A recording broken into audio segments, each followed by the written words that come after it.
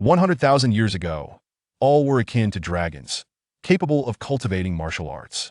After the calamity, the heavenly path collapsed, the gods fell, and only an ancient tower of reincarnation remained in the world. 100,000 years later, martial arts cultivation reigned supreme, with bloodlines determining one's fate. Those of inferior blood are deemed as mere insects, unable to cultivate, while those of divine blood soar like dragons across the heavens. A youth of a worthless bloodline chanced upon a nameless treasure tower, traversing into this fantastical realm, embarking on a journey to bury the heavens with his seemingly insignificant bloodline. On the steps paved with slabs of blue stone, Lu Run gasped for breath, ascending step by arduous step. Sweat streamed down his forehead as he gazed upwards at the distant mountain gate, estimating that there were still over 100 steps to climb, a bitter smile tugging at the corners of his mouth.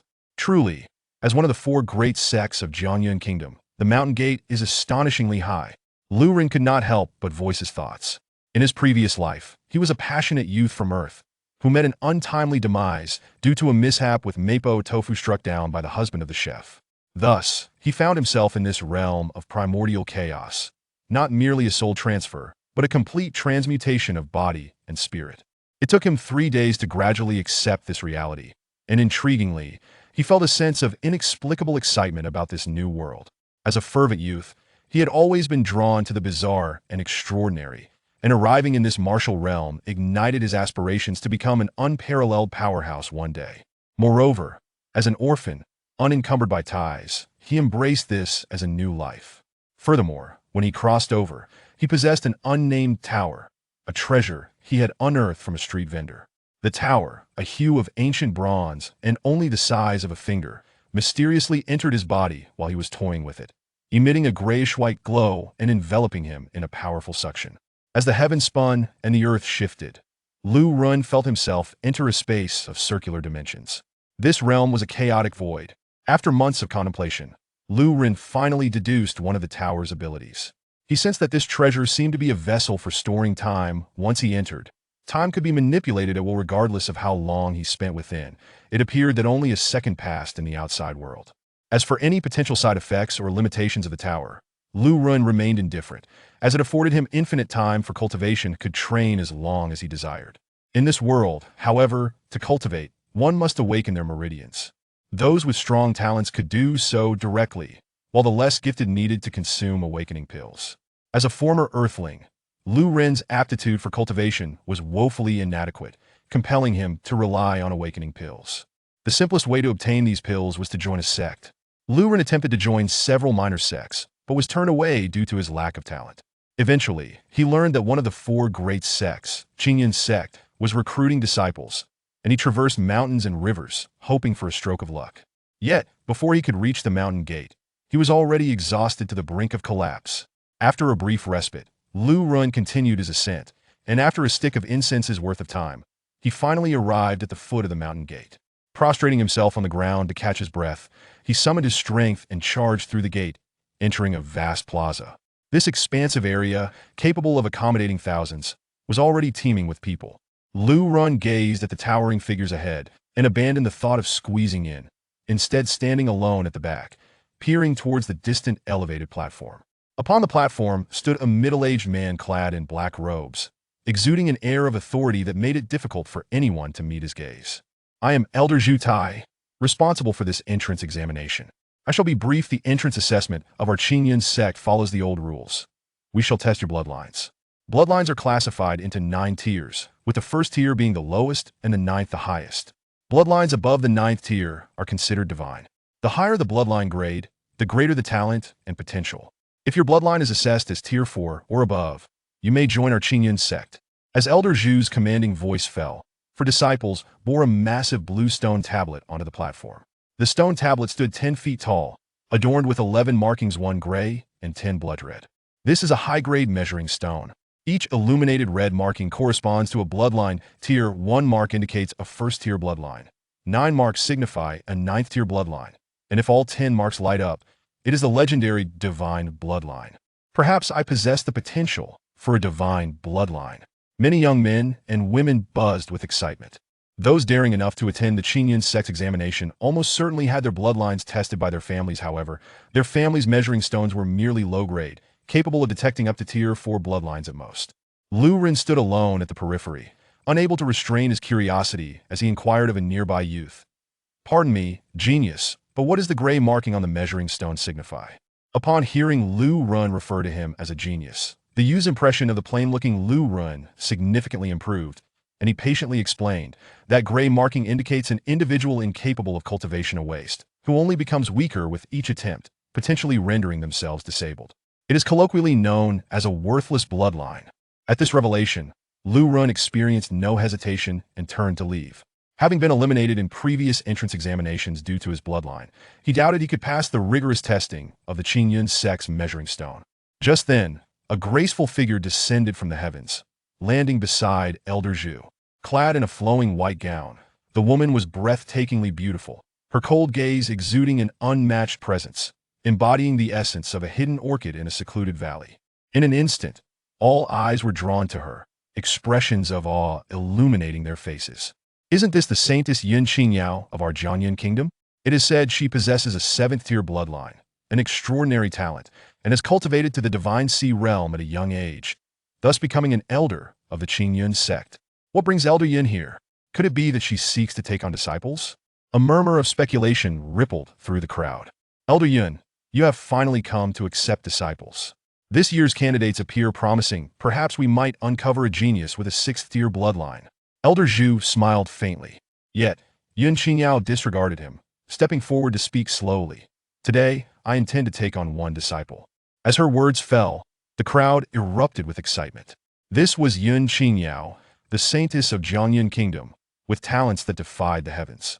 To become her disciple and receive her guidance would undoubtedly propel one to greatness. However, I shall only accept disciples with bloodlines of tier 2 or below. Among you, who possesses a bloodline of tier 2 or below may come forth to be my disciple. Ignoring the crowd's astonishment, Yin Qingyao continued. "What? Only accepting disciples with bloodlines of tier 2 or below? Am I hearing incorrectly? Shouldn't you be seeking out geniuses? Among us, who dares to attend the Qingyun sect's examination without a bloodline of at least tier 4? If I were of tier 2 or below, I would have no face to step into the Qingyun sect." As Yun Qingyou's words echoed, countless men and women in the plaza were taken aback. Most ordinary people possessed bloodlines of tier 1 or 2. Even with a lifetime of effort, they would struggle to awaken their meridians. Those with bloodlines of tier 3, 4, or 5 could utilize awakening pills to awaken, while those with tier 6 bloodlines could rely solely on their efforts to awaken already considered prodigies. Those with bloodlines of tier 2 or below were unable to awaken at all. What purpose would such individuals serve? Elder Zhu's expression darkened as he cast a sidelong glance at Yun Qingyao. "Elder Yun, the sect requires you to take on a disciple, and this is how you fulfill that obligation? The sect has not stipulated the type of disciple I must accept. I, Yun Qingyao, prefer challenges. What meaning is there in nurturing geniuses with tier 5 or 6 bloodlines? I shall only accept disciples of tier 2 bloodlines or below. If none present themselves, the sect cannot hold me accountable." A hint of pride flickered across Yun Qingyou's cold visage. Elder Zhu's face shifted between shades of green and white, nearly spitting blood in frustration. Yun Qingyao had no intention of accepting a disciple. Her sole focus was on her own cultivation. Had it not been for the pressure from the sect, she would not have come here at all. "If no one of tier 2 bloodlines or below appears, I shall take my leave." Seeing no one step forward, Yun Qingyao smiled slightly and prepared to depart. "Elder Yun, I believe my bloodline is tier 1. Thank you for accepting me as your disciple." Just as she was about to leave, a voice rang out from the crowd, causing her delicate form to stiffen and her expression to turn frosty. The onlookers widened their eyes, struggling to comprehend the sight before a person with a bloodline below tier 2 had come to participate in the Qingyun sect's entrance examination. And astonishingly, they were a first-tier bloodline, a true waste. Chapter 0002. The waste bloodline. At this moment, the eyes of the numerous young men and women in the square were fixated upon a modestly dressed and unremarkable man crowd. Such a man would undoubtedly go unnoticed, merely blending into the backdrop. This individual, of course, was Lu Ren. "You possess a first-grade bloodline?" Yun Qingyao's expression was as cold as frost as she gazed at Lu Ren. "Master, may I approach to conduct the test?" Before she could reconsider, Lu Ren swiftly dashed to the high platform and placed his palm against the measuring stone tablet. Buzz! The stone tablet emitted a thunderous sound, and the first crimson scale illuminated. Buzz, buzz, buzz. Subsequently, the second, third, fourth crimson scales lit up in succession. The youthful spectators in the square displayed scornful expressions upon witnessing this spectacle. Clearly, this was a fourth-grade bloodline, which was sufficient to pass the assessment. On the high platform, Yun Qingyao also exhaled a sigh of relief. If this fellow truly possessed a first-grade bloodline, would she not be forced to accept a waste as her disciple? Buzz, buzz, buzz, buzz. Another series of resounding sounds erupted. The fifth, sixth, seventh, eighth, and ninth crimson scales sequentially glowed. The entire square was suddenly abuzz, as everyone stood in stunned silence above. The faces of Yun Qingyao and Elder Zhu Tai also reflected astonishment. 9 scales represented a ninth-grade bloodline. Could it be that our Qingyun sect is on the verge of rising? Elder Zhu Tai rubbed his eyes vigorously, fearing he was seeing things. Meanwhile, Yun Qingyao's cold gaze remained fixed on Lu Ren. She could discern not a trace of genius about him. He appeared exceedingly ordinary and unremarkable. How could he possibly possess a ninth-grade bloodline? Buzz! At that moment, the measuring stone tablet resonated with a 10th thunderous sound. The 10th crimson scale shone brilliantly and blindingly. All 10 scales illuminated together, denoting a divine-grade bloodline. This unremarkable lad turned out to be a bearer of a divine-grade bloodline. He must have feigned a first-grade bloodline to attract the saintess's attention. Surely, the expressions on the faces of all the young men and women were now one of utter disbelief. Our Qingyun sect is destined to ascend. Elder Zhu Tai, overwhelmed with excitement, was moved to tears. A divine-grade bloodline. In their Jiangyun kingdom, the emergence of a 7th-grade bloodline was already considered exceptional, and no talents with 8th or 9th-grade bloodlines had ever appeared, let alone that of a divine grade. What is happening? Was I not a first-grade bloodline? Lu Ren looked up at the scales on the measuring stone tablet and realized that all 10 crimson scales had illuminated, signifying that he possessed a divine-grade bloodline. This defied logic. If he were indeed a divine-grade bloodline, he would have awakened his potential long ago. The measuring stone tablet must be malfunctioning. Just as this thought crossed Lu Ren's mind, suddenly, the light of the 10 scales extinguished, and instead, the gray scales beneath them began to glow, their brightness exceedingly blinding. In an instant, everyone stood frozen in shock. The gray light felt like a bucket of cold water splashed upon their faces. A waste bloodline. They had initially believed they were witnessing the birth of a genius with a divine-grade bloodline, someone who could perhaps share in the fortune of genius, only to find themselves bearing witness to the emergence of an unparalleled waste. Seeing the gray scales illuminate, Lu Ren felt a deep sense of disappointment. While he had anticipated that his bloodline could not possibly be divine-grade, he had not expected it to be a waste bloodline, a legendary waste that became increasingly inept with cultivation. Nevertheless, being a waste was still better than being a waste. If he could seize this opportunity to become Yun Qingyao's disciple, he would gain entry into the sect and access to cultivation resources. With sufficient resources, he could enter the pagoda and cultivate indefinitely. Even with poor talent, he believed he could carve out a place for himself. At this moment, Yun Qingyao's expression was frigid. She had inadvertently attracted a waste.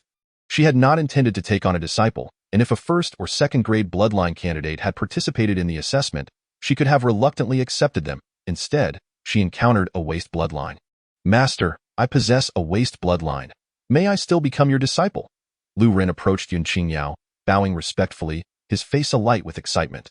Are you certain you wish to become my disciple? You are a waste bloodline and utterly incapable of awakening your potential. I have nothing to teach you. Yun Qingyao gently declined. Master, I am aware of my mediocre talent. No one could teach me anything, and you need not instruct me. I will cultivate on my own. Lu Ren replied with a calm demeanor. You, who cannot even awaken your potential, how could you possibly cultivate on your own? Yun Qingyao was nearly exasperated to the point of bloodshed. Did this fellow possess no self-awareness whatsoever? Master, I have my own cultivation methods, Lu Ren hastily asserted, fearing Yun Qingyao would refuse him. As long as he joined the Qingyun sect, he would gain access to cultivation resources. Among the 4 great sects, Qingyun sect offered the best treatment. With resources at his disposal, he could hide within the pagoda's space and cultivate slowly. As for teaching, with his waste bloodline talent, anyone attempting to teach him would likely be driven to despair. Yun Qingyao, suppressing her inner fury, nodded. Very well, since you are so insistent on becoming my disciple, I shall accept you. After all, it was merely a matter of title. She need not waste time instructing Lu Ren. If, after a year, he had still not awakened, he would be expelled from the Qingyun sect. Disciple Lu Ren pays respects to master. Lu Ren beamed as he bowed deeply. Once you enter the sect, focus on your cultivation. When you become an outer disciple, I shall teach you, Yun Qingyao declared before turning to leave. Master, Lu Ren called out, stopping her in her tracks. What is it? Yun Qingyao inquired. Lu Ren chuckled. Master, I have heard that when you take on disciples, there is a customary gift. As an elder of the Qingyun sect, you wouldn't neglect such a tradition, would you? What did you say? A layer of frost enveloped Yun Qingyao's face. This waste bloodline had the audacity to request a gift from her. Sensing the situation was turning unfavorable, Lu Ren quickly clasped his hands together. If master prefers not to give a gift, then let it be as if I never spoke. Humph. Yun Qingyao huffed coldly. With a wave of her arm, flames flickered in her palm, manifesting a 3-foot-long sword, which she tossed before Lu Ren. The sword was a brilliant crimson, its blade translucent and glimmering like glazed jade. This fire spirit sword shall serve as your introductory gift from your master. With that, Yun Qingyao departed without a backward glance. Lu Ren cradled the fire spirit sword in his hands, his eyes sparkling with excitement. After all, Yun Qingyao was the saintess of Jiangyun Kingdom and an elder of the Qingyun sect. The sword she presented must be extraordinary. The fire spirit sword was a low-grade spiritual weapon, something an ordinary person might toil their entire life to afford. The saintess generously gifted him a low-grade spiritual weapon. Truth be told, he was envious that Lu Ren, who was evidently a waste bloodline, had not only become the disciple of the saintess but had also received a low-grade spiritual weapon, successfully joining the Qingyun sect. He had truly struck an incredible stroke of luck. All the young men and women in the square gazed at Lu Ren with expressions of envy, jealousy, and hatred, wishing they too could be waste bloodlines, perhaps even competing with Lu Ren. Chapter 0003. The first disciple of entry. Lu Ren. Now that you have become a disciple of Elder Yun, you are officially an entry disciple of our Qingyun sect. Please wait to the side. Once the assessment concludes, I will escort you all to the entry area, Elder Zhu Tai declared with a stern expression. The fact that their sect had accepted a disciple with a waste bloodline would surely invite ridicule from the other 3 major sections. Yes. Lu Ren slightly bowed, cradling the fire spirit sword as he stood to the side of the high platform, patiently awaiting his turn. The youths in the square looked at Lu Ren with mixed feelings. Most of those who had come to participate in the Qingyun sect's entry assessment hailed from prominent families, with bloodlines that were at least 4th grade. How could they have imagined that a waste bloodline would be the first to join the sect, becoming Qingyun sect's inaugural entry disciple? The assessment officially commenced. As Elder Zhu Tai's voice fell, the young men and women lined up orderly to approach the measuring stone tablet for their bloodline tests. Xiao Huahua, 4th grade bloodline. Wang Feng, 4th grade bloodline. Yang Rong, 5th grade bloodline. Lu Ren observed as the measuring stone tablet illuminated mostly 4 crimson scales, with some even shining 5 scales, and couldn't help but feel a twinge of envy. If only he possessed a 4th or 5th grade bloodline, he would not have to struggle to make ends meet in this world by serving food. Had it not been for Yun Qingyao accepting him as a disciple and granting him entry into the Qingyun sect, he would likely have found himself once again serving in an inn, with the pagoda proving to be of no use to him. His body was so frail that, compared to the average person, he was little more than a cripple. The testing continued for half an hour. Nearly 300 individuals achieved bloodlines of 4th grade or above, all passing the assessment.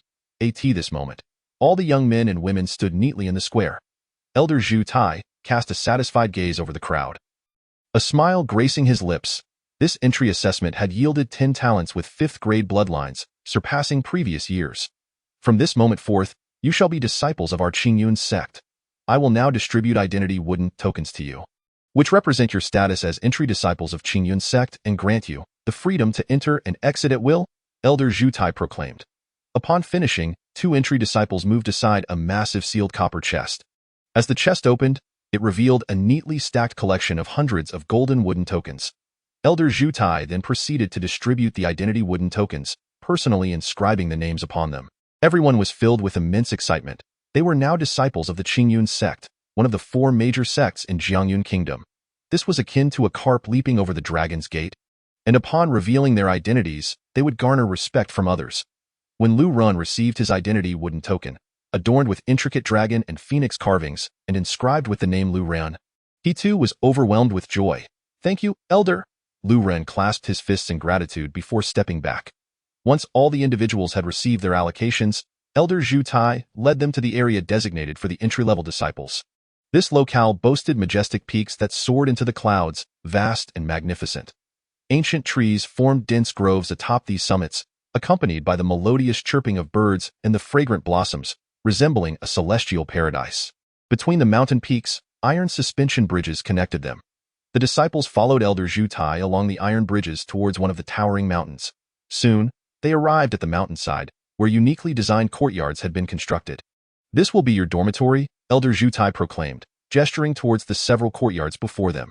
"Each pair of you will occupy one courtyard, which contains the disciples' regulations. It outlines clearly what entry-level disciples are permitted and prohibited to do. Furthermore, tomorrow morning, you will proceed to the martial hall to collect your enlightenment pills and partake in the enlightenment ceremony." "Yes." The disciples responded in unison, their expressions brimming with excitement. As newly inducted disciples, they would receive an enlightenment pill each month from the martial hall for a duration of 1 year. If they failed to successfully achieve enlightenment within that year, they would be expelled from the sect.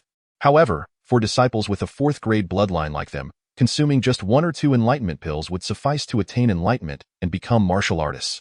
With Elder Zhu Tai's departure, the disciples eagerly rushed into the courtyards to select their accommodations. These courtyards resembled traditional Sihiyuan, featuring a main entrance with dormitories on either side, and a spacious training ground in the center, facilitating martial arts practice. Yuren entered one of the courtyards and chose a dormitory. The room was quite simple, containing only a bed and a table, upon which lay 2 books, Disciples' Regulations and Fundamentals of Martial Arts.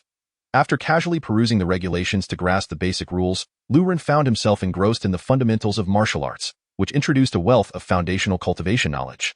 For instance, the martial realms ranged from low to high: Enlightenment Realm, Spirit Stream Realm, Cloud River Realm, Divine Sea Realm, and Celestial Star Realm, among others. Once a martial artist in the Enlightenment Realm opened 7 spirit apertures, they could strive towards the Spirit Stream Realm. Just as Lu Ren was deeply engrossed in his reading, footsteps echoed from outside. A slender and handsome youth, around 15 or 16 years of age, entered with a smile on his face. "What brings you here, senior brother?" Lu Ren inquired Yuren. "I shall not beat around the bush. My name is Xiao Huahua, and I am here to discuss a business proposition with you." The slender youth stated directly. "A business deal? What could we possibly have to discuss?" Lu Ren asked, astonished. "Tomorrow, we will be receiving our enlightenment pills at the martial hall for the enlightenment ceremony. Would you be willing to sell me your pill?" Xiao Huahua revealed his intention without hesitation. "Sell it to you?" Lu Ren was taken aback. "Do not take offense, but I must be frank. You possess a defective bloodline, and no matter how many enlightenment pills you consume, you are unlikely to succeed in achieving enlightenment. Rather than waste it, it would be better to sell it to me," Xiao Huahua said, quite tactfully. Yuren did not immediately agree and instead posed a question. "Given your talents, you will surely succeed in achieving enlightenment sooner or later, correct? The path of cultivation is a race against time, and I do not have confidence that I could open an aperture with just 1 pill. If I could acquire yours, I could succeed in enlightenment tomorrow and become a martial artist." Xiao Huahua's eyes sparkled with fervor. The sooner he became a martial artist, the more he would gain an advantage over others. Lu Ren felt a twinge of temptation and asked, "What price can you offer?"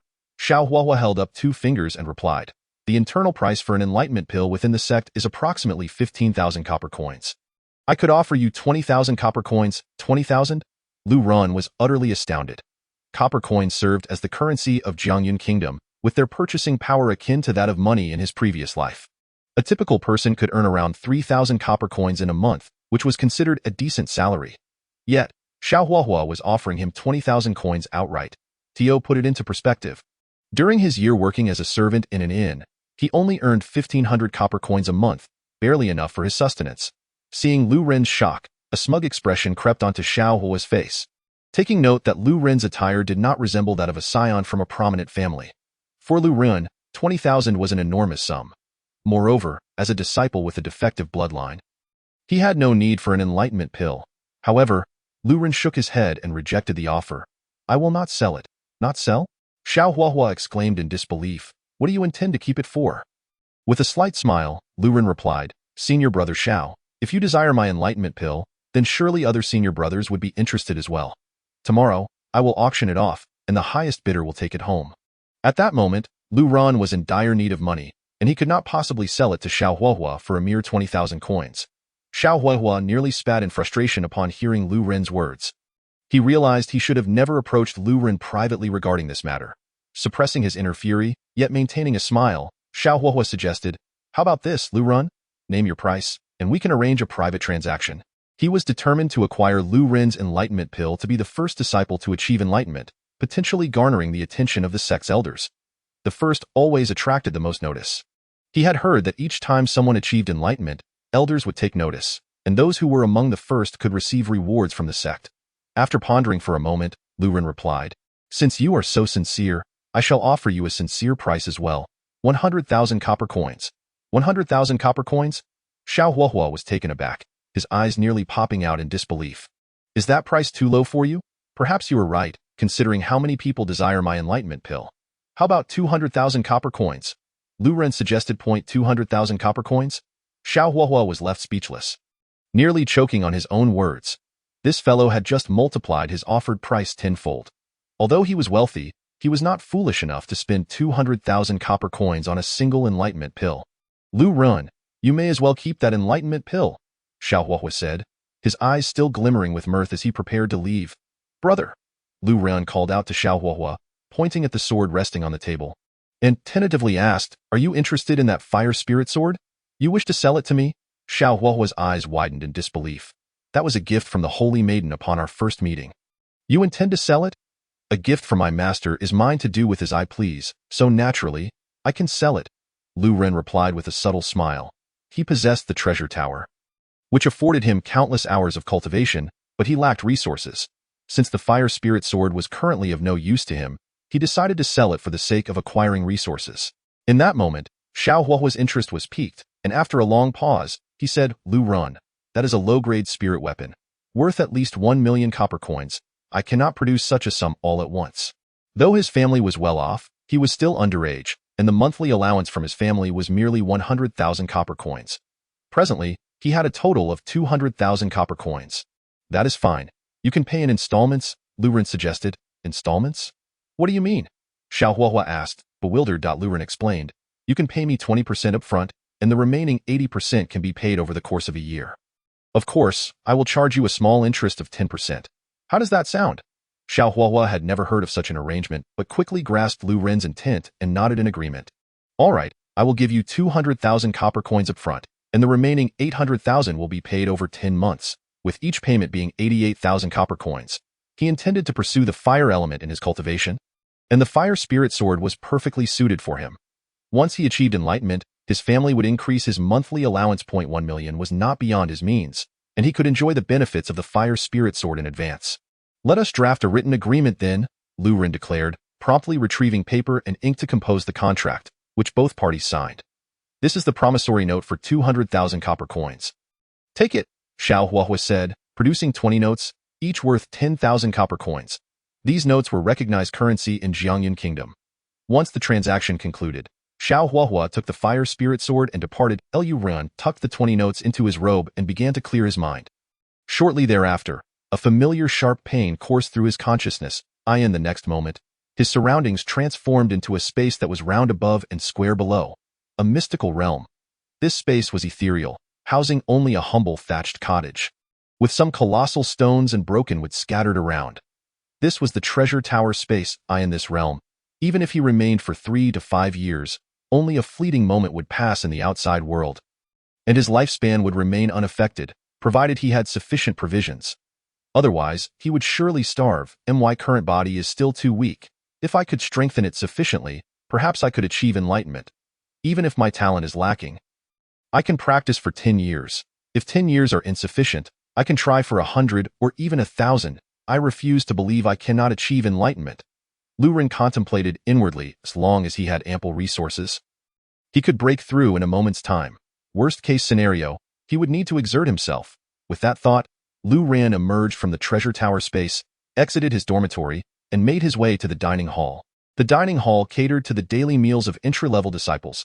It was nearing the evening meal. Many newly inducted disciples and senior disciples were present, dining together. Lu Ren did not partake in the meal, but instead headed to the kitchen. The head chef, a robust middle-aged man, looked at Lu Ren with curiosity and remarked, Young disciple, this is the kitchen, not a dining area. Lu Ren, with an unruffled demeanor, discreetly slipped a banknote into the chef's embrace, stating, I wish to purchase spirit rice. The chef, casting a sidelong glance at the banknote nestled within his grasp, was taken aback upon realizing it was 1,000 copper coins. His expression transformed dramatically, and he regarded Lu Ren with a sense of reverence. Where did such a wealthy scion come from? He could not dare to accept such a sum. The chef promptly returned the banknote to Lu Ren, smiling as he said, Esteemed disciple, please feel free to express your needs. You should take this money back. This 1,000 copper coins were saved by Lu Ren through arduous labor as a waiter. And now, having sold the fire spirit sword, he found himself indifferent to the amount. Once I offer my money, I do not seek its return. I indeed have a request. I wish to purchase 200,000 copper coins worth of spirit rice. Lu Ren declared grandly. This spirit rice was unlike ordinary rice, as it contained spiritual energy, making it highly suitable for those on the verge of becoming martial artists. 1 pound of spirit rice could sustain a single person for 5 days with 3 meals a day. Naturally, the price was exorbitant. You wish to purchase such a quantity of spirit rice? The chef exclaimed, astonished. 50 copper coins will buy you 1 pound of spirit rice, and 200,000 copper coins amounts to 4,000 pounds. That could last a single person for 20,000 days. Dio, you have such provisions in your kitchen? I must have it now, Lu Ren insisted. Yes, of course. The chef, not daring to question Lu Ren's motives for such a demand, led him to the storeroom in the back, which was filled with numerous bags of spirit rice, at least 100 in total. Esteemed disciple, with 200,000 copper coins, I could procure 4,000 pounds of spirit rice, in bags of 100 pounds each, totaling 40 bags. However, how do you intend to carry them away? The chef inquired curiously. Lu Ren approached one of the bags, placing his palm upon it, and in an instant, he absorbed it into his treasure space. Could this disciple possess a spatial treasure? The chef's jaw dropped in astonishment at the sight of the rice vanishing into thin air. A spatial treasure is a magical item containing an internal space, capable of storing personal belongings.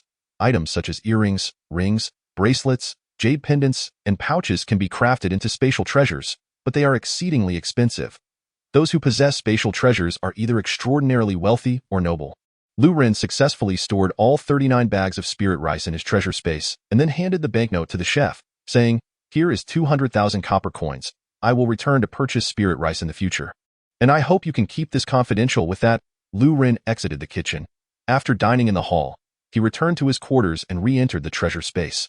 Gazing at the neatly arranged bags of spirit rice, Lu Ren felt a profound sense of security. This rice would suffice for nearly 20,000 days. That's 55 years. Surely I can awaken my potential. With this thought, Lu Ren commenced his rigorous training. Chapter 5. Awakening the Spirit Aperture. Lu Ren had long devised a training regimen.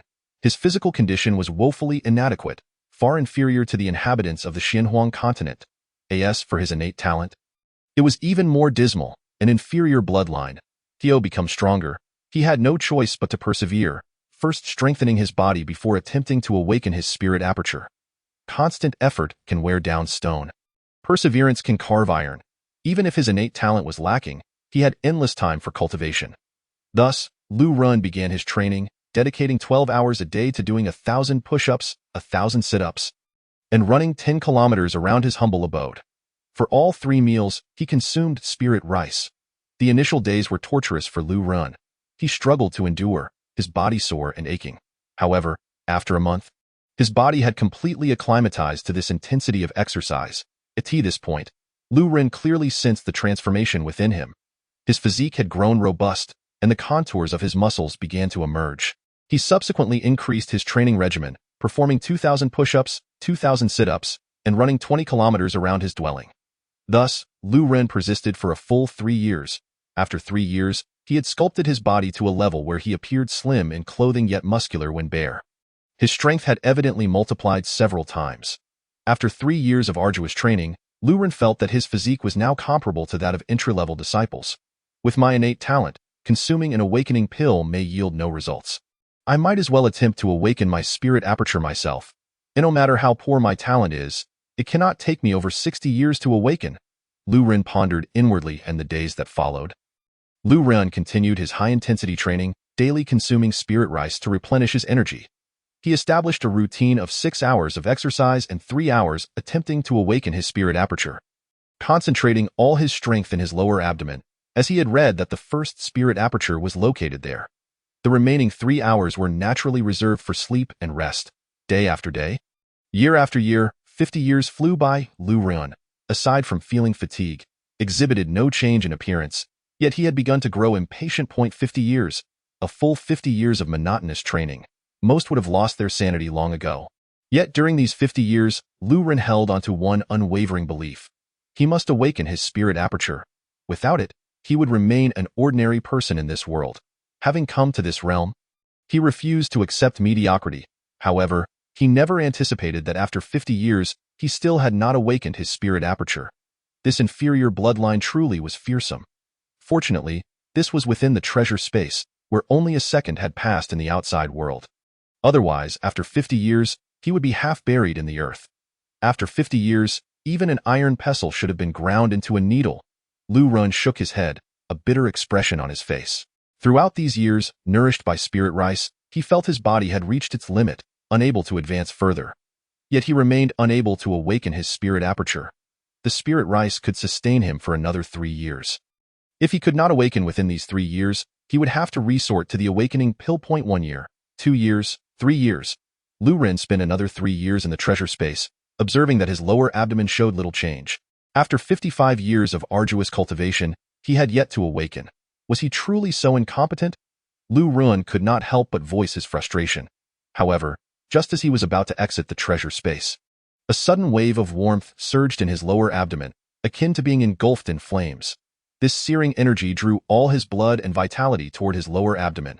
Suddenly, Lu Ren felt as if a powerful force was swirling furiously in his lower abdomen, causing him unbearable pain, which intensified. He curled up on the ground, rolling in agony. This torment lasted for 10 breaths, and suddenly, a cracking sound echoed from his lower abdomen, reminiscent of an egg being broken. Soon after, the pain dissipated, and he sensed a peculiar energy gathering in his lower abdomen. Lu Ren's face lit up with excitement, and he could not help but burst into laughter, his voice reverberating throughout the treasure space. Ha ha ha ha ha, after 55 years, I have finally awakened. My first spirit aperture has opened in my lower abdomen. At that moment, Lu Ren distinctly felt subtle changes within himself. He could seemingly harness the extraordinary power from the spirit aperture, augmenting his strength immensely. With a single punch, he could likely exert a force of 1,000 pounds.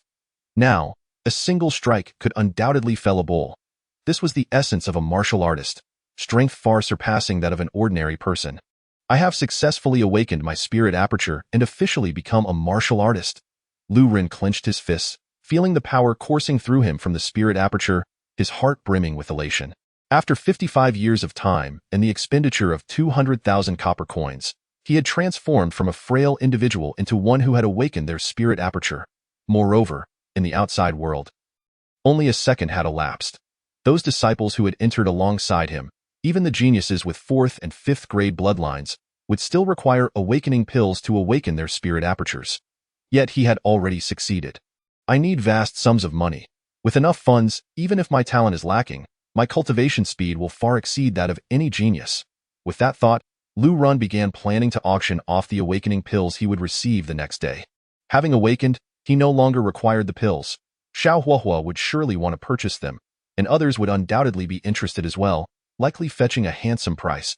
Lu Ren emerged from the treasure space, diligently studied the disciples' rules, and retired for the night. The following morning, atop a mountain peak, several elders had gathered, their gazes fixed upon a grand hall in the distance. A massive plaque hung above the hall's entrance. Inscribed with the words Martial Hall today, the newly initiated disciples would proceed to the Martial Hall to receive their awakening pills and participate in the awakening ceremony, prompting great interest among the elders. Just then, Yun Qingyao, clad in a flowing white gown, flew in from afar, landing near the elders and leaving them astonished. A green-robed elder looked at Yun Qingyao and suddenly inquired, "Elder Yun, what brings you here?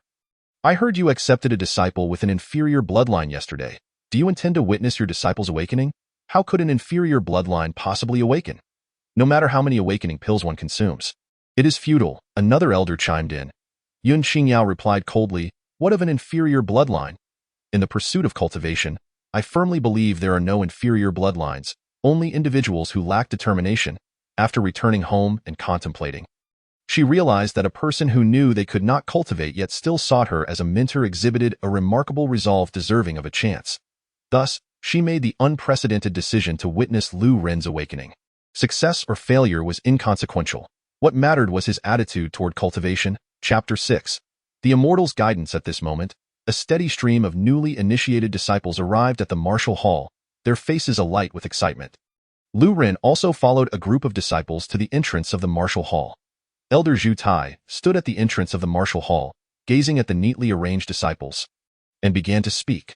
From this day forth, every month, you shall each receive a qi opening pill from the martial hall, for a duration of 1 year, until you successfully open your qi. After obtaining the qi opening pill, you will consume it here and perform the qi opening ritual. Those who succeed in opening their qi today will be permitted to borrow a high-grade martial technique of the human tier from the martial technique pavilion for a period of 6 months. Upon hearing these words, the eyes of many novice disciples sparkled with fervor. The martial techniques are classified from low to high as follows: human tier, yellow tier, mysterious tier, earth tier, and heaven tier, each tier further divided into inferior, medium, and superior grades. The vast majority among them were offspring of noble families, seldom having the opportunity to access superior grade martial techniques of the human tier. If they could succeed in opening their qi today, they could borrow a superior grade martial technique, and once they successfully cultivate it, their combat prowess would naturally soar. Today, no matter what, I must succeed in opening my qi. I possess a 5th grade bloodline. I will surely succeed. Many novice disciples were eager to try. Immediately, Elder Zhu Tai emerged from the martial hall carrying a large wooden box, and even before opening it, the fragrant aroma of medicinal herbs wafted forth. As Elder Zhu Tai opened the box, inside lay pills resembling pearls, emanating a rich medicinal fragrance. These were indeed the qi opening pills. As the saying goes, without opening the qi, it is difficult for demons to transform. Without opening the qi, it is arduous for humans to cultivate. Only by opening your spiritual orifices can you qualify for cultivation. Now, you shall line up to receive a qi opening pill, sit cross-legged in the square to consume it, and through the power of the pill, comprehend your own potential. With Elder Zhu's voice fading away, all the novice disciples formed a line, and after receiving their qi opening pills, they sat cross-legged in the square, preparing to open their qi. Lu Ren received a qi opening pill and followed the crowd to the square. In the distance, Yun Qingyao noticed Lu Ren obtaining a qi opening pill, a slight smile gracing her lips, her heart harboring a flicker of anticipation. If even a wasteful bloodline could succeed in opening its qi, it would surely astonish the entire Jiangyun kingdom. However, just as this thought flickered through her mind, a booming voice echoed from afar. Brothers, I am preparing to auction off the qi opening pill I just obtained. The highest bidder wins, starting at 10,000 copper coins, with each subsequent bid not less than 10,000. Lu Ren's voice rang out. In an instant, the entire venue fell silent. The novice disciples were stunned, Elder Zhu Tai was taken aback, and Yun Qingyao was left speechless. This fellow actually dared to auction off the qi opening pill he had just received? And starting at 10,000 copper coins? Truly, a piece of useless mud that cannot be molded. A wasteful bloodline is one thing, but to be so unambitious as to auction off a qi opening pill. Yun Qingyao was genuinely enraged and turned to leave. The last remnants of her good impression of Lu Ren evaporated entirely. This wasteful disciple could be treated as if he did not exist. Those elders who had been observing in the shadows were equally dumbfounded. On the first day of entering the sect, to auction off the obtained qi opening pill in broad daylight had never happened before. If he were a genius with a 6th grade bloodline, it would be understandable. Even without consuming the qi opening pill, he could open his qi in a short time. But he is a waste, not even possessing a 1st grade bloodline. Merely a useless bloodline. Elder Zhu Tai stood at the entrance of the martial hall, witnessing Lu Ren raise the qi opening pill for auction, and furiously exclaimed, Lu Ren, you, a wasteful bloodline, openly auctioning off your newly received qi opening pill and showing no ambition. Do you not respect the sect? Nor your master? Lu Ren shook his head repeatedly, explaining, Disciple dares not. I have not disrespected the sect or my master. Elder Zhu Tai retorted angrily, No disrespect. What does the disciples' code say? Once you become a disciple of the Qingyun sect, you must strive to cultivate diligently, even if your talent is weak. As long as you are willing to work hard, you can become a powerful martial artist. Though you possess a wasteful bloodline and your chances of opening your qi are slim, You must not give up, Lu Ren replied.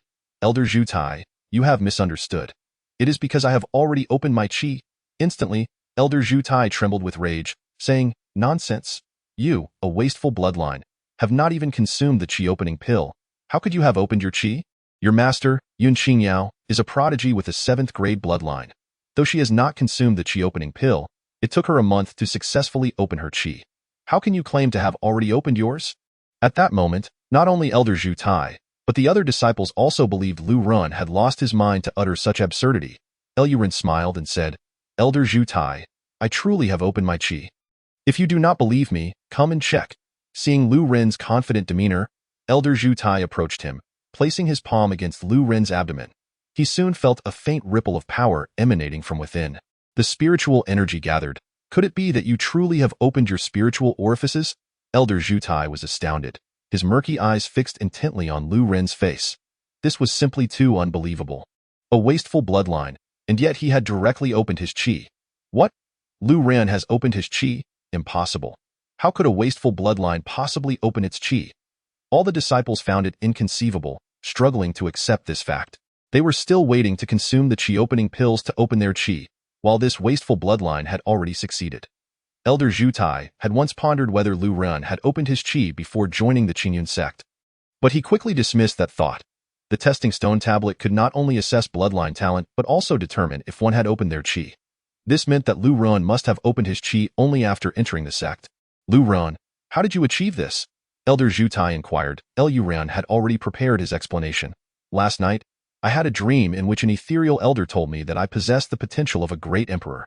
Upon waking, I discovered a burning sensation in my abdomen, and thus I opened my qi. An immortal guided you? Elder Zhu Tai exclaimed in astonishment. An immortal guided me? Lu Ren murmured. Elder Zhu Tai maintained an expression of shock, stating, This must be the legendary guidance of an immortal. Though rare, it has indeed occurred before. Our sect once had a disciple with similarly weak talent who suddenly opened his qi, despite his mediocre abilities. He managed to open 7 spiritual orifices and reached the spirit stream realm. Subsequently, Elder Zhu Tai spoke earnestly. Lu Ren, this is your fortune, a blessing bestowed upon you by heaven, a gift from the immortal, allowing you to become a true martial artist. You must work diligently to surpass the achievements of that disciple. If a wasteful bloodline could cultivate to the spirit stream realm, it would indeed be a miracle. I shall heed the elder's teachings. Lu Ren clasped his hands in gratitude and then asked, Elder, now that I have successfully opened my qi, what about this qi opening pill? Sell it to whomever you wish. Elder Zhu Tai turned away, no longer intervening in Lu Ren's affairs. Lu Ren smiled, then turned his gaze to the other disciples, proclaiming loudly, Who wishes to acquire my qi opening pill? The highest bidder wins. All the disciples were momentarily taken aback, but soon regained their senses and began to bid eagerly. Many among them were offspring of prominent families in Jiangyun Kingdom, hardly lacking in funds. As long as they could obtain the qi opening pill and be the first to open their qi, their status within their families would rise. Moreover, with today's successful qi opening, they would be eligible to borrow a superior grade martial technique from the martial technique pavilion. They were determined to secure this qi opening pill at all costs. Chapter 0007, Martial Technique Pavilion. I bid 100,000 copper coins. I bid 110,000 copper coins. I bid 120,000 copper coins. I bid 250,000 copper coins. Numerous disciples fought fiercely, their faces flushed, especially those with 4th grade bloodlines, who were the most aggressive in bidding.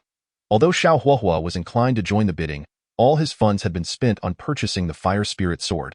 And thus he naturally opted out. In the end, Lu Ren's qi opening pill was claimed by a disciple with a 4th grade bloodline for the sum of 300,000 copper coins.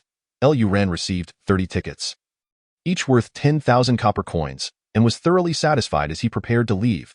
Lu Ren, Elder Zhu Tai called out, tossing Lu Ren a token, saying, Since you have successfully opened your qi, take this token. You may choose a high-grade martial technique of the human tier from the Martial Technique Pavilion. Thank you, Elder.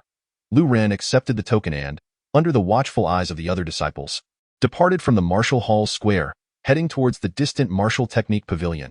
As all the disciples observed Lu Ren's retreating figure, their hearts were filled with a complex array of emotions. This Lu Ren, clearly a wasteful bloodline, not only became the first to join the sect, but also the first to successfully open his qi, becoming a martial artist. They, with their 4th and 5th grade bloodlines, found themselves overshadowed by a mere wasteful bloodline. On the way, Lu Ren muttered to himself, "The fundamentals of martial arts states that within a person's body lie 7 spiritual orifices. The more orifices one opens, the greater their strength. After opening the first spiritual orifice, one only needs to cultivate physical martial techniques to refine their body to open the others. First, I should select a martial technique." After a stick of incense's time, Lu Ren traversed the vast square and arrived at the front of a 3-story pavilion. It was indeed the martial technique pavilion. This pavilion serves as the repository for martial techniques in the entry area, where the most precious offerings are merely superior-grade martial techniques of the human tier. To access higher-tier martial techniques, one must venture to the outer sect's martial technique pavilion. Upon entering, Lu Ren was greeted by rows of bookshelves, displaying an array of martial technique manuals that left him in awe. The shelves were divided into 3 sections, labeled inferior-grade human tier, medium-grade human tier, and superior-grade human tier. Just as Lu Ren was about to approach the superior-grade human tier section, an elder guarding the pavilion reminded him, "Ordinary entry disciples may only borrow 1 inferior or medium-grade human tier martial technique per month for a duration of 1 month. To borrow a superior-grade human tier martial technique, you must contribute points." Lu Ren stepped forward, produced the token, and stated, "Elder, I have successfully opened my chi." Upon catching sight of the token, the esteemed elder of the guarding pavilion cast a surprised glance at Lu Ren and remarked, "You are permitted to borrow a high-grade martial arts technique of the human rank for a duration of 6 months. Thank you, Elder." Lu Ren responded eagerly. He approached the section dedicated to high-grade human rank martial techniques and gazed at the open tomes of martial arts manuals. Feeling utterly bewildered, techniques such as sudden rain palm, thunderous fist, and void-piercing finger. What are these? With both palms unleashed, they transformed into raindrops, creating a tempestuous downpour, a fist unleashed like thunder, 5 punches combined into a torrent. Wielding the force of nature, channeling energy through his fingers, they became sharp swords, manifesting the ability to pierce the void with a single fingertip. He could comprehend every word within the manuals, yet the method of cultivation eluded him. At that moment, Lu Ren could not help but recall the tales from his previous life, where protagonists would inexplicably acquire divine techniques upon their arrival in a new world, achieving successful cultivation in the blink of an eye. Such notions were pure nonsense. Indeed, novels are deceptive. Ultimately, Lu Ren abandoned the thought of cultivating high-grade human rank martial techniques, as he possessed a substandard bloodline. It would be exceedingly difficult to cultivate such advanced techniques. Even if he were to exert himself, the cost would outweigh the benefits. With this in mind, Lu Ren proceeded to the section for low-grade human rank martial techniques and opened one of the manuals. The Fierce Tiger Fist. To his astonishment, there were detailed illustrations depicting the required postures, accompanied by clear annotations. Such a martial arts manual was far more suited for his cultivation. Moreover, Lu Ren believed that even the most mundane martial techniques, if practiced diligently, could lead to a qualitative transformation through quantitative accumulation. After returning the book, Lu Ren approached the elder of the guarding pavilion and inquired, "Elder, if I choose not to select a high-grade human rank martial technique, but rather wish to exchange for low-grade human rank techniques, may I select several?" "What did you say?" The elder was taken aback, as he believed he had misheard. It was well known that the power of high-grade human rank martial techniques far surpassed that of their low-grade counterparts. In other words, warriors of the same rank who trained in high-grade techniques could effortlessly defeat those practicing low-grade techniques. Many outer sect disciples were frantically completing tasks to earn high-grade martial techniques, as successful cultivation would elevate their combat prowess dramatically. Yet here was a disciple before him, inexplicably opting for low-grade techniques instead. "Are you certain you do not wish to select a high-grade human rank martial technique?" the elder asked, his brow furrowed. "Absolutely," Lu Ren affirmed with anod.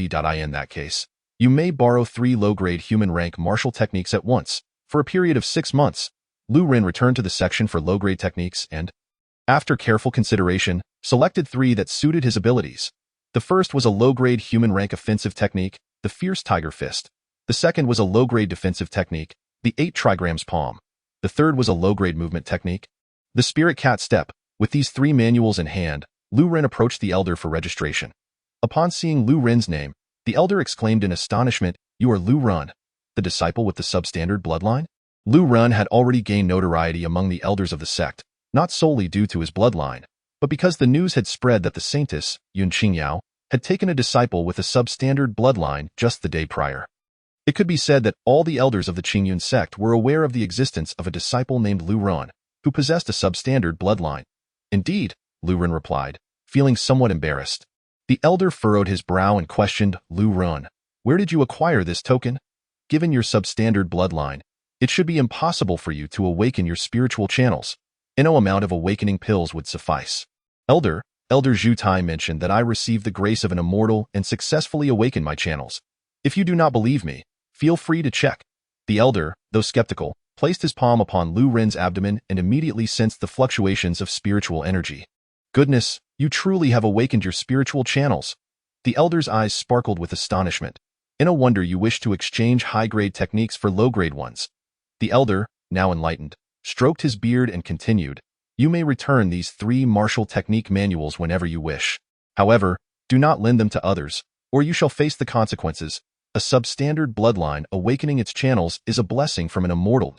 As for cultivating martial techniques, do not be misled, for even a year or 2 would scarcely suffice to grasp the basics. Yet, I am curious to see if, given sufficient time, Lu Ren can master even a single martial technique despite his substandard bloodline. After completing Lu Ren's registration, the elder solemnly advised, work diligently in your cultivation. Do not disappoint your master. I will strive to do my best, Lu Ren replied earnestly, before turning to depart. Instead of heading to his dormitory, he hurried to the dining hall to purchase spiritual rice from the chef. Lu Ren wished to acquire 300,000 copper coins worth of spiritual rice, but the chef was unable to provide such a quantity, as the dining hall required spiritual rice daily. He could only wait for the chef to procure it in a month. Thus, Lu Ren decided to give the chef 300,000 copper coins to assist him in the purchase. Upon returning to his dormitory, Lu Ren eagerly opened the manual for the fierce tiger fist.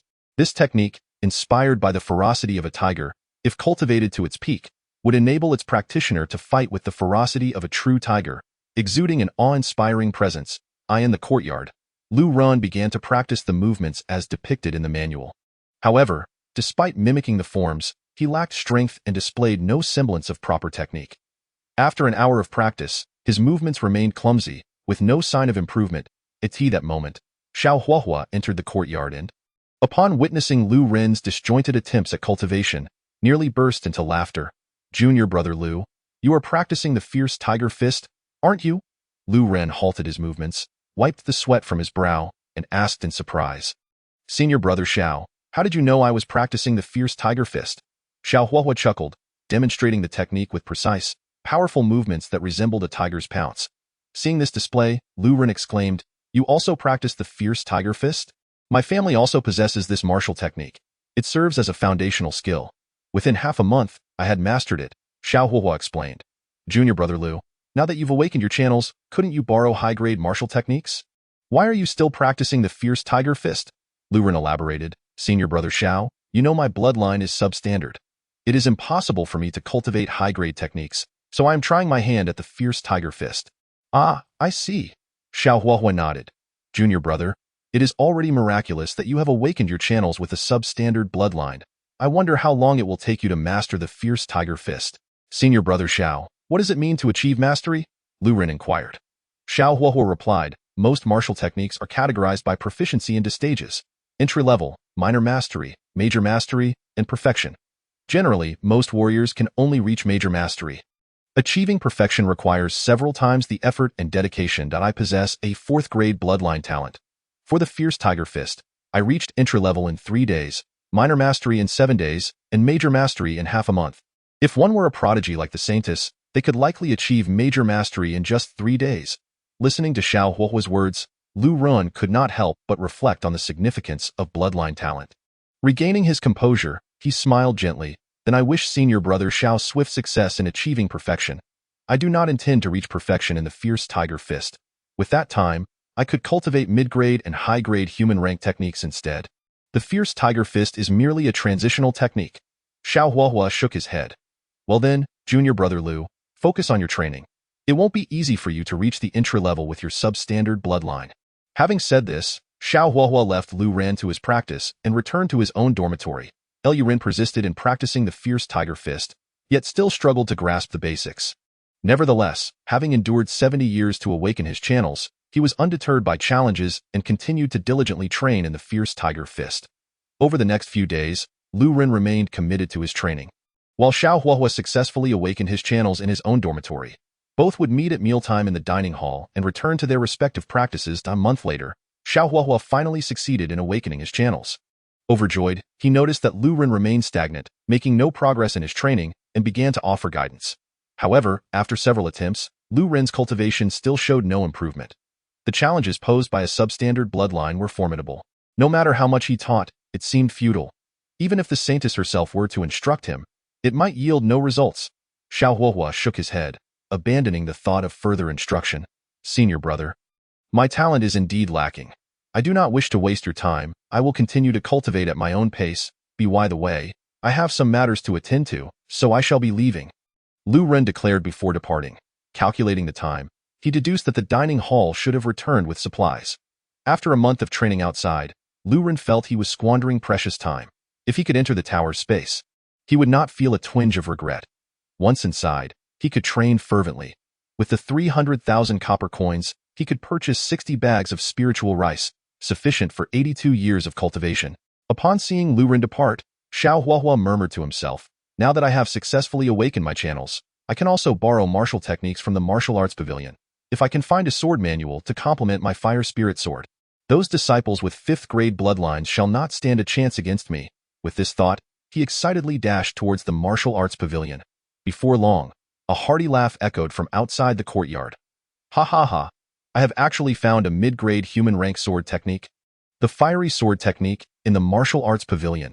If I can master this technique and cultivate it to major mastery, I could potentially open 3 spiritual channels. Xiao Huahua, unable to contain his excitement, rushed into the courtyard, retrieving his fire spirit sword and began to swing it with fervor. Deep within the Qingyun sect, in a solemn pavilion, a dozen elders gathered, their eyes shut, seemingly awaiting someone. Before long, Yun Qingyao entered the room, and without waiting for the other elders to inquire, she spoke coldly. I have been in seclusion recently, developing my own sword technique. Yun Elder has actually begun to create her own sword technique. A bearded old man with a goat-like beard displayed an expression of astonishment. The other elders, equally taken aback, shared the sentiment. They, like Yun Qingyao, had reached the divine sea realm but had yet to attain the ability to formulate their own martial arts. Most had nearly finished their own creations, merely lacking refinement. Once Yun Qingyao had finished speaking, she took a seat beside them. Now, let us return to the main topic, the bearded elder said, straightening his posture. In a month, the Royal Dao sect will bring 3 new disciples to our sect for an exchange and sparring session. Last year and the year before, we lost to the Lihua sect and the Taijian sect respectively. If we are to lose to the Royal Dao sect again, it will be difficult for our Qingyun sect to hold our heads high before other sects. I have heard that the Royal Dao sect has recruited a genius with a 6th grade bloodline. This individual has opened 3 spiritual orifices even before entering the Huangdao sect. With him present, our new disciples may not stand a chance. Another elder interjected, furrowing his brow. Elder, did you summon me to discuss this matter? Yun Qingyao asked, puzzled. The elder stroked his goat-like beard and replied, Yun Elder, the sect has tasked you with taking on disciples precisely for this exchange. However, the disciple I have taken on possesses a waste-grade bloodline and struggles to open orifices. I am powerless in this regard. Yun Qingyao shook her head. It was simply impossible for her to dedicate time to teaching a disciple when she could have already perfected her own sword technique in that span. Moreover, what could she possibly teach a disciple who lacked ambition?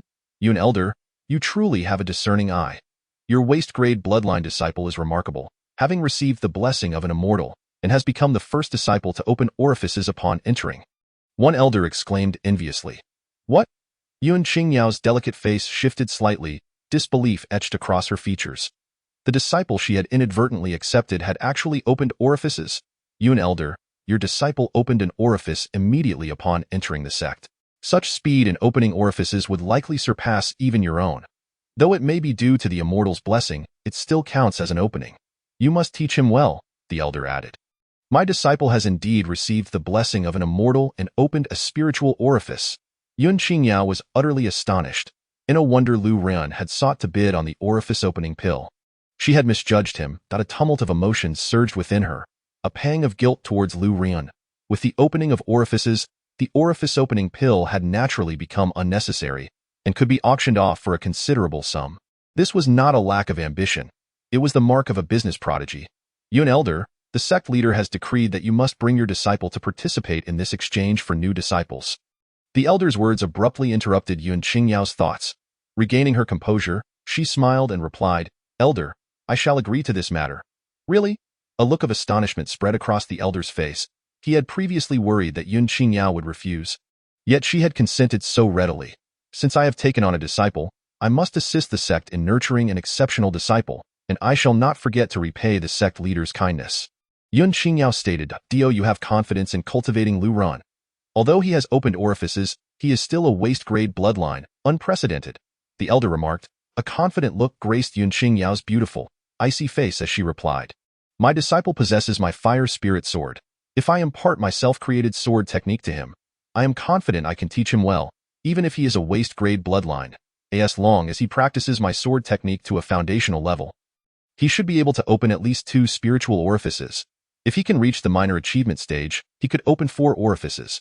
If he reaches the major achievement stage, he could potentially open 6 orifices." Her disciple, merely a talentless waste, was a fate determined by heaven, unchangeable. With effort and her guidance, he too could grow stronger. Ha ha ha. If a waste-grade bloodline can indeed be cultivated by you, it would be enough to bring fame to our Qingyun sect. The elder laughed heartily. If they could nurture even a waste-grade bloodline disciple, more geniuses would surely flock to the Qingyun sect in the future. Since there is nothing more to discuss, I shall go see my disciple. With that, Yun Qingyao rose and departed. At this moment, within a separate courtyard, Xiao Huohuo wielded the fire spirit sword, diligently practicing the fierce fire sword technique with impressive force. This fierce fire sword technique is truly formidable. Once I master it, those disciples with 5th-grade bloodlines will be no match for me. Xiao Huohuo exclaimed excitedly as he admired the fire spirit sword in his hands. Spending 200,000 copper coins to experience the power of a low-grade spiritual weapon ahead of time was indeed worthwhile. He aimed to master the sword technique within a month. Just as Xiao Huohuo was about to continue wielding the fire spirit sword, he suddenly sensed a shadow flicker past him. Almost immediately, a slender hand struck towards his chest, catching him off guard. Pfft. Xiao Huohuo spat out a mouthful of blood, then was propelled backward, crashing to the ground as he recognized the figure before him. A look of pain mixed with shock crossed his face. Saintess! Yun Qingyao raised the fire spirit sword that had fallen to the ground, pointing its blade menacingly at Xiao Huohuo. "How dare you bully my disciple and steal his fire spirit sword? Though my disciple may possess a waste-grade bloodline, do not forget he has a master." Yun Qingyao's expression was as cold as ice, emanating a chilling aura that seemed to threaten to freeze Xiao Huohuo in place. In that moment, a scene flashed through her mind. A waste-grade bloodline disciple being bullied by fellow disciples in the separate courtyard, ultimately having even the parting gift from his master taken from him. Xiao Huohuo trembled in fear and stammered, "Saintess, you must be mistaken." "What am I mistaken about? The fire spirit sword in your hand was given to Lu Ran by me," Yun Qingyao replied coldly. "The fire spirit sword was indeed given to Lu Ran, but I did not steal it.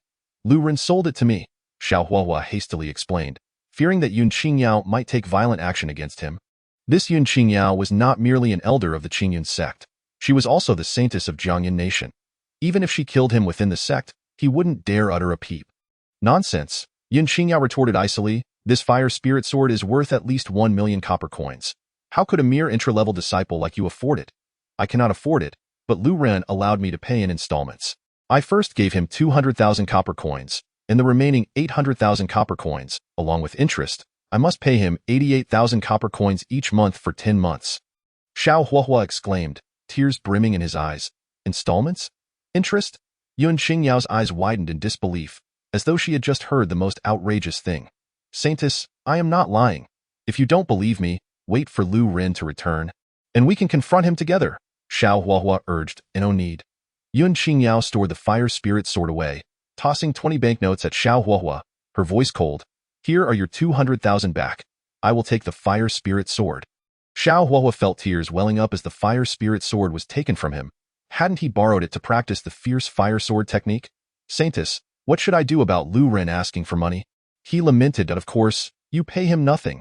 If he objects, just give him a good beating. A waste-grade bloodline that is unambitious deserves a lesson. Yun Qingyao huffed angrily before departing.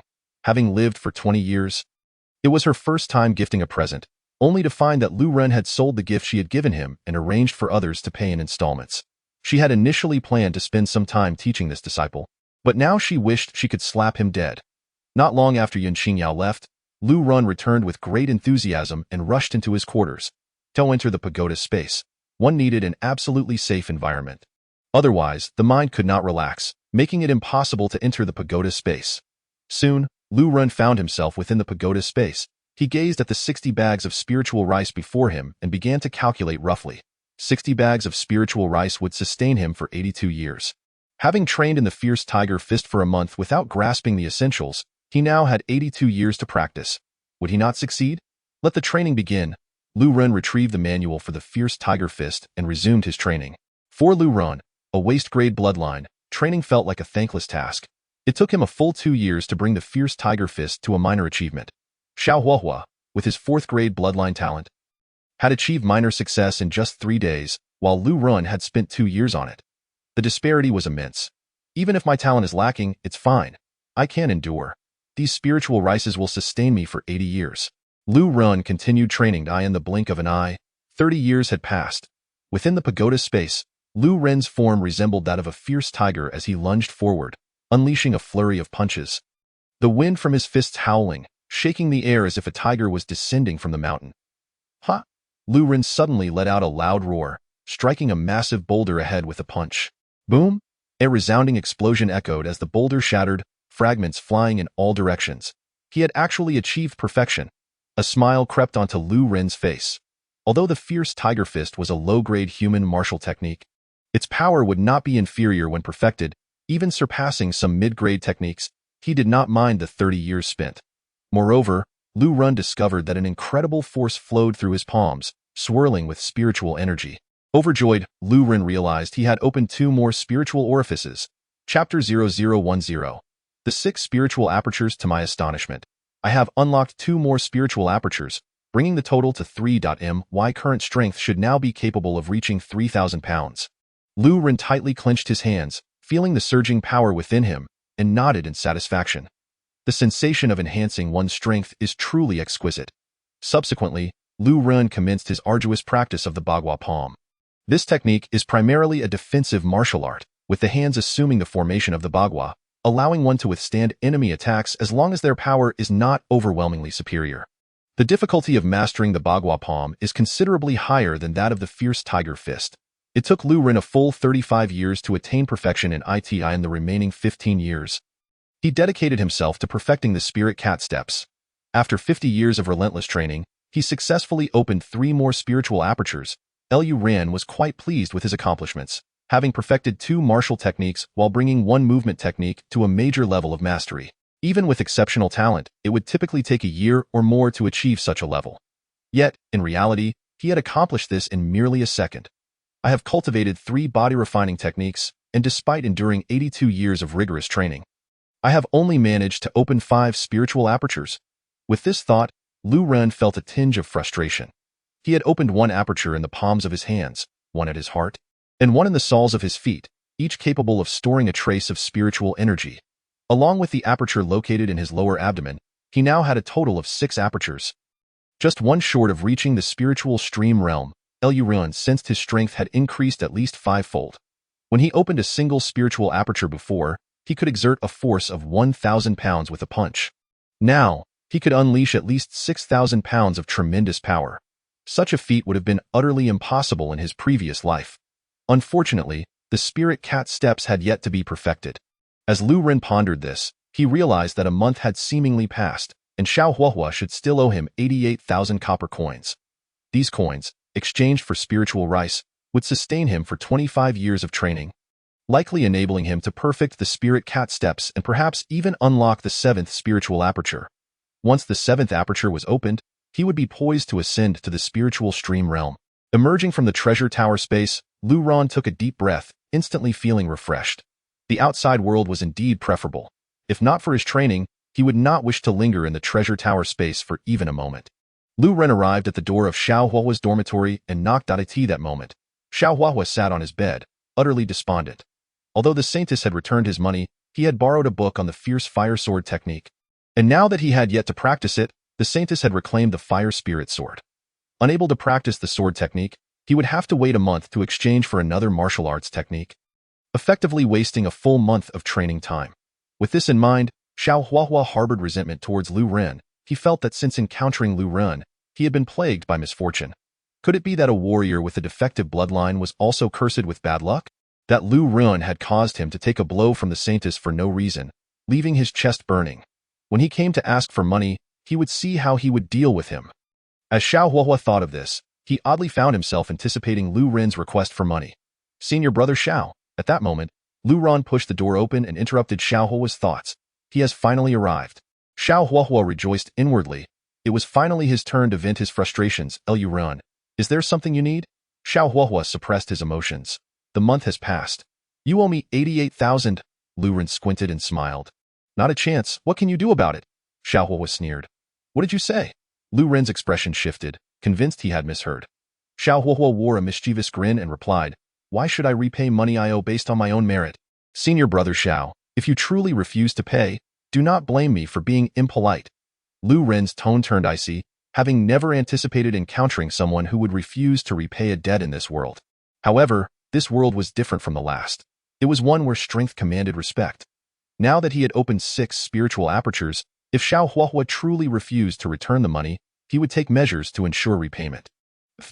Xiao Huahua could not help but laugh, crossing his arms. Lu Ren, with your defective bloodline, unable even to begin mastering the fierce tiger fist, how do you expect to be impolite to me? I am standing right here. If you can land a single hit on me, I, Xiao Huahua, will acknowledge you as my father.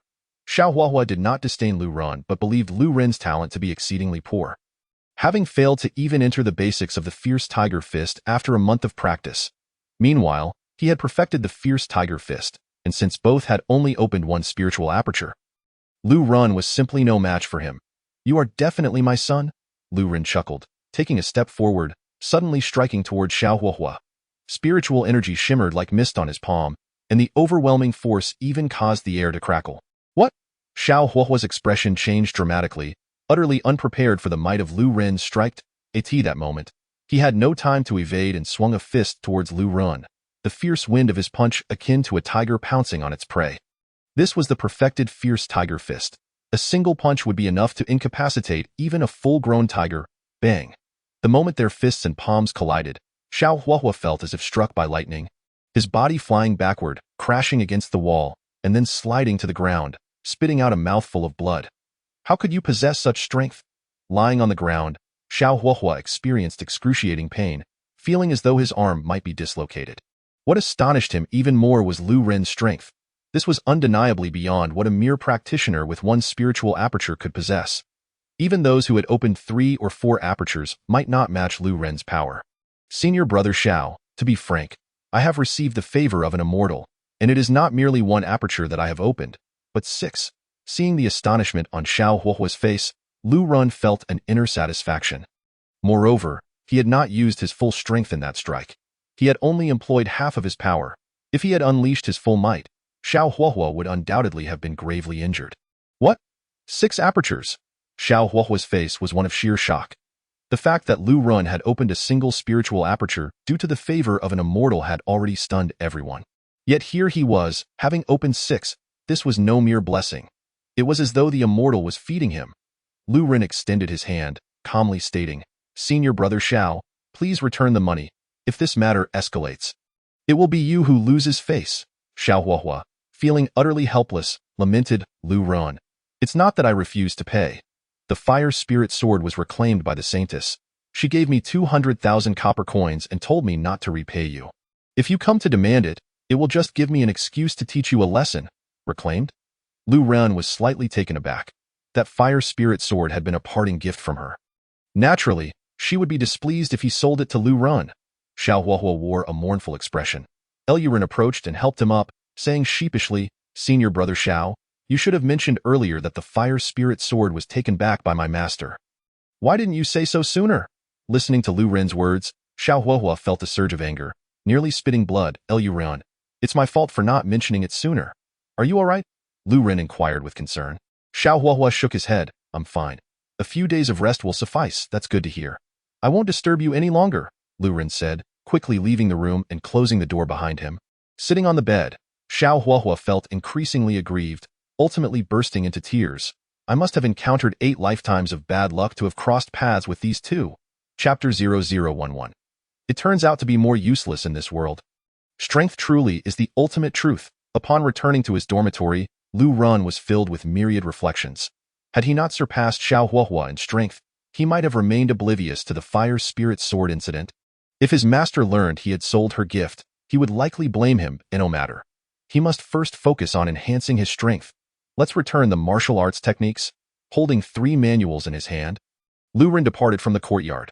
Upon arriving at the martial arts pavilion, the elder guarding it immediately recognized Lu Ren and inquired, "Lu Ren, how has your martial arts training fared over the past month?" "Fair to middling. I'm here to return the manuals," Lu Ren replied with a smile as he handed over the 3 books. The elder gazed at the manuals before him, deducing that Lu Ren had likely given up on martial arts cultivation. Given his defective bloodline, which lacked any innate talent for training, the fact that he could open a single spiritual aperture was already a gift from the immortal. Without 3 to 5 years of rigorous training, it would be exceedingly difficult to even begin mastering a technique. I have previously stated that these manuals can be returned at any time. Why not persevere a little longer? The elder asked. Puzzled, Lu Ren smiled indifferently. I have been diligently training. He had toiled for 82 years. In terms of effort, who could rival him? Is this what you call diligence? The elder's irritation began to show. I only granted you this privilege due to Elder Yun's recommendation, considering your defective bloodline.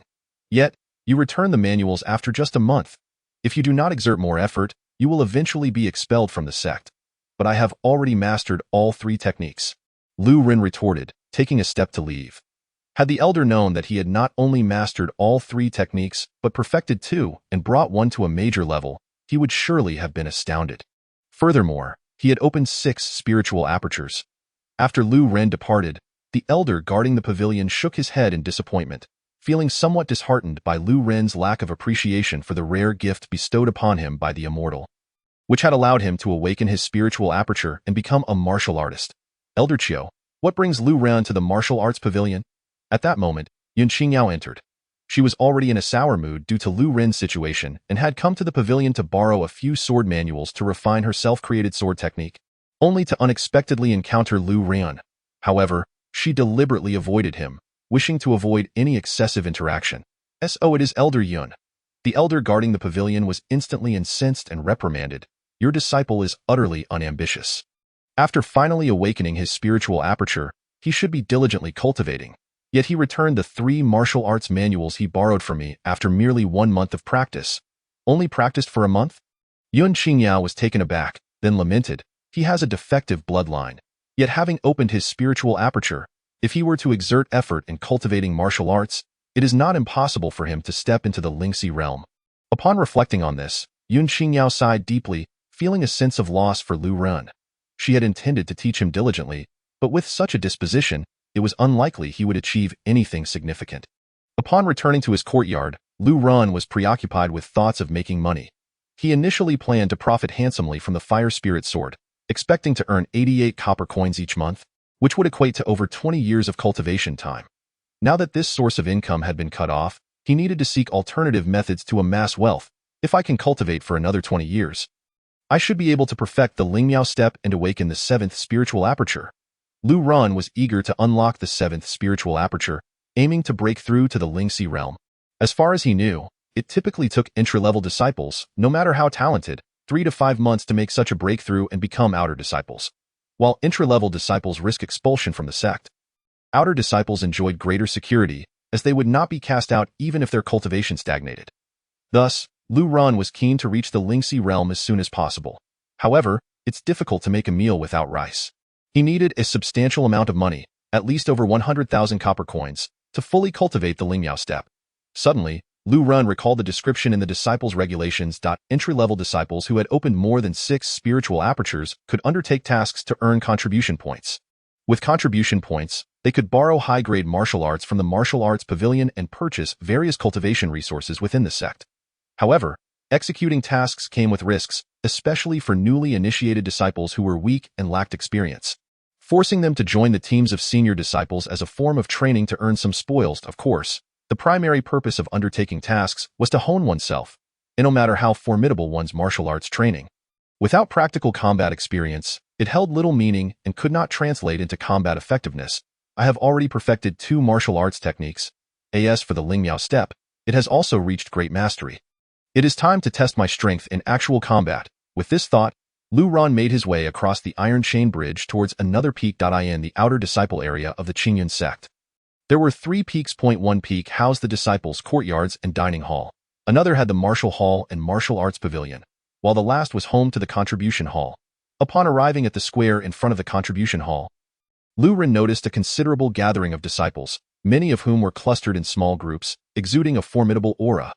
These individuals were likely senior outer disciples. Lu Ran speculated quietly. Such outer disciples, if they had opened their spiritual apertures yet failed to advance to the Lingxi realm within 3 years, would also face expulsion from the sect. At that moment, in one corner of the square, a group of disciples had formed a circle around a petite young girl at the center.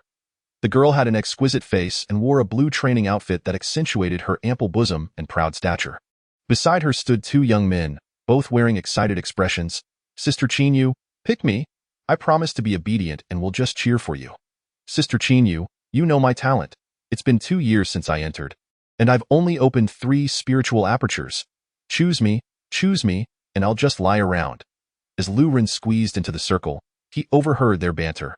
Curiosity piqued, he turned to a nearby senior disciple and asked, "Excuse me, who is she?" The senior disciple glanced at Lu Ran and replied, "You must be a new disciple, right? You don't even know Sister Qinyu." "I am indeed a new disciple." "Who is Sister Qinyu?" Lu Ran smiled. "Sister Qinyu is the #1 genius among the entry-level disciples." The senior disciple explained. Lu Ran was puzzled.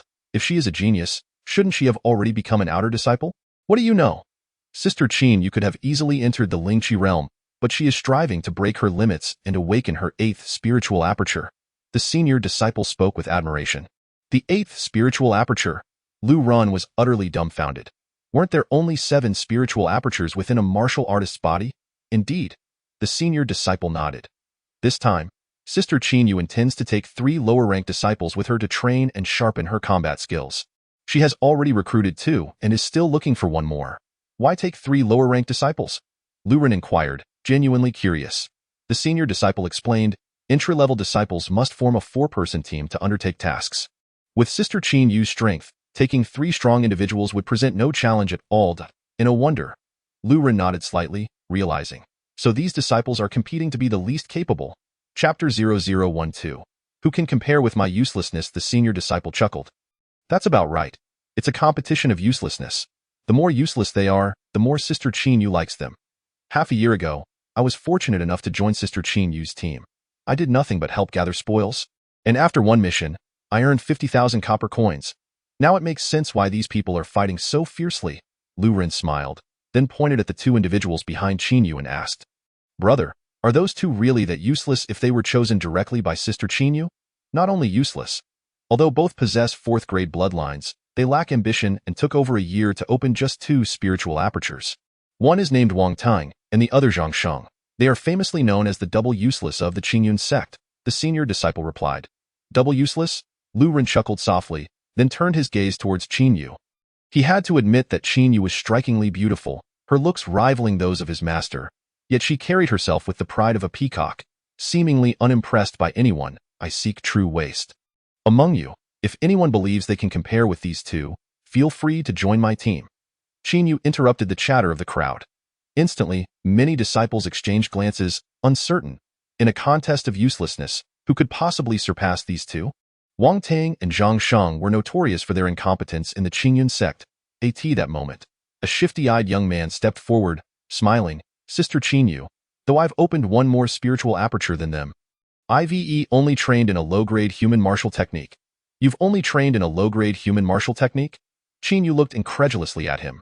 Given that these senior disciples had been in the Qingyun sect for at least a year, it was indeed quite pathetic to have only practiced 1 low-grade technique. The young man boasted, training is arduous. If not for my father pleading with the sect elder to keep me, I would have returned home to inherit my family fortune long ago. This time, I merely wish to admire Sister's grace. Who would have thought you were so useless? I grant you the title of 3rd most useless in Qingyun. How infuriating. Had I known, I would have skipped training altogether. Many martial artists felt quite resentful. After all, Joining Qin Yu's team would allow them to obtain spoils, which could be exchanged for a significant amount of copper coins. Who wouldn't want to earn money effortlessly? Moreover, they would have the chance to train alongside Sister Qin Yu, making it a sweet deal. The shifty-eyed young man cast a sweeping glance over the crowd, boasting, "I apologize, everyone, but the last spot is." However, before he could finish his sentence, a faint voice emerged from the crowd. "I'll take that spot." Lu Run parted the crowd and stepped into the center of the circle. "Is there anyone here who considers themselves more useless?"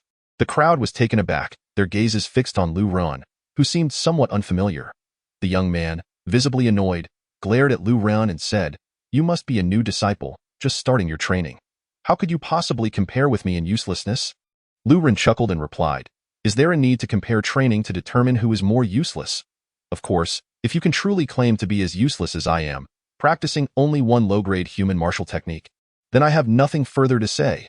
The young man retorted coldly, "You've only just started training. You aren't useless yet. I, on the other hand, have been training for over a year and have already become useless. No matter how hard I train, I'll never catch up with my peers. I'm a complete failure." Elurin smiled confidently and scoffed, "I am of a defective bloodline. Do you dare to compare your uselessness with mine?" "What? Defective bloodline? You are that Lu Run who was taken as a disciple by the Saintess." The young man was taken aback, and the surrounding entry-level senior disciples felt similarly astonished. They never expected that this new disciple was indeed Lu Run, the legendary waste of unprecedented rarity. Born of a defective bloodline, how could anyone compare? Who could be more useless than one with a defective bloodline? In the presence of Lu Run, the double useless was but a mere footnote. Qin Yu regarded Lu Ren's smug smile with disdain. Though she had gathered 3 useless disciples for the sake of honing her combat skills, she held a particular contempt for those who took pride in their shortcomings. "You are the last one selected." Qin Yu said flatly, "Thank you, Sister Qin Yu." Lu Rengong clasped his hands together, feeling utterly like a novice in this unfamiliar environment. Seeking experience, joining Qin Yu's team seemed the most fitting choice. "We shall gather at the mountain gate tomorrow morning," Qin Yu declared before turning to leave. Wang Ting approached Lu Run with a boisterous laugh. "Ha ha ha, at last. I, Wang Ting, can rid myself of the title of double waist." Beside them, Zhang Sheng coldly interjected. "Wang Ting, to escape the label of double waist, you must first surpass me." "Very well, let us engage in a duel. The loser shall be paired with Lu Run as double waist." Wang Ting rolled up his sleeves. His face flushed and immediately grappled with Zhang Sheng. The surrounding disciples watched this spectacle with bemusement. Initially, these two had coexisted amicably under the label of double waist, but the arrival of someone even less capable had disrupted their balance.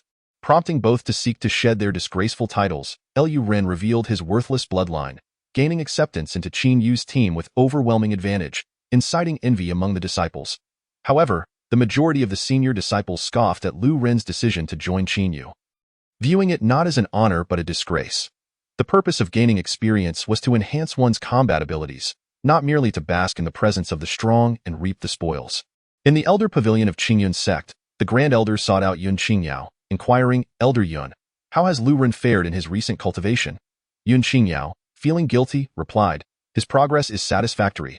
I heard from the elder guarding the pavilion that after successfully opening his acupoints, Lu Ren did not borrow high-tier martial techniques, but instead exchanged for 3 low-tier ones, only to return them after a month. Is there any truth to this?" The Grand Elder continued to probe. As Yun Qingyao listened to the Grand Elder's words, her heart grew heavy, yet she stubbornly defended, "My disciple trains vigorously, but his talent is too weak. He could not even grasp the basics of the 3 martial techniques, leading him to abandon his training." "Ah, I see." The Grand Elder nodded, lamenting, "I never imagined the worthless bloodline could be so formidable. With less than half a month remaining, do you truly believe you can enable him to open 7 acupoints?" He had faith in Yun Qingyao's talent, but not in Lu Ren's. A worthless bloodline was unprecedented. "Elder, my self-created sword technique has already achieved the power of high-tier martial arts, and I shall personally instruct him. Even if my disciple's talent is lacking, I can teach him," Yun Qingyao asserted confidently. The sect leader's intention is not merely for Lu Ren to surpass the disciples of the Royal Dao sect, but to demonstrate that our Qingyun sect can cultivate even those with worthless bloodlines. "Let us not disappoint the sect leader's expectations," the Grand Elder said earnestly before departing. Alone in the Elder Pavilion, Yun Qingyao mused, "Perhaps Lu Ren truly is too talentless, which is why he abandoned his training. He must be wallowing in despair now." As his master, I should help him during this time, becoming a beacon of hope in his darkness. The more she reflected, the more guilt she felt, believing that as Lu Ren's mentor, she should extend a helping hand. It was no easy feat to open acupoints with a worthless bloodline, and progressing further was even more challenging. With this in mind, Yun Qingyao regained her composure and swiftly made her way to Lu Ren's courtyard. Upon arriving, however, she found it empty. Just as she was about to leave, she spotted Xiao Huahua returning. Seeing Yun Qingyao, Xiao Huahua hurried forward, respectfully greeting, "Disciple Xiao Huahua pays respects to Her Holiness. In the sect, you may simply address me as Elder Yun." "Where is Lu Ren?" Yun Qingyao inquired. Xiao Huahua replied, "Lu Ren and the other double wastes have joined Senior Sister Qin Yu's team for a mission." "What did you say?" Upon hearing this, Yun Qingyao's fury ignited. She was well aware of Qin Yu, the most talented disciple of the previous generation, possessing a 6th-grade bloodline. Qin Yu, confident in her exceptional talent, only recruited weaker disciples to hone her combat skills. Although Lu Ren had a worthless bloodline, he was still her disciple, and to see him undertake missions alongside the double wastes was a disgrace to her. Yun Qingyao that a worthless bloodline was inconsequential, but one must possess dignity. How could I have taken in such a hopeless disciple? How can he possibly participate in the upcoming exchange event? Chapter 0013. Black Tiger Ridge. The town of Black Tiger lies nestled against the imposing Black Tiger Ridge. Consequently, the visitors to this town are primarily martial artists honing their skills on the ridge, including family warriors and hunters. Additionally, disciples from the Royal Dao sect and Qingyun sect frequently traverse this town from the southeast. At this moment, Lu Ren and the 4 companions had journeyed for half a day, finally arriving at Black Tiger Town. Come and see. The Shadow Cat demon cores just collected from Black Tiger Ridge. Essential materials for crafting talismans are available for 1,000 copper coins each. Low-tier spiritual herb, gathering spirit herb, priced at 8,000 copper coins per plant. Or take 10 for just 60,000 copper coins.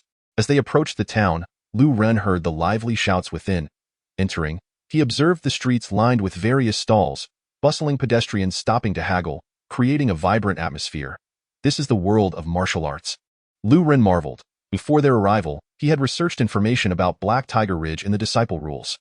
The predominant topic was the presence of demon beasts, categorized from low to high tiers, including 1st, 2nd, 3rd, and 4th tiers, with each tier further divided into low, middle, and high levels.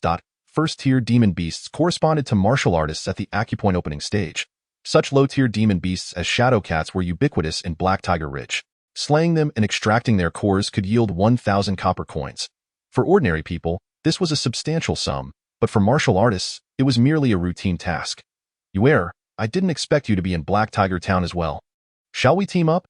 Just then, a 4-person team approached. The leader was a youth of around 17 or 18, clad in extravagant attire, with an ordinary appearance but casting sidelong glances at Lu Ren and his companions. His face displaying clear disdain and "no need." Qin Yu responded, preparing to pass by the youth. Seeing Qin Yu's indifference, the youth's anger flared. "Qin Yu, what are you so arrogant about? You will eventually be under Ding Hai." Lu Ren, following behind Qin Yu, could not help but ask, "Senior brother Wang Tang, who is Ding Hai?" Wang Ting whispered, "Ding Hai is an outer disciple of the Royal Dao sect who has opened 6 acupoints. I heard he is from the same city as Senior Sister Qin Yu, and the Ding family wishes to match him with her due to her exceptional talent." "Ah, I see," Lu Ren nodded. However, Wang Tang, feeling indignant, added, "But what is Ding Hai? He dares to aspire to marry Senior Sister Qin Yu. None of us are inferior to him. Senior brother Wang Tang, please don't include me in that." Lu Ren waved his hands. "Lu Ren, do not underestimate yourself. Although you have a worthless bloodline, you are the only disciple accepted by Her Holiness. The status of a master carries weight." Wang Ting encouraged. "Wang Ting, if you are unwilling to train, you may return to the sect now," Qin Yu said coldly. Wang Ting quickly covered his mouth, afraid to speak further. Before long, Lu Ren and the 4-member team passed through Black Tiger Town and entered Black Tiger Ridge. Towering ancient trees soared high, with diameters so vast that 3 people could barely encircle them. The underbrush was thick with various vines, and the sounds of demon beasts could be faintly heard in the distance.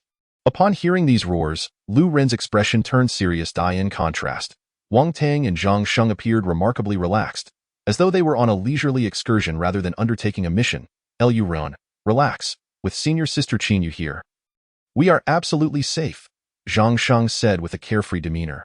Suddenly, a giant tiger, resembling granite, charged toward them. its gaze fixed menacingly on Lu Ran and the others. Blood still dripped from its jaws, and it was gnawing on a severed human arm. Its gray-white eyes glared fiercely, radiating an aura of ferocity. "That is a granite tiger!" Lu Ran exclaimed in shock. He recalled the description of the granite tiger from the disciple rules. It was a high-tier first-level demon beast, with a body as hard as granite, boasting formidable defense, comparable to a martial artist who had opened 7 acupoints. Generally, even those with 7 open acupoints would not dare to confront a granite tiger head-on.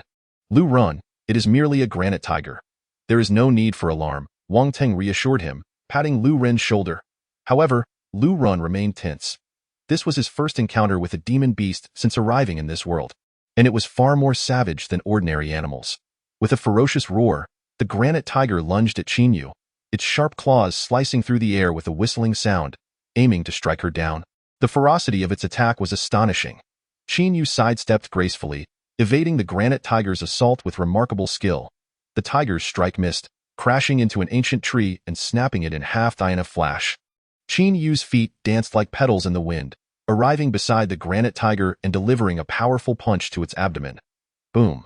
What appeared to be a delicate punch was infused with overwhelming strength, instantly penetrating the granite tiger's belly. Roar! The granite tiger let out a pained scream, collapsing heavily to the ground, groaning in agony as its body writhed. After a brief moment, the flower rock tiger fell silent, lifeless beyond any hope of revival. At that moment, a massive wound gaped in its abdomen, from which blood flowed incessantly. "What a formidable punch and astonishing agility!" Lu Ran exclaimed in awe. "Indeed," Wang Ting replied nonchalantly. "If I were to face this flower rock tiger alone, I could surely bring it down. If my spirit cat step were perfected, I might even be able to spar with senior sister Qin." Lu Ran mused silently. However, he suspected that during this mission, senior sister Qin would not afford them the chance to intervene, and he felt no inclination to act. This journey was primarily to broaden his horizons and experience the might of the beasts. After dispatching the flower rock tiger, Wang Ting swiftly advanced, producing a dagger to extract a fist-sized, granite-like crystal from its skull. This was the beast's core, worth no less than 10,000 copper coins. Without lifting a finger, the 3 of them were set to divide 2,500 copper coins among themselves.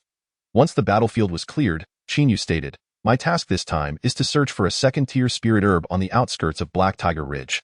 We shall encounter many first-tier beasts along the way, but fear not. With me here, those beasts cannot harm you. Let us proceed." With that, Qin Yu continued onward, followed closely by Lu Ran and the others.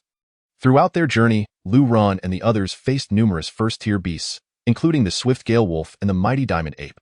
Yet, before Qin Yu, these creatures fell within mere 3 strikes. For 3 days and nights, the 4 scoured the periphery of Black Tiger Ridge, slaying nearly 20 beasts. On the 4th day, beneath an ancient tree, Qin Yu finally spotted a verdant spirit herb. The herb resembled a small lantern, exuding a subtle fragrance. "At last, I have found it." Qin Yu's eyes sparkled with excitement. With this 100-orifice herb, she might successfully unlock her 8th spirit orifice. However, upon plucking the herb, she felt a green toxin seeping into her palm. How could the 100-orifice herb be poisonous? Qin Yu's countenance shifted. "Senior sister, what happened?" Lu Ran inquired, stepping forward. "I have been poisoned. Someone intends to harm me." Qin Yu frowned, attempting to channel her spirit energy through her 7 orifices to expel the toxin, but it was infiltrating her system with alarming speed. "Ha ha ha, of course, it was my doing." A mocking laughter echoed from afar, and 4 figures emerged from the bushes. It was Ding Hai and his companions. Approaching Qin Yu, Ding Hai wore a sinister grin. "Qin Yu, I suspected you came to Black Tiger Ridge to gather the 100-orifice herb, so I merely sprinkled a bit of poison on it. But fret not, this toxin won't harm you physically. It will only leave you utterly weak." Hee hee hee. What? The expressions of Qin Yu, Lu Ran, and the others shifted simultaneously. Wang Teng charged toward Ding Hai in anger. "Ding Hai, you despicable scoundrel! How dare you poison her?" Smack! Before he could finish his sentence, a slap struck him like lightning, sending him sprawling to the ground, his face instantly swelling and blood mingling with his teeth. It was Ding Hai's doing. Spitting on Wang Teng, Ding Hai sneered, "If I recall correctly, you are one of the infamous dual wastes of the Qingyun sect. Dare to boast before me? Do you believe I want to kill you right now?" Drawing a delicate, gossamer-like soft sword from her waist, Qin Yu coldly warned, "Ding Hai, I advise you to back off at once. Otherwise, do not blame me for being impolite. Qin Yu, you are poisoned now. How can you be impolite to me? Ding Hai grinned and stepped forward, his wicked gaze roving over Qin Yu's figure, leering, in fact, it is I who shall be impolite. What do you intend to do? Qin Yu's brows knitted tightly, sensing her strength rapidly dissipating. Panic rising within her. What do I intend? Naturally, I plan to consummate our union, after which my family will propose to yours, and you, Qin family, will have no choice but to acquiesce. Ha ha ha, Ding Hai declared, ignoring Qin Yu's struggles as he seized her arm, attempting to drag her away. Qin Yu fought desperately but found herself utterly powerless, her eyes betraying a mix of fear and despair. Just then, a figure dashed forward, seizing Ding Hai's arm and coldly retorting, if anyone is to consummate this union, it should be me. When did it become your turn? What did you say? Ding Hai seemed not to grasp the words at first, then his expression turned icy as he regained his composure. You should leave. You are no match for him, Qin Yu urged anxiously. Ding Hai had opened 6 spirit orifices, capable of delivering 6,000 pounds of force with a mere punch, while Lu Run possessed a waste bloodline. Having opened only 1 orifice, how could he possibly contend? If Ding Hai truly struck, 1 blow would suffice to kill Lu Run. Want to escape? Too late, Ding Hai scoffed, thrusting his palm toward Lu Run. His hand radiated with spiritual energy, the overwhelming force cracking the air with explosive sounds. This was a human-tier mid-grade palm technique, the Great Palm, known for its ferocity. Even a warrior with 5 opened orifices would suffer grievously from such an attack. As Ding Hai's palm approached Lu Run, he exhibited no sign of panic, standing firm and choosing to meet the strike head-on. A mere waste dares to contend with me in strength, Ding Hai sneered coldly, channeling the energy from his 6 orifices into his palm, intent on crushing Lu Run. With a light chuckle, Lu Run concentrated the energy from his own 6 orifices into his fist at the moment of impact. Boom! Everyone witnessed the moment their fists collided. Ding Hai staggered back, taking several steps before regaining his footing. Impossible! Ding Hai gazed at Lu Run in disbelief. Qin Yu and the others were equally astonished. Lu Run was not merely a waste bloodline, having opened his first orifice through divine grace. Yet, he exhibited strength that seemed to rival Ding Hai, suggesting he too had opened 6 orifices. After repelling Ding Hai with a single strike, Lu Run advanced, declaring, "Behold my storm palm."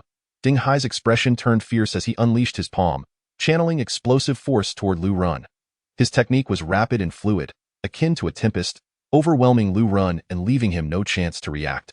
Undeterred, Lu Run formed his hands into a bagua stance, resembling a grinding mill. As Ding Hai's relentless assault surged, Lu Run's palm techniques deflected every blow.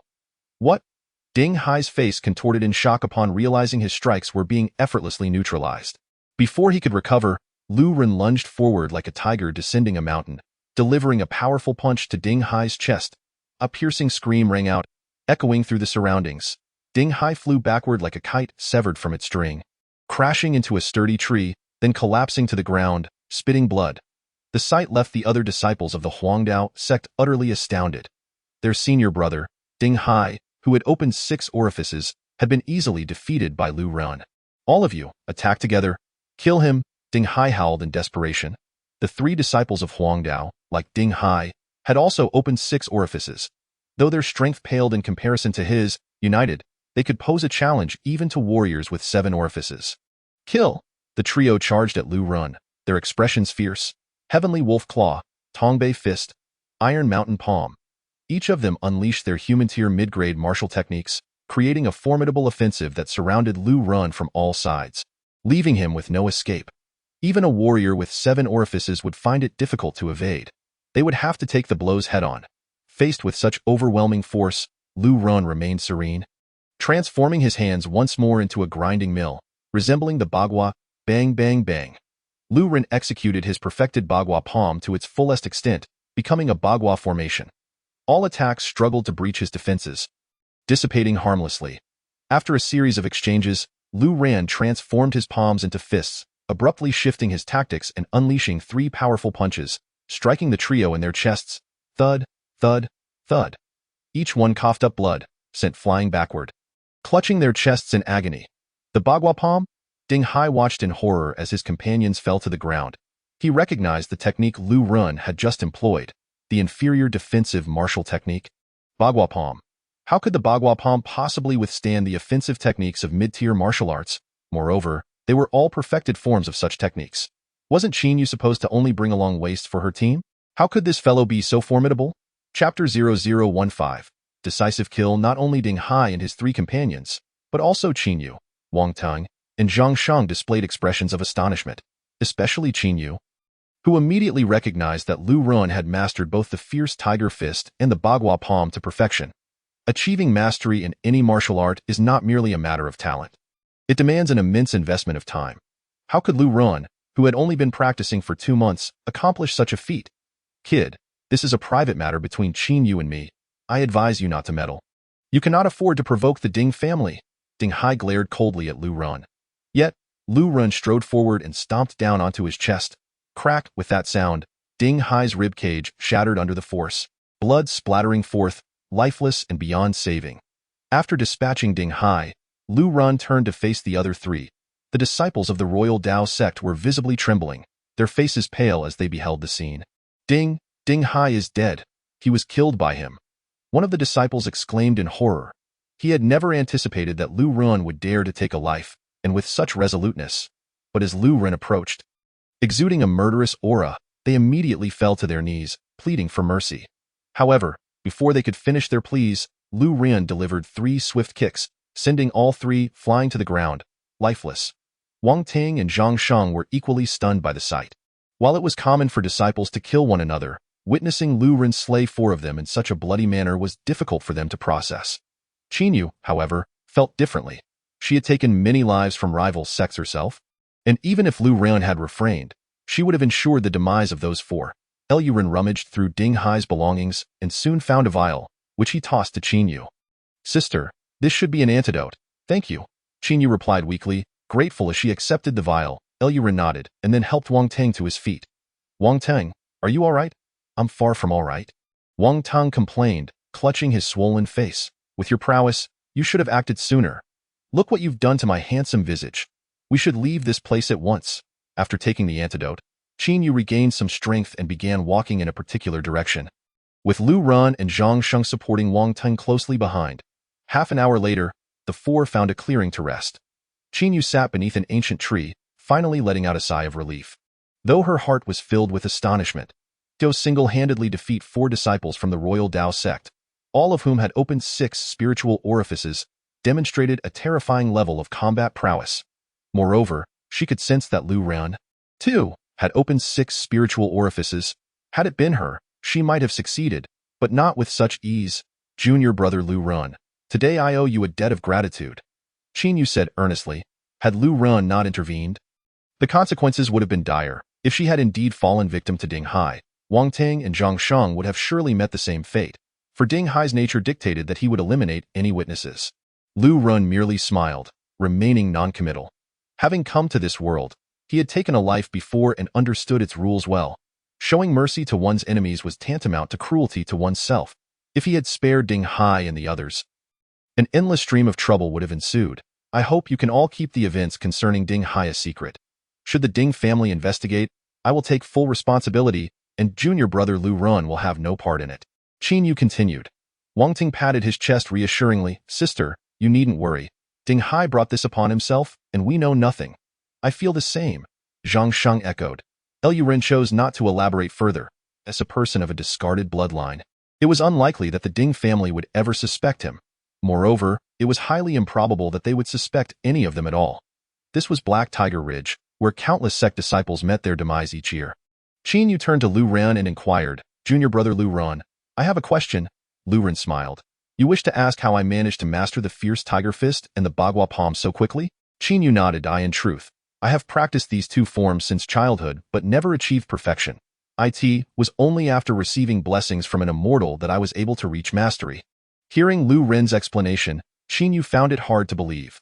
After all, a discarded bloodline could not achieve much no matter the effort. However, since Lu Ren was unwilling to divulge more, she respected his silence. Once Chinyu felt her strength fully restored, she declared, I have gathered the 100 orifice grass. We must not delay. Let us return. All right, let us go. On their way back, Lu Ren and the others encountered numerous first-tier magical beasts. This time, Lu Ren insisted that Qin Yu refrain from intervening, taking the initiative himself. Although he had just slain 4 individuals, humans and magical beasts were entirely different entities. Throughout their journey, Lu Ren, utilizing his perfected fierce tiger fist and bagua palm, defeated over a dozen magical beasts, his combat capabilities growing stronger with each encounter. It could be said that Lu Ren's fighting prowess had at least doubled during this experience. Boom. At that moment, Lu Ren was engaged in battle with a phosphor giant serpent while Wang Tang, Zhang Sheng, and Qin Yu observed from the sidelines. Wang Tang and Zhang Sheng stood together, while Qin Yu positioned herself on the opposite end. Wang Tang, noticing the glimmer of a smile in Qin Yu's eyes as she watched Lu Ren, exclaimed in astonishment, "Zhang Sheng, did you see that? Sister Qin Yu is actually smiling at junior brother Lu Ren." "You don't say." Sister Qin Yu's gaze towards junior brother Lu Ren has clearly changed. Could it be that she has developed feelings for him after he saved her? "Shoo, keep your voice down, or else Sister Qin Yu will hear you, and we'll all be in trouble." As Wang Tang rushed over to clean up the battlefield after Lu Ren defeated the phosphor giant serpent, a massive water arrow suddenly shot in from a distance, hurtling towards Lu Ren. "Junior brother Lu Ren, watch out." Qin Yu's warning barely reached Lu Ren's ears when he spotted the water arrow barreling towards him. He quickly leaned back, performing several acrobatic rolls to evade the projectile. Swish! The water arrow whizzed past, piercing through the air and obliterating a nearby giant tree. Before the 4 could regain their composure, a stench of blood filled the air as a serpent, thicker than a barrel, charged towards them. This serpent was an astonishing length of over 10 feet, its body adorned with vibrant green scales, each the size of a palm, and a dragon horn protruded from its head.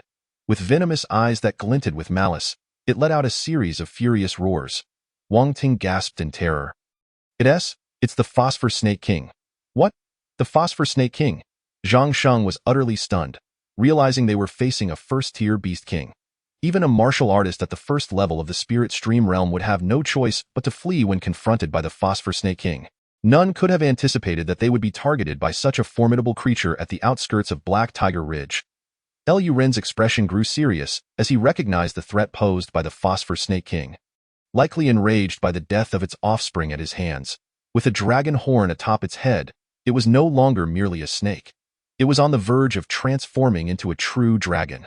Qin Yu's delicate face lit up with excitement as she exclaimed, "It must have consumed rare treasures to undergo such a transformation. Junior brother Lu Ren, let us join forces to slay it. We can share the spoils equally. How does that sound? Rare treasures, you say?" Lu Ren's eyes sparkled with enthusiasm.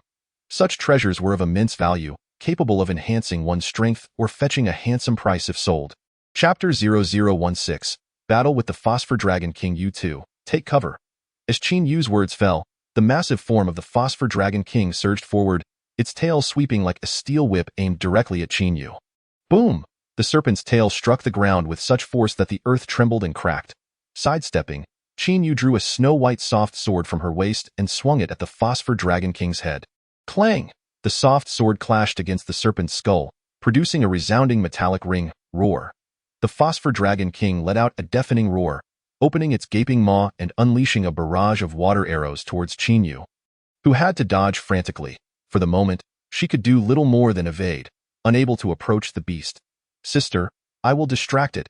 Seizing the opportunity while the Phosphor Dragon King was focused on attacking Qin Yu, Lu Ren unleashed the power from his 6 spiritual orifices, leaping high into the air to land atop the creature's head. Boom! Lu Ren swung his fist down with the force of a raging tiger, striking the Phosphor Dragon King's head with tremendous power. The perfected fierce tiger fist unleashed a force exceeding 10,000 pounds, causing the serpent's head to tilt violently to one side. Continuing his assault, Lu Ren unleashed a flurry of punches, boom, boom, boom. With each strike, Lu Ren demonstrated the true might of the fierce tiger fist, battering the colossal body of the Phosphor Dragon King and sending it swaying unsteadily. Roar! The Phosphor Dragon King, enraged by Lu Ren's relentless blows, shifted its target, opening its maw wide and conjuring dozens of water arrows to shoot at Lu Ren. "Junior brother Lu Ren, be careful," Qin Yu shouted. Swish, swish, swish. Undeterred by the barrage of water arrows, each as thick as an arm, Lu Ren danced like a cat, evading them with remarkable agility, leaving the arrows to miss their mark entirely. Has he truly mastered the spirit cat step? Qin Yu was left completely astounded. Lu Ren has perfected both the fierce tiger fist and the 8 trigrams palm, which is already astonishing enough. but he has astonishingly also mastered the spirit cat steps to a significant degree. It is important to note that the spirit cat steps is a martial technique that focuses on body movement, making it even more challenging to cultivate. Although the spirit cat steps is classified as a low-grade human technique, reaching a high level of mastery requires at least 3 to 5 months of dedicated training, even for someone with a 6th-grade bloodline talent like her. Yet, Lu Ren has only been in the sect for less than 2 months. Soon, Qin Yu regained her focus. With Lu Ren's strength, he is more than capable of restraining the Bai Lin Jiaowang. How could she possibly miss the opportunity to slay the Bai Lin Jiaowang? The pear blossom sword technique.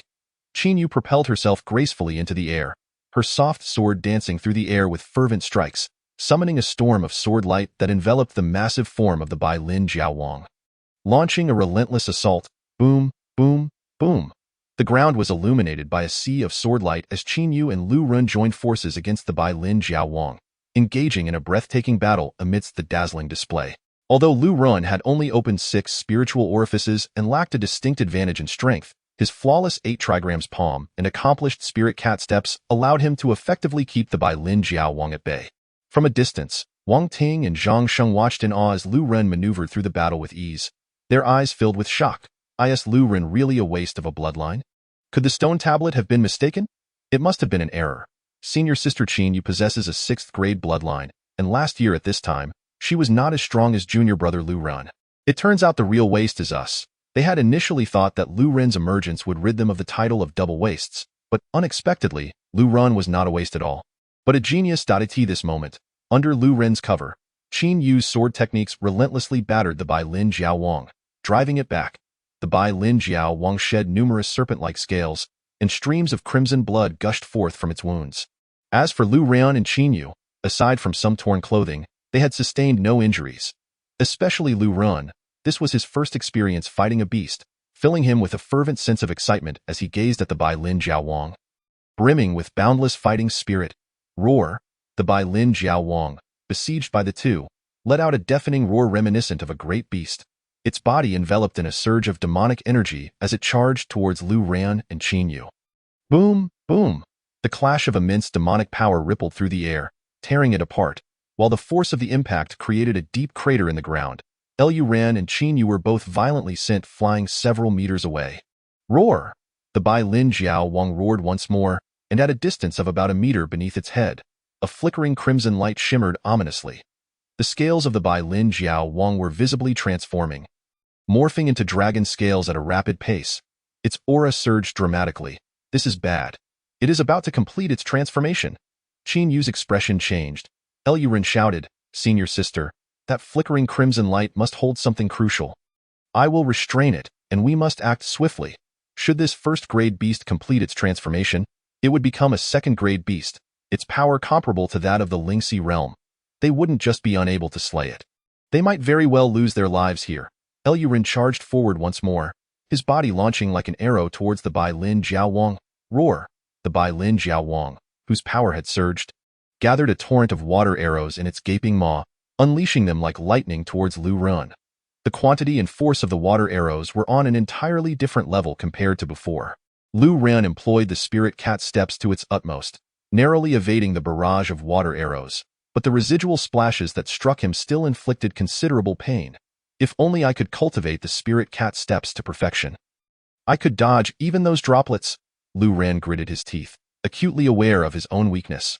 Kill! Seizing the moment, Qin Yu leaped forward, positioning herself before the Bai Lin Jiaowang and striking unexpectedly with her sword, plunging it deep into its abdomen. Ow! The Bai Lin Jiaowang emitted a cry of agony. As Qin Yu withdrew her soft sword, she noticed a powerful surge of bloodlight erupting from the wound. And a palm-sized blood jade, resembling flames, flew out and landed on the ground. That was the Tuashi blood jade. Surprise filled Qin Yu's beautiful eyes. With the loss of the blood jade, the Bai Lin Jiaowang's aura immediately waned, and it completely lost its fighting capability. Observing this, Lu Ren rushed forward, unleashing a flurry of strikes from the fierce tiger fist upon the Bai Lin Jiaowang's head. Boom, boom, boom. After a barrage of punches, the Bai Lin Jiaowang's head was shattered, its massive body crashing down to the earth. The tremendous sound sent shockwaves through Wang Ting and Zhang Sheng, who watched from a distance, their eyes wide with astonishment. Junior brother Lu Ren actually crushed the Bai Lin Jiaowang to death. However, Qin Yu's gaze was fixated on the blood jade that had fallen to the ground. She swiftly approached, picked it up, and turned to Lu Run, saying, "Junior brother Lu Run, this is the Tuo Shi blood jade. Your opportunity has arrived, Tuo Shi blood jade." "What is that?" Hearing Qin Yu's words, Lu Ren's curiosity was piqued. Before Qin Yu could elaborate, Wang Tang and Zhang Sheng also approached, their faces reflecting equal astonishment upon seeing the Tuo Shi blood jade. It truly is the Tuo Shi blood jade. No wonder the Bai Lin Snake King could transform into the Jiao Wang. I never expected that Tuo Shi blood jade would be found in the Black Tiger Ridge. Junior brother Lu Run, your seemingly wasteful bloodline has finally found its purpose. Chapter 0017. Tuo Shi blood jade. Hearing their words, Lu Run had already surmised the extraordinary nature of the Tuo Shi blood jade and eagerly inquired, "What exactly is this Tuo Shi blood jade?"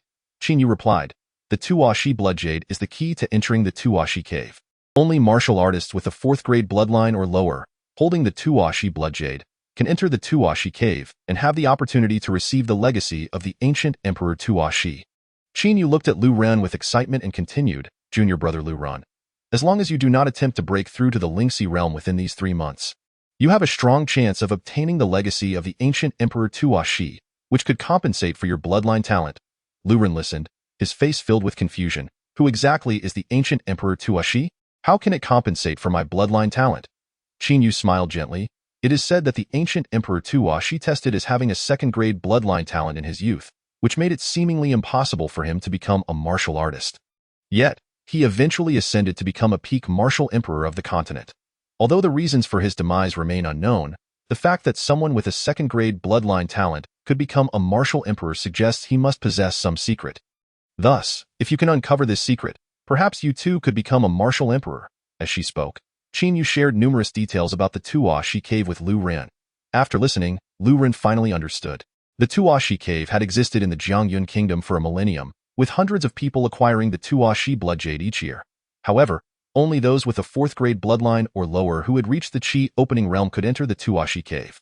Yet, throughout the millennia, not a single martial artist had successfully passed the assessment to receive the legacy of the ancient Emperor Tuo. In fact, it was often those with 3rd grade bloodlines who managed to progress further. This implies that the more wasteful the bloodline, the greater the advantage. Lu Ren, with his waste grade bloodline, was even more wasteful than the ancient Emperor Tuo Shi, thus naturally holding a significant advantage. After hearing senior sister Qin Yu's words, Lu Ren expressed his excitement, saying, "It seems that 3 months from now, I will have to venture into the Tuo Shi cave to give it a try. If the legacy of the ancient Emperor Tuo Shi can indeed alter my bloodline talent, with the help of the nameless treasure tower, I will surely rise rapidly." Qin Yu handed the Tuo Shi blood jade to Lu Ren, then turned her attention to the corpse of the Bai Lin Jiao Wang, saying, "Wang Tang, clean up the battlefield. We must return swiftly, before long." After Wang Ting finished clearing the battlefield, the 4 of them departed from the Black Tiger Ridge. This expedition had been fraught with danger but had yielded considerable rewards. Aside from the 100 or so Qi opening herbs Qin Yu had collected, there were also 41st grade beast cores and various scales, cores, and a dragon horn taken from the Bai Lin Jiao Wang. Upon returning to Black Tiger Town, the 4 arrived at a grocery store named Ling Baoxian, which bought all spoils obtained from the Black Tiger Ridge. "Shopkeeper, I wish to sell beast materials." Wang Ting approached the counter and placed a large bag filled with beast materials down. The shopkeeper, an elderly man, immediately recognized the identities of the 4 and remarked, as expected of disciples from the Qingyun sect, "It seems you have reaped quite a harvest this time." Wang Ting emptied the bag, revealing the beast materials within. The shopkeeper inspected them, and upon seeing the dragon horn, scales, and beast cores from the Bai Lin Jiao Wang, he was left dumbfounded, exclaiming, "This is the Bai Lin Jiao Wang? How could you 4 possibly have slain a 2nd grade beast?" "It was just the Bai Lin Jiao Wang. Not a big deal. Just convert everything into copper coins for us." Wang Ting replied. The shopkeeper calculated and said, "All these materials together total 480,000 copper coins. Are you sure you want to sell?" Wang Ting nodded. "Here are your 480,000 copper coins." Shortly, the shopkeeper produced 48 banknotes. Wang Tang received the notes, rubbed his slightly swollen face, and chuckled. "A total of 480,000. We'll split it evenly, 120,000 each."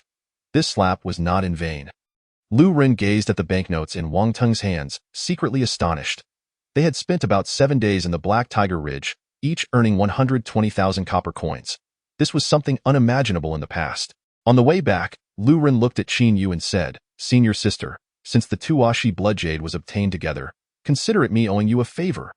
Qin Yu's delicate visage revealed a hint of displeasure as she remarked, "Junior brother, do we truly need this between us? Moreover, you have rescued me." "Very well," Lu Ren nodded, choosing to remain silent. Half a day later, the four returned to the sect. Qin Yu turned to Lu Ren and said, "Junior brother Lu Ren, let us undertake tasks together again when the opportunity arises." With that, she gracefully turned away, her waist swaying as she departed. Wang Ting and Zhang Sheng bid farewell to Lu Ren before also taking their leave. Instead of returning to his dormitory immediately, Lu Ren took the 12,000 copper coins he had just acquired to the dining hall to purchase 2,400 pounds of spirit rice. Upon returning to his courtyard, he first cleansed himself and changed into fresh attire before entering his room, locking the door behind him and stepping into the space of the treasure tower. "This spirit rice is sufficient for my cultivation for 33 years. I refuse to believe that I cannot perfect the spirit cat step." Lu Ren's face brimmed with confidence. This recent experience made him acutely aware that his agility techniques were far from adequate. Mastering such martial skills is notoriously challenging and requires an immense investment of time. Hence, many martial artists settle for merely achieving great success rather than pursuing perfection. However, Lu Ren possesses ample time. This rigorous training will undoubtedly allow him to refine the spirit cat step to perfection and unlock the seventh spiritual aperture. 13 years pass in the blink of an eye. At this moment, within the realm of heaven and earth, Lu Ren moved with the lightness of a spirit cat, leaping through the void with astonishing speed, leaving behind fleeting afterimages that were nearly imperceptible to the naked eye. Stopping to catch his breath, a smile broke across his face.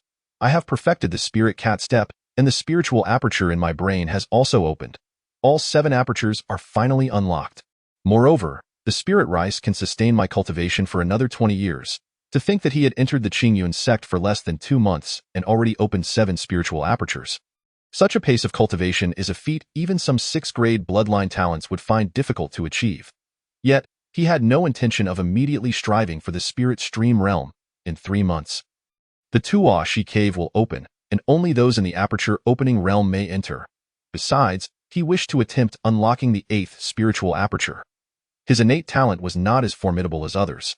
If he did not compensate for this deficiency postnatally, he would likely face challenges from others of higher realms in the future. "I should consult my master. She should know how to unlock the 8th spiritual aperture." With this thought, Lu Ren exited the treasure tower space, preparing to leave the courtyard when he spotted Yun Qingyao, clad in training garb, soaring towards him from a distance, landing gracefully at the entrance of the courtyard. Yun Qingyao appeared slender and frail, her sorrowful gaze fixed intently on Lu Ren. She approached him, resembling a wronged lover, and lamented, "Lu Ren, are you dissatisfied with me as your master?" With a puzzled expression, Lu Ren inquired, "Master, what do you mean by this?" The more Yun Qingyao thought about it, the angrier she became, chiding, "I made an exception to take you as my disciple because I saw your earnest desire to pursue martial arts. Yet what have you accomplished?" "What have I done?" Lu Ren remained bewildered. Seeing his reaction, Yun Qingyao's eyes, like frigid stars, radiated an intense chill that fell. "I see now. Is it that you resent me for selling your fire spirit sword?" Lu Ren suddenly recalled. "It's not merely about selling my fire spirit sword. Have you truly devoted yourself to training? You borrowed 3 low-grade martial techniques from the martial arts pavilion and returned them after just 1 month. Do you know that the ancient Emperor Tuashi dedicated 3 entire years to mastering a single low-grade martial technique? You have been granted the grace of the immortals by opening a spiritual aperture. You should cherish this rare opportunity. Dio, you know how many aspiring cultivators have given up because they could not open their apertures? You have not only failed to put in the effort but have also joined Qin Yu's team. You have truly disappointed me." As Yun Qingyao's reprimands echoed in his ears, warmth surged within Lu Ren, and his eyes grew moist. It dawned on him that his master had been silently concerned for him all along. Arriving in the Xianhuang continent, Lu Ren felt deeply moved for the first time. After a long moment, Lu Ren took a deep breath, suppressing his emotions, and said, "Master, I have indeed been diligently cultivating. I have already opened 7 spiritual apertures." Naturally, Yun Qingyao was skeptical of Lu Ren's claim. With a heavy sigh, she replied, "Lu Ren, perhaps I should not have taken you on as a disciple. Your bloodline is subpar, and entering the martial world is a challenge in itself. Come with me. I have something to discuss with you." With that, Yun Qingyao walked into the living room, casually selecting a seat. Lu Ren followed her inside, bowing earnestly as he pleaded, "Master, please do not expel me from the sect. You are my only family in this world. Yun Qingyao's heart softened as she inquired, Only I am your family?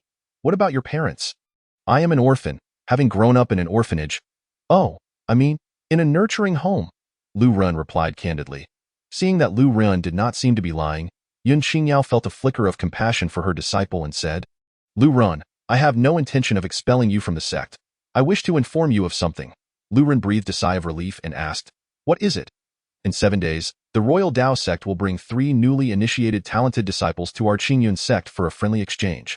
Among them is a genius with a 6th grade bloodline who has reportedly opened 7 spiritual apertures. In this exchange, we are bound to lose, Yun Qingyao stated. Upon hearing this, Lu Ran was puzzled by his master's meaning. Yun Qingyao continued, Therefore, the sect wishes for me to cultivate you. You are a subpar bloodline.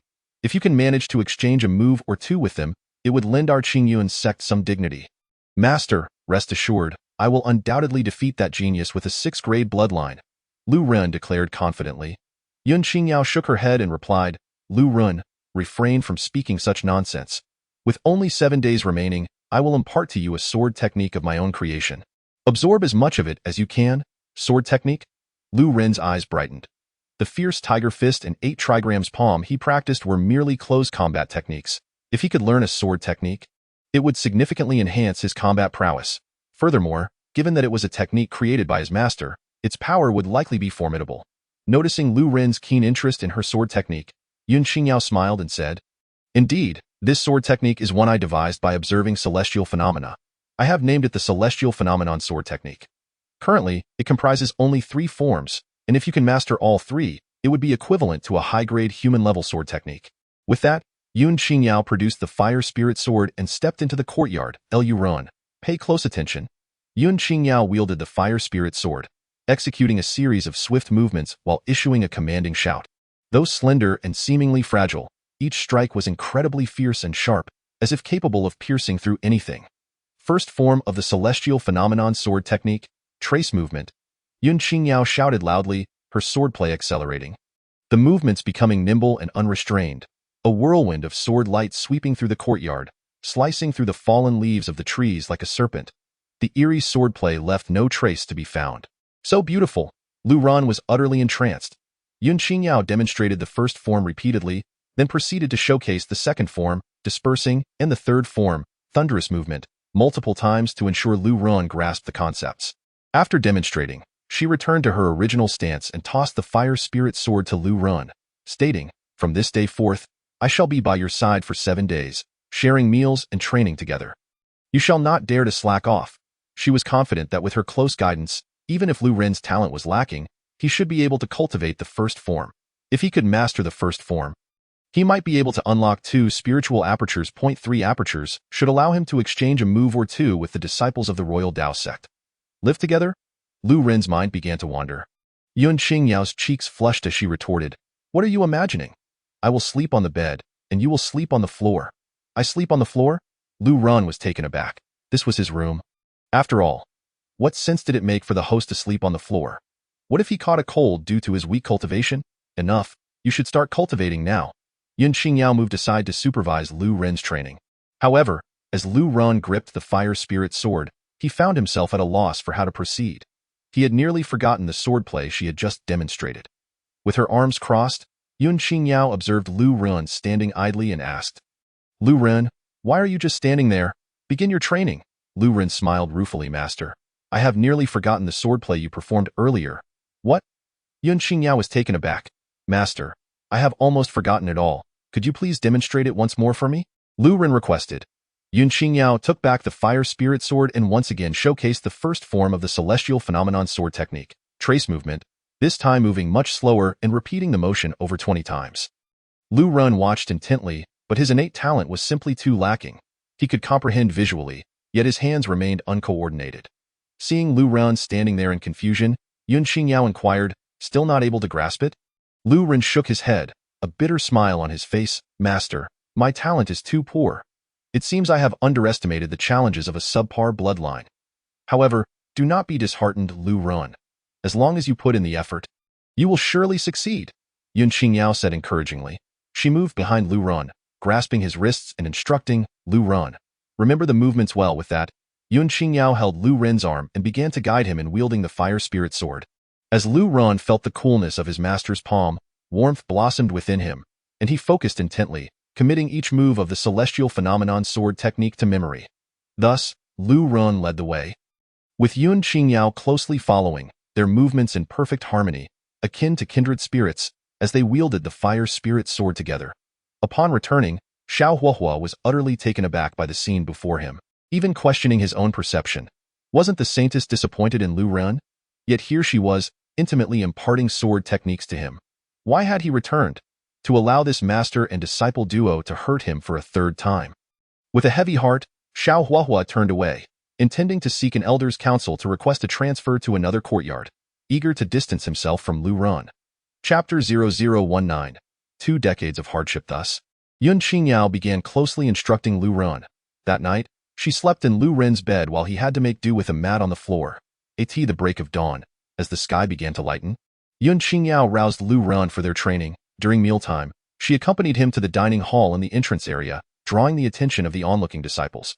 Why is the saintess always with Lu Ren? They whispered that I've heard she's teaching him sword techniques, wanting to showcase them during the upcoming sparring session for new disciples. Lu Ren has a waste bloodline, even if he has opened one spirit aperture. How could he possibly cultivate sword techniques? Many new disciples found this incredulous. Lu Ren, did you hear? They doubt your ability to cultivate. You must strive to prove them wrong. Yun Qingyao urged earnestly. Master, I will do my utmost. Lu Ren nodded resolutely. He was determined not to slack off. After all, the Tianxiang sword technique was a fine-quality human-level sword art.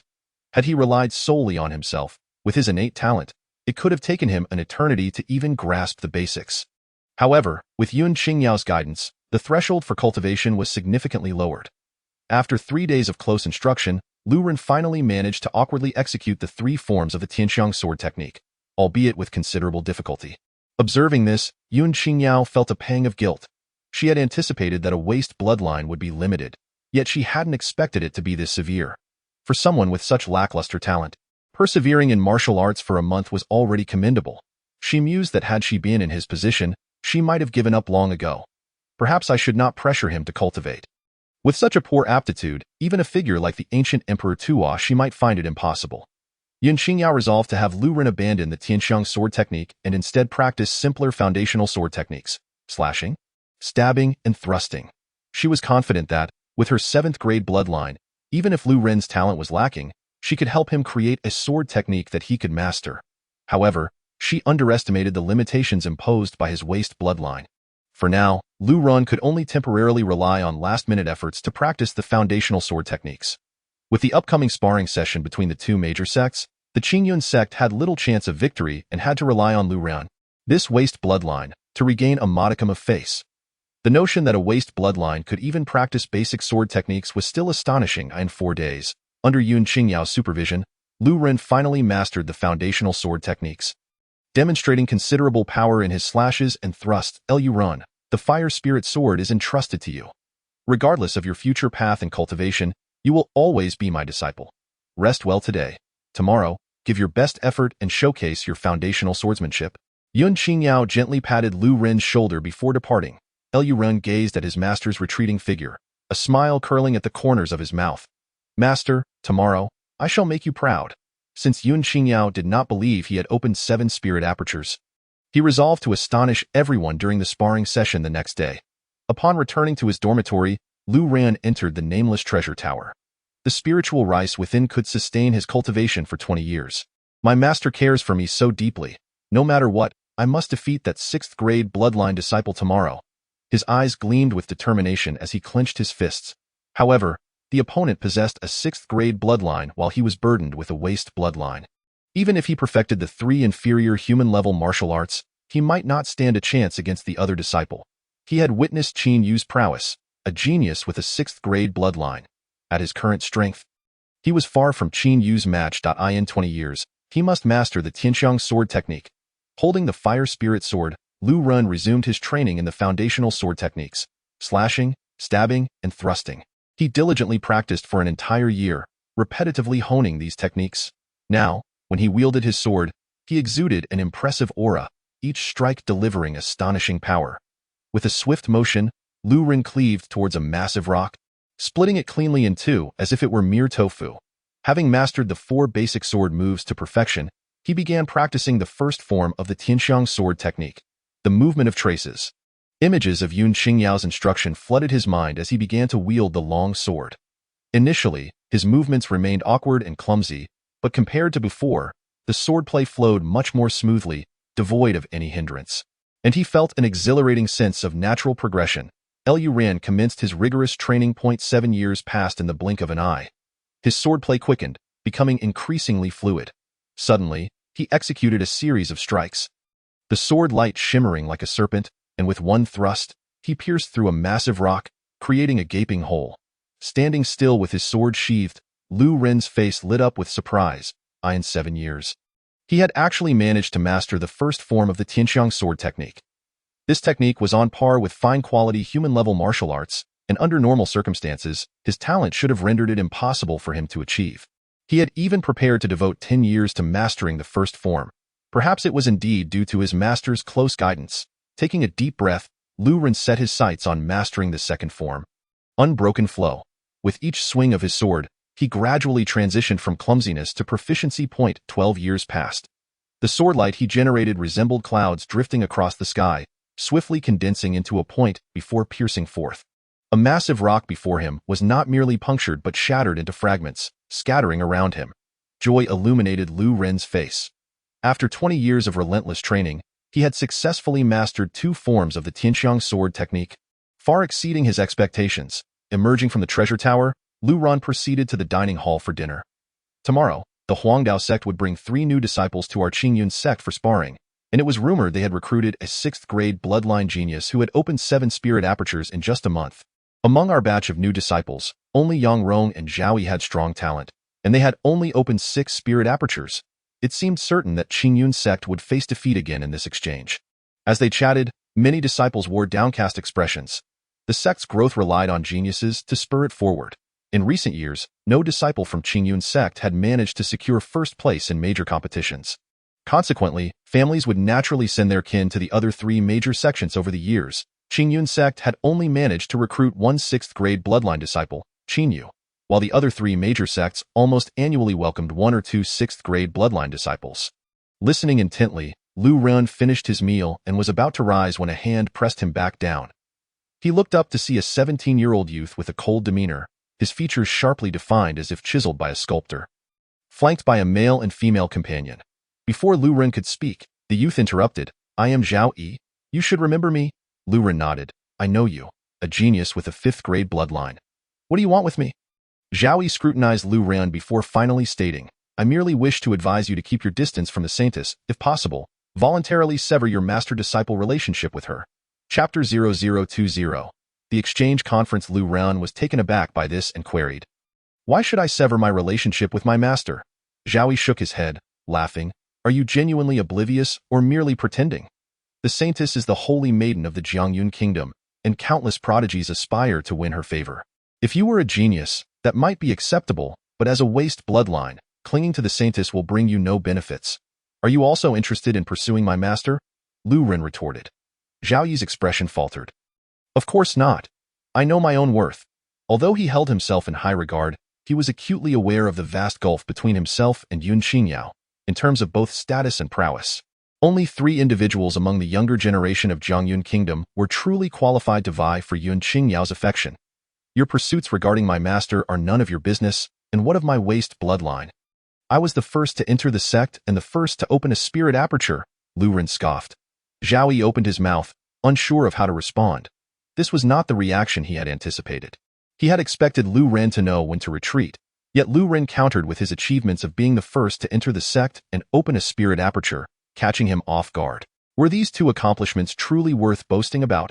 Taking a deep breath, Zhao Yi's tone turned rigid. "Lu Ren, had it not been for the saintess taking you as her disciple, a waste bloodline like you would never have qualified to enter Qingyun sect.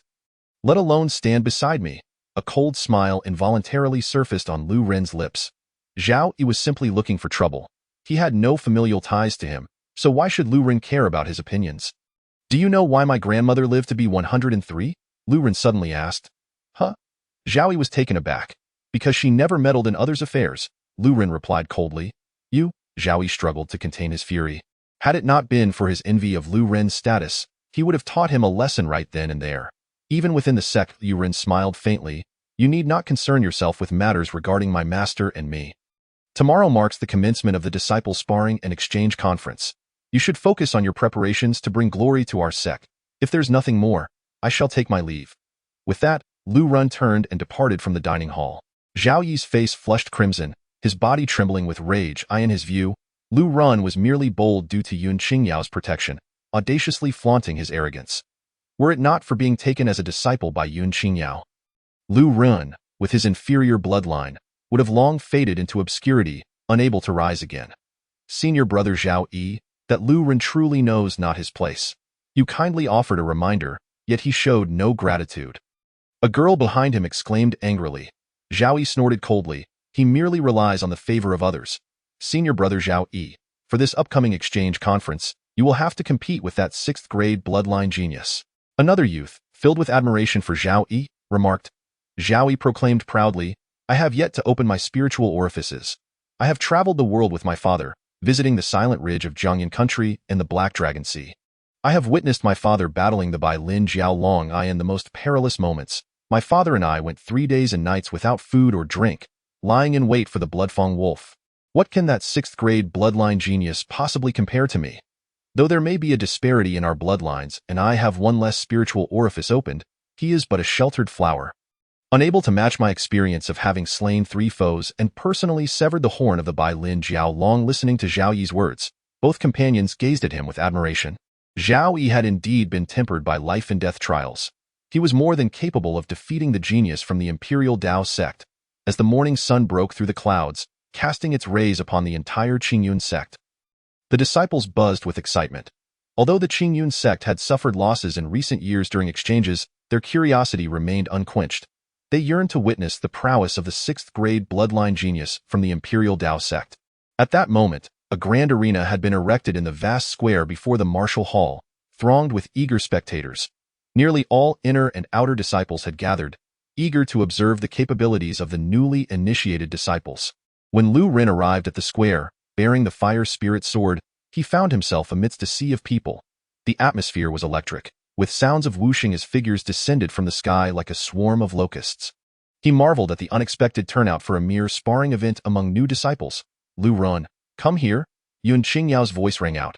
Following the sound, Lu Ren spotted her seated in the elevated VIP section, accompanied by several elders, alongside 2 disciples, a boy and a girl, who were none other than Zhao Yi and Yang Rong, the 2 most gifted among the newly initiated disciples. Upon seeing Lu Ren ascend the steps, Zhao Yi sneered mockingly. Ah, it seems the 3 waste of the new disciples has arrived. Yun Qingyao's voice turned grave. Zhao Yi, do not insult my disciple, Elder Yun. I speak no falsehood. He was grouped with the other 2 wastes under senior sister Qin Yu's training, thus earning the jesting title of 3 waste among the seniors. Zhao Yi laughed. Master, let them call me what they will. I am indeed of inferior bloodline, Lu Ren replied, unfazed. However, Yun Qingyao cast a sharp glance at Zhao Yi. Her voice icy. Zhao Yi, apologize to my disciple at once, or do not blame me for embarrassing you publicly. Zhao Yi's expression darkened, reluctantly addressing Lu Ren. Lu Ren, I was in the wrong earlier. I hope you can forgive me. No matter, Lu Ren thought to himself, secretly pleased at Zhao Yi's discomfort. How delightful it is to have a master to protect me. Lu Ren, go greet the elders, Yun Qingyao instructed. Yes, Lu Ren approached the elders. Clasping his hands together, disciple Lu Ren pays respect to the esteemed elders. The Grand Elder stroked his beard, noticing Lu Ren with the fire spirit sword, his clouded eyes brightening. Lu Ren, have you mastered Elder Yun's celestial sword technique? Lu Ren nodded. Indeed, my master has diligently taught me. I have already mastered 2 forms. Ha ha ha, splendid. The Grand Elder laughed heartily, acknowledging that mastering 2 forms was already commendable. Yun Qingyao felt a twinge of embarrassment. Having not anticipated her disciple's embellishment, he had merely practiced the foundational sword techniques. Yet, at this point, it mattered little. Her disciple had already taken the stage, which was a success in itself. Before long, a commotion erupted within the crowd as an elder from the Qingyun sect arrived. Leading an elderly man and 3 youths, the elder had a mane of golden hair and beard, flowing freely like a lion. The trio behind him, a young man and 2 young women, appeared to be around 17 years of age. The young man, handsome yet slender, bore a long sword, exuding a sharp presence. The girl on his left was strikingly spirited in her black training attire, while the girl on his right, adorned in a green gown, was beautiful and possessed an air of aloofness. Elder Xie, it has been a year. I trust you have been well. The Grand Elder rose to greet him with a smile. Ha ha ha, Elder Xie laughed heartily. Elder Ming, I have heard that your Qingyun sect has taken in a disciple of inferior bloodline, and you intend to have him spar with my disciples? Do you truly believe he can be cultivated like the ancient Emperor Tashi? Yu Qingyun sect dares to accept a disciple of such lineage. I, Xie Kuang, am truly impressed. Even a figure like the ancient Emperor Tashi, if inheriting inferior bloodline, could only fade into obscurity. I commend your Qingyun sect for accepting such a disciple. Elder Xie added, giving a thumbs up. The Grand Elder cursed inwardly. How could they arrive and immediately insult them? However, as the host, he had to maintain decorum and could only continue to greet them with a forced smile. Yet, as the saying goes, there are no inferior bloodlines, only inferior individuals. I shall see just how capable this boy is. Elder Xie smiled, then introduced the trio beside him. Elder Ming, these three are the disciples the Imperial Dao sect have recruited this year.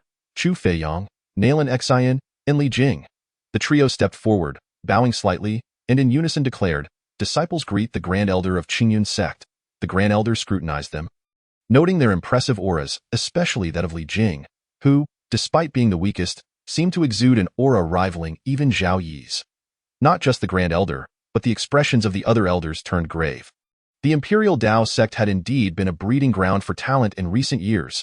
The Grand Elder exchanged pleasantries, then gestured towards Lu Ran and the others, saying, Elder Xie, these three disciples are Zhao Yi, Yang Rong, and Lu Ran, who are to engage in sparring with your three disciples. Elder Xie cast a dismissive glance at the trio, then declared, let us not delay. Let the sparring commence. Immediately, an elder leaped onto the arena. Proclaiming loudly, the sparring exchange conference officially begins. As per tradition, it will be one-on-one duels. If one side wins 3 consecutive battles, they will be declared the victor. If not, the winner will engage in a second round of duels, and the final winner will emerge victorious. Now, may each side send forth a disciple to the arena. With that, the organizing elder stepped aside. Li Jing, you shall go first. Li Jing, clad in a green dress, leaped gracefully onto the arena, her gaze fixed on Lu Ran and the others. I am Li Jing, a disciple of the Imperial Dao sect, with a 5th grade bloodline and 6 spiritual orifices opened. Who among you will face me first? Lu Ran, you go. Yin Qingyao instructed. This Li Jing should be the weakest among them. Lu Ran should have a chance to showcase his skills.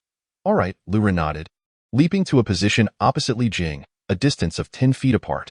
The crowd's expressions turned peculiar as they witnessed Lu Ran stepping onto the arena. What was the sect's intention? Did they truly allow Lu Ran to compete?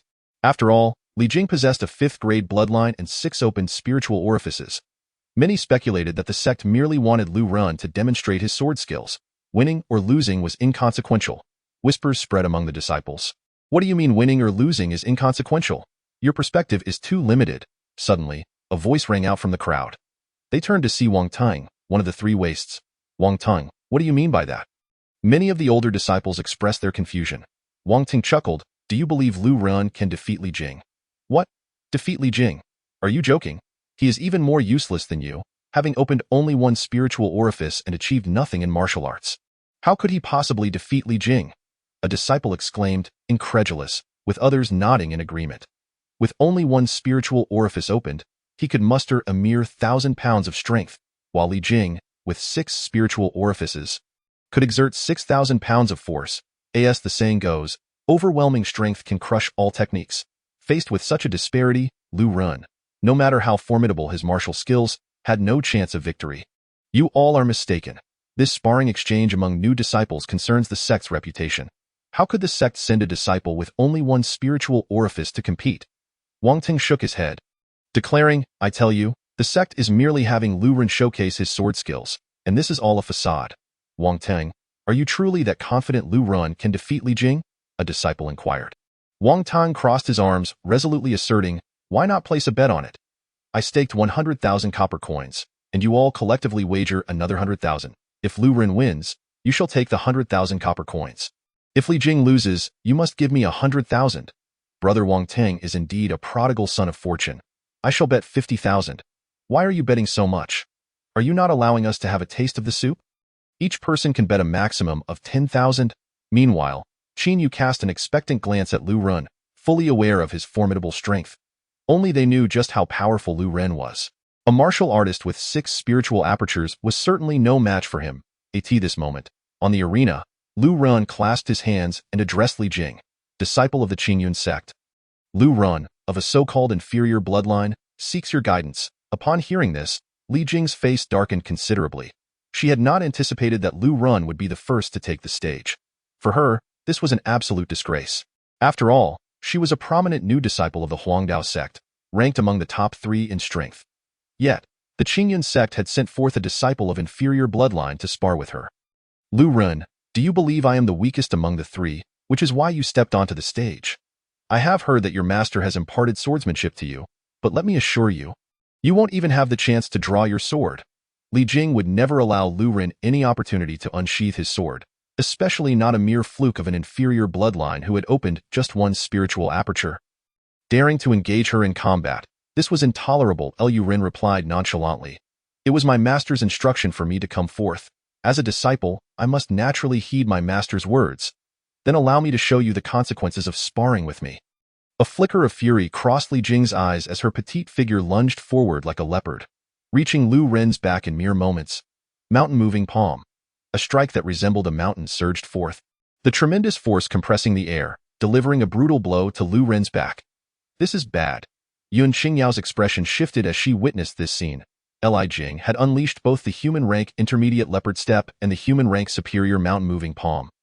Both mastered to perfection. Let alone Lu Ren, any martial artist with 6 spiritual apertures would find it exceedingly difficult to withstand this onslaught. Die! Li Jing cried out, her palm crashing down fiercely.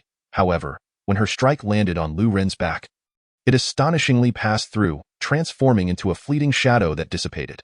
What? Li Jing's countenance changed drastically as she spotted Lu Ren's figure, leaping continuously on the arena, resembling a spirit cat, before suddenly appearing before her. Fierce tiger fist? Lu Ren materialized in front of Li Jing, his fist striking with the ferocity of a tiger pouncing on its prey, aimed directly at her face. Li Jing had no time to defend herself. She crossed her arms in a protective stance just as Lu Ren's fist collided with hers. Poof! Li Jing felt an overwhelming force surge through her, sending her flying uncontrollably backward, spitting out a mouthful of blood before crashing heavily onto the ground below the arena. Lu Ren approached her, fixing his gaze upon Li Jing. You are not worthy of my sword. Chapter 0022. Shock across the arena at this moment. The entire arena fell into silence, lingering for several breaths before erupting into a frenzy. The disciple of the inferior bloodline from their sect had actually defeated the talented disciple of the Huangdao sect, who possessed a 5th-grade bloodline. Furthermore, he had displayed 2 perfected martial techniques. Ha ha ha, Lu Ren has won. Quickly hand over the money to me. Amidst the crowd, Wang Ting burst into laughter. Wang Tung, do you know something we don't? A disgruntled disciple handed a note of money to Wang Tung. Wang Ting accepted it. Grinning, I teamed up with him for a task, hence I know Lu Ren's true strength. He and senior sister Qin Yu jointly defeated the Biling Flood Dragon King. Upon hearing Wang Ting's words, the surrounding new disciples were left in astonishment. In the VIP section, Yun Qingyao's mind was blank. She had never anticipated that Lu Ren could be so formidable. Wasn't her disciple supposed to be of an inferior bloodline? Wasn't he a hopeless case in martial arts? The only spiritual aperture he had opened was a divine gift. If she had not personally taught Lu Ren swordsmanship, she would not have believed he could be so capable. Yet, the Lu Ren standing on the arena was utterly different from the one she had known. This kid has been deceiving me all along. Just wait and see how I will deal with him. Yun Qingyao muttered to herself, fuming. The Grand Elder's face radiated with joy as he turned to Yun Qingyao. Elder Yun, you have truly deceived us old folks. You have trained Lu Ren to such an impressive level. The perfected spirit cat step, the perfected fierce tiger fist. Tut, tut, tut. Elder Yun, how did you manage this? In just 2 months, you have brought 2 inferior human rank martial techniques to perfection. Elder Yun, do you possess some unique training method? Many elders inquired, unable to conceal their envied eye in their eyes. Lu Ren's remarkable transformation must be attributed to Yun Qingyao's influence. Coming back to her senses, Yun Qingyao steeled herself. I naturally have my own training methods. Even an inferior bloodline can be cultivated. Xie Kuang's expression turned ashen. Their sect's third-rank new disciple, Li Jing, had been defeated by an inferior bloodline. If this news were to spread, what face would the Huangdao sect have left? Zhao Yi's countenance was equally grim. He had initially thought Lu Run would embarrass himself at this exchange conference, yet he had unexpectedly become so powerful, mastering 2 inferior human-rank martial techniques to perfection. Could this be accomplished by someone of an inferior bloodline? An elder promptly leaped onto the arena, cheerfully announcing. In the first match, disciple Lu Run of the Qingyun sect emerges victorious. Now, let us proceed to the second match. Lu Ren descended from the arena and approached Yun Qingyao. The Grand Elder unabashedly praised him. Lu Ren, well done. You have brought glory to our Qingyun sect. Once the exchange conference concludes, there will be generous rewards for you. Lu Ren's performance had far exceeded his expectations. Even if he were to lose the next 2 battles, he would not mind. It is all thanks to my master's teachings. If there are rewards, they should be given to my master, Lu Ren humbly stated. Yun Qingyao, listening to Lu Ren's words, felt a mix of emotions, never having imagined that this disciple she had taken could bring her such honor. Next, the second match would see Huangdao sect's Nailan Xian face off against Qingyun sect's Yangrong.as. Both ascended the arena. The presiding elder announced. Let the match begin. Whoosh, almost simultaneously as the presiding elder stepped back. Nailan Xian's gaze flickered, and her body nearly pressed against the ground, surging towards Yang Rong.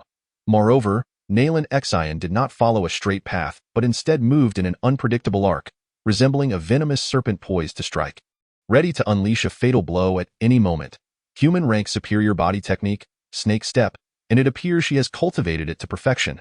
Many disciples instantly recognized the martial technique Nailan Xian was employing. This snake step was notoriously difficult to master, requiring a solid foundation from a young age to make the body as supple as that of a snake. Truly, she is the top genius among the newly initiated disciples of the Huangdao sect. I wonder if Yang Rong can withstand her assault. Lu Run, observing the snake step, felt a surge of trepidation. His spirit cat step excelled in speed, while the snake step was elusive and challenging to decipher. If Yang Rong had not trained in a counter technique to the snake step, she would likely face imminent defeat. And indeed, Yang Rong found it nearly impossible to defend against Nailan Xian's snake step. Although she had also trained in body techniques, she had only managed to reach the minor completion stage. Nailan Xian attacked relentlessly, giving Yang Rong no chance to counter, darting to the other side with each strike. Yang Rong remained entirely on the defensive. After several exchanges, Yang Rong finally succumbed. Nailan Xian delivered a powerful strike to her chest, producing a sound like cracking bones. In an instant, Yang Rong was sent flying. Crashing to the ground, her face contorted in agony. How ruthless! Lu Ren distinctly heard the sound of ribs breaking and frowned. Nailan Xian could have held back some of her force, yet she struck with such intensity. A martial artist should possess such ferocity. No matter who the enemy is, showing mercy to them is cruelty to oneself. Being soft-hearted will never lead to great achievements, Xia Kuang remarked coldly, soon after. An elder took Yang Rong away for treatment. Amidst the clamor of the disciples, the third match finally commenced. The third match was also the most significant of the exchange conference, a showdown between the strongest 2. Whoever emerged victorious would almost assuredly claim this conference. Chu Feiyang ascended the arena, gazing at Zhao Yi, and coolly stated, "You are not my opponent. You should concede." Zhao Yi, smirking, taunted, "Though you possess one more spiritual aperture than I, it is not insurmountable. Today, I shall challenge you to a duel, 6 apertures against 7. Is that so?" Chu Feiyang chuckled nonchalantly. Upon hearing this, Zhao Yi's brow twitched. Chu Feiyang's calm demeanor unsettled him, though this thought quickly dissipated. The disparity in power between 6 and 7 spiritual apertures was not insurmountable, and one could certainly compensate with martial techniques and combat ability. Today, Zhao Yi intended to trample the genius Yang Ming of the Huangdao sect, who possessed a 6th-grade bloodline. Zhao Yi, disciple of the Qingyun sect, with a 5th-grade bloodline. Request your guidance, Zhao Yi declared. Chu Feiyang replied casually, I, Chu Feiyang, disciple of the Huangdao sect, with a 6th-grade bloodline, heir of the ghost sword. Request your guidance. What? He is actually the heir of the ghost sword. Just like the Holy Maiden, he is a successor of the ghost sword king. Many intersect disciples were left astounded. Hearing the discussions around him, Lu Ren instinctively glanced at Yun Qingyao, clearly sensing her face had grown somewhat unnatural. Zhao Yi's heart wavered, astonished. You are the heir of the ghost sword? Are you afraid? Chfing emitted a light chuckle. His footfall firm as he effortlessly closed the 30s distance, Standing before Zhou with wild abandon, he unleashed a flurry of punches, the terrifying force of his blows generating searing gusts of air. Resembling two molten iron blocks, was this the pinnacle of human-level martial arts, the blazing fire fist? And had he truly perfected it? Faced with the overwhelming barrage of fists, Zhou expression shifted, his hands morphing into claws as he desperately grasped at the onslaught, engaging in a fierce contest of strength. Bang, bang, bang. The air reverberated with the sounds of violent collisions, terrifying waves of energy rippling outward. Yet, Zhou was forced to retreat, nearly teetering on the edge of the arena, just a step away from plummeting down. Iron wolf ghost steps. Zhou lightly treaded, his form embodying the essence of a wolf. Once he steadied himself, he lunged towards Fing like a ravenous predator. Fing remained steadfast, immobile, countering Zhou's relentless assault with ferocious palm strikes that deflected every attack. After a dozen exchanges, a powerful impact sent Zhou staggering back several steps. Regaining his composure, he sneered, "The air of the ghost sword is nothing but this." Though he had yet to unlock a spiritual aperture compared to Fing, he sensed that his opponent's prowess was not vastly superior. Victory in this battle was assured. Chapter 0023 Divine Bloodline. The heir of the ghost sword was exceedingly renowned in the kingdom of Jiangyun. The Holy Maiden had once been the heir herself. Those who ascended to this title were typically prodigies of extraordinary talent and insight.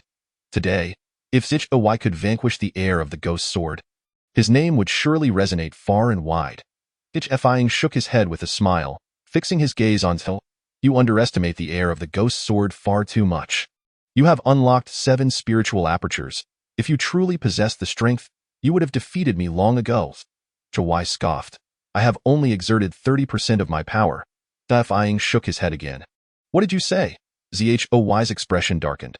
Suddenly, Fing's aura surged dramatically, his speed doubling as he dashed towards Zhou, delivering a series of perfected blazing fire fists. Bang, bang, bang, waves of scorching fists rained down upon Zhou.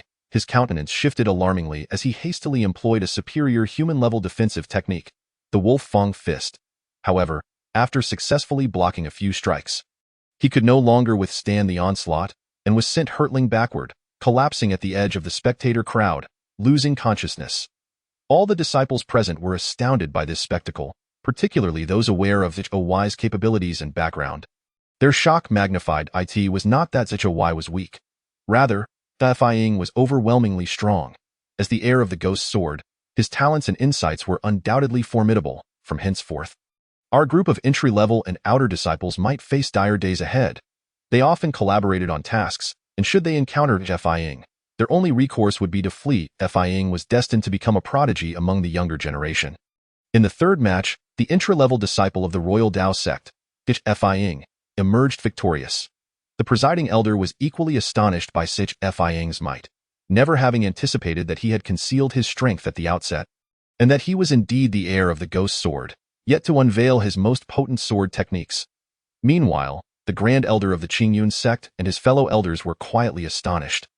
Recognizing that Fing's displayed strength surpassed that of last year's Qa, the Grand Elder forced a smile, clapping his hands in delight. Truly worthy of the ghost sword's heir. The Royal Dao sect has gained the heir of the ghost sword, and it seems destined to ascend among the first-rate sects, Xie Kuang remarked. If the Qingyun sect could cultivate a disciple of the so-called inferior bloodline into a second Tashi ancient emperor, it would not merely elevate us to a first-rate sect, but could potentially position us among the most prestigious sects of the Xianhuang continent.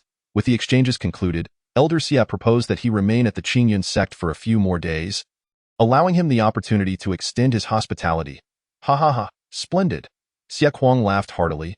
However, LNXN interjected. Esteemed elders, the exchanges are not yet over, are they?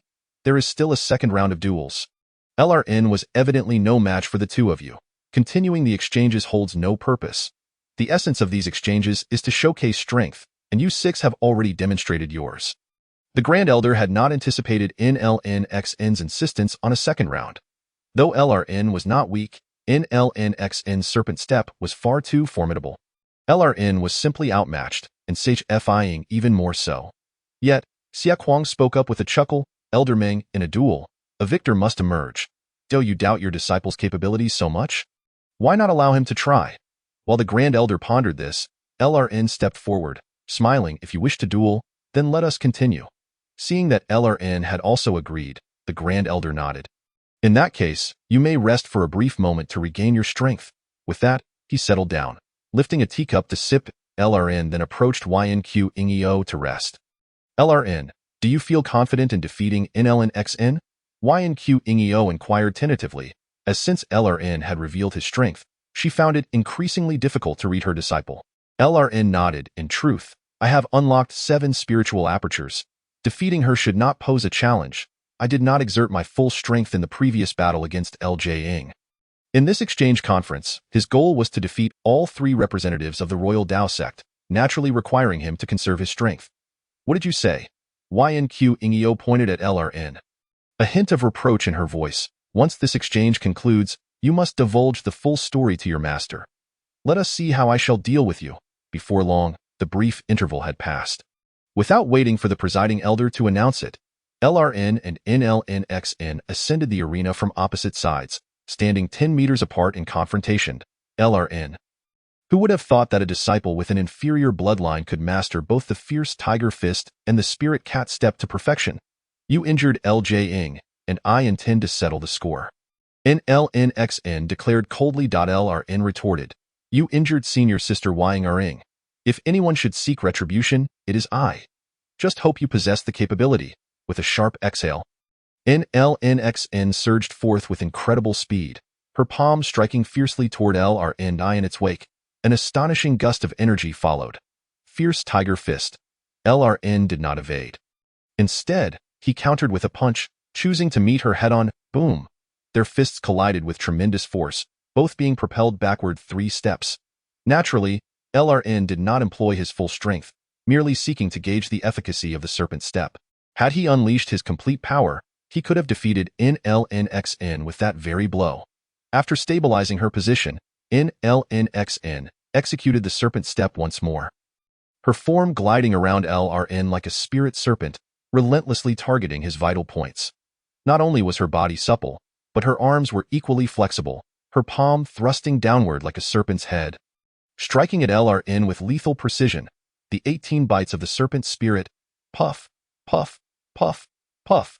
The ferocious palm strikes resembled a serpent tearing through the air, even producing a sizzling sound, utterly fierce. This superior human-level technique, the 18 bites of the serpent spirit, had been cultivated to the 12th bite by her, rendering her nearly invincible in close combat, with LRN relying on the fierce tiger fist and the spirit cat step. Defeat seemed imminent. A hint of concern crossed the faces of many elders. LRN, witnessing this scene, YNQ felt a similar worry. She was not afraid of LRN's potential loss, but rather for his safety. Even though he had unlocked 7 spiritual apertures, he still faced a formidable opponent. 0.8 trigrams palm.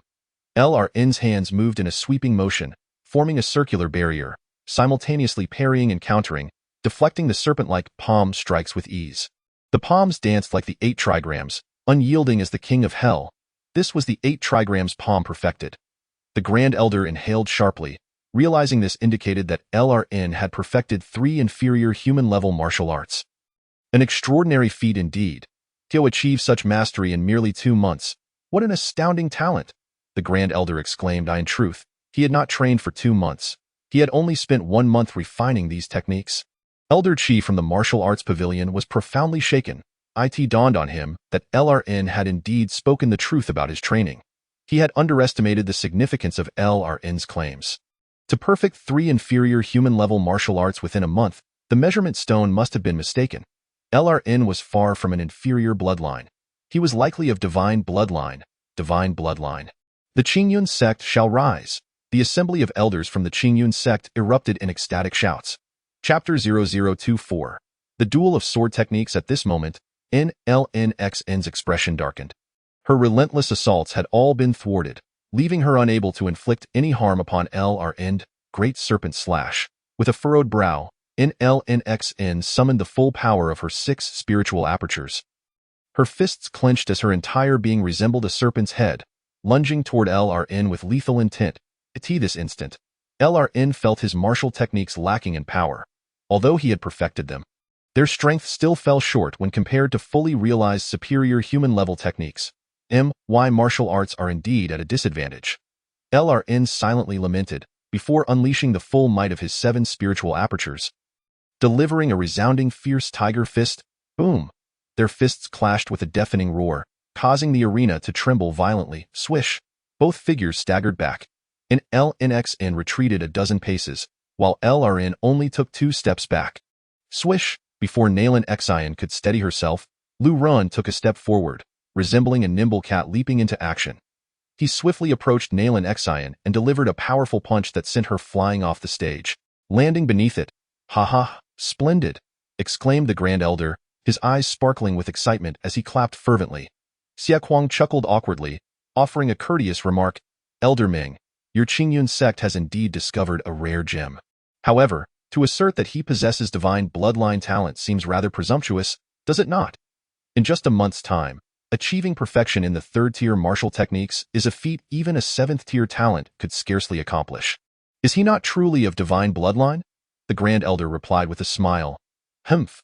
Xia Kuang snorted disdainfully, retorting, "Then let my sect's 6th-tier bloodline face off against your sect's divine bloodline, and we shall see who prevails."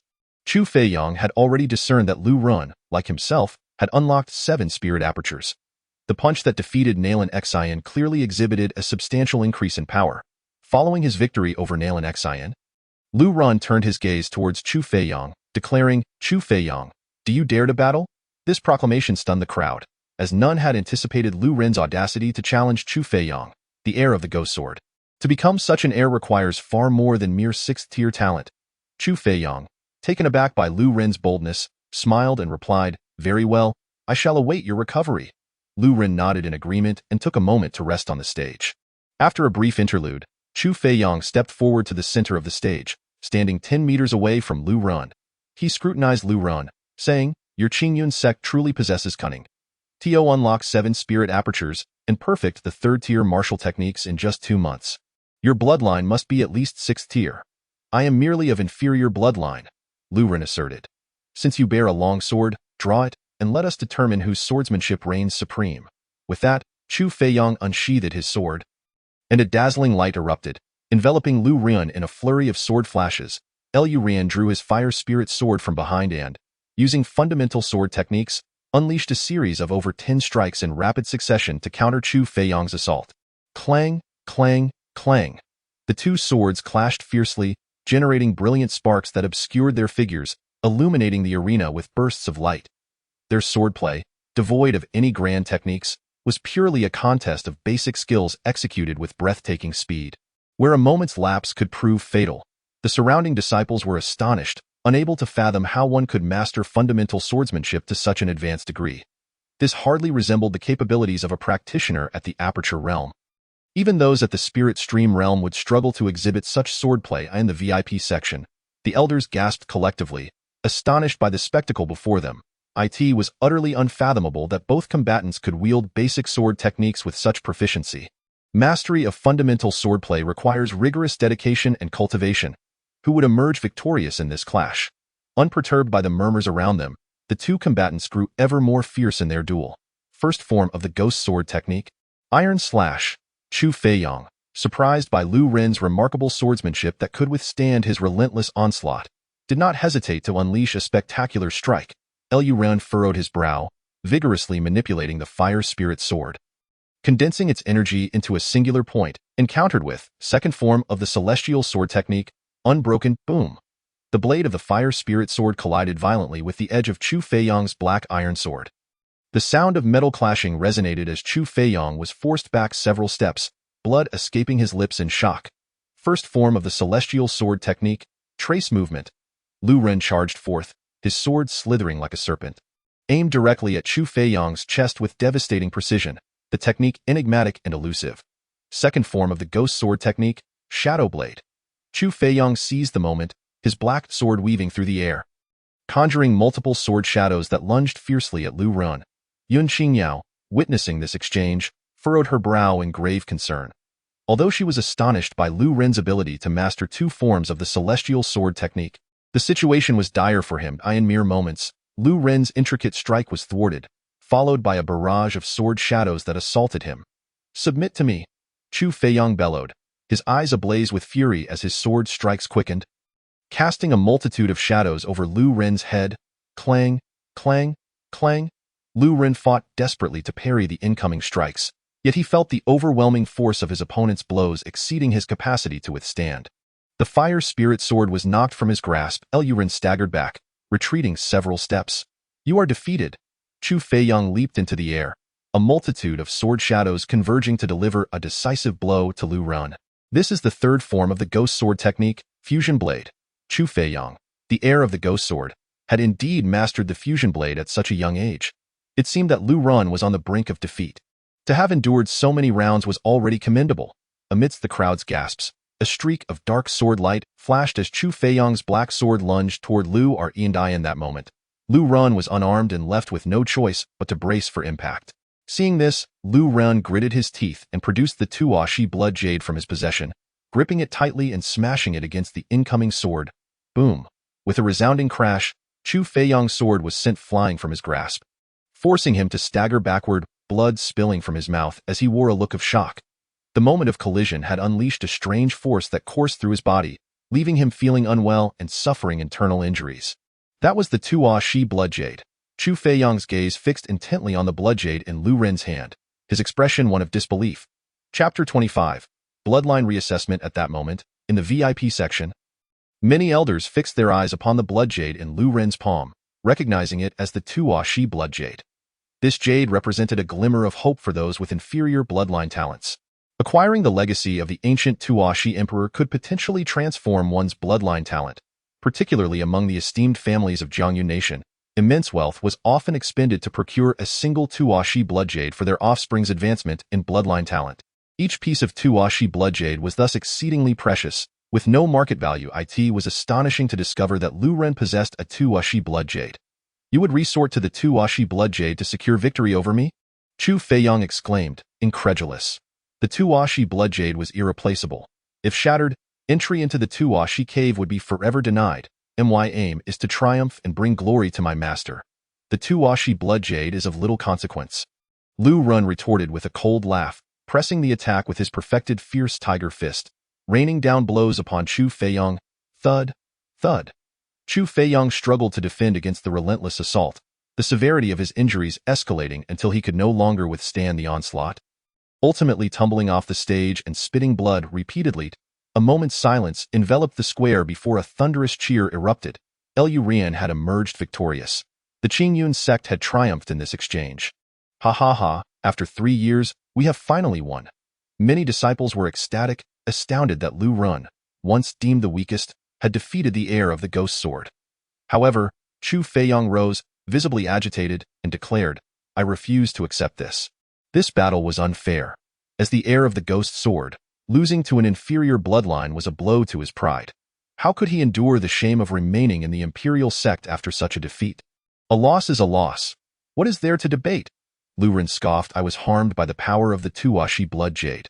"You are not my equal," Chu Feiyang retorted angrily in a sparring match. "There are no rules against employing the Tuashi blood jade, are there? Victory is what matters," Lu Ren replied with a grin. "You?" Chu Feiyang was about to erupt when Elder Xiequang intervened, leaving him to glare at Lu Ren with resentment.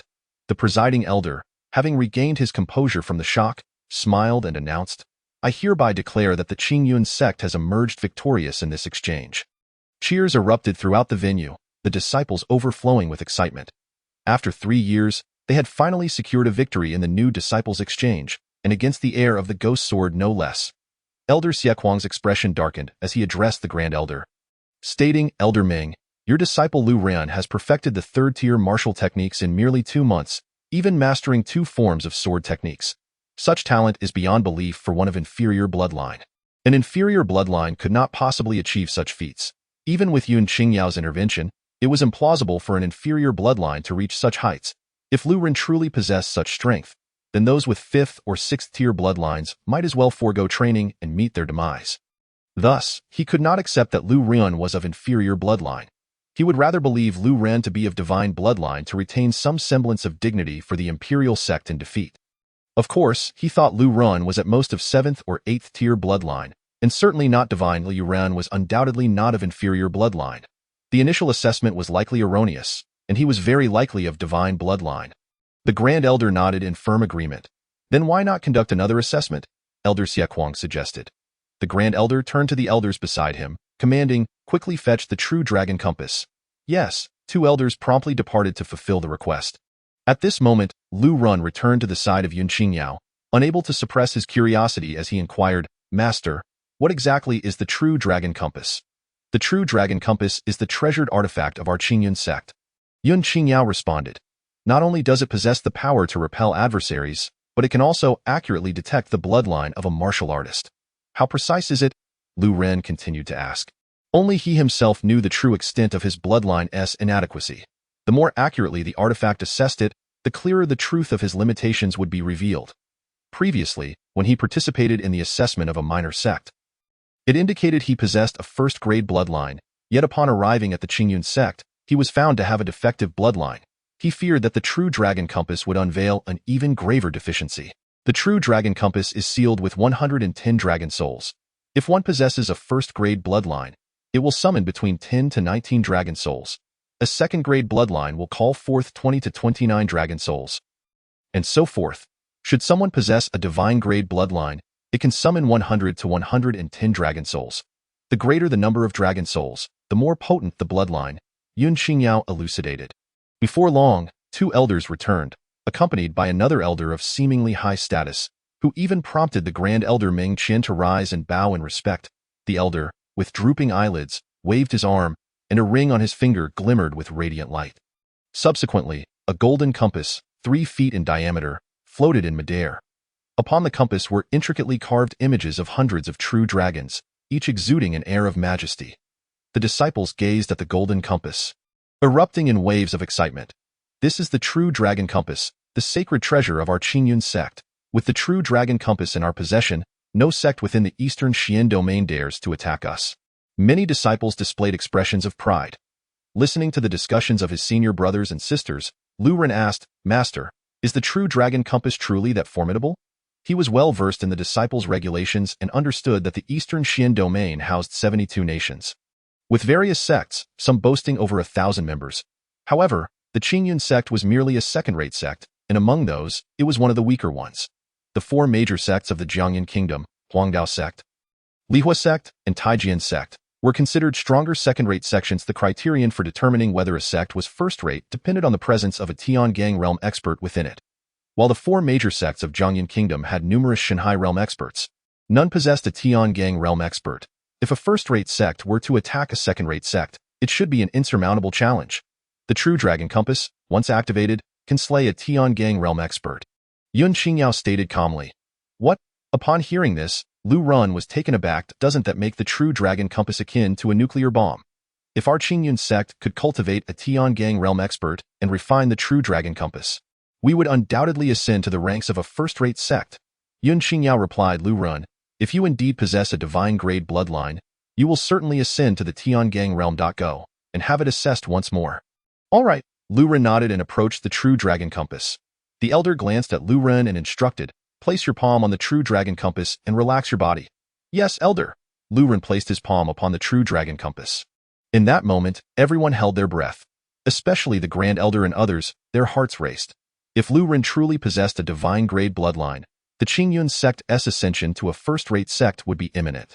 Conversely, Elder Xiequang of the Huangdao sect felt a tumult of emotions, wishing for Lu Ren to possess a divine-grade bloodline, yet also hoping he did not. Ideally, a 7th or 8th grade bloodline would suffice. Something they could still accept. Buzz. At that moment, the true dragon compass emitted a resonating sound. All eyes were glued to the compass. 1 breath, 2 breaths, 9 breaths, 10 breaths. After 10 breaths, the true dragon compass remained unresponsive. What is going on? Even if I am inadequate, it shouldn't he fail to summon a single dragon soul, right? Lu Ren's expression was one of frustration. Not only he, but everyone present felt an overwhelming sense of bewilderment. The elder, with drooping eyelids, also wore a puzzled expression. Even a defective bloodline should be able to summon at least 1 dragon soul. Could it be that the true dragon compass had malfunctioned? The elder murmured and then addressed Lu Ren. Step aside and allow me to give it a try. Yes, Lu Ren stepped aside. The elder pressed his withered palm against the true dragon compass. Buzz!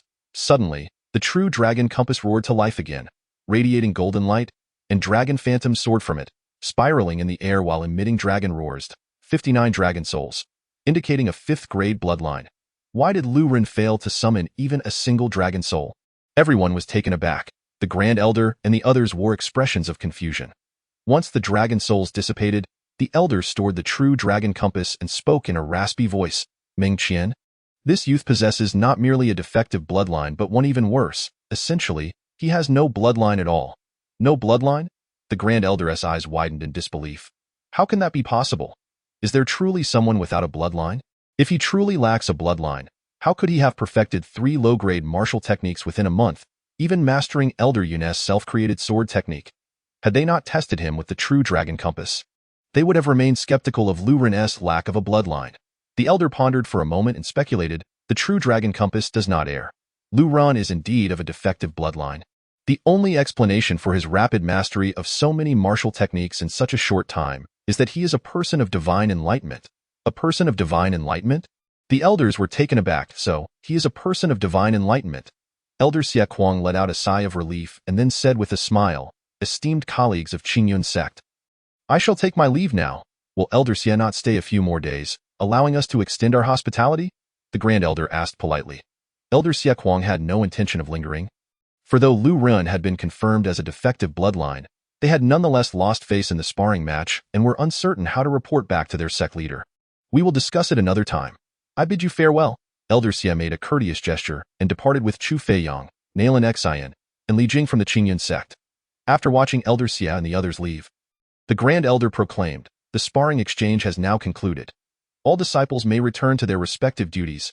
Lu Ren, Elder Yun, and all esteemed elders, please join me in the martial hall. Within the martial hall, a dozen elders gathered, with Lu Ren standing at the center while the others seated themselves on either side.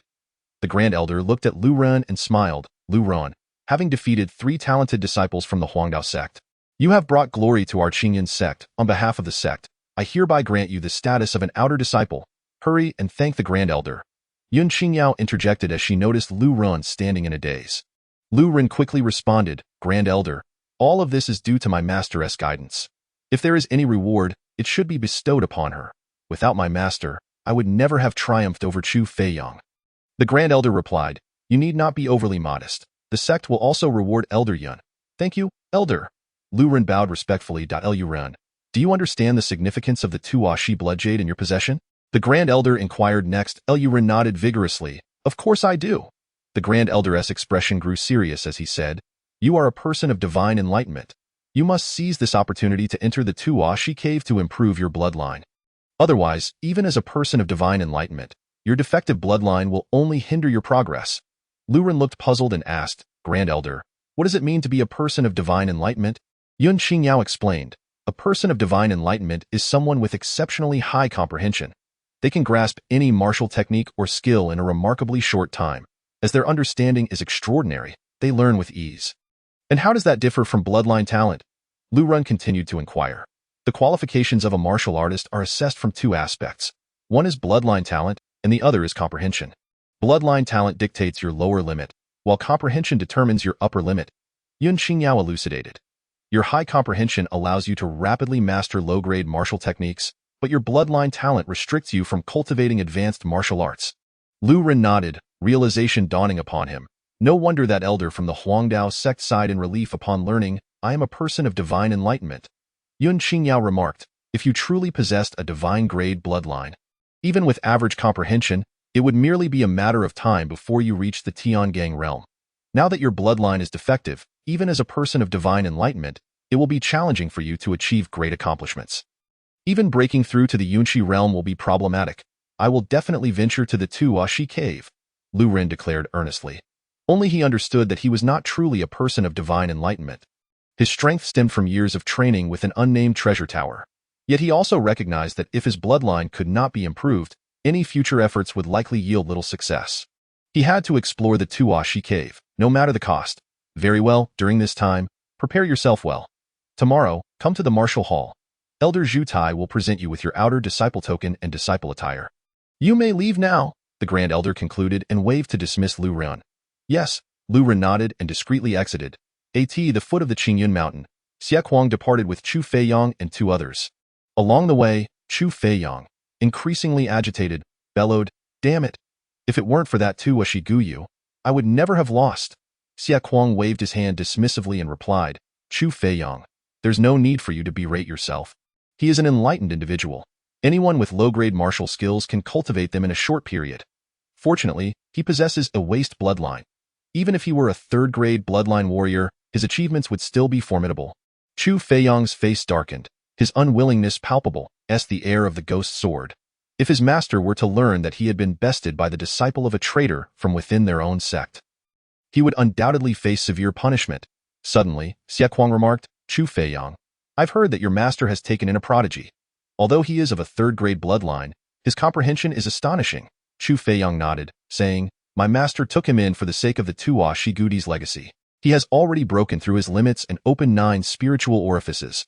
Once he enters the Tuwashi cave, he will certainly wreak havoc, unmatched by anyone. Lu Run, possessing the Tuwashi blood jade, will undoubtedly seek the Tuwashi cave. We must not allow him to obtain the legacy of the Tuwashi Gudi." A glint of murder flashed across Xie Kuang's face as he declared, "We must ensure that your junior disciple takes action to eliminate Lu Ren and eradicate future threats. Rest assured, Elder, if Lu Ren dares to approach the Tuwashi cave, he will meet his demise." Chu Feiyang coldly asserted. Chapter 27. The bet with the master. At this very moment, within the martial hall, a group of elders remained silent, the atmosphere tense. However, Yun Qingyao's expression had turned exceptionally frigid as she said, "Elder, the news of Lu Ren being an enlightened individual will undoubtedly spread across all major sections. How can you allow my disciple to venture into the Tuwa Shigudi's cave? Setting aside the slim chance of Lu Ren obtaining the Tuwa Shigudi's legacy, even if he were to succeed, would the disciples from various sects, along with those ancient beings, allow him to leave alive?" This was her first display of anger, expressing dissatisfaction with the sect's decision. The elder had not anticipated Yun Qingyao's furious reaction and chuckled awkwardly, "Elder Yun, Lu Ran is an enlightened individual. If he can indeed alter his bloodline grade, his potential would be terrifying. Moreover, Lu Ran wishes to give it a try." "Give it a try?" Yun Qingyao abruptly stood, striding towards the entrance of the martial hall. She turned to face the assembly of elders, coldly stating, "To you, Lu Ren is merely an outer disciple. His life or death is of no concern to you. You only care about whether your sect can cultivate a genius. Yet he is my disciple. Whether he is a genius or a waste, all I desire is for him to live well." With that, Yun Qingyao left the elders, their faces ashen, in the entrance area of the Qingyun sect.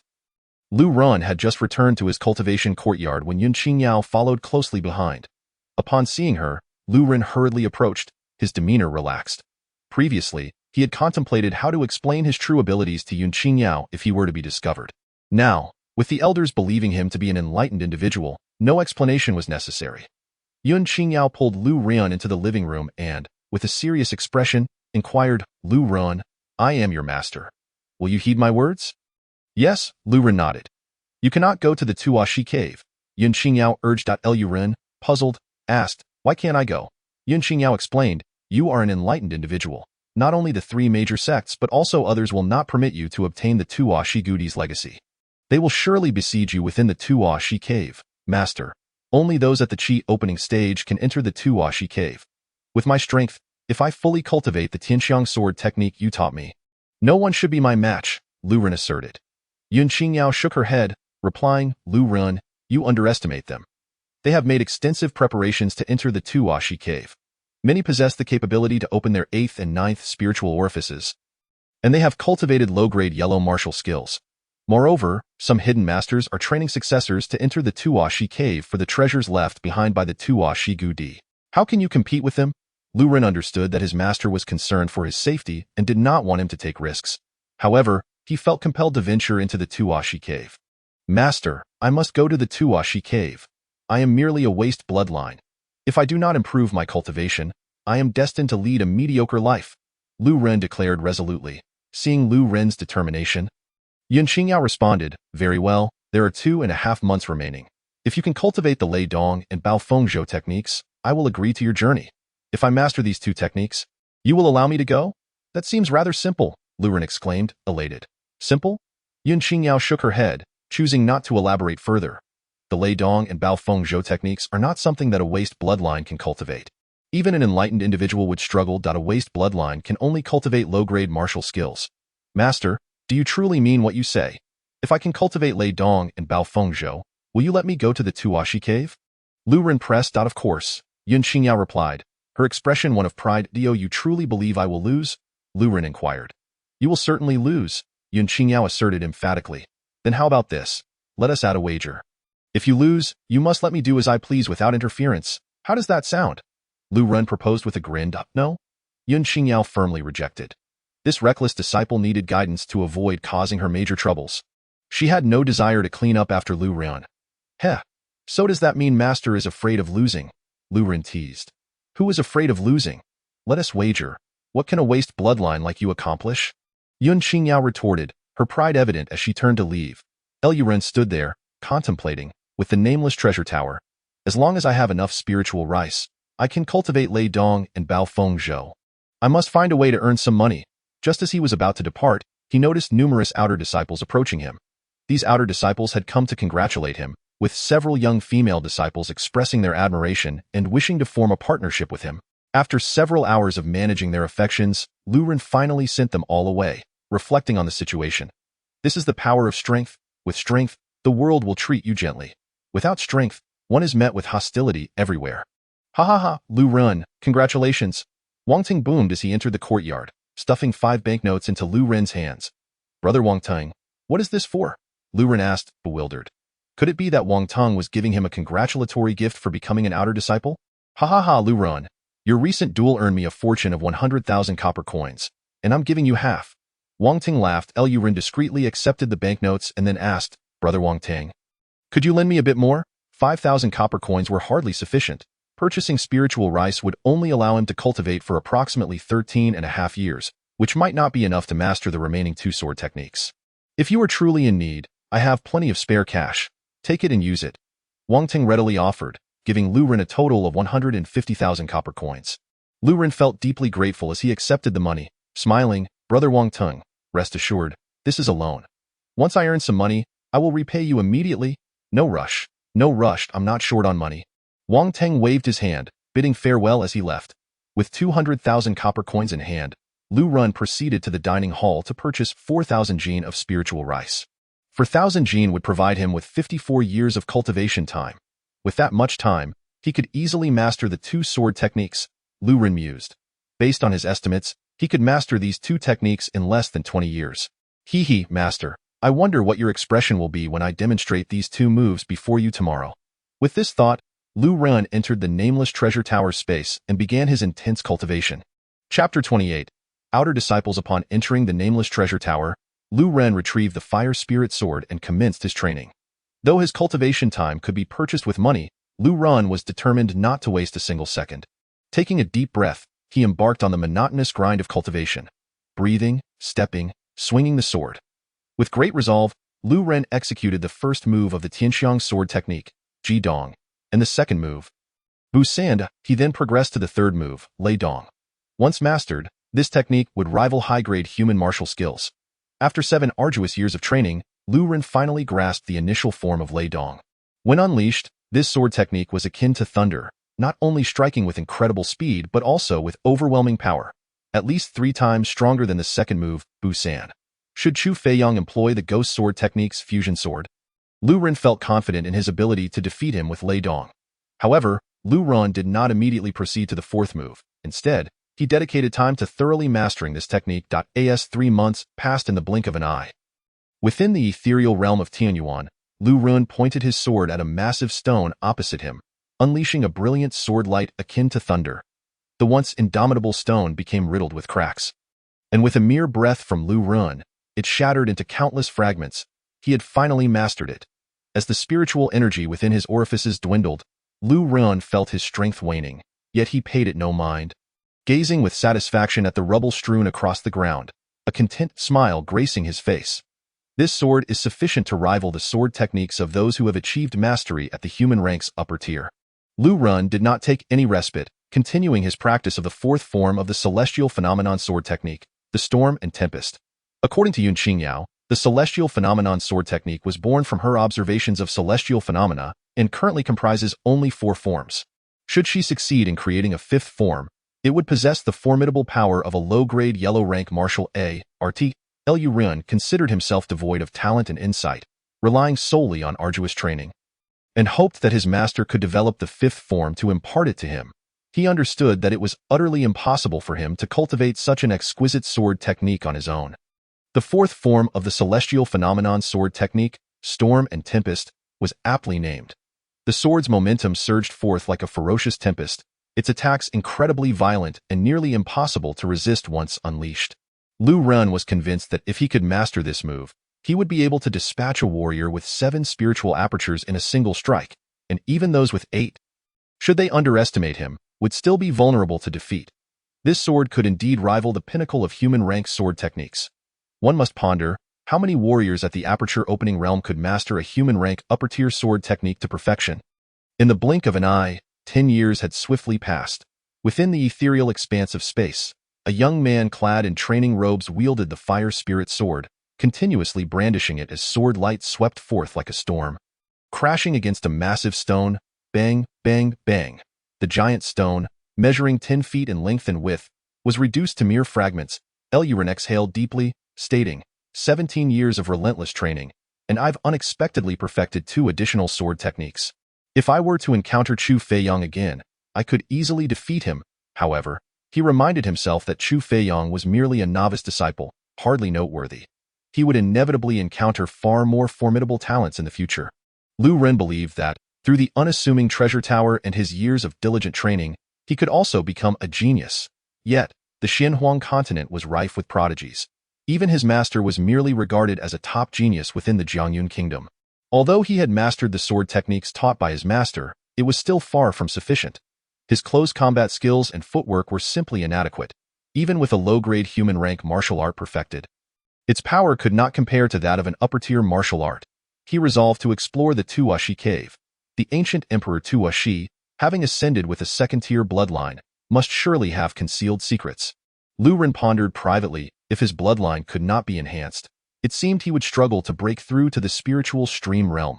Even if he did manage to reach that stage, how could he compete relying solely on low-grade human-rank martial arts? During the recent exchange conference, he had profoundly recognized the disparity in martial techniques. The following morning, Lu Ren made his way to the martial hall. Elder Zhu Tai, upon seeing Lu Ren approach, guided him to a side hall of the martial hall. Select 5 sets of outer sect disciple robes based on your physique, Elder Zhu instructed, opening a cabinet filled with an array of azure training robes. Lu Ren chose a set of azure robes and, holding 4 additional sets, registered as an outer sect disciple before Elder Zhu. Elder Zhu produced a token inscribed with Lu Ren's name, tossing it to him. This is your identity token as an outer sect disciple. Once you infuse it with your blood, it will signify your status within the Qingyun sect. This outer sect identity token contained an array. Should the disciple perish, the array would shatter, destroying the token. Thus, only the holder of the disciple token could represent their identity, making it nearly impossible for others to impersonate. From today onward, you are an outer sect disciple of the Qingyun sect. Elder Zhu proclaimed. Lu Ren felt a surge of excitement at finally becoming an outer sect disciple. There was a significant difference between outer sect disciples and entry-level disciples. The latter were akin to temporary workers, easily dismissed, while outer sect disciples were akin to permanent staff, secure in their positions regardless of their cultivation levels. Furthermore, the status of an outer sect disciple was considerably esteemed, earning respect wherever they went. Come, Lu Ren. I shall take you to the outer sect, Elder Zhu announced, leading him to the outer sect area. The outer sect comprised a single mountain, the Tianzi Mountain, which extended several miles and was dotted with numerous peaks. Elder Zhu guided Lu Ren across an iron suspension bridge to the summit of Tianzi Mountain. Along the way, the grand pavilions and towers stood in stark contrast to the simplicity of the entry-level area, making Lu Ren feel as if he had stepped into paradise. During their journey, Lu Ren observed senior disciples exuding formidable auras, diligently practicing martial techniques, almost all of which were upper-tier human-rank techniques, with some even being low-grade yellow rank. Soon, under Elder Zhu's guidance, they reached the mountainside of Tianzi Mountain, where several training villas were constructed. The air here was remarkably refreshing, invigorating Lu Ren as he inhaled deeply. This is not mere air. It is the essence of heaven and earth, Elder Zhu explained with a smile. outer sect disciples have ascended to the spiritual stream realm, allowing them to bypass the grains and directly absorb the essence of heaven and earth to sustain their energy. I see. Lu Ren nodded in understanding. Following Elder Zhu, he arrived at a training villa designated for outer sect disciples. The space was at least double that of an intra-level disciple's villa, and each outer sect disciple enjoyed their own private training quarters. A privilege far superior to that of intra-level disciples. This is your training villa. Although you've become an outer sect disciple, you do not yet possess the strength of one. Focus on enhancing your power and strive to reach the spiritual stream realm. Elder Zhu advised before departing. Yet, with a flawed bloodline, he feared he might never achieve the spiritual stream realm. And no sooner had Elder Zhu left than Yun Qingyao entered, smiling. Disciple, congratulations on becoming an outer sect disciple. You needn't worry about being expelled from the sect. With me as your master, no one dares to bully you in the outer sect. Thank you, master. Lu Ren clasped his hands in gratitude, then asked, May I go to the Tuashi cave now? When did I ever consent? Yun Qingyao retorted, I have said that only after you have mastered the thunder and storm and tempest techniques will I allow you to venture to the Tuashi cave. But I have already perfected both the thunder and storm and tempest techniques, Lu Ren replied with a smile. What did you say? Yun Qingyao paused, then burst into laughter. Disciple, it has only been a day. And you've already mastered those two techniques? Even if you were a prodigy, that would be impossible. Master, watch closely, Lu Ren declared as he brandished the fire spirit sword, demonstrating the thunder and storm and tempest techniques. How is this possible?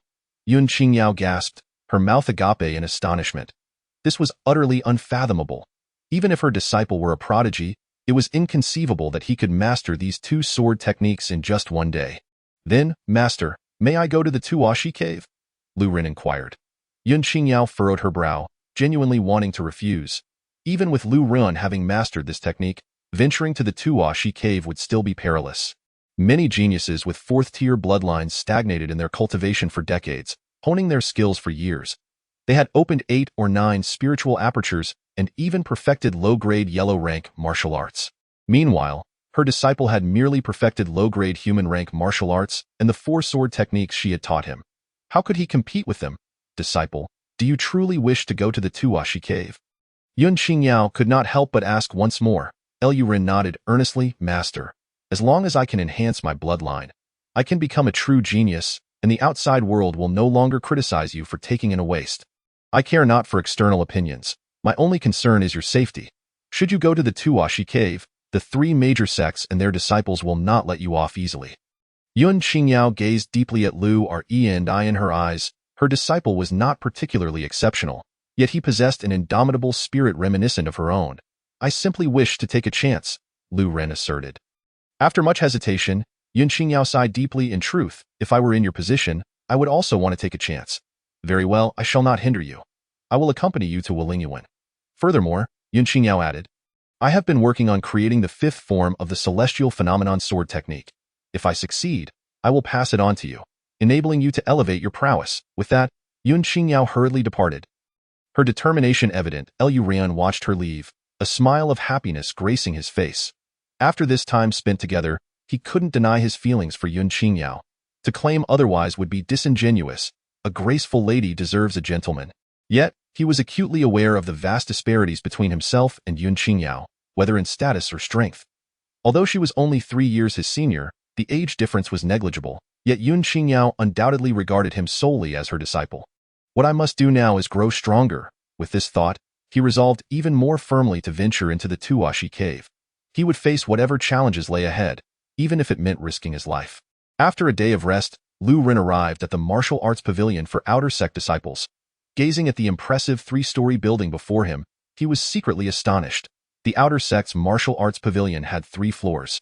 How many martial techniques could possibly be housed within?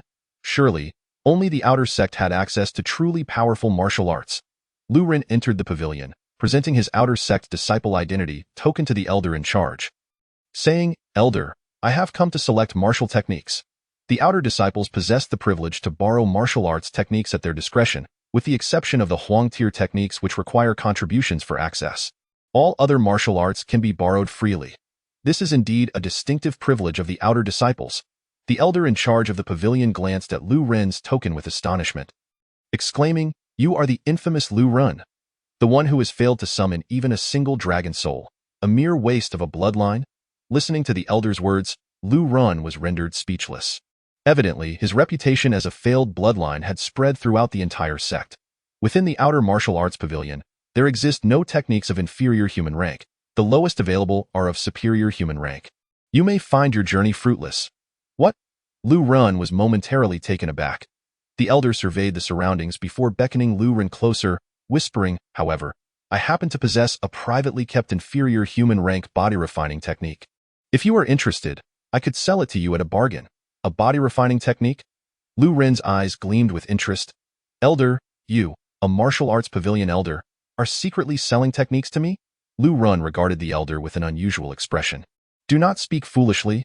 This is a technique I obtained during my travels years ago from a hidden realm, not part of the sect's manuals. Initially, I intended to sell it to those prodigies, but they dismissed inferior human rank techniques. The elder immediately began his explanation. Oh? Lu Ren's curiosity was piqued. Elder, may I have a glimpse of it? The elder retrieved a tome from a bookshelf, dusting it off before presenting it to Lu Run. The breath-refining body technique. Upon seeing the title on the cover, Lu Run confirmed it was indeed an inferior human rank body refining technique. The breath-refining body technique, of inferior human rank, has been passed down for a millennium. Practitioners can refine their physique using the spiritual energy within their bodies, ultimately achieving a glazed golden body. The elder snatched the manual back, inquiring, So, what do you say? A flat price of 500,000 copper coins. If you cannot pay up front, I could allow you to defer payment. 500,000? Lu Ren's eyes widened. The elder was practically extorting him. An inferior human rank technique is valued at around 100,000 copper coins. And given the ability to borrow techniques upon entering the sect, few disciples would spend money on such a technique. If you do not wish to buy it, I will not press you. The elder concluded, tucking the manual away and closing his eyes to rest. He was confident that Lu Run would eventually purchase it. This was an inferior human rank technique, a rare body refining method. And as a waste bloodline, Lu Run could only cultivate inferior human rank techniques. Lu Ren's eyes flickered, and he suddenly smiled. Elder, does this technique truly possess such mystical qualities? It has been passed down for a millennium? I wish to see for myself if it is genuine. Would I deceive you? The elder scoffed, though inwardly he was gleeful. Lu Run had indeed taken the bait. You may only view it for a quarter of an hour. The elder tossed the book to Lu Run, taking the breath-refining body technique, seated himself nearby, turning his back to the elder, and began to study it intently. Meanwhile, the elder reclined in his chair. Feeling quite content at the prospect of earning 500,000 copper coins, Lu Run held the book. He noticed the elder was not focused on him, and a slight smile crept across his lips. In the next moment, he entered the treasure tower space with the breath-refining body technique. Chapter 30. Secret Learning. Lu Run began perusing the breath-refining body technique. This technique is divided into 4 tiers, and mastering all 4 results in perfection. The first tier is breath cultivation and body refinement. The second tier is steel bones. The third tier is iron resurrection. The fourth tier is glazed golden body. After reviewing the manual's introduction, Lu Run was utterly astounded. The reason this technique is classified as inferior human rank is not due to its weakness, but because the first tier, breath cultivation and body refinement, is exceedingly difficult to master. This difficulty is not merely challenging, it requires a substantial amount of time to circulate the spiritual energy within one's body throughout, repeatedly refining oneself. Breath cultivation is akin to health cultivation. Without a decade's effort, it is nearly impossible to achieve mastery. A typical martial artist would not squander over 10 years to cultivate an inferior human rank body refining technique. However, should one cultivate it to the glazed golden body, they would become invincible at the same level. Even the mightiest techniques would struggle to breach the glazed golden body. This technique, in terms of true value, far exceeds 500,000, Lu Run murmured to himself. Presently, with normal cultivation, he could practice for over 110 years within the nameless treasure tower, so he decided to begin learning this body-refining technique in secret. Once he could achieve the initial mastery, he would be able to cultivate it gradually thereafter. Lu Run began to study the manual, following the cultivation methods outlined within. He communicated with the 7 spiritual apertures, allowing the spiritual energy to circulate throughout his body, cleansing it repeatedly. With each cleansing, Lu Run felt as though he were soaking in a hot spring, immensely comfortable. However, the excessive consumption of spiritual energy meant that the high-grade spiritual rice he expended was tenfold that of usual. surpassing even the consumption required for cultivating the exploding spiritual technique. With each successive cleansing, viscous impurities seeped out of his skin's pores. According to the manual, these were bodily impurities, and to achieve the first tier, all impurities must be expelled. Lu Ren devoted a full decade, using the spiritual energy supplied by the high-grade spiritual rice, circulating it countless times within his body, ultimately reaching the level of breath cultivation and body refinement. At this point, Lu Ren felt a slight lightness in his body. He had slimmed down, but his skin had become as smooth as silk, resilient and dense, impervious to blades. With a single leap, Lu Ren soared a yard high. Though his body felt lighter, its strength had significantly increased, and his power surged. Lu Ren nodded in satisfaction. In terms of pure physical strength, even typical practitioners at the spiritual stream realm would struggle to match him. Now, with high-grade spiritual rice still enabling him to practice for another 20 years, Lu Ren decided to cease his training. He could not cultivate the second tier, steel bones, with his current level of mastery. Exiting the nameless treasure tower, merely a second had passed in the outside world. Lu Ren returned the manual to the elder. Lu Ren. This inferior human rank body refining technique is a rare find. If you do not take it, I may sell it to someone else, the elder remarked with his eyes closed, shaking his head. This technique is too difficult to cultivate. Elder, it would be best to reserve it for someone more suitable. Lu Ren declined. The elder suddenly stood up, staring at Lu Ren in disbelief, noticing that Lu Ren seemed somewhat different, though he could not pinpoint how. Are you certain you do not want it? The elder inquired once more. Lu Ren shook his head. Having secretly reached the initial mastery of this technique, why waste money on it? How about I sell it to you for 400,000? Lu Ren shook his head again. 300,000? Lu Ren smiled and shook his head once more. 200,000. The elder gritted his teeth, visibly pained, believing that this manual was worth far more than 200,000. Elder, it would be better to save it for someone fated to possess it.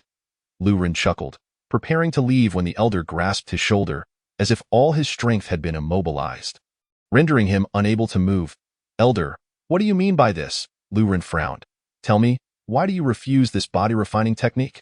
The elder demanded. You are a waste bloodline.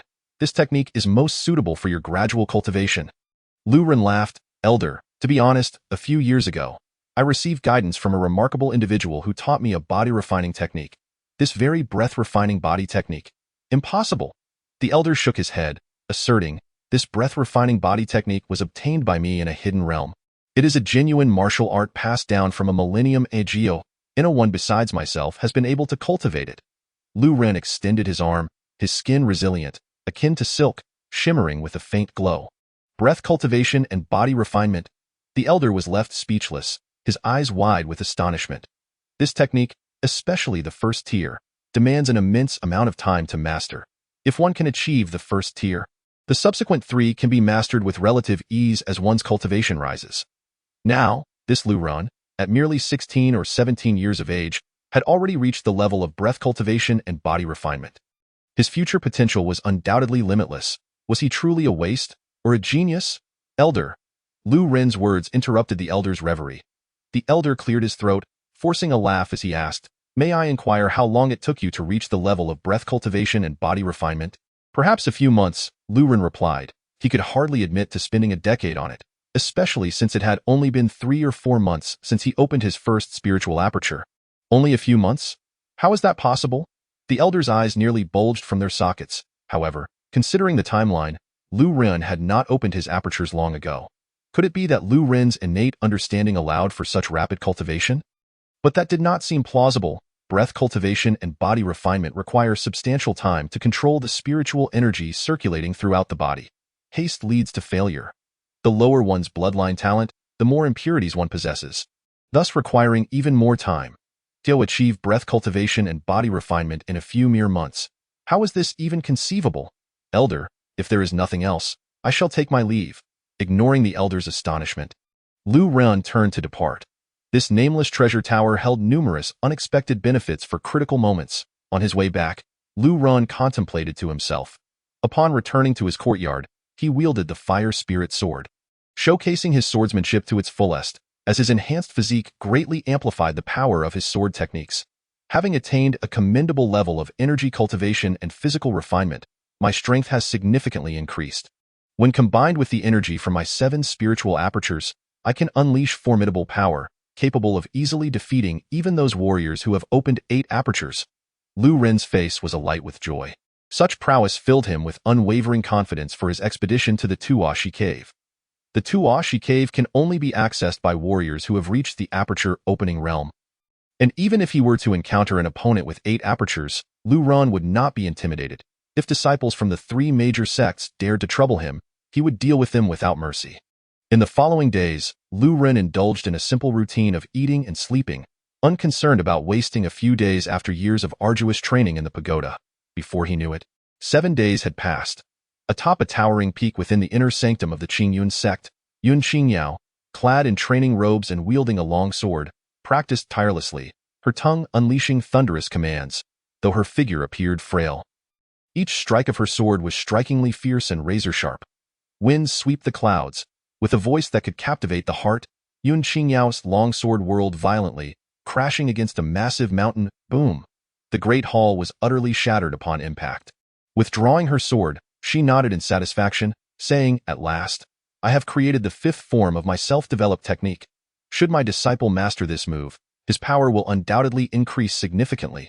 With that thought, she turned and headed toward the Tianzi mountain. Upon reaching the mountainside, Yun Qingyao gazed at Lu Ren's residence, silently contemplating, "Surely my disciple is engaged in arduous training. Since he is determined to venture into the Tashi cave, he must be striving to enhance his strength to its utmost." A slight smile graced her lips at this thought. However, as Yun Qingyao entered the residence, she was taken aback to find Lu Ren absent from his training. Approaching the door, she was astonished to hear the unmistakable sound of snoring emanating from within. Instantly, her expression darkened. It was the afternoon, a typical mealtime for ordinary folks, and here this rascal was, still fast asleep. How ungrateful, after enduring days of intense training to create the 5th form of the Tianxiang sword technique. "You are here snoring away, fuming?" Yun Qingyao initially considered turning back but thought better of it, realizing Lu Ren was soon to embark on his journey to the Tashi cave. She pushed open the door. Upon seeing Lu Ren sprawled on the bed, she stormed over, pinching his ear. Ouch! Lu Ren awoke from his beautiful dream, instinctively unleashing all his strength in a reflexive strike. Yun Qingyao, startled, waved her delicate hand, unleashing a powerful golden true energy that wove into a net. Boom! Lu Ren's strike shattered the net with ease, causing Yun Qingyao to stagger back several steps. "How is this possible?" she exclaimed, incredulous. The net she had casually formed should have been unbreakable even for a warrior with 8 apertures. At that moment, Lu Ren opened his eyes to see his master standing before him, and he sensed the gravity of the situation. With a frosty expression, Yun Qingyao inquired, "Disciple, what just transpired? What do you mean?" Lu Ren responded, puzzled. "You have only opened 7 apertures, yet the force you just displayed far exceeds that. Is it merely my illusion?" A look of confusion crossed Yun Qingyao's face. "Master, what brings you here?" Lu Ren asked. Yun Qingyao regained her composure and replied, "I have just developed the 5th sword of the Tianxiang sword technique and wish to impart it to you." Lu Ren's eyes sparkled with excitement. "Master, you have finally created the 5th sword? Teach me at once." Nodding, Yun Qingyao entered the residence and demonstrated the 5th sword. Winds sweep the clouds. The technique was so swift that it swept away all the leaves from the ground. Watching this display, Lu Ren couldn't help but marvel at the disparity in talent. This move was sufficient to reach the entry level of the yellow tier. If he attempted to cultivate it himself, it would likely take a lifetime, while Yun Qingyao had effortlessly created it. "Disciple, come here. Your innate talent is lacking, so I must teach you directly. Afterward, it will be up to your personal comprehension," Yun Qingyao instructed. Lu Ren nodded and retrieved his fire spirit sword. Yun Qingyao positioned herself behind him, gripping his wrist in preparation to teach. Winds sweep the clouds. She noticed the remarkable resilience of his skin. "Akin to silk, disciple, you have actually tempered your body?" Yun Qingyao gazed at Lu Ren in astonishment, realizing she could no longer perceive her disciple as she once did. Only by completely eliminating impurities from the body could one achieve Lu Ren's current level. Even the most gifted warriors would need to reach the Lingxi realm and consume various rare treasures to rid their bodies of impurities. Yet, her seemingly inept disciple had only reached the aperture opening realm. If the true dragon compass had not confirmed Lu Ren's bloodline, Yun Qingyao would have doubted his lineage entirely. How could a flawed bloodline expel impurities? No wonder Lu Ren's earlier strength surpassed that of a typical warrior with 7 apertures. He had indeed tempered his body. "Master, I stumbled upon a body refinement technique in the martial technique pavilion and decided to practice it a bit, Lu Ren replied nonchalantly. Yun Qingyao chose not to delve further. Many aspects of Lu Ren were beyond explanation, defying the norms of martial cultivation. She began to teach him the sword technique, repeating the instruction. However, upon witnessing Lu Ren's clumsy movements, she reaffirmed her belief that he was indeed a true waste. Disciple, practice at your own pace. With that, she prepared to leave. Suddenly, Lu Ren felt a peculiar resonance from the Tashi blood jade and promptly took it out. It's this moment. The Tashi blood jade was emitting a frenzied crimson glow. Master, what is happening? Lu Ren exclaimed in surprise. Disciple, we must hasten to the Wuling Yuan. The Tashi cave has unexpectedly opened early. Yun Qingyao's expression shifted, and she grasped Lu Ren's hand, leading him out of the outer gate. Meanwhile, within the borders of the Jiangyun kingdom, numerous warriors holding Tashi blood jades sensed the changes in their gems, their faces reflecting shock. How could the Tashi cave open early? I have visited the Tashi cave 4 times, and it has always opened on time. This anomaly must signal something extraordinary. We should investigate. This time, I am determined to pass the assessment and obtain the legacy of the ancient Tashi emperor. Many warriors, filled with excitement, rushed toward the direction of the Wuling Yuan. Wuling Yuan is a renowned region in Jiangyun Kingdom, home to the magnificent Wuling mountain range, made famous by the Tashi cave. The Tashi cave lies deep within the Wuling mountain range, opening once every 3 years, and is typically closed at all other times. Over time, the Wuling Yuan has become a crucial stop for many wandering warriors in Jiangyun Kingdom. All eager to pay homage to the ancient Tashi emperor, the unparalleled powerhouse who ascended to greatness with a second-grade bloodline, Lu Ren followed Yun Qingyao to the base of the mountain and watched as she blew a sharp whistle. A moment later, a massive cloud sparrow soared from the distance, landing gracefully before Yun Qingyao. This cloud sparrow was a 3rd-tier demonic beast, its strength comparable to a warrior of the Yunhe realm. With a size rivaling that of an adult lion, its plumage a stunning shade of blue. Yun Qingyao leapt onto the back of the cloud sparrow and instructed, Disciple, sit behind me. We must swiftly make our way to the Wuling Yuan. Understood. Lu Ren promptly took his place behind Yun Qingyao. Shoutly, to Wuling Yuan, Yun Qingyao patted the sparrow's head. With a sharp cry, the cloud sparrow flapped its wings and soared into the sky. As expected of a 3rd-tier demonic beast, its speed was extraordinary, racing through the clouds with incredible swiftness.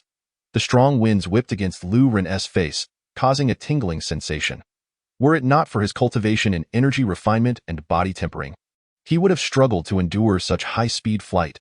Soon, the flight stabilized, and observing that Yun Qingyao was not focused on him, Lu Ren entered the nameless pagoda, diligently refining himself for 20 years.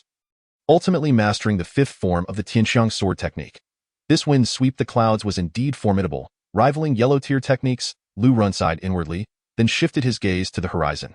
Wuling Yuan is located in the southwestern part of Jiangyun Kingdom, at the center of which lies the vast Wuling mountain range. Within the Wuling Mountains, a spacious canyon is flanked by sheer rock walls towering over 100 feet high.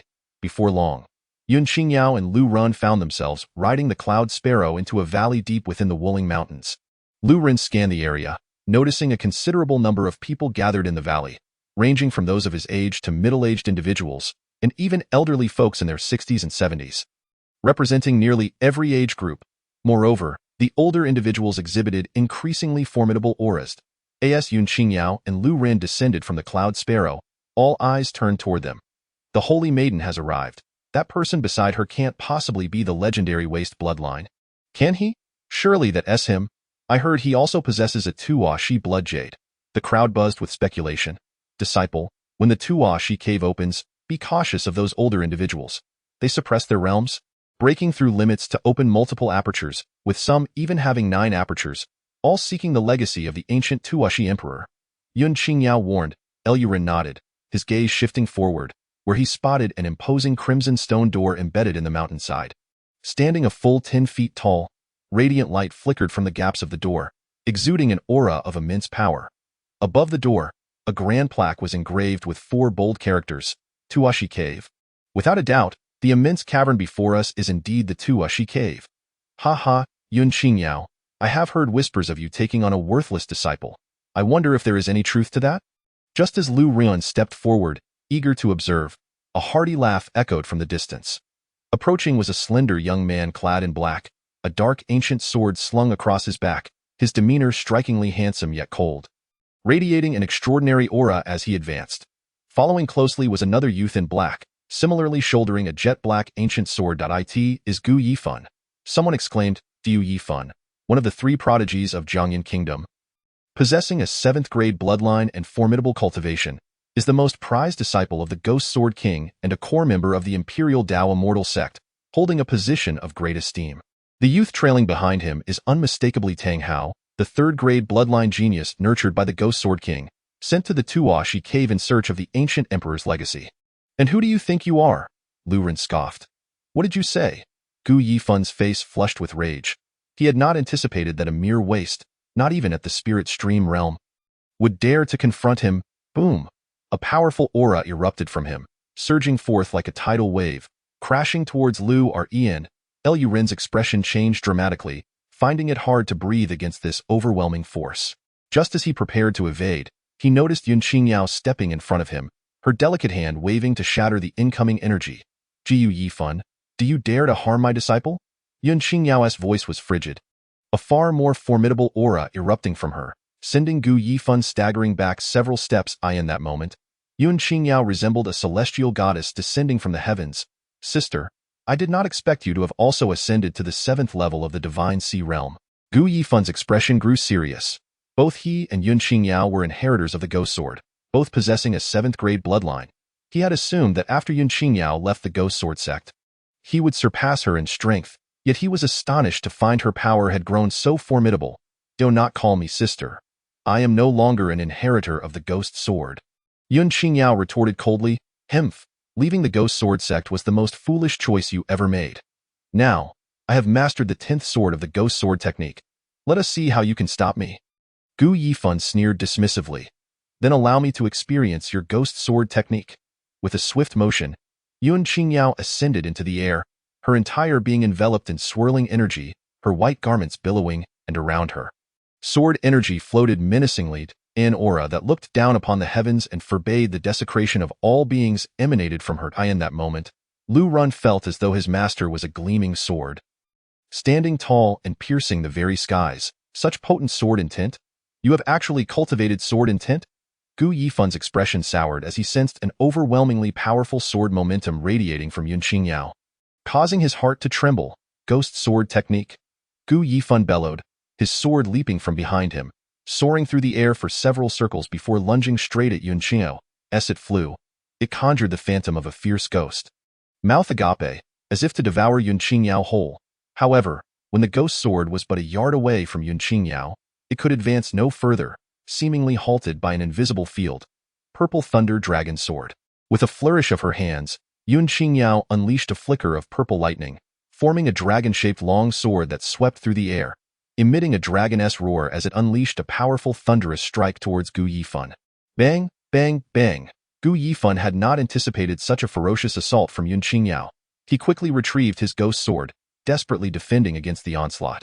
Yet, after merely deflecting the 7th strike, the ghost sword was sent flying, and he staggered back, blood trickling from the corner of his mouth, already wounded. The dragon-shaped thunder sword hovered above Gu Yifan's head before turning back to Yun Qingyao, dissipating slowly. Jiu Yifan, how dare you think you can harm my disciple? Were it not for the remnants of our camaraderie, I would have already killed you, Yun Qingyao stated with an unconcerned demeanor. You? Gu Yifan's face darkened, unable to bear the public humiliation, especially as Tang Hao's expression mirrored his discontent. He had not expected this saintess of Jiangyan Kingdom to be so formidable. He had thought Gu Yifan would at least be able to suppress Yun Qingyao, yet the latter had easily defeated him. Truly, she is a saintess. She does not strike unless necessary, but when she does, her impact is extraordinary. The saintess, barely in her 20s, possesses such overwhelming sword momentum. It is simply monstrous. The onlookers were all awestruck by Yun Qingyao's prowess. This is the true strength of my master, every gesture transcending the heavens. Indeed, a formidable powerhouse of the divine sea realm. No, it is my master who is terrifying. Lu Ren watched in profound admiration as Yun Qingyao fought, realizing that surpassing her in a short time would be no easy feat. Sister, I may not match you in skill, but your worthless disciple shall not leave the Tuashi cave alive today. Gu Yifan coldly declared, clutching his chest. Tang Hao stepped forward, his icy gaze fixed on Lu Ren, and declared, Lu Run, if you have any courage, do not enter the Tuashi cave. Here, you have your master to protect you. But once inside, I wonder who will shield you. Dare to enter, and I shall kill you." Upon hearing this, Yun Qingyao furrowed her brows. She had naturally heard of Tang Hao, another inheritor of the ghost sword, who, at a young age, had already broken limits and opened 9 spirit apertures. "Very well, I shall await you." Lu Ren nodded, his expression devoid of fear. As time went by, more and more middle-aged elders arrived, including many from the 4 major sects, such as the Grand Elder of the Imperial Dao sect, Xiequang, and the Grand Elder of the Qingyun sect, Mingqian. The Tuashi cave only opened once every 3 years, and they were eager to see if anyone could pass the trials and inherit the legacy of the ancient emperor. Although in previous years no one had managed to obtain the ancient emperor's legacy, this year, there was not only an inheritor of the ghost sword who had opened 9 spirit apertures, but also a saintess disciple with a waste bloodline. They were all keenly anticipating who would pass the assessment. Chapter 0033. The 8-gate assessment. At this moment, the 4 major sects, along with a few third-rate sects, had gathered over 50 young disciples. Most of these young disciples possessed 3rd or 4th grade bloodlines, and those who could open 8 spirit apertures were exceedingly rare. The majority were seasoned warriors over 30, all having opened 9 spirit apertures, demonstrating formidable strength. In contrast, Lu Ran was the only one who dared to approach the Tuashi cave with only 7 spirit apertures opened. Just then, rumble, a thunderous sound erupted as the massive stone door of the cave slowly creaked open, blinding light bursting forth, obscuring the view of what lay within. The deep, gravelly voice resonated from the depths of the Tuashi cave. "Those holding the Tuashi blood jade, and who are cultivators of the aperture realm with 4th grade bloodlines or below, may enter the cave to undergo the assessment. Those who pass shall inherit the legacy of my master." Before the voice could finish, numerous warriors surged into the stone door. "Master, I shall enter too," Lu Ren called out to Yun Qingyao before leaping into the stone door. Buzz! As Lu Ren entered the cave, he felt the world spin, a wave of dizziness washing over him. In the next moment, he found himself in another space. It appeared to be a Bagua altar, with 8 directions corresponding to 8 portals, each inscribed with the characters Qian, Kurin, Jian, Sun, Kan, Li, Jin, and Dui. Observing this scene, Lu Ren was puzzled. What does this mean? Ha ha ha, my luck is truly remarkable. I have ended up in the same Bagua altar as you. Suddenly, a middle-aged figure appeared before Lu Ren, bursting into laughter upon recognizing him. Once they enter the Tuashi cave, they are randomly teleported to the Bagua altar, this time, with 200 to 300 people entering the cave. Encountering Lu Ren was indeed a stroke of great fortune. "Oh? Are you referring to the luck of being able to kill me?" Lu Ren inquired. "Of course." Zhao Kuan chuckled, stating, "By killing you, I would eliminate a competitor. Moreover, you had the audacity to provoke Tang Hao. It is simply laughable. Do you truly believe you can kill me?" Lu Ren frowned. "Ha ha, Lu Ren.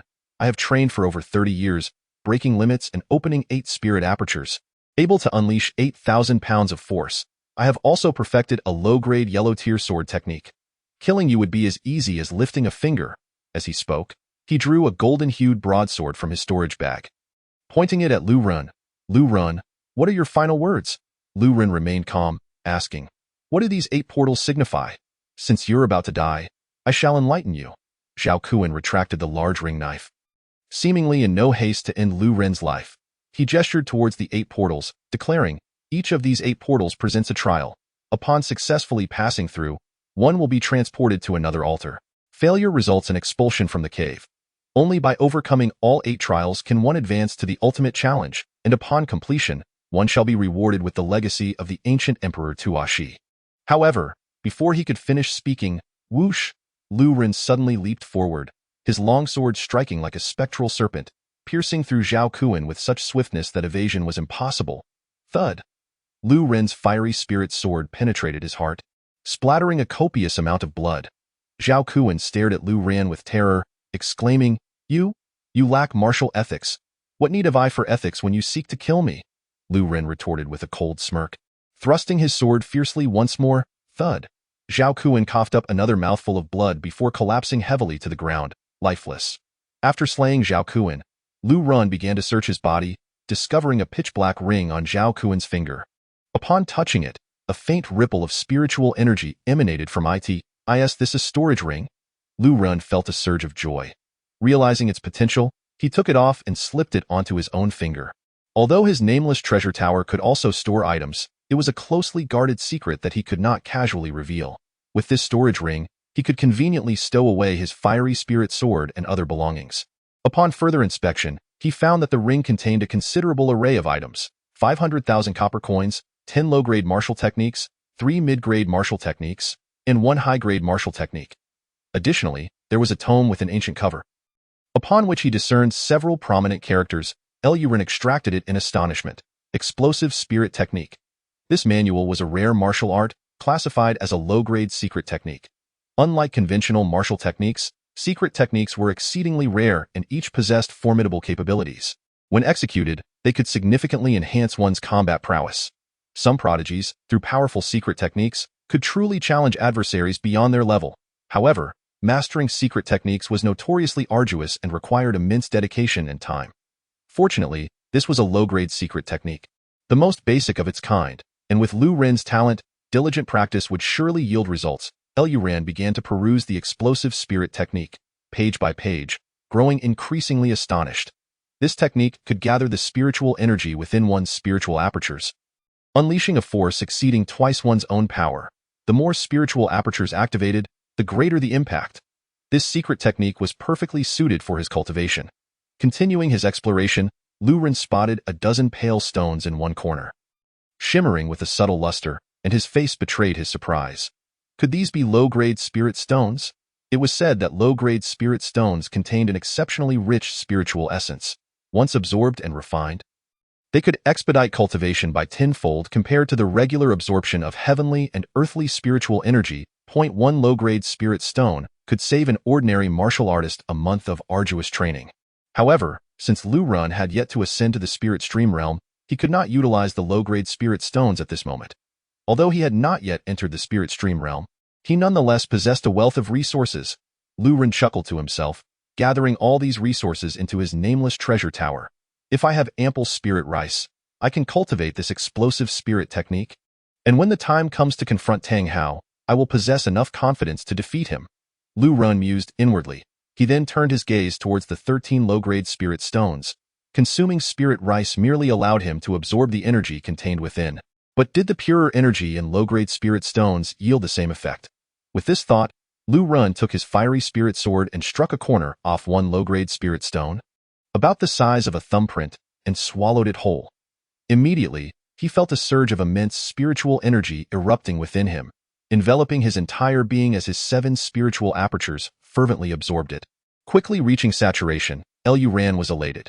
Indeed, these spirit stones could replenish his internal spiritual energy. In fact, he could forego spirit rice entirely. Merely consuming a fragment the size of a fingernail would suffice for several days of expenditure. While ordinary people would starve without food, martial artists would perish without spiritual energy. How long could these spirit stones sustain me? Lu Ren pondered aloud. Were a practitioner of the spirit stream realm to learn that Lu Ren was using low-grade spirit stones to satiate his hunger, they would undoubtedly be infuriated, feeling it a gross misappropriation of resources. It is worth noting that low-grade spirit stones are quite costly. One typically fetches no less than 200,000 copper coins. Most disciples in the spirit stream realm can only obtain them through contributions within their sect, enhancing their cultivation speed. To use them simply to fill one's stomach would be beyond their wildest imaginings. Yet Lu Ren did not dwell on such matters. Resources could be earned again, but raising his strength would bolster his confidence in passing the trials set by Emperor Tashi. Chapter 34. The explosive spirit technique begins. After a while, Lu Ren closed his eyes and commenced his cultivation. He quickly familiarized himself with the explosive spirit technique, and the next step was to practice. Within Lu Ren's body, the spiritual energy from his 2 apertures was mobilized, coalescing into a whirlwind that trembled violently. Soon, the 2 whirlwinds dissipated. Again, Lu Ren continued to attempt the fusion. Should the fusion of spiritual energies fail, they would disperse, leading to hunger and a need for spirit stones. The cultivation of the explosive spirit technique demanded a significant expenditure of spiritual energy. Nevertheless, he paid little heed to this. With 13 low-grade spirit stones at his disposal, he should have ample resources to successfully master the technique. As time passed, Lu Ren grew increasingly adept at condensing the spiritual energy from his 2 apertures into a whirlwind. By the 5th year, he had successfully formed a massive whirlwind within him. Showing no signs of collapse, a powerful wave of spiritual energy suddenly erupted from the whirlwind, surging throughout Lu Ren's entire being. Lu Ren stifled a groan, feeling an astonishing force coursing through him. This power had far surpassed 4,000 pounds. To think that merely fusing two apertures could unleash such might. At this moment, beads of sweat dotted Lu Ren's face, yet his eyes sparkled with delight. The energy from the two apertures had finally merged successfully. Next, Lu Ren endeavored to fuse the third aperture. Initially, he believed that the fusion of spiritual energies would grow increasingly difficult as one progressed. But he discovered that merging the third aperture was remarkably easier. In less than 5 years, he successfully fused the third aperture. Buoyed by his success, Lu Ren continued with fervor, merging the energies from all 5 apertures within him. At this juncture, a massive whirlwind spun rapidly within him, its size comparable to that of a fist. "Ha!" Lu Ren shouted, unleashing the energy from the whirlwind into his right fist, delivering a devastating blow. Boom! The sound of shattering air resonated, and a terrifying force generated gusts of wind. The power of this punch must have reached at least 10,000 pounds. Lu Ren was utterly astounded. A force of 10,000 pounds could rival that of a martial artist who had opened 10 apertures. Coupled with Lu Ren's own strength, a practitioner of 10 apertures would stand no chance against him. If only I had a few more low-grade spirit stones, perhaps I could merge a 6th aperture. Lu Ren thought. Emerging from the confines of the nameless treasure tower, Lu Ren began to examine the 8 portals, ultimately selecting one marked with the hexagram. As he stepped through the portal, a resounding boom echoed, and a radiant light enveloped him, transporting him to another realm. Before him lay a vast ocean, waves crashing tumultuously, sweeping in all directions. Each portal serves as a trial? A glimmer of surprise flickered in Lu Ren's eyes. Suddenly, the ocean surged, monstrous waves rolling forth, crashing relentlessly towards Lu Ren. Boom! As the gargantuan wave struck him, he felt an overwhelming force pressing down upon him, yet it inflicted no harm. Had I not cultivated my body through the nourishing chi technique, I would likely struggle to withstand this impact. Lu Ren marveled, allowing the waves to pound against him. In that moment, Lu Ren realized he was still within the 8 trigrams altar. Around him, 7 of the 8 portals radiated brilliant light. Undoubtedly, entering any of the remaining 7 portals would lead him to the next trial. Summoning the power from his 7 apertures, Lu Ren surged forward to confront the towering waves, ultimately reaching the portal's mouth and diving straight through. Boom! Lu Ren found himself once again within an altar, surrounded by raging flames, scorching and relentless. Roar! Suddenly, from the inferno emerged colossal magma giants, their crimson eyes locking onto Lu Ren as they charged towards him. However, these magma giants were not particularly formidable. At most, they had opened 7 apertures.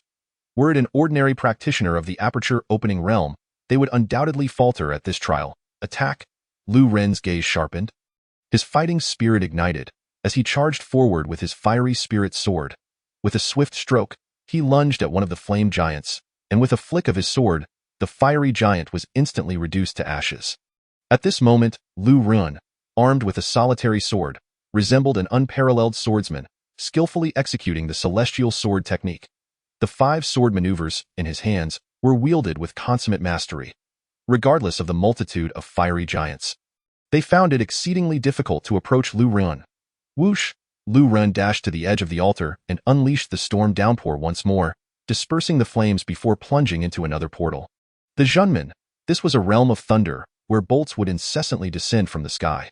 Should one be struck, it would mean either death or grievous injury.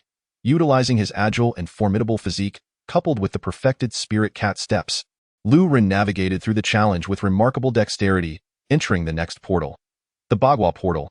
Each passageway contained a new world, and every trial was nearly insurmountable for ordinary warriors at the opening vein stage.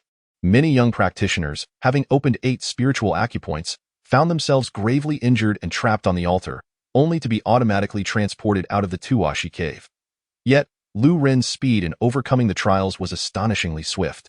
The 4th portal, the Jinmin, revealed a world of continuous mountain ranges, where colossal mountains descended from the heavens, crashing down upon Lu Ren's head.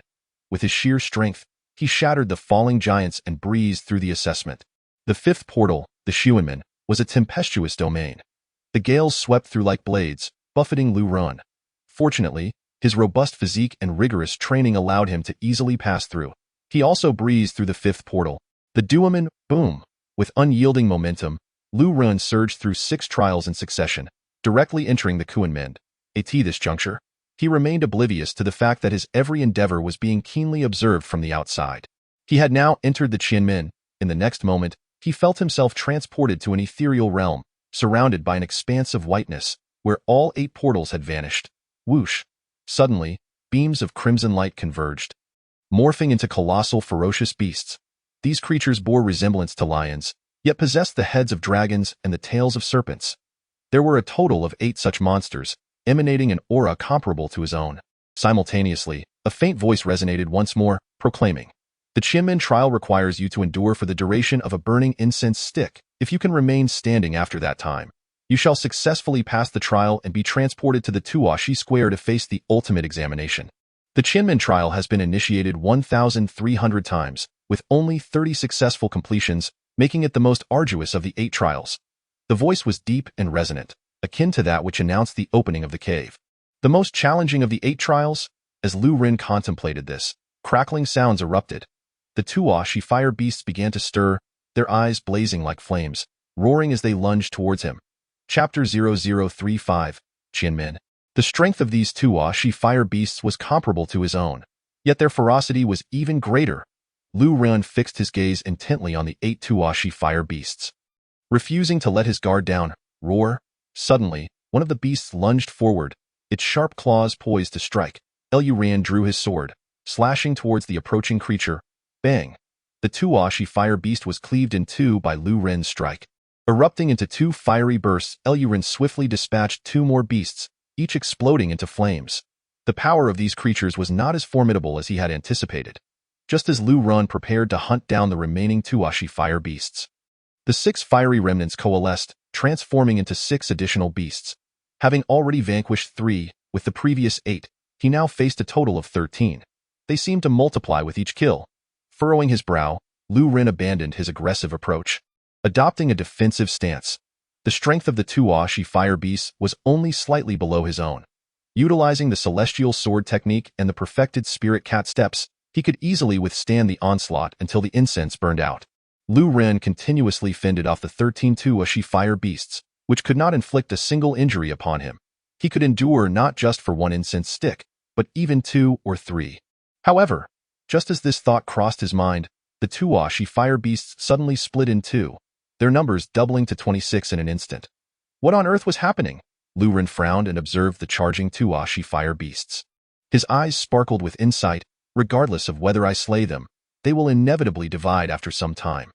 Therefore, I shall eliminate them all before they can split. With a hum, Lu Ren brandished his fire spirit sword, charging forward and unleashing the full force of his 7 acupoints.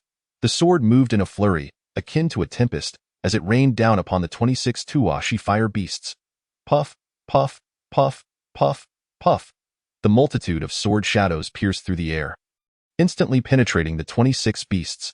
Subsequently, the creatures exploded like fireworks, transforming into blazing embers. Just when Lu Ren believed he had passed the trial, he realized that the swirling flames coalesced into a single monstrous entity, 10 times larger than the previous Tuashi beasts. The Tuashi giant emitted a terrifying aura, far surpassing Lu Ren's own. Roar! The Tuashi giant unleashed a torrent of flames, raining down upon Lu Ren like a fiery deluge. Lu Ren nimbly evaded, employing the spirit cat steps with grace, his agile form allowing him to dodge the fiery assault. The Tuashi giant, seemingly endowed with intelligence, went into a frenzy as it charged at Lu Ren. Faced with such a violent onslaught, Lu Ren continuously employed the celestial sword technique to defend himself. Yet, after several exchanges, his fire spirit sword was knocked from his grasp. Ha ha ha! Lu Ren cannot withstand this. The Tuashi giant's strength surpasses his by a level, and without more advanced martial skills, he stands no chance of overcoming this challenge. Gu Yifan laughed heartily. This disparity in bloodline talent was evident. His inferior bloodline, save for his swordplay, boxing, body techniques, and defensive arts, remained at the low grade of yellow, and even reaching perfection would not suffice against the Tuashi giant's ferocity. Xia Kuang sneered, while the eliminated warriors shook their heads in disbelief. It was generally expected that a practitioner capable of mastering a low-grade yellow technique to perfection could endure for the duration of an incense stick. However, Lu Ren, with his inferior bloodline, seemed unlikely to pass the trial. Elder Ming Qian's expression darkened. Indeed, Lu Ren's martial skills were too rudimentary to withstand the Tuashi giant's onslaught. Disciple, I believe in you, Yun Qingyao urged, her fists clenched to suppress her anxiety. Boom, boom, boom. The Tuashi giant's claws struck with such force that the resulting shockwaves sent gusts of wind spiraling. Realizing he could not evade, Lu Ren decided to confront the beast head-on. Standing his ground, he positioned his palms in an 8-trigram formation and met the Tuashi giant's assault with a counterstrike. Boom! The colossal hand, akin to a mountain, sent Lu Ren flying. Pfft. He spat a mouthful of blood, staggering backward for several paces before regaining his footing. This power is nothing extraordinary. Bring it on, Lu Ren roared, igniting a fervor within him. Since evasion was futile, he would meet the challenge head-on. From the earlier collision, he had gained sufficient confidence to withstand the Tuashi giant's onslaught. His body, having undergone rigorous training, was now capable of enduring such force. Had it been in the past, that strike would have left him incapacitated. Boom, boom. Lu Ren braced himself against several subsequent strikes from the Tuashi giant, enduring blow after blow with the 8-trigram palms. After a series of relentless attacks, the Tuashi giant's form began to disintegrate, transforming into swirling embers. Had he truly withstood the Tuashi giant's ferocity? Those witnessing the scene were left in stunned silence. No one had anticipated that Lu Ren would forego evasion and instead choose to absorb the blows. Was his body forged from iron? An opening vein stage warrior, with such extraordinary resilience. Ha ha ha, Elder Yun. Our perspectives have indeed been narrow. Your choice of disciple is remarkably astute. Elder Ming Qian laughed uproariously, witnessing Lu Ren's triumph in enduring the incense's duration. Yun Qingyao smiled, concealing her embarrassment. This was hardly due to her discernment. She had unwittingly taken on a disciple. Who would have thought that this supposedly inferior bloodline disciple would possess such strength? With the 8 trials completed, only the ultimate examination remained. Should Lu Ren succeed, he might very well alter his bloodline. Elder Ming Qian's eyes sparkled with excitement. The ultimate examination? Over the years, no one had successfully passed it. And he believed it would be beyond Lu Ren's capabilities. Xia Kuang remarked coldly, "What's that fellow doing instead of participating in the ultimate examination?" Upon witnessing an unfolding scene, Gu Yifan raised an eyebrow in surprise. Chapter 0036, Hunter and Preyed, At this moment, having passed the 8 trials, Lu Ren was transported into the depths of the cave. Within the cave, he found himself in a vast plaza, surrounded by towering pillars.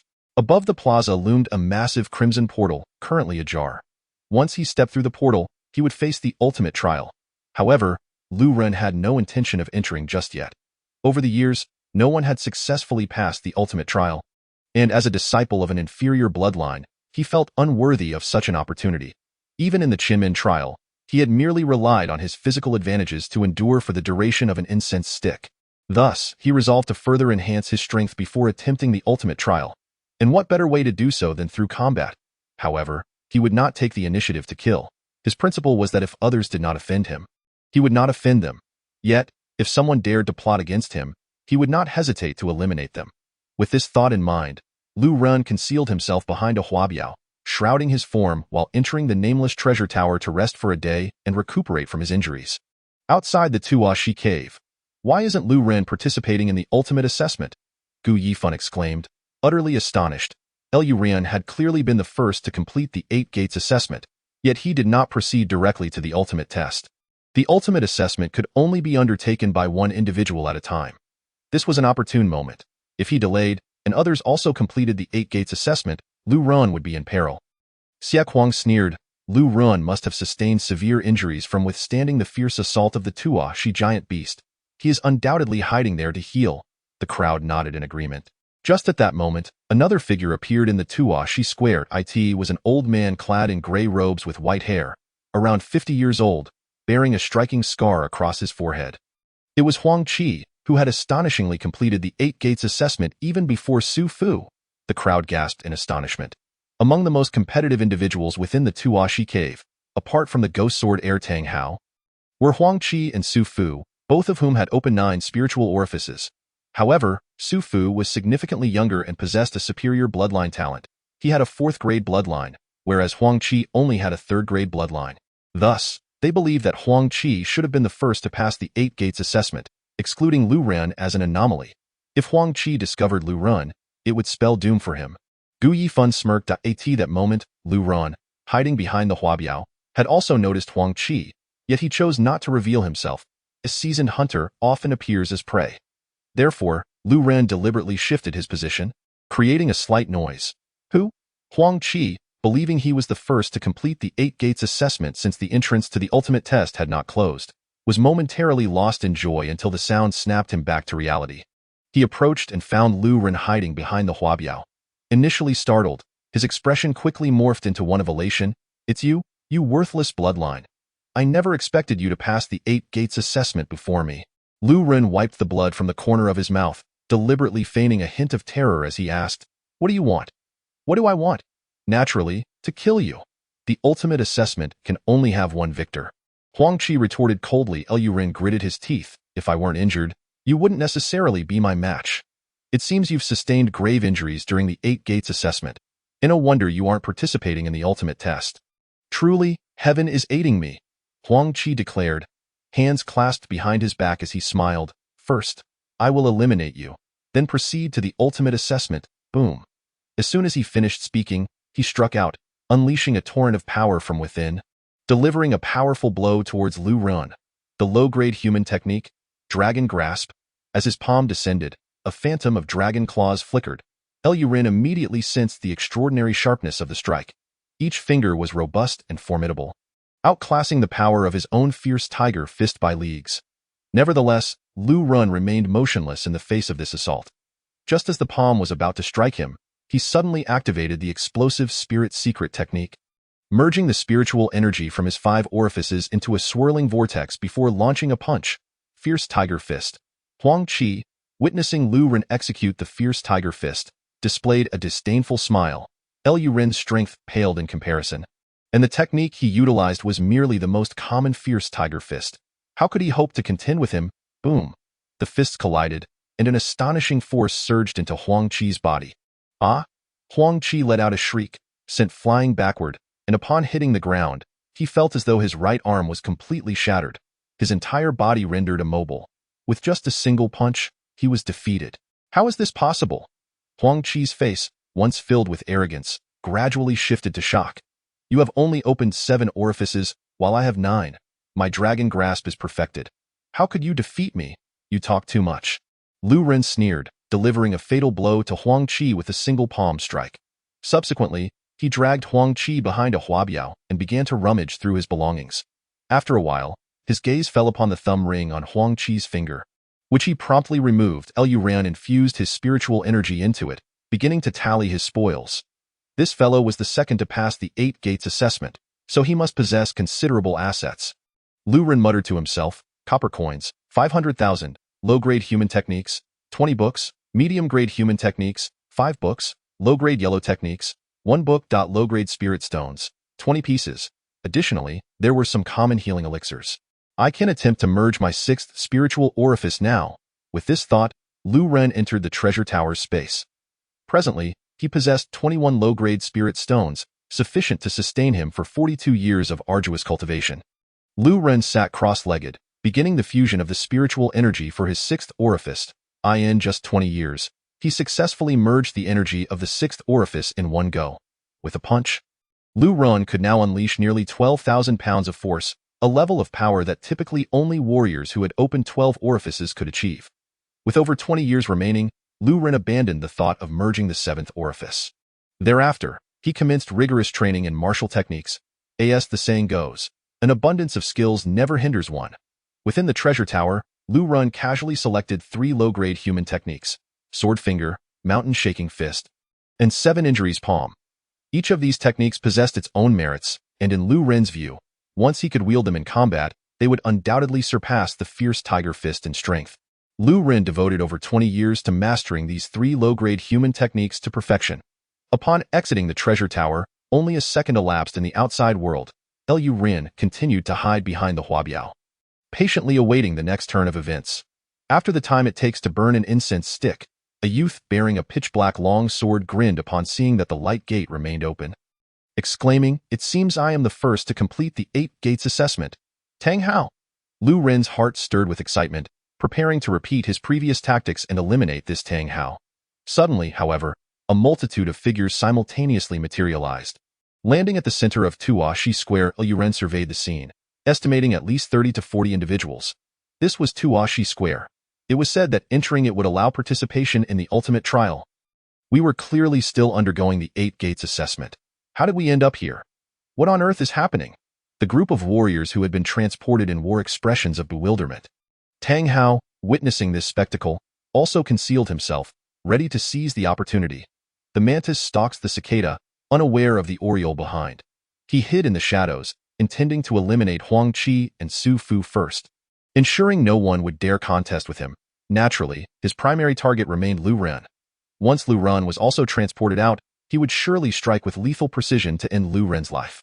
Chapter 0037. The Great Battle with Tang Hao. It must be that the energy within the Tuashi cave is insufficient, failing to support the operation of the cave's formation. One individual speculated. Instantly, madness flickered across everyone's faces, as this implied the ultimate assessment's formation might also be vanishing.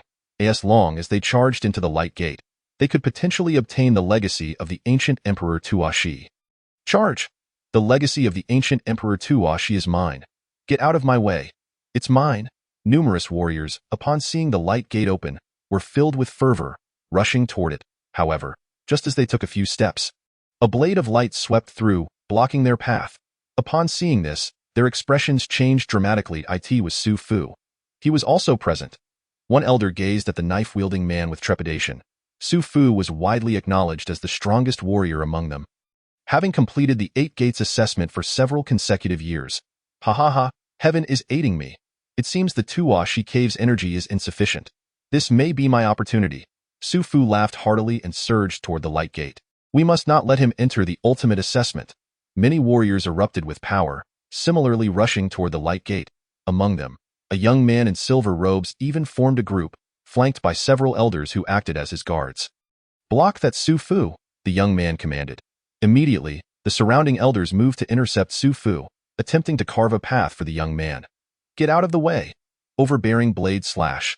Seeing others attempt to obstruct him, Su Fu snorted coldly, gripping his long knife and striking fiercely.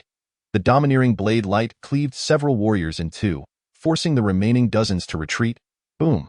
He leaped directly before the light gate, the great knife in his hand still radiating a fierce edge. It was a low-grade yellow technique, the overbearing blade slash. Su Fu had actually perfected it. We should not contend with him. If he fails to pass the ultimate assessment, we may still have a chance. Many warriors began to waver in their resolve. A 4th-grade bloodline warrior who perfected a low-grade yellow technique was nearly invincible at their level. Meanwhile, several warriors rushed forward, taking positions on either side of Su Fu. Su Fu, remember our agreement. If you obtain the legacy of the ancient Emperor Tuashi, share a portion with us. I'll hold them off. You go in. Several warriors drew their swords, shielding Su Fu. However, at that moment, Tang Hao, who had been lurking in the shadows, dashed out, thrusting his long sword directly towards Su Fu's head. What? Su Fu's expression changed drastically as he raised his blade to block. The sword's edge struck Su Fu's blade, sending him flying backward. Tang Hao, you were already here. Su Fu, after being sent flying, finally regained his senses, and the fury in his eyes could almost ignite the void itself. He had initially felt assured of victory in this expedition to the Tuashi cave, with the only threat being Huang Qi. Who could have anticipated that Tang Hao's strength would be equally formidable? I have long since appeared, Tang Hao declared with an air of arrogance. Then why did you not participate directly in the ultimate assessment? Su Fu inquired, perplexed. I have stated before that I will not allow the waste known as Lu Ren to leave the Tuashi cave alive. But it seems that waste has not passed the 8 Gate assessment. A look of disappointment crossed Tang Hao's face as he turned to Su Fu and the martial artist beside him, saying, You need not impede me. Even if you all join forces, you are no match for me. As he spoke, the energy from all his spiritual orifices erupted simultaneously, creating an invisible wave of force that caused many young martial artists nearby to change color in alarm. What? Tang Hao has opened 10 spiritual orifices. Just recently, news had spread that he had opened 9. Now he had astonishingly opened the 10th.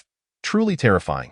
He possesses a 3rd-grade bloodline and is only around 16 years old. How powerful will he be once he breaks through to the spirit stream realm?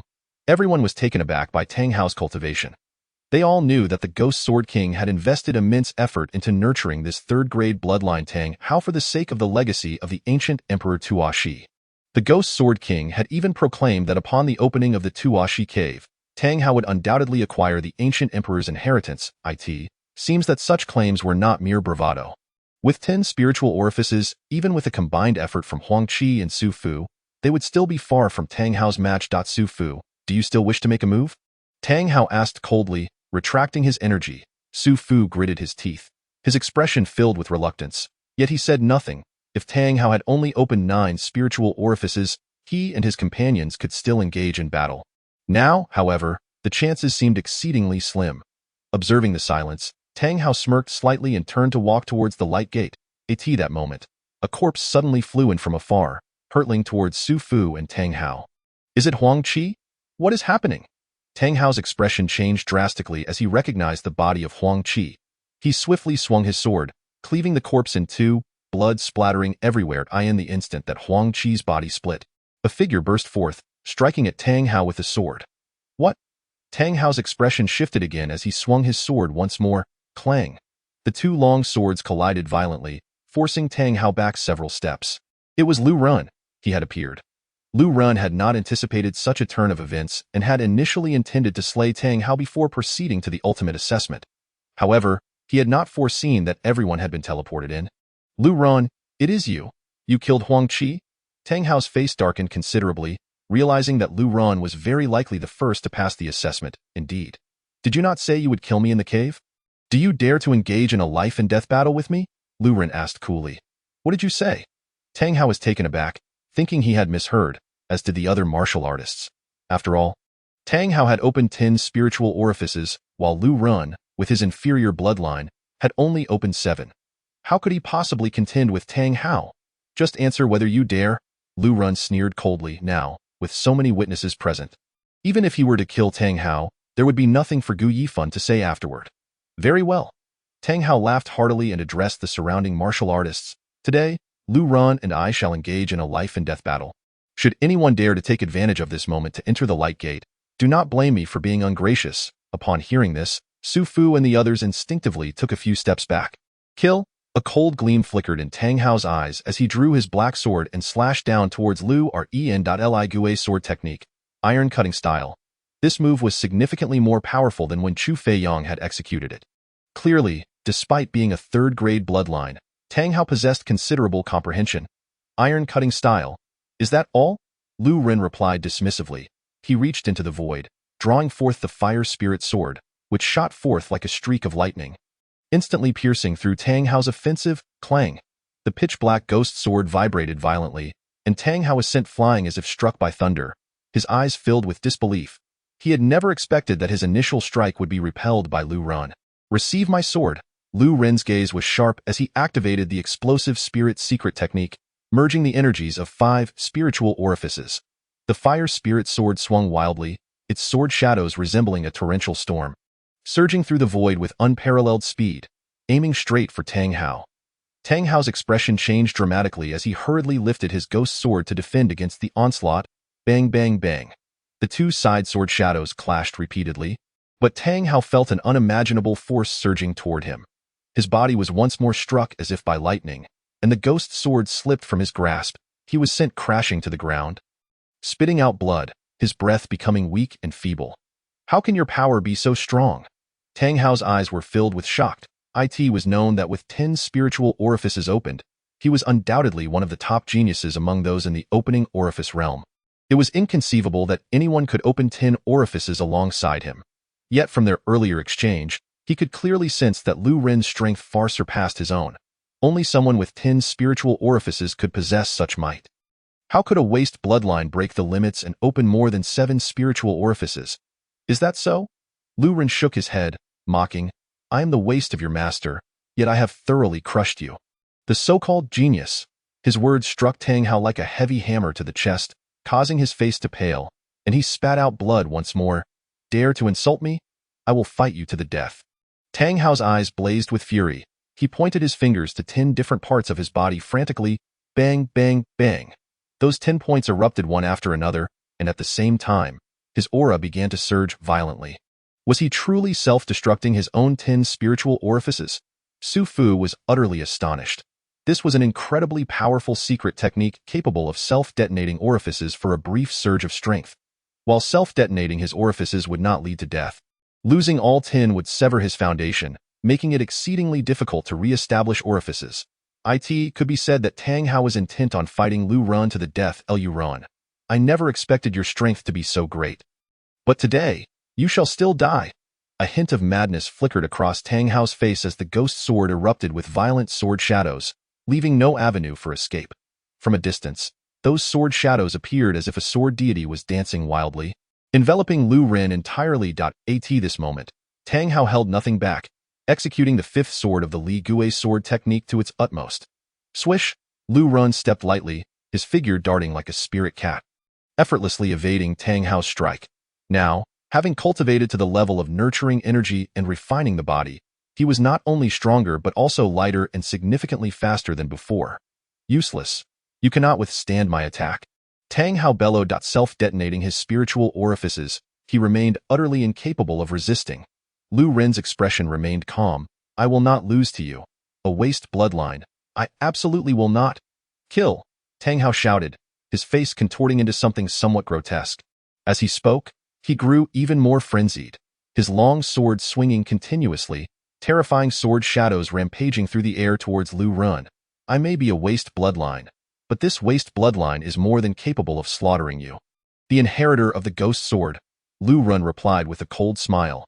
The energies from his 6 spiritual orifices coalesced into a cyclone, and in an instant, they erupted forth, granting him an aura that rivaled Tang Hao's. He then swung his sword fiercely at Tang Hao. A single sword unleashed a violent storm, enveloping the heavens and earth, accompanied by a deafening roar, sweeping forward like a tornado. Crack! The raging sword light shattered under the force of the storm in an instant, overwhelming and obliterating everything in its path. The storm charged mercilessly into Tang Hao's chest. Boom! Tang Hao's chest was torn open by the storm, ghastly wounds appearing, his clothing shredded into tatters as blood gushed from his mouth, sending him flying backward. What? Everyone present was left in stunned silence at this sight. Tang Hao had unleashed a secret technique, self-destructing his 10 spiritual orifices to launch a fierce assault against Lu Ran. Yet he was still defeated. With just a single sword, akin to a tempest, Lu Ran had dismantled all of Tang Hao's attacks and vanquished him. Outside the cave, the entire valley was enveloped in an eerie silence. Everyone stared wide-eyed, incredulous as they gazed at Lu Ran, unable to fathom that he had engaged in a one-on-one battle with Tang Hao within the cave and had effortlessly triumphed over him. This genius, cultivated by the Ghost Sword King and who had boasted of obtaining the ancient Emperor Tuashi's inheritance, had been bested by a mere waste bloodline. Damn it, Gu Yifun's face turned ashen. With Tang Hao's defeat, it was likely that Lu Ran would not spare him. His master's plan, years in the making, was once again in jeopardy. How could this waste possibly be so powerful? Xie Kuang was equally shaken by Lu Ren's prowess. Initially believing that this waste bloodline would show no improvement, he now witnessed Lu Ren defeating Tang Hao, who had opened 10 spiritual orifices, while displaying an array of formidable martial techniques. A person with divine insight was truly terrifying. If Lu Ran were to change his bloodline, it was unimaginable what might happen. Certainly, the most astonishing of all was Yun Qingyao. She had imparted the technique Wind Sweeps the Ruins to Lu Ran, who had yet to master it, yet now, he executed it with remarkable finesse, surpassing her own proficiency. You little rascal, how many secrets are you hiding from your master? Yun Qingyao resolved to interrogate her disciple thoroughly upon her return. How? Is this possible? Tang Hao's face turned pale, his hair disheveled, appearing utterly disheveled as he muttered incoherently, still unable to fathom how he had been defeated by someone of inferior bloodline. At merely 16, he had opened 10 spirit apertures, enduring unimaginable suffering. Yet Lu Ran was nothing more than a defective bloodline, having only joined the Qingyun sect a few months prior. How could he be so formidable? Tang Hao, the outcome is already determined. Perish! With a flash, Lu Ren appeared before Tang Hao, striking at him with a sword. Tang Hao swung his sword to defend, but a tremendous force surged into him, sending him flying, crashing to the ground and spitting out blood. As Lu Ren approached step by step, Tang Hao's pupils constricted, and he bellowed. Whoever can block this Lu Ren for me and slay him, I shall offer a high-grade spirit weapon and grant entry into the Ghost Sword sect, along with the teachings of the Ghost Sword technique. At this proclamation, the entire venue fell silent. Soon after, an overwhelming aura of murderous intent erupted within the cave, with many gazes fixated on Lu Rian, each imbued with a chilling malice. At that moment, the cave felt frigid, as if winter had descended, with the atmosphere thick with the promise of bloodshed. Chapter 0039. Let all of you join forces. In that instant, under the piercing stares of the warriors, Lu Rian felt an icy chill envelop him, as if he had plunged into an ice cellar. Tang Hao's words had ignited a fierce desire to kill Lu Rian in many hearts. The majority of the warriors present were elderly, in their 40s or 50s, with little potential remaining and no chance of entering the 4 major sections. However, if they could enter the Ghost Sword sect and receive guidance from the Ghost Sword King, mastering the Ghost Sword technique, they could dominate the kingdom of Jiangyan. At this moment, many aged warriors felt a burning fervor within. Although Lu Rian's strength was extraordinary, they believed that with their numbers combined, they could easily eliminate him. Seeing that many hesitated, wavering in their resolve, Tang Hao spoke once more. My senior brother, Gu Yifan, is the core member of the Royal Path sect. Whoever can kill Lu Rian will be granted the exceptional privilege of becoming an outer disciple of the Royal Path sect. Once again, the warriors present went into a frenzy, having nearly sacrificed their futures for the inheritance of the ancient emperor. Now, with the chance to join the Ghost Sword sect and become outer disciples of the Royal Path sect, they were unwilling to let this opportunity slip away. Many younger warriors gazed at Lu Rian with pity. Faced with so many seasoned warriors who had dedicated decades to their craft and mastered even the inferior yellow-tier martial techniques, Lu Rian's demise seemed inevitable. Lu Rian's expression turned icy. Tang Hao, having been defeated by him, was now inciting everyone to kill him. In an instant, he had become the common enemy. Ha ha ha, Lu Rian, you may have bested me, but you shall still die. Tang Hao roared madly, his eyes gleaming with malice. Lu Rian chuckled lightly, his gaze sharp as he surveyed the crowd. If you wish to kill me, then come at me all at once. I shall gladly oblige. Should any of you perish at my hands, do not blame me for my ruthlessness. Lu Rian's words were laced with arrogance, directly challenging everyone present. In this world where the strong reigned supreme, weakness would only embolden foes. Only by demonstrating strength could fear be instilled. Moreover, even if he were to retreat, these people would not spare him. Arrogant. Hearing Lu Rian's challenge, an elderly one-armed man with gray hair charged forward, his long sword slicing through the air like a steel hook aimed at Lu Rian. Lu Rian combined the energies from 6 spirit apertures into a massive vortex, his momentum soaring to unprecedented heights. His body bent like a bow, his palm like an arrow. He launched himself forward with such speed that none could react in time, delivering a fierce strike with his 7 injuries palm upon the gray-haired man. Poof! The one-armed swordsman collapsed before he could even strike, and a series of explosive sounds erupted within him as his body became a bloody mess. He had killed a swordsman who had opened 9 spirit apertures with a single move. The 7 injuries palm, a low-grade human technique, was ordinarily mediocre, yet if perfected, it could unleash 7 formidable waves of energy with a single strike. Enough with the chatter. Let us all attack and kill him. Many warriors were incensed. The most agitated was Su Fu, who charged at Lu Rian once more, wielding his great knife with intent to kill. The 4th slash of the dominant blade, 13th layer of the dominant blade. A torrent of blade light surged forth, overwhelming Lu Rian like a tidal wave. Humph! Lu Rian scoffed, unleashing the vortex of combined energies to its fullest extent, and with the application of the spirit cat steps, he deftly evaded the barrage of blade light. 7 injuries palm. Lu Rian struck at Su Fu again, suppressing him with absolute force. To the untrained eye, it appeared as though he had delivered only 1 strike. Yet in reality, it was as if 7 shadows had assailed Su Fu simultaneously. Su Fu, recognizing the peril, retaliated with a punch, his fist shimmering gold, a manifestation of the low-grade human technique, the Great Power Diamond Fist. Boom! The collision of the Great Power Diamond Fist and the 7 injuries palm unleashed a violent shockwave, sending several lower-ranked warriors staggering backward, unable to withstand the clash. Poof! Su Fu coughed up blood. His body propelled backward like a cannonball. Kill Lu Rian. Upon witnessing this, Su Fu's companions unleashed a flurry of martial techniques, launching a furious assault on Lu Rian. Naturally, others joined in, taking advantage of the chaos to attack Lu Rian from all directions. Mountain suppressing fist, sword point, 8 trigrams palm, fierce tiger fist, 7 injuries fist. Lu Rian stood his ground, unperturbed, unleashing various perfected martial techniques in response to the onslaught. Every attack directed at him was effortlessly neutralized by his own techniques. The reason he could remain so composed was due to the fusion of 6 vortexes, granting him a staggering 12,000 pounds of power, complemented by his physical strength. With such overwhelming might, even as he employed low-grade human techniques, he could counter any assault. He refrained from using the celestial sword technique, choosing instead to hone his martial skills through practical application. Bang, bang, bang. The sounds of collisions echoed as several warriors near Lu Ran were simultaneously sent flying. "You think you can kill me? All of you shall perish," Lu Ran sneered, abandoning the use of techniques and relying solely on his physically honed body to charge through. Cries of anguish reverberated as warriors were flung backward. Lu Ran surged once more toward Su Fu, delivering a piercing sword finger aimed directly at Su Fu's chest. Su Fu howled in agony, witnessing a massive hole punctured through his chest, his eyes wide with disbelief as he gazed at Lu Ran. "You? How many spirit apertures have you opened?"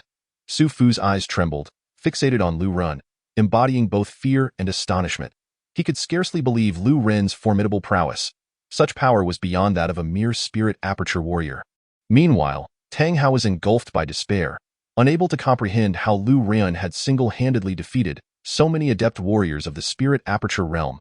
Lu Ran had retained his strength after their battle. Could this truly be a defective bloodline? Bang! Lu Ran struck out, sending Su Fu hurtling away, crashing into another warrior and killing him instantly. Witnessing this, the onlookers were filled with dread, unwilling to take another step forward. "Su Fu is dead. We must retreat swiftly. This fellow is nothing short of a monster. Let us flee. If we do not, we may very well meet our end." Many warriors, drained of their fighting spirit, chose to flee, some even seeking a way to escape the Dash cave. "Those who have laid hands on me shall not escape. You will all remain here." Lu Ran drew forth the fire spirit sword, ruthlessly pursuing the fleeing warriors. A scream erupted from the western side of the Dash square as a warrior was pierced by Lu Ran's sword, collapsing lifelessly to the ground. Simultaneously, 3 warriors in the southern direction fell victim to the blade's light, meeting their demise. All 20 or so warriors who had attacked Lu Ran were utterly annihilated, their blood staining the Dash square. Those who had refrained from attacking Lu Ran were paralyzed with fear, frozen in place, terrified that a moment's misstep might lead to their own death at his hands. However, Lu Ran did not pursue them. Instead, he turned his gaze toward Tang Hao, striding forward with intent. "Tang Hao, who else will you seek to kill me?" Chapter 0040. Proceed to the ultimate test. Lu Ran. "No, please don't kill me." Tang Hao knelt on the ground, desperate and pleading. Lu Ran's expression remained cold as he swung his sword. Tang Hao's pupils dilated, and he cried out, "No!" Swish! The cold glimmer vanished, a sword sealing his throat. Bang! Tang Hao's body crumpled to the ground, his eyes wide open, departing this world without a final breath. Outside the Dash cave, Elder Ming Qian was utterly speechless, completely astounded by Lu Ran's strength. The disciples of the Qingyun sect, who are of this waste lineage, truly possess both strength and talent. Their prowess is utterly astonishing, damn it. Gu Yifun's expression turned frigid, increasingly aware of Lu Ran's terrifying capabilities. They had previously believed that Lu Ran was merely hiding behind the Huabiao to recuperate, likely intending to ambush Tang Hao. Now, not only had Lu Ran killed Tang Hao, but he had also single-handedly challenged the vast majority of the Enlightenment realm warriors. Particularly, the display of several low-grade human-tier martial techniques by Lu Ran left them profoundly shaken. Lu Ran's performance had already surpassed the imagination of ordinary individuals. For so many years, no one had managed to slaughter so many Enlightenment realm warriors with such power. Damn it, with such formidable strength. Lu Ran might just pass the ultimate assessment. Xia Kuang's face was grim, filled with anger and resentment. Ha ha ha, Elder Yun, if Lu Ran truly succeeds in passing the ultimate assessment and acquires the inheritance of the ancient Emperor Tuasha, transforming his bloodline, our Qingyun sect will undoubtedly ascend to the ranks of first-rate sects. The Grand Elder was ecstatic. Yun Qingshuang smiled wryly. Indeed, Lu Ran's current performance was extraordinary, but it was only within the Enlightenment realm. If Lu Ran could not alter his bloodline, he would forever remain unable to reach the level of true power. The higher the bloodline talent, the better the martial techniques and methods one could cultivate, and the faster the training speed. No, he absolutely must not be allowed to gain the inheritance of the ancient Emperor Tuasha. Gu Yifun's eyes also revealed a terrifying killing intent. Boom! In a moment of impulsiveness, His internal energy erupted, charging directly toward the cave dwelling. He could not allow Lu Ren to obtain the inheritance of the ancient Emperor Tuasha. With his cultivation at the 7th level of the Divine Sea Realm, he intended to forcefully break into the cave dwelling while its energy was insufficient. Crack! Just then, beams of radiant light surged from within the cave, transforming into fiery blasts that relentlessly struck toward him. Boom! The fiery rays struck Gu Yifan, instantly sending him flying. Fifth! Gu Yifan fell to the ground, blood spurting forth, his eyes brimming with unwillingness and fury. Tio dare to storm the Tuasha cave. You truly are fearless. The Grand Elder Meng Qian scoffed disdainfully. Xia Kuang quickly approached, helping Gu Yifan to his feet. Jiu Yifan, do not act rashly. Lu Ren may not necessarily obtain the inheritance of the ancient Emperor Tuasha, and even if he does, he might not be able to change his bloodline. We must wait for him to emerge. Recklessly charging into the Tuasha cave would be a fool's errand. How infuriating. Gu Yifan gritted his teeth. Lu Ren had killed his 2 junior brothers. If Lu Ren truly obtained the inheritance of the ancient Emperor Tuasha, how would he explain it to his master? At this moment, Lu Ren had slain over 30 warriors, including the formidable Huang Qi, Su Fu, and Tang Hao, resembling a god of slaughter, utterly intimidating the others. Lu Ren commanded one warrior to help him tally the spoils of war. Ultimately, Lu Ren collected 500,000 copper coins, over 50 low-grade human-tier martial techniques, with some duplicates, as well as a dozen mid-grade and upper-grade human-tier martial techniques, and 2 low-grade yellow-tier martial techniques. Additionally, he found a spiritual herb, though Lu Ren had no knowledge of its properties. However, he was somewhat disappointed to have only obtained 20 low-grade spirit stones. Yet, considering that spirit stones were consumables, 20 was still a considerable amount. Sufficient for Lu Ren to cultivate in the nameless treasure tower for 40 years. At this moment, the Tuasha square was deserted except for Lu Ren. All others had fled the Tuasha cave. Lu Ren sat cross-legged and entered the treasure tower's space point. 40 years. Would it allow me to fuse all 7 spiritual apertures? Lu Ren pondered silently. He was unaware of the challenges that lay ahead. So he could only strive to enhance his strength to its utmost. Lu Ren closed his eyes and resumed his cultivation, gathering the spiritual energy from 6 apertures to form a massive vortex. Then he infused the energy of the 7th aperture into the vortex. However, as soon as it integrated, the vortex trembled slightly and shattered. Continue. Lu Ren persisted in his attempts. Time gradually passed. Another year elapsed. Lu Ren's expression grew grave, revealing a look of pain. The fusion of the 7th aperture's energy had reached a critical juncture. As the energy merged into the vortex again, it began to oscillate but did not collapse. A powerful surge filled Lu Ren's body. He couldn't help but tremble, feeling a tearing pain throughout his flesh and bones. Lu Ren realized that fusing the 7th aperture was proving to be a challenge for his body to endure. Having come this far, he had to succeed no matter what. Lu Ren steeled his resolve, his eyes filled with fierce determination. He must fuse the 7th aperture. He had to complete the ultimate assessment. He gritted his teeth and held on, and after a day, the vortex finally fused successfully. At this moment, the vortex formed by the 7 apertures had grown to the size of a fist and was spinning rapidly. Exuding an overwhelming aura. My strength has now reached 14,000 pounds. It is time to proceed with the ultimate assessment. Lu Ren stood up and stepped into the light portal. The blinding radiance blurred his vision. When he could finally see clearly, he found himself in a grand palace, lavish and resplendent.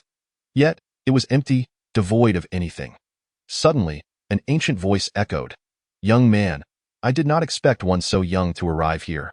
The voice instilled a sense of caution in Lu Ren, who gripped the fire spirit sword tightly. Perhaps this was the ultimate assessment. You need not be anxious. Your performance in the Tuasha Square has already exempted you from further testing. As the voice faded, a phantom figure materialized before Lu Ren. The figure donned a simple robe, tall and imposing, with thick brows and large eyes, flickering flames in his gaze, exuding an enigmatic aura. No further assessment? Lu Ren was slightly taken aback but remained vigilant. It was possible that this scene was also part of his assessment. Should he fail, all his efforts would be in vain. Indeed, the robed man waved his hand, and radiance coalesced, revealing a table before Lu Ren, upon which lay 10 tomes of martial techniques.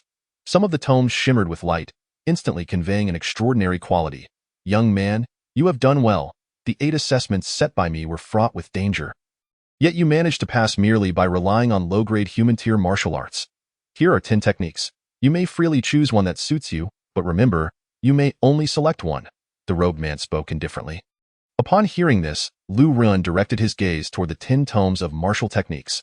Now that he had entered the Tuasha cave, it was time to cultivate a technique and ascend to the spiritual stream realm. Chapter 0041. The ancient Emperor Tuasha. You may select a technique and cultivate it on the spot, but act within your means. Listening to the robed man's words, Lu Ren examined the 10 tomes of martial techniques before him. There was a low-grade yellow tier technique, the wild ox technique, which, once mastered, could yield the true chi of a wild ox, granting immense strength. There were also low-grade profound tier techniques, such as the heavenly fire technique, which could cultivate heavenly fire true chi. Additionally, several tomes of profound and earthly tier techniques, as well as one upper-grade heavenly tier technique, the Great Sun Divine technique, which, when perfected, could conjure 9 blazing suns to incinerate all. The Great Sun Divine technique? Lu Ren trembled all over it. An upper-grade heavenly tier technique was the pinnacle of martial arts on the Xinhuang continent. Once successfully cultivated, it could likely sweep through warriors of the same level.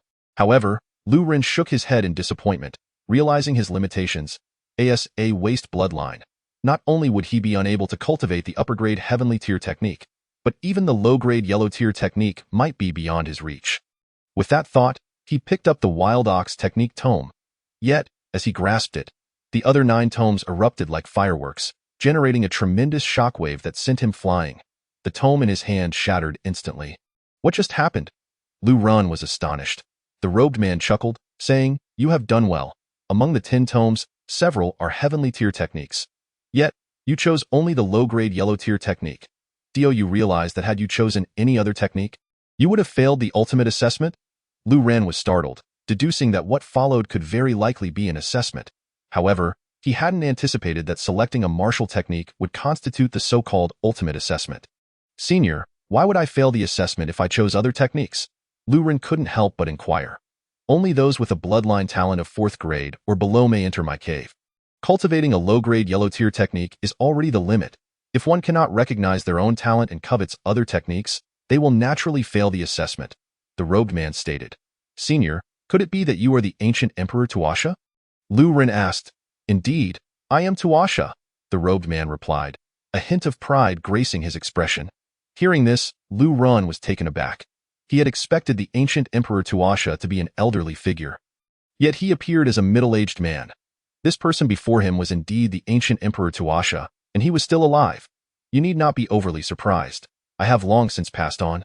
What you see now is merely a remnant soul. I left this cave and set up assessments to find a martial artist with low bloodline talent to inherit my legacy. The ancient Emperor Tuasha spoke slowly. Lu Ren furrowed his brows slightly and curiously asked, "Senior Tuasha, since you seek a successor, why not choose someone with greater talent?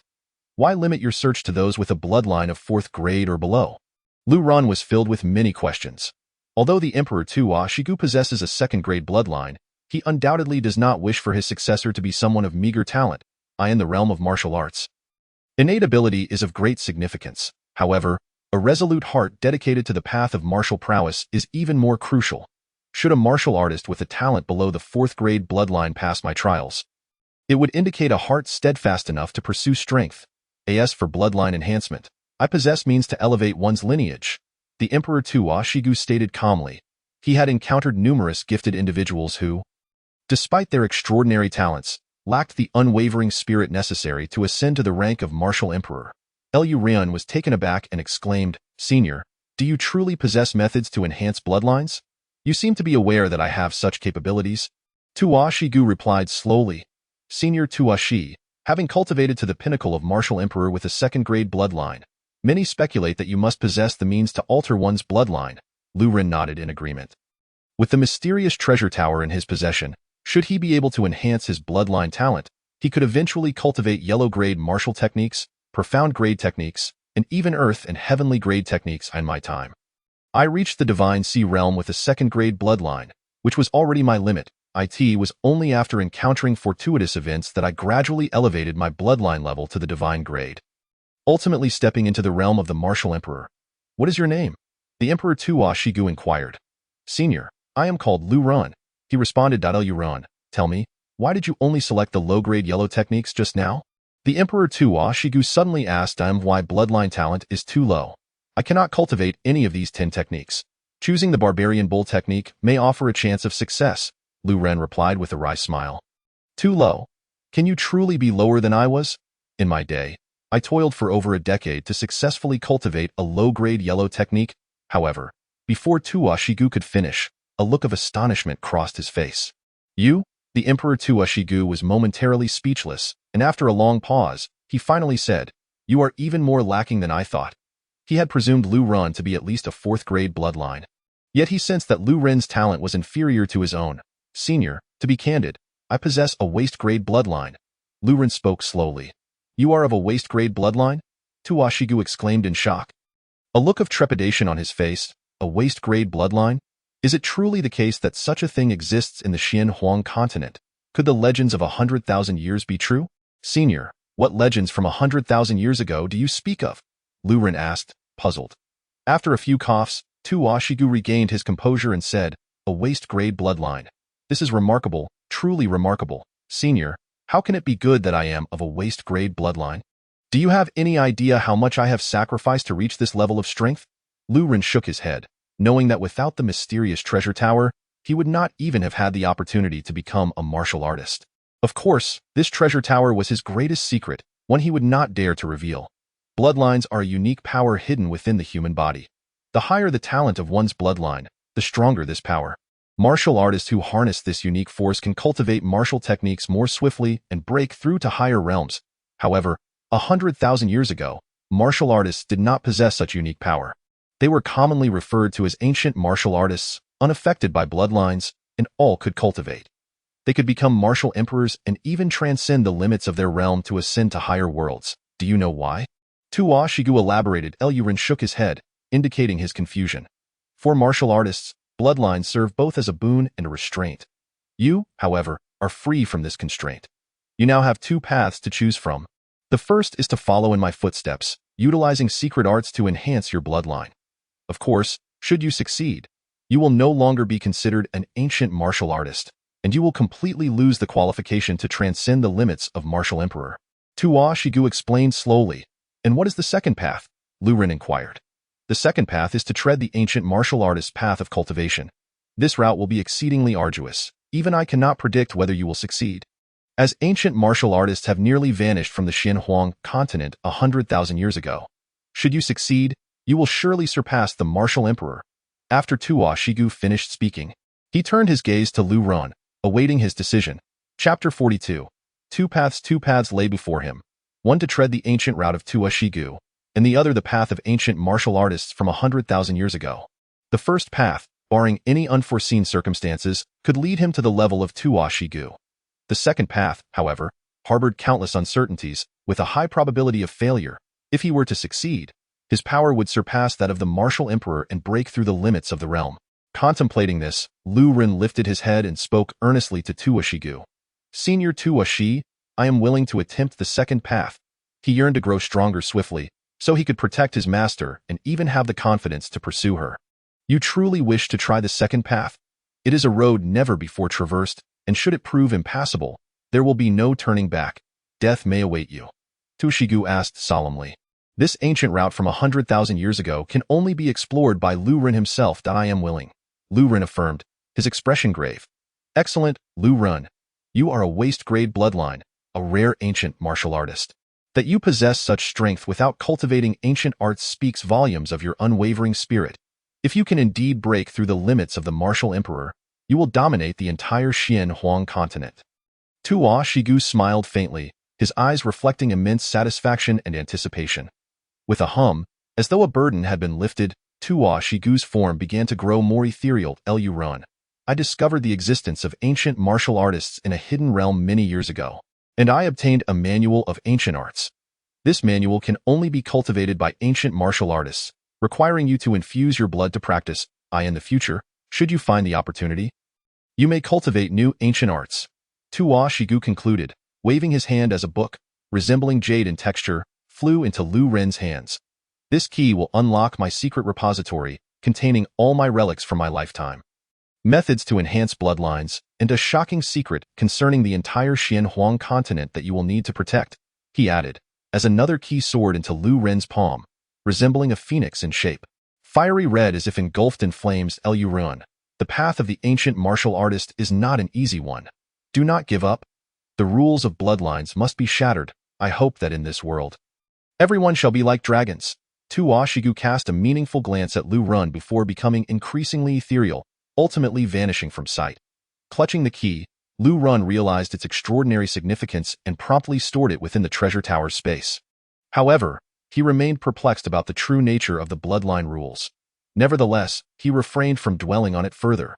His immediate goal was to grow stronger and seek out Tuoshi's repository in this world. Everyone shall be like dragons.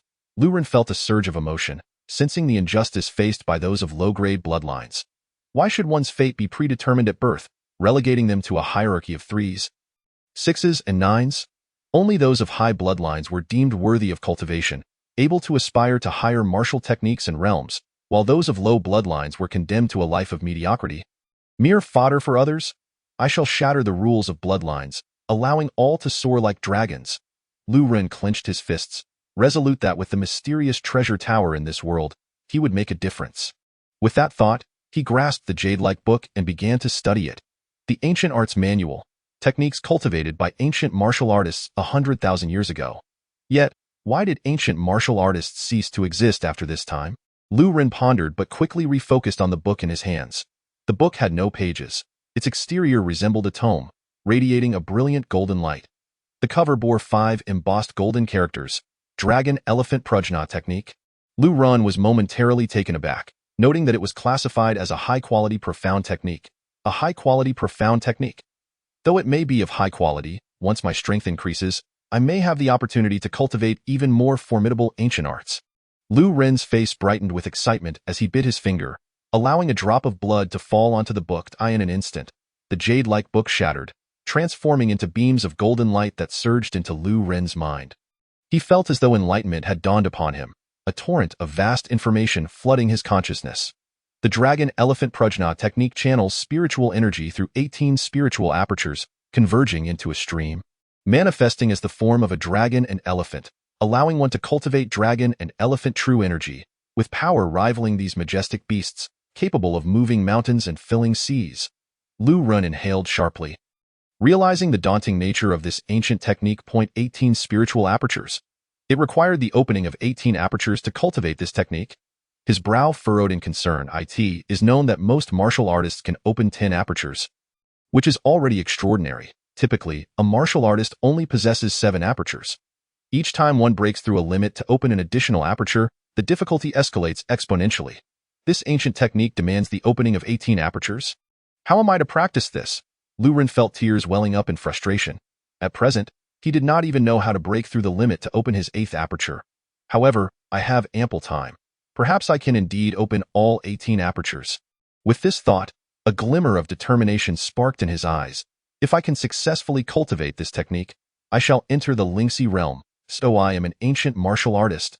Lu Ren smiled faintly, taking a casual step forward as the ethereal light surrounding him faded, and he reappeared at the Tuoshi Square. At this moment, the interior of Tuoshi Square lay in ruins, with numerous colossal Hua Biao statues shattered beyond recognition. Lu Ren paid little heed to this destruction and was about to depart. Suddenly, a flurry of silver needles, as slender as hair, shot forth from a certain direction, descending like a torrential storm, enveloping Lu Ren in a deadly embrace. Simultaneously, a sword beam, reminiscent of a venomous serpent, descended from above, aimed directly at his vital point. The combination of hidden weapons and swordplay was executed with such seamless precision that it was indistinguishable from perfection. An ambush? Lu Ren's expression shifted slightly, astonished to discover the presence of another individual within the cave, and the assailant's prowess was evidently formidable, undoubtedly a martial artist of the Lingxi realm. Boom.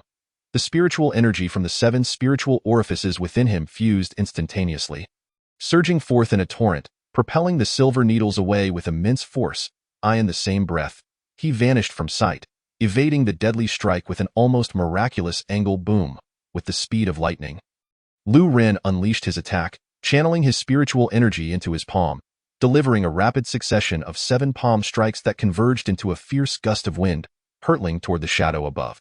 The figure was a young man clad in black, wielding a dark long sword, His face betraying astonishment at Lu Ren's ability to evade his ambush, Lu Ren struck again, delivering a powerful palm against the black-clad man. This fellow possesses remarkable strength. The black-clad man, unyielding in the face of Lu Ren's palm strike, did not flinch but instead executed a dark arc with his long sword, aiming for Lu Ren's neck. Decisive and ruthless, he cared not whether he could overcome Lu Ren or suffer injury. He chose the most straightforward path, to stake his life against Lu Ren's and eliminate him directly. He lurked in Tashi Square, awaiting Lu Ren's emergence, intent on slaying him regardless of whether Lu Ren had obtained the legacy of the ancient emperor. Chapter 0043. Departing the cave, Lu Ren had not anticipated the assailant's ruthless approach. He altered his attack with the 7 injuries palm, striking fiercely against the opponent's sword, deflecting it aside. The black-clad man, seeing this, swung his sword once more, aiming for Lu Ren's head, grasping the fire spirit sword. Lu Ren retaliated with his own strike, clang. The two swords clashed, producing a resounding metallic resonance, after which Lu Ren's fire spirit sword shattered into 2 pieces, forcing him to stagger back several steps. Are you also a descendant of the ghost sword? It seems you possess a 5th-grade bloodline. How could you enter the Tashi cave? Lu Ren glared intensely at the black-clad man, his face etched with fury. For these ghost sword heirs were relentless.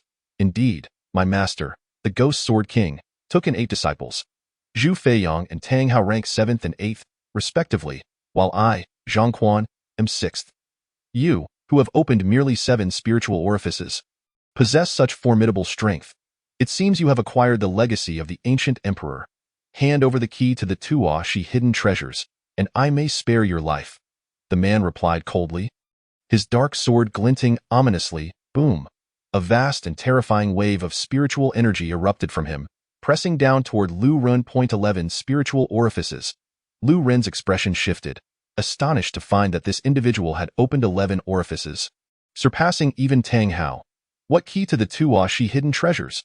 Lu Ren thought, startled to learn that the opponent was aware of it. Lu Ren, cease your pretense. The key must be in your possession. I advise you not to refuse a toast and instead face the punishment. Killing you will be easier than crushing an ant. Zhang Quan declared coldly, his gaze sharp and penetrating. He scrutinized Lu Ren's reaction, wary of the possibility that Lu Ren might attempt to flee. Should Lu Ren escape the cave, with the protection of Yun Qingyao and Ming Qian outside, it would be impossible to kill him. I can give you the key, but I wish to know how you entered this cave, Lu Ren inquired without hesitation. Upon hearing Lu Ren's words, Zhang Quan remained unyielding, stating, I consumed a special elixir that allowed me to suppress my bloodline to the 4th-grade level. It seems your master has made considerable preparations for the key to the Tashi hidden treasures. However, if you desire the key, you must take it by force, Lu Ren replied with a nonchalant smile. Zhang Quan, sensing Lu Ren's confidence, surmised that Lu Ren had likely acquired significant legacies from the ancient emperor. Although he had not yet entered the Lingxi realm, it was plausible that he had improved his bloodline, perhaps even reaching the 7th or 8th grade, or possibly stronger. Otherwise, how could a martial artist with only 7 open spiritual orifices possess such strength? If he could eliminate Lu Ren, not only would he obtain the key and fulfill his master's task, but he might also uncover some profound techniques from Lu Ren. With that thought, the murderous intent surfaced on Zhang Quan's face, and he struck without hesitation. Kill! The powerful spiritual energy erupted from him, and the ghost sword in his hand trembled violently, dancing like a silver serpent, its blade flashing like lightning, darting around Lu Ren. Ghost sword technique, ghost flash sword. Such a formidable swordplay. This strike must be of the upper tier of the yellow rank. Lu Ren, facing this assault, remained utterly still. Just as the lightning-like sword beams were about to strike him, a tempest arose. Swish, swish, swish. Lu Ren continually swung the shattered fire spirit sword, colliding with the sword beams. Boom, boom, boom. The deafening explosions reverberated through the air. The whirlpool of energy within Lu Ren surged, culminating in an explosive release of astonishing momentum. The fragmented sword in Lu Ren's grasp clashed vigorously with Zhang Quan's weapon, each strike becoming stronger and swifter than the last. What? Zhang Quan felt an indescribable force crashing against his black sword, causing his body to tremble violently, his blood surging chaotically, and his palms splitting. Clang! Zhang Quan's black sword was sent flying. Lu Ren's broken sword, too, shattered into several fragments. Without hesitation, Lu Ren struck a powerful palm against Zhang Quan's chest, sending him hurtling away. Zhang Quan crashed heavily to the ground. blood gushing forth. Zhang Quan, it seems you lack the capability to take the key from me, Lu Ren coldly remarked, his eyes filled with chilling intent. He had not expected that the ghost sword king had arranged for two heirs. Had it not been for his training in the explosive spirit secret art and the fusion of his 7 spiritual orifices, he might have fallen to Zhang Quan's hands. A 5th-grade bloodline coupled with 10 opened spiritual orifices could likely sweep away any martial artist in the aperture realm. Why are you so powerful despite only having 7 spiritual orifices? Has your bloodline talent truly been enhanced? Zhang Quan was in a state of shock. He had always believed his talent unparalleled. Yet he, with a 5th-grade bloodline, had been defeated by Lu Ren, who had merely opened 7 orifices. Lu Ren must have improved his bloodline. Die. Lu Ren showed no mercy, stepping forward for another powerful palm strike aimed at Zhang Quan. No. Please don't kill me, Zhang Quan howled in desperation. Yet Lu Ren's heart was devoid of compassion. He delivered a fierce palm strike to Zhang Quan's chest. Boom. Zhang Quan was sent flying, tracing a parabolic arc before crashing to the ground. Lifeless. Lu Ren approached, confirming Zhang Quan's demise, and began to search his body, only to find he bore no storage rings or similar items. His gaze then shifted to the black longsword lying beside Zhang Quan's corpse. The sword measured 3 feet, thin as a cicada's wing, entirely black, with the words 7 kills etched upon its blade. It was capable of severing the fire spirit sword. It must be a mid-tier spiritual weapon.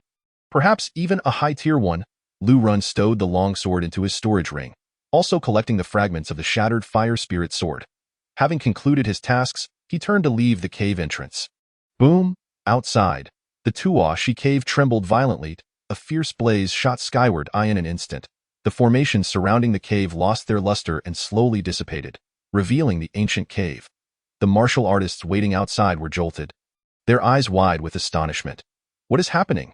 Could it be that Lu Ren has successfully obtained the legacy of the ancient emperor? Gu Yifan and Xie Kuang exchanged bewildered glances. Meng Qian and Yun Qingyao were equally astonished. Previously, if Lu Ren had failed the ultimate assessment, he would have been teleported out immediately. Yet now, he had not emerged, and the formations outside had vanished. Moreover, the outer barrier had dissipated during Lu Ren's assessment, leaving them in the dark about the events inside, forced to await his return. Chapter 0044. The formidable Yun Qingyao. It appears that Lu Ren has indeed acquired the legacy of the ancient emperor. That fellow must have received it due to the cave's insufficient energy. Many discussed amongst themselves, a mixture of envy and jealousy evident in their words. Who could have imagined that a martial artist with a flawed bloodline would ultimately gain the ancient emperor's legacy? Has Lu Ren truly obtained the ancient emperor's legacy? Meng Qian's gaze was fixed on the cave entrance, his expression filled with anticipation. The acquisition of the ancient emperor's legacy was one thing, but whether he could enhance his bloodline talent was of utmost importance. The crowd awaited eagerly. A figure slowly emerged from the cave. It was Lu Ren. Meng Qian gasped, bursting into ecstatic laughter. Ha ha ha, Lu Ren has emerged from the cave. He must have received the ancient emperor's legacy, enhancing his bloodline talent. Our Qingyun sect has produced a true dragon. Upon hearing Meng Qian's words, Xie Kuang and the elders from various sects wore expressions of profound dismay. In the past, those martial artists who failed the assessment were always teleported out, yet only Lu Ren walked out on his own. Damn it, if that fellow truly has improved his bloodline, coupled with the fact that he possesses divine enlightenment, who in the future could possibly surpass Lu Ren?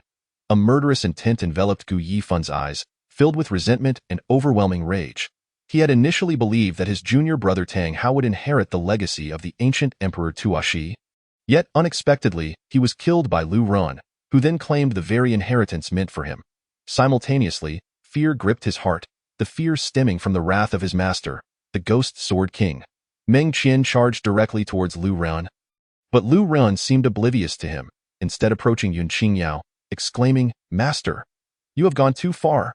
Yun Qingyao playfully reproached him, lacking any inquiry about whether Lu Ren had successfully improved his bloodline. For her, it sufficed that her disciple returned safely. "What do you mean by too far?" Lu Ren asked, his face a mask of confusion. "You have killed so many within the cave, and at such a young age. You carry an excessive amount of malice." Yun Qingyao responded, "Master, you already know what happened in the cave." Lu Ren was astonished. "We witnessed your passage through the 8 gates and the events that transpired in the Tuashi Square clearly." Yun Qingyao stated, "Who told them to attempt to kill me? Throughout my life, I, Lu Ren, act with principle. If others do not offend me, I shall not offend them. But if they do offend me, I will hunt them down, no matter how far. Lu Ren retorted coldly, Lu Ren. How dare you kill my junior brother? You are seeking death. Suddenly, Gu Yifan leapt forth, his hand reaching out to seize Lu Ren. The expressions of everyone present shifted dramatically. They had not anticipated Gu Yifan would dare to confront Lu Ren publicly, clearly driven by desperation. However, before Gu Yifan's hand could reach Lu Ren, a flash of sword light cut through the air, accompanied by a heart-wrenching scream that echoed like a wail of despair. The onlookers beheld as one of Gu Yifan's fingers was severed, blood gushing forth, while his face twisted in agony as he clutched the bloody stump with his left hand. Gu Yifan, you dare to ambush my disciple. Were it not for your status as the core disciple of the royal Dao sect, I would have slain you on the spot. Yun Qingyao's voice was cold. Gu Yifan gritted his teeth, glaring at Yun Qingyao with venomous hatred. Yun Qingyao, Lu Ren has killed Tang Hao, the heir of my ghost sword sect. You must give me an explanation for this. If I am no match for you, do you not fear the wrath of my master? Yun Qingyao furrowed her brow slightly. In the cave, life and death are fated. Who can be blamed? But he killed the heir of the ghost sword. My master's most favored disciple. Gu Yifan responded coldly. Lu Ren's slaying of Tang Hao will surely not be overlooked by the ghost sword king, murmured many in the crowd. Why battle with Tang Hao in the Tuashi cave was a fight to the death. And he consented to it. Others can attest to that. Lu Ren turned to the group of martial artists who had been teleported from the cave. Witnessing Lu Ren's decisive actions, they were both astonished and fearful, unwilling to lie as they recounted the truth of the life and death struggle. Since it was a fight to the death between us, is it wrong for me to have killed him? Moreover, he openly declared his intent to kill me outside the cave. You all heard it. Lu Ren stood firm against Gu Yifan's imposing presence, showing no fear. What a ruthless young man you are. You have not only slain Tang Hao but also butchered over 30 innocent lives. Even the Qingyun sect would not tolerate a disciple as brutal as you. Xie Kuang bellowed, witnessing Lu Ren's demeanor. That Tang Hao attempted to kill me and even incited others against me. What wrong is there in my actions? Lu Ren laughed coldly. You. Xie Kuang fumed, nearly spitting blood from his rage. Yun Qingyao stepped forward, her voice icy. Elder Xie, you have heard my disciple's words. Moreover, within the cave, life and death are determined by fate, and you have no authority to intervene. The disciples of the four great sects were primarily from prominent families, and numerous personal vendettas existed among them. Hence, outside the sects, as long as there were no unwarranted killings, the four great sects tended to turn a blind eye. Yet, the fact remained that my junior brother died at his hands. If this matter were simply brushed aside, what would become of the Ghost Sword sect's dignity? Gu Yifan stated coldly. The Ghost Sword sect is not merely a sect but a school, renowned in the Jiangyan kingdom due to the Ghost Sword king's existence. All are aware that those who emerge from the Ghost Sword sect are prodigies. As one of the most outstanding heirs of the Ghost Sword sect, Gu Yifan was naturally compelled to defend its honor. And what of it? My disciple is equally a prodigy of the Qingyun sect, and furthermore, he is my disciple. Gu Yifan, you lack the qualification to deal with my disciple. Yun Qingyao asserted with unwavering resolve. A disciple may only be disciplined by their own master. Others possess no such authority, not even the Grand Elder of the Royal Dao sect. Yun Qingyao's aura surged once more, enveloping the entire gathering, causing even some elders to struggle to breathe under its weight. Whoever dares to harm my disciple will have to answer to me. Upon hearing these words, the expressions of Xie Kuang and Gu Yifan darkened significantly. Although Xie Kuang was the Grand Elder of the Royal Dao sect, with a cultivation level reaching the 8th stage of the Divine Sea, he had no confidence in surpassing Yun Qingyao. Moreover, Yun Qingyao was the saintess of Jiangyan Kingdom, a status that commanded respect even from the leaders of the four great sections. I will not let this matter rest, Gu Yifan scoffed coldly. Refraining from further comment. At that moment, Grand Elder Meng Qian approached Lu Ren. Smiling as he spoke, Lu Ren, congratulations on obtaining the legacy of the ancient Emperor Tuashi. May I ask, what grade is your bloodline now? I am still a waste bloodline, Lu Ren replied candidly. You are still a waste bloodline? Meng Qian looked at Lu Ren incredulously, exclaiming, how can this be possible? You have acquired the legacy of the ancient Emperor Tuashi. How could you still be a waste bloodline? Lu Ren feigned ignorance, saying, the ancient Emperor Tuashi did not bestow upon me any fortune. I remain a waste bloodline. Is this truly the case? Meng Qian pressed, his disbelief evident. Lu Ren nodded. A waste bloodline is a waste bloodline. You should have received some treasures from the ancient emperor, Meng Qian queried. The ancient emperor too, she gave me nothing. Lu Ren shook his head. In an instant, Meng Qian appeared to plummet from heaven to hell, his expression one of utter despair. I cannot believe that the ancient emperor too, she has given him nothing. A glimmer of intrigue crossed Gu Yifun's eyes. Gu Yifun. What do you mean by that? Lu Ren interjected coldly. If I say there is nothing, then there is nothing. Lu Ren retorted sharply. An innocent man bears the weight of wealth. If you receive treasures, would you openly declare it? Gu Yifun's voice was low. Unless you remove all the items from your storage ring for us to inspect, Gu Yifun demanded. Gu Yifun, do not push your luck. Yun Qingyao's expression turned frigid, her tone devoid of warmth.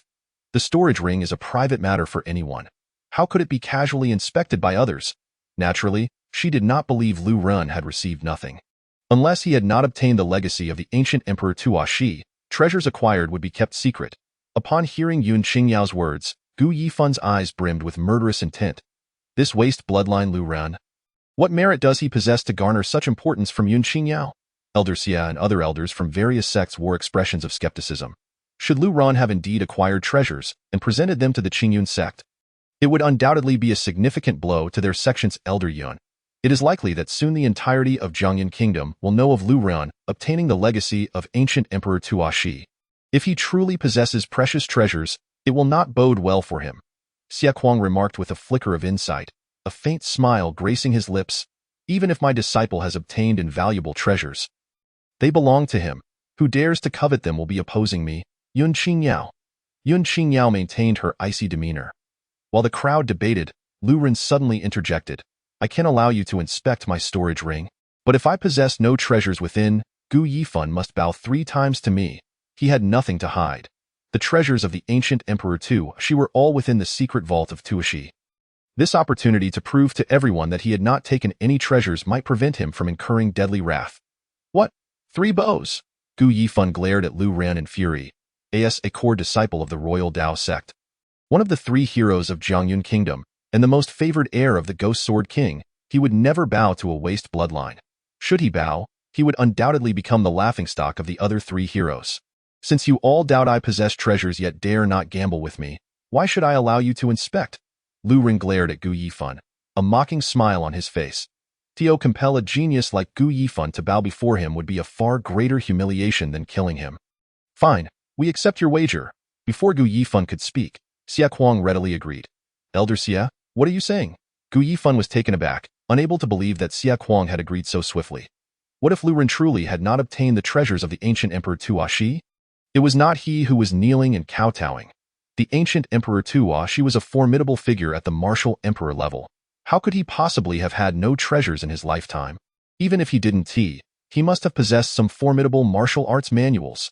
Xia Kuang asserted with unwavering certainty. How could a martial emperor lack treasures? Even a mere Xian rank martial technique would qualify as a treasure.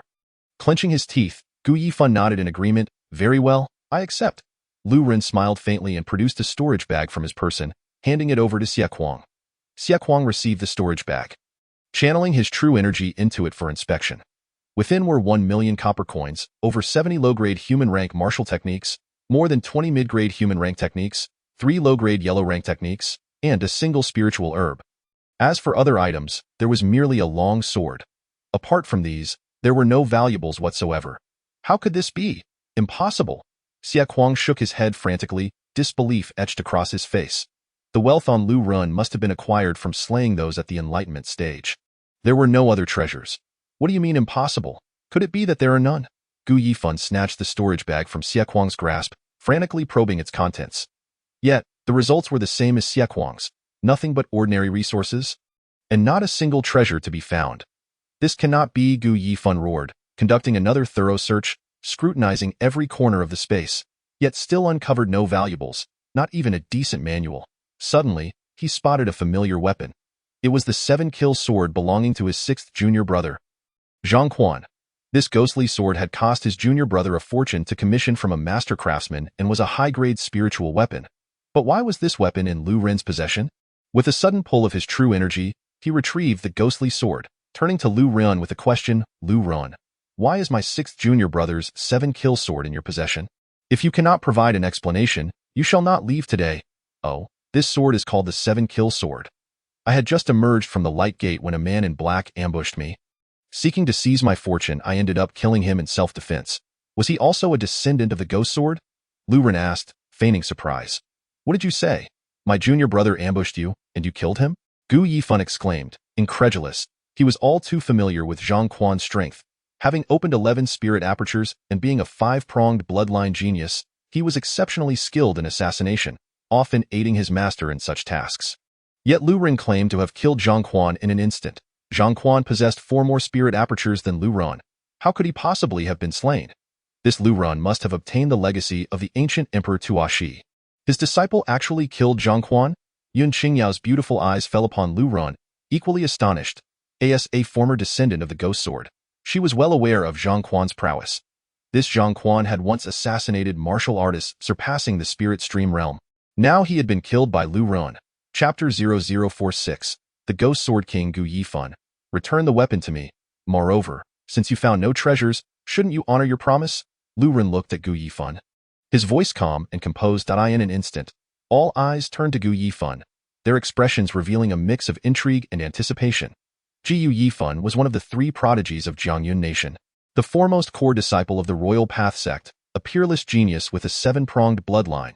If he were to kneel before Lu Ren, a waste with a defective bloodline, he would surely become the laughingstock of the 4 great sections. Gu Yifan's face turned an ashen hue as he glared deeply at Lu Ren, then suddenly dropped to his knees before him, humiliated beyond measure, and kowtowed 3 times. Rising again, he tossed the 7-kill sword and all his rings to Lu Ren, stating, Lu Ren, you remain a waste with a defective bloodline, forever unable to step into the spirit stream realm. You may possess the ability to follow behind your master indefinitely. With that, he managed a forced smile, suppressing the killing intent within, and departed. Seeing that Lu Ren possessed no treasures, Xia Kuang also breathed a sigh of relief and followed suit. Without improving his bloodline, Lu Ren would never enter the spirit stream realm. A waste of a bloodline could only crawl on the ground, incapable of embarking on the path of martial arts. The elders from other sects also took their leave.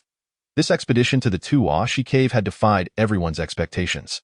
No one had anticipated that Lu Ren would ultimately inherit the legacy of the ancient Emperor Tuashi. However, since Lu Ren had not improved his bloodline nor acquired the ancient emperor's treasures, they speculated that he must have gained some opportunities from the ancient Emperor Tuashi.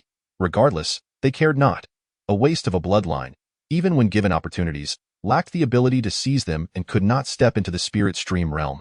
Such a disciple would ultimately fade into obscurity. Disciple, let us return. Yun Qingyao called for Yun Ke, and the 2 mounted the creature, soaring towards the Qingyun sect. Along the way, Yun Qingyao suddenly spoke, Disciple, given that your bloodline remains unchanged, the Grand Elder will surely inform the sect of your circumstances. The sect may not place much importance on you. Although I am your master, I can offer limited assistance in the future if you wish to establish yourself within the sect. You must rely on your own efforts, master, I understand. Lu Ren nodded. He remained a waste of a bloodline. Theoretically, as he advanced, his potential would become increasingly limited. Yet unknown to all, he had acquired ancient techniques. The dragon-elephant prajna technique. Once he opened 18 spirit apertures, he would be able to step into the spirit stream realm. Yun Ke soared swiftly, weaving through the clouds, Jiangyun Nation, upon a mountain peak shrouded in mist. Master, this time, I have failed in my duties, allowing that waste Lu Ren to kill your 2 disciples. I beg for your punishment.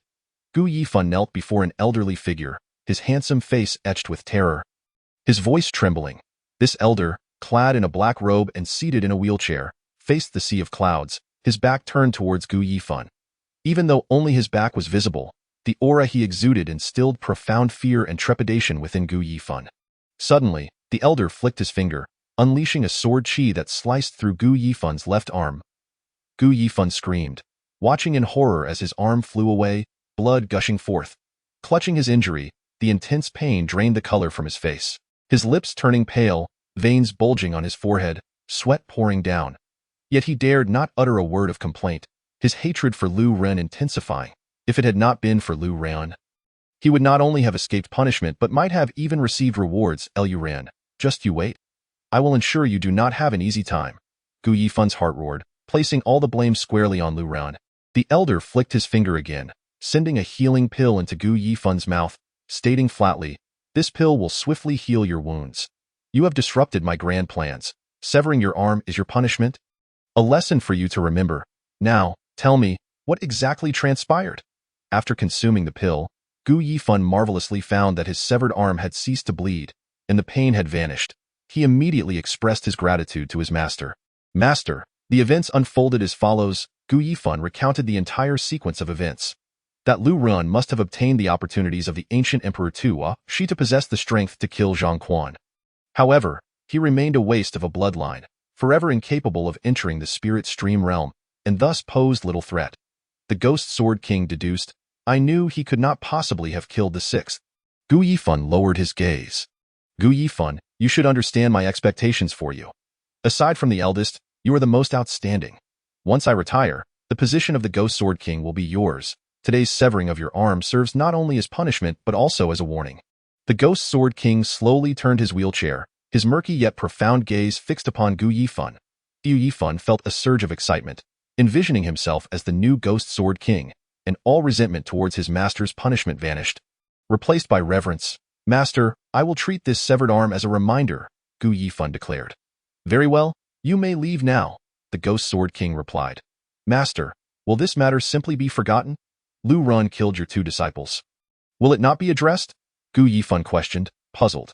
Given the Ghost Sword King's usual conduct, he should have dispatched someone to kill Lu or Ian. Lu Ren is a disciple of Yun Qingyao.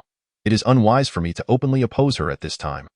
You should be aware of Yun Qingyao's standing in Jiangyun Nation, the Ghost Sword King explained. Then we cannot simply sit idly by, can we? Gu Yifan insisted. That Lu Ren is merely a waste bloodline. He will find it difficult to achieve anything in the future. I will have Chu Feiyong seek an opportunity to eliminate Lu Ren. The Ghost Sword King, seated in his wheelchair, glided through the clouds like a sharp sword, vanishing from Gu Yifan's sight in an instant. Simultaneously, news of Lu Ren's acquisition of the ancient Emperor Tua, Shi's legacy spread throughout Jiangyun Nation. Everyone learned that Lu Ren had not improved his bloodline, remaining a waste, and his reputation as such was further solidified.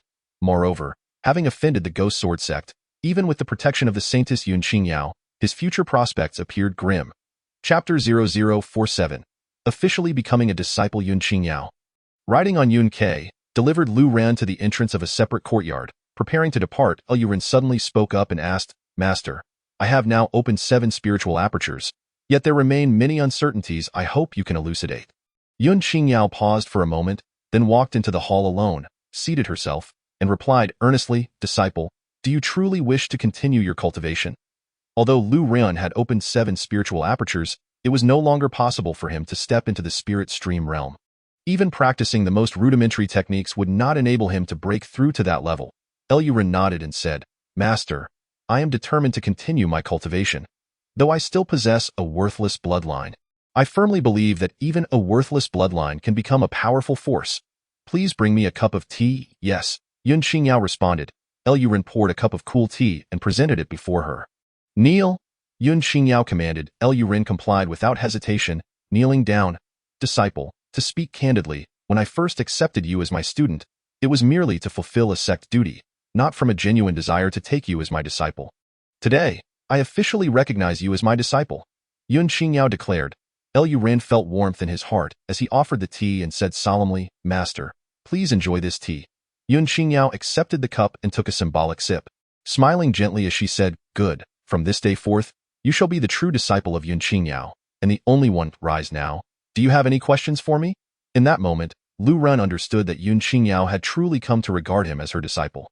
He stood up and inquired, Master, is it possible to enhance one's comprehension? Yun Qingyao looked at Lu Ren with a hint of surprise and said, Disciple, you are already a person of divine insight in martial arts. Why do you pose this question?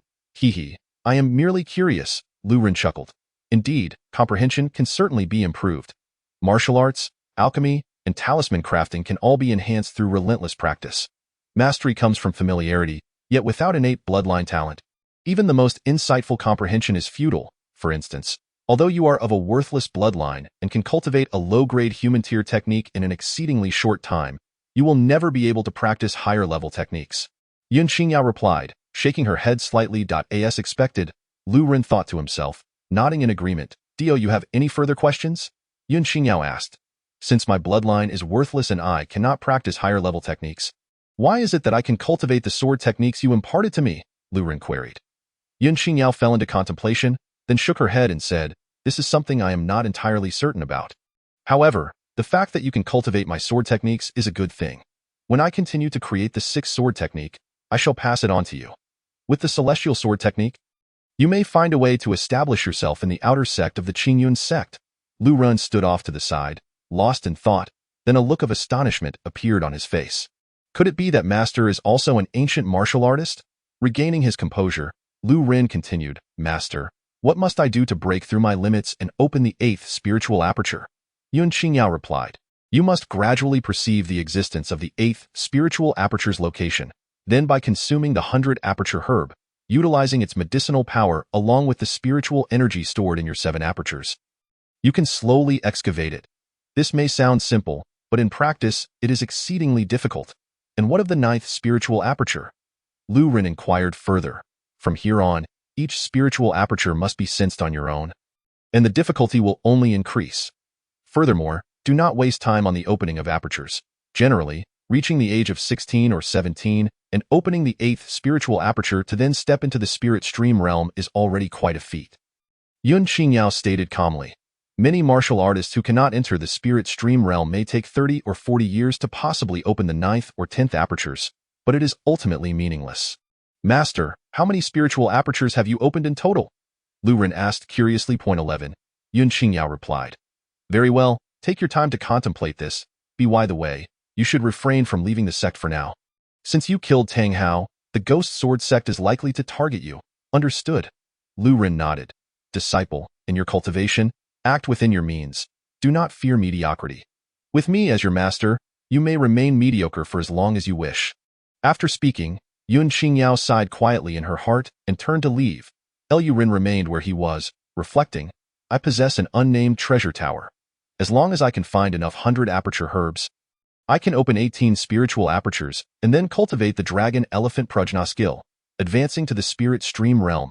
After watching Yun Xingyao depart, Lu Ren made his way to the courtyard. Sitting down to begin his meditation, attempting to sense the location of his 8th spiritual aperture. However, after a long time, he could not perceive anything. "I have 100,000 copper coins, along with several mid-grade and even high-grade human tier techniques, and a spirit herb that I could sell to exchange for some inferior spirit stones," Lu Ren resolved, setting off towards the contribution hall. The contribution hall in the outer sect allows the trading of ordinary cultivation resources, albeit at lower prices than those found in the market. This way, one can earn some profit, and sect disciples often prefer to sell to the contribution hall for convenience. The contribution hall in the outer area is impressively grand, towering 3 to 4 zhang high. Upon entering, Lu Ren noticed that the main hall was quite desolate, but he did not venture deep inside. Instead, he approached one side of the hall. Here, there was a side hall designated for the buying and selling of resources. Though it primarily dealt with ordinary items, to purchase rarer resources, one still needed to exchange contribution points. "Elder, how many spirit stones can I obtain for these items?" Lu Ren presented all the unnecessary resources he had gathered. "You wish to sell a low-grade yellow tier technique?" The elder was taken aback by Lu Ren's statement. Even in the outer sect, low-grade yellow tier techniques could only be borrowed with contribution points, yet here was a disciple wanting to sell one. "Indeed, I intend to sell it." Lu Ren nodded. He was of a worthless bloodline. Not only was he unable to cultivate low-grade yellow tier techniques, but even mid-grade human tier techniques were nearly beyond his reach. Spending substantial time on arduous training would be unwise. It was better to sell them for spirit stones to assist with his cultivation. "Disciple, I advise you to think carefully. While low-grade yellow tier techniques are not particularly rare, being able to cultivate them can enhance your strength," the elder urged, before asking, "Have you already cultivated that technique?" Lu Ren shook his head, smiling wryly as he replied, "Elder, with my talent, I cannot possibly cultivate a low-grade yellow tier technique." The elder looked puzzled. Typically, those who became outer sect disciples possessed at least a 4th-grade bloodline, making the cultivation of yellow tier techniques a relatively simple task. "Are you Lu Ren?" the elder asked, unable to suppress his surprise. Lu Ren confirmed with a nod, "I have heard that you obtained the legacy of the ancient Emperor Tashi, yet still possess a worthless bloodline. Your future cultivation will likely be exceedingly challenging. Breaking through the spirit stream realm will be akin to ascending to the heavens." The elder sighed deeply, then began to calculate Lu Ren's resources. All the techniques combined could be exchanged for 20 inferior spirit stones. Subsequently, Lu Ren spent 100,000 copper coins to acquire 5 inferior spirit stones, totaling 25 inferior spirit stones. At this point, spiritual rice no longer sufficed to replenish his spiritual energy. Using spirit stones was the best option. Are you also planning to sell the 100 aperture herb? The elder exclaimed in surprise, holding a lantern-like spirit herb. Is this also the 100 aperture herb? Lu Ren stared at the herb in astonishment. How could this 100 aperture herb be so different from the one Sister Qin you harvested last time? To break through his limits and open the 8th spiritual aperture, he needed the 100 aperture herb. Chapter 0048. Opening the 8th spiritual aperture. The 100 aperture herb he had seen before was a vibrant green, resembling a lantern, whereas the one before him shone like a pearl, radiant and golden. This is the king of the 100 aperture herb, with potency twice that of ordinary ones. Sell it to me for 50 inferior spirit stones. How does that sound? The elder proposed. I will not sell it. Lu Ren shook his head. He had enough time, but he was simply lacking the 100 aperture herb to open the 8th spiritual aperture. Moreover, this was the king herb, not selling. The elder was slightly taken aback. Did this Lu Ren truly understand the real value of the 100 aperture king herb? I will not sell it, Lu Ren reiterated, reclaiming the herb. Lu Ren, how about this? I will offer you an additional 50 inferior spirit stones. After all, you possess a worthless bloodline. Even a king herb would be of little use. The elder extended a finger, smiling. This king herb could yield him substantial profits, and he was reluctant to let it go. Elder, since I cannot step into the spirit stream realm, I naturally wish to try opening the 8th spiritual aperture, Lu Ren declared as he stored the king herb away and swiftly returned to his own practice courtyard. Upon returning, Lu Ren entered the treasure tower space and began his rigorous training. This time, he prepared 25 spirit stones, sufficient for 50 years of cultivation. He intended to use this time to break through his limits. Open the 8th spiritual aperture, and then employ the secret technique of exploding spirit to fuse with the 8th aperture. Breaking through limits and opening the 8th spiritual aperture was immensely challenging. The lower the bloodline talent, the longer the time required. Many geniuses with 5th or even 6th grade bloodlines had no intention of opening the 8th spiritual aperture due to the time investment involved. Spending a year might be acceptable, but dedicating 2 or even 3 years to open the 8th spiritual aperture could feel like a lost eye in the pursuit of cultivation. Every moment counts. Over the course of 2 or 3 years, many contemporaries had already entered the Cloud River realm and cultivated numerous formidable techniques. Yet, Lu Ren was different. He had an abundance of time. To unlock the 8th spiritual aperture, one must first comprehend its precise location. For each martial artist, the position of the 8th aperture differs. Lu Ren settled into a meditative posture, commencing his journey to discern the location of his 8th aperture. This process proved to be the most arduous. Yet once realized, consuming the 100 aperture grass would ensure success. Year after year, he persevered. 1 year, 2 years, 3 years, 10 years. Throughout this decade, Lu Ren attuned himself to every cell and sinew within his body. Yet the location of the 8th aperture remained elusive. However, he was not anxious. After years of diligent cultivation, he had cultivated a temperament of humility and patience. At long last, on the 30th year, he sensed a distinct point near his right shoulder blade. This point seemed to resonate with a unique energy, drawing upon the other 7 apertures within him. Overcome with joy, Lu Ren crushed the precious 100 aperture grass and swallowed it whole. The bitter essence of the grass made him furrow his brow. Yet he managed to swallow it all. After a moment of reflection, he closed his eyes and concentrated, quietly attuning to the sensations within. Initially, there was no change, but soon, a surge of warmth enveloped him. Akin to an extraordinary power, the warmth pooled in his abdomen, attempting to channel into the location of the 8th aperture. Suddenly, an intense heat flooded his being. Lu Ren's face lit up with delight. He had finally shattered his limits and unlocked the 8th aperture. After 30 years of relentless cultivation, he had achieved this monumental breakthrough. Elated, he devoted another 20 years to mastering the explosive spirit technique, integrating the spiritual energy of the 8th aperture into his energy vortex. At this point, his spiritual energy surged, enabling him to unleash a staggering force of 16,000 pounds. Upon emerging from the nameless pagoda, Lu Ren reveled in demonstrating his newfound strength in the outer courtyard, feeling an immense sense of satisfaction. Splendid, he exclaimed with a hearty laugh. I demand low-grade spirit stones. Enough to unlock 18 apertures shall not be a distant dream. In recent days, Lu Ran had been living the life of an outer disciple, occasionally attending lectures by the elders, mostly concerning the knowledge of the Yunshi realm, which only fueled his aspirations to ascend to the Lingxi realm. Are there any questions from the disciples? The lecturing elder inquired, addressing the dozens of outer disciples seated in the square. Elder, Lu Ran stood, clasping his hands in respect, and asked, "How many apertures can a martial artist truly unlock?" The elder paused, momentarily taken aback by the question, then chuckled. "As far as I know, Elder Yun unlocked 11 apertures, making him the most formidable in our Jiangyun kingdom. However, I once read in an ancient tome that the limit for a martial artist is 18 apertures. 18 apertures? Is there truly someone capable of achieving such a feat?" murmured the disciples. "The saintess has only unlocked 11.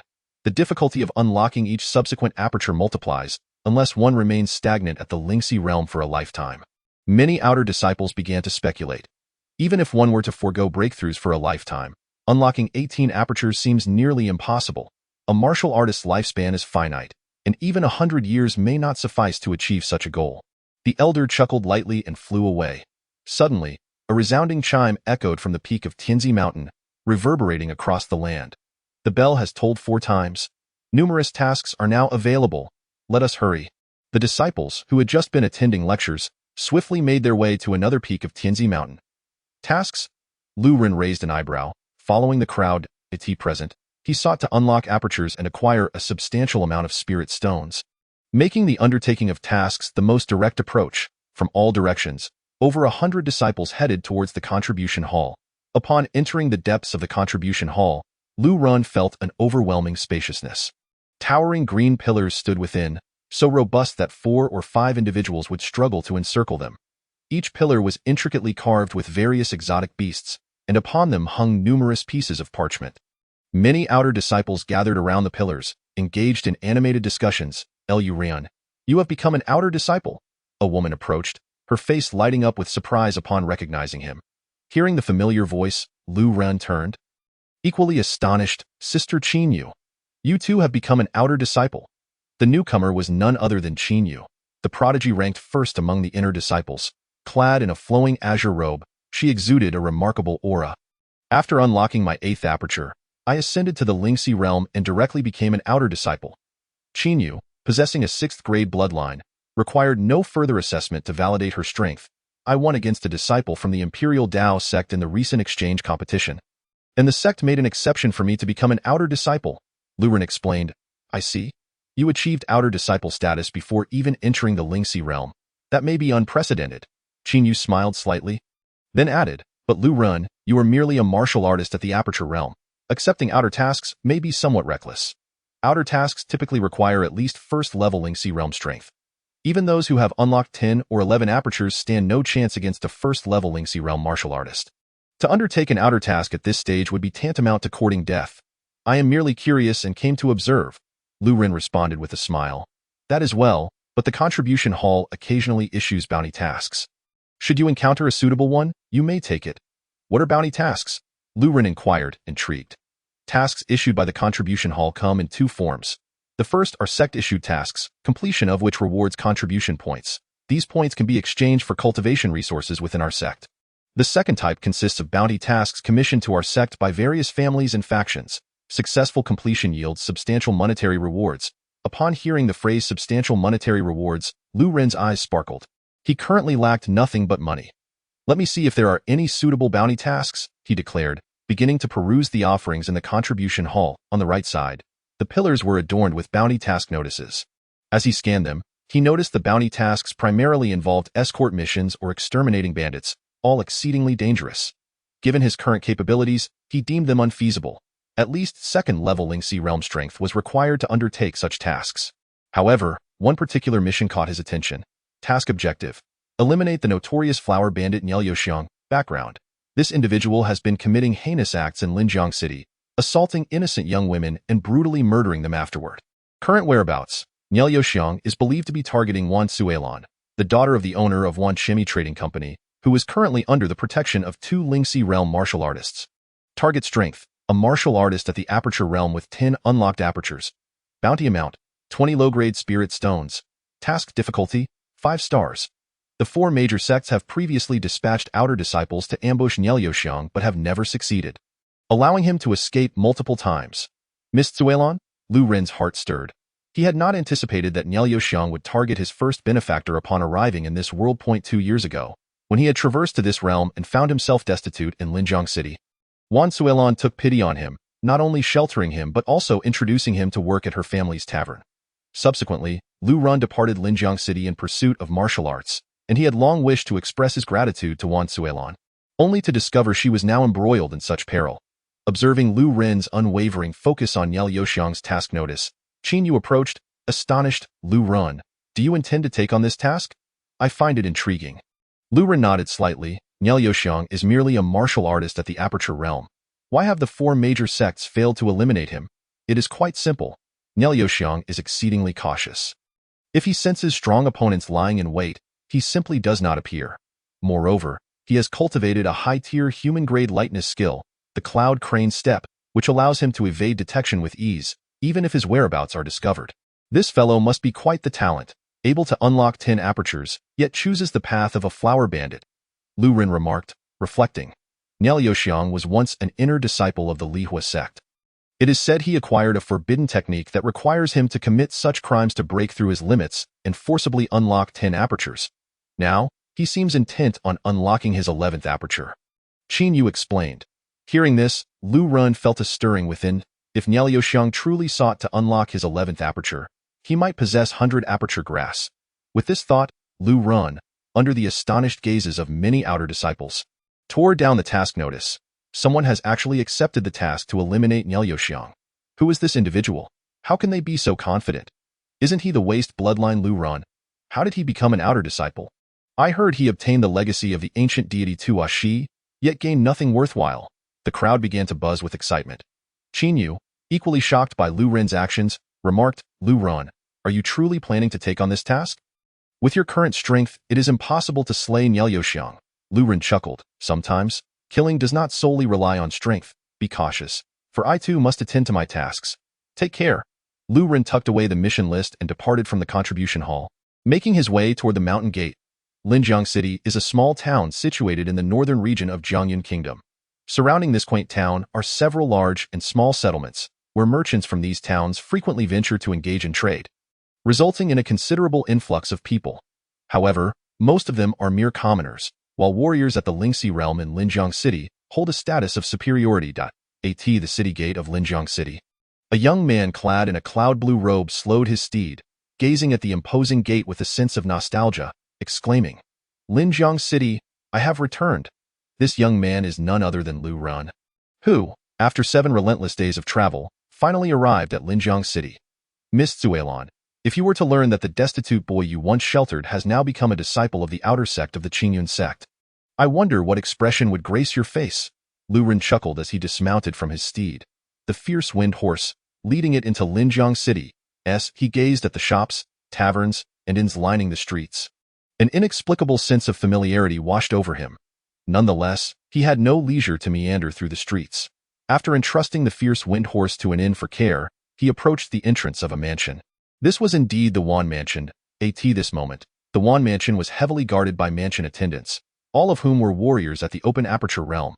Upon Lu Ren's arrival at the mansion's entrance, one of the attendants immediately recognized his status as an outer sect disciple of the Qingyun sect, and a look of reverence crossed his face. So it is an outer sect disciple of the Qingyun sect. May I inquire what brings you to our Wan Mansion? One of the attendants asked. I have accepted a mission to eliminate Nielyoxiang. To assist your Wan Mansion in eradicating him, Lu Ren replied, producing his identity token to dispel any lingering doubts. The attendant, upon seeing the token in Lu Ren's hand, became even more respectful and personally escorted him into the Wan Mansion, where they awaited in a side hall. Before long, a young girl in a green dress approached, her brow furrowed in thought. Upon seeing Lu Ren clad in the cloud-blue robe, her expression turned blank, and after a long pause, she stammered, Lu Ren. Lu Ren rose to his feet, smiling. Miss Zuelon, it has been quite a while. You have truly become a warrior and even a disciple of the outer sect of the Qingyun sect? Wan Suelon was utterly astonished, unable to reconcile the image of the destitute boy from years past with the esteemed outer sect disciple standing before her. is worth noting that an outer sect disciple of the Qingyun sect is a figure of great renown, one whom someone of her modest background could hardly aspire to associate with. If it were not for your kindness in taking me in back then, I would not have become an outer sect disciple of the Qingyun sect. Lu Run replied with a smile. Do not say such things, Lu Run. I merely took you in out of sympathy. Even without me, others would have surely come to your aid, Wan Suilan retorted, her cheeks flushed. After exchanging pleasantries for a while, Lu Ran shifted the conversation, asking, Miss Suilan, has Niel Yoxiang made any appearances lately? Wan Suilan sighed deeply, saying, My father has employed 2 powerful warriors who have opened 10 spiritual apertures, tirelessly guarding me day and night. However, Niel Yoxiang dares not show himself. Yet, these 2 warriors have grown increasingly audacious, raising their commission from 1 low-grade spiritual stone a day to 2. They have done nothing, yet have already earned over 100 low-grade spiritual stones from my father. Though my family runs a rice business, 100 low-grade spiritual stones is no small sum for us. If this continues, my family will inevitably face bankruptcy. As she spoke, Wan Suilan's voice began to quiver. Miss Suilan, as long as Niel Yoxiang lives, your family shall never know peace. This prolonged stalemate is not a viable solution. Dismiss those 2, and I shall protect you, Lu Ren asserted. Very well, Wan Suilan nodded, unhesitatingly choosing to trust Lu Ren. Inside a pavilion of the Wan mansion, 2 middle-aged men were indulging in fine wine and delicacies. Ha ha, come, let us drink.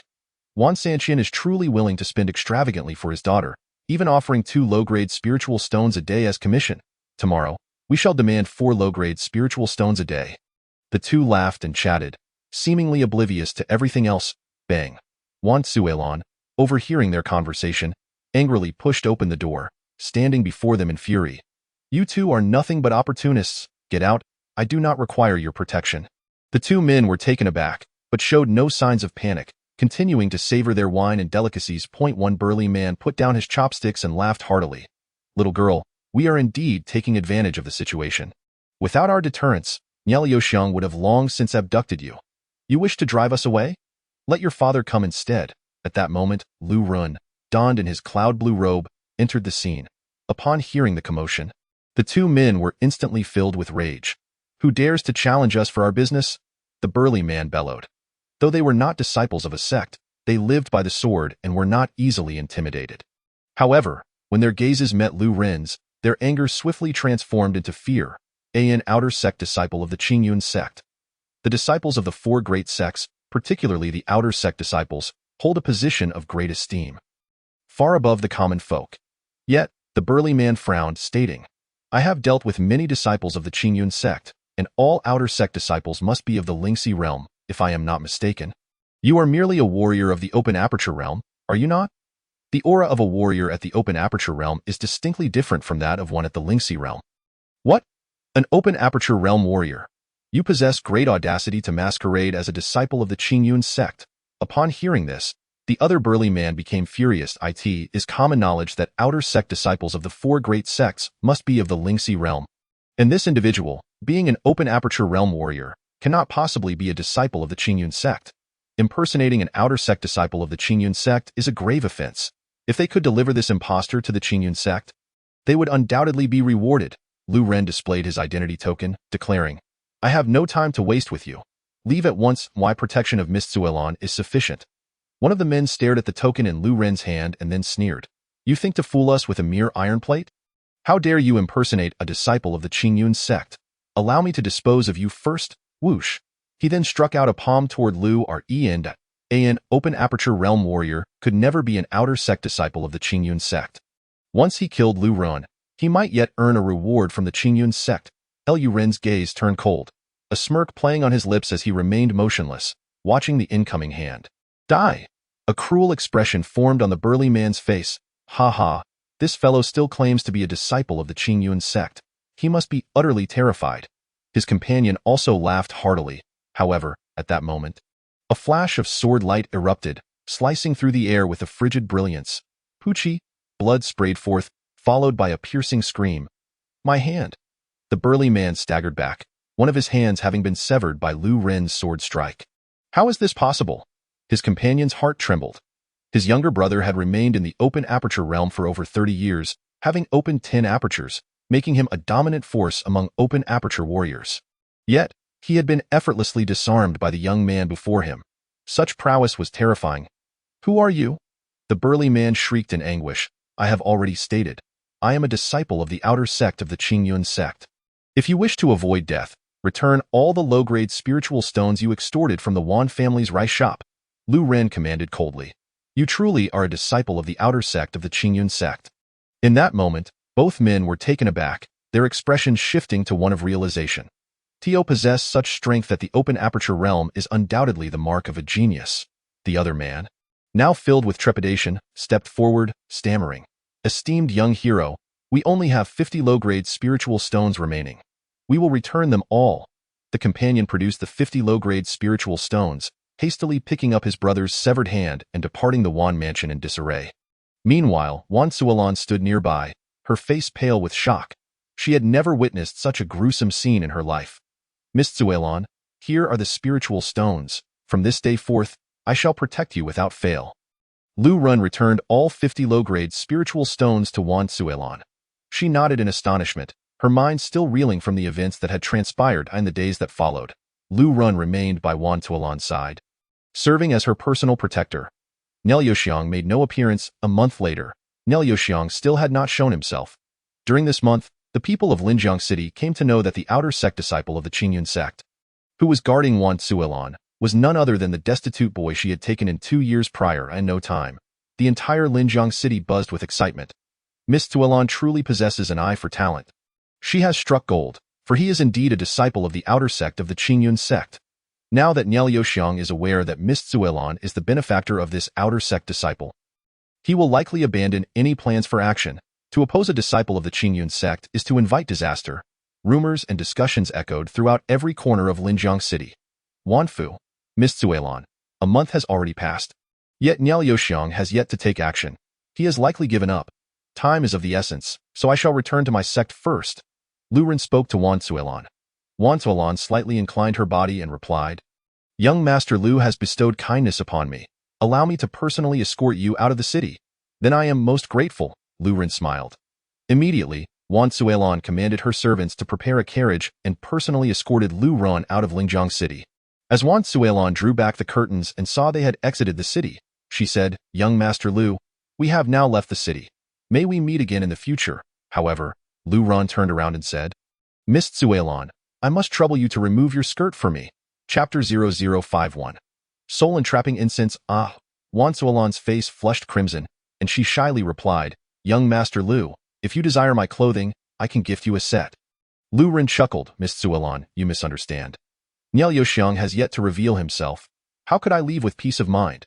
I suspect he is hiding within your estate. With me present, he dares not appear. I intend to disguise myself in your attire.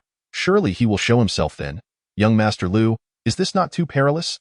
Wan Suolan expressed her disapproval of the plan, unwilling to see Lu Ren put himself in danger. "Nonsense, just remove it quickly," Lu Ren insisted. "Very well." Soon, Lu Ren heard the rustling of garments being shed. A green skirt was then presented to him. "Young Master Lu, here is the skirt for you," came her bashful voice. After changing into the skirt, Lu Ren remarked, "Miss Suolan, could you also assist me with my hair?" "Certainly." Wan Suolan removed her hairpin, allowing her long, flowing hair to cascade down, partially concealing her flushed cheeks. Before long, she styled Lu Ren's hair. Lu Ren turned to Wan Suolan and smiled. "Miss Suolan, how do I look in this guise?" Wan Suolan burst into laughter, saying, "Young Master Lu, cross-dressing is a shameful act. Yet for the sake of slaying the flower thief, you are willing to embrace such humility. I admire you from the depths of my heart, but your appearance is simply too comical." Lu Ren felt a sense of helplessness. Wan Suolan, typically so demure, was now laughing heartily at his attire, illustrating just how absurd his disguise was. Lu Ren sighed inwardly, realizing he had sacrificed his first experience in cross-dressing for the sake of the mission. Nevertheless, he cared little for such matters. If he could successfully complete this task, the rewards would be substantial, and he could also alleviate his benefactor's concerns. Soon, the carriage turned around and returned to Wanfu. As Lu Ren disembarked, he covered his face and wept, rushing into his chamber. Alas, the young lady has fallen into peril. Although Lu Ren's appearance was unremarkable, he was a disciple of the Qingyun sect, and they were ultimately from two different worlds. Many servants shook their heads in silence. In the following days, Lu Ren remained in his room, occasionally sobbing, and would sleep normally at night.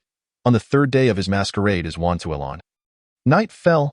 Lu Ren fell into a deep slumber, only to suddenly feel an overwhelming fatigue, his body rendered powerless. This is bad. I have been poisoned. Lu Ren realized the gravity of the situation. It was needless to guess. This was the work of Niel Yoxiang before long.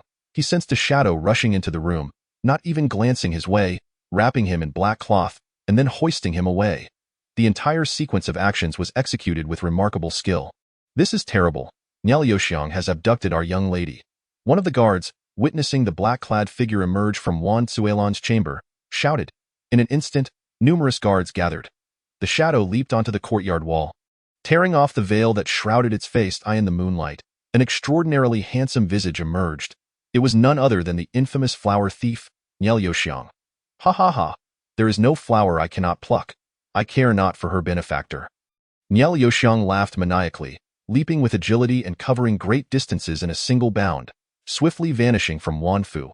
At that moment, Niel Yoxiang employed his cloud crane steps, moving with the grace of a crane across the rooftops, showcasing his astonishing agility. This girl is rather delicate. She feels a bit heavy. Niel Yoxiang paused and entered a lavish villa. He had set his sights on Wan Tsuelon for months, and now that he had finally succeeded, he was eager to indulge and collect her essence to assist in opening his 11th spiritual aperture. Inside the villa, a maid approached, bowing and saying, "Welcome back, young master. Stay vigilant outside. If anything seems amiss, notify me at once," Niel Yoxiang commanded, carrying Wan Tsuelon into the room. Just as Niel Yoxiang tossed Wan Tsuelon onto the bed, he had yet to unwrap the black cloth binding her when suddenly, with a resounding crash, the door was cleaved in two by a flash of sword light. Niel Yoxiang frowned, seeing his personal maid enter, brandishing a long sword.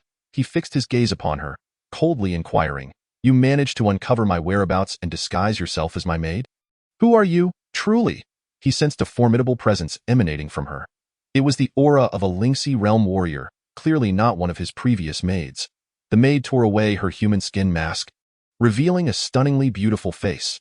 Niel Yoxiang's eyes widened, a glimmer of excitement igniting within him as he licked his lips. A disciple of the Li Hua sect, Zhang Zixuan, the maid, with an air of cold arrogance, declared, after months of investigation, "I found your lair and disguised myself as your maid. Will you take your own life, or shall I be the one to end you?" Li Hua sect, you say? Niel Yoxiang narrowed his eyes, saying, "Despite the 4 major sects sending countless disciples after me these past few months, I remain unscathed. Do you know why?" Zhang Zixuan furrowed her brow, remaining silent. Niel Yoxiang, with a lecherous grin, continued, "It is because I, Niel Yoxiang, am highly skilled in the use of poison. My poison is colorless and odorless. From the moment you stepped into this room, you have already been poisoned. Do not attempt to intimidate me." Zhang Zixuan retorted coldly. However, as her words fell, she suddenly felt her strength wane, her complexion paling. Niel Yoxiang chuckled. "In the past, I participated in 3 assessments for the outer disciples. None resulted in my ascension to the Li Hua sect. But today, I shall indulge in the company of this celestial beauty from the outer sect. This night is destined to be one of sleeplessness. After I have had my fill of you, I shall turn my attention to that little girl, Wan Tsuelon." Niel Yoxiang laughed heartily, brimming with excitement. "You lecher, seeking death." Zhang Zixuan's face flushed crimson with indignation. As an innocent young woman, she could hardly bear such vulgar words. With a swift motion, Zhang Zixuan unleashed her sword, summoning multiple sword shadows that struck towards Niel Yoxiang's chest with lightning speed. Niel Yoxiang sidestepped slightly, shattering the sword shadows with a palm strike. Deflecting the long sword. In the next moment, his right hand clawed towards Zhang Zixuan's delicate neck. Zhang Zixuan raised her sword in defense. Bang! Niel Yoxiang's claw collided with the sword, both combatants retreating simultaneously. Niel Yoxiang sneered, "Though you are a Lingxi realm warrior, having fallen victim to my soul-entrapping incense, your strength is diminished to a mere fraction.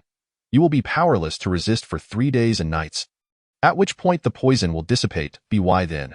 I shall have grown weary of you. You scoundrel!" Zhang Zixuan shouted, her long sword slicing through the air towards Niel Yoxiang. The brilliant sword light transformed into a starburst, swiftly slashing towards Niel Yoxiang. Shatter! Niel Yoxiang produced a folding fan, its movements fierce and commanding, effortlessly dispelling the starburst. Little girl, the more you exert your internal strength, the more the poison will spread. I advise you to submit. If you cannot resist, you ought to enjoy it. Nielyoshang jested. Chapter 0052. The marvelous use of the pagoda, you vile creature. Today I shall perish, but take you down with me, Zhang Zishuan roared. Her long sword trembling as she wielded it, summoning clusters of starburst sword light. 7 star sword slash. Heavenly shadow ninefold fan. Nielyoshang was not to be outdone. With merely a folding fan, he matched Zhang Zishuan's prowess. Although Zhang Zishuan had been weakened by the soul-entrapping incense, her foundation as a Lingxi realm warrior was formidable, allowing her to maintain the upper hand against Nielyoshang. Bang! The two figures danced in combat, their sword energies clashing, producing a cacophony of sounds that resonated throughout the courtyard. In the blink of an eye, they exchanged dozens of blows. However, as Zhang Zishuan struggled against the effects of the soul-entrapping incense, she gradually transitioned from the favored position to a disadvantageous one. Eluron, lying powerless on his bed, observed the scene unfold. He suddenly realized that this Zhang Zishuan from the Li Hua sect must have also taken on this bounty task. Now, with Zhang Zishuan afflicted by the soul-entrapping incense, she likely would not last beyond a single incense stick's worth of time.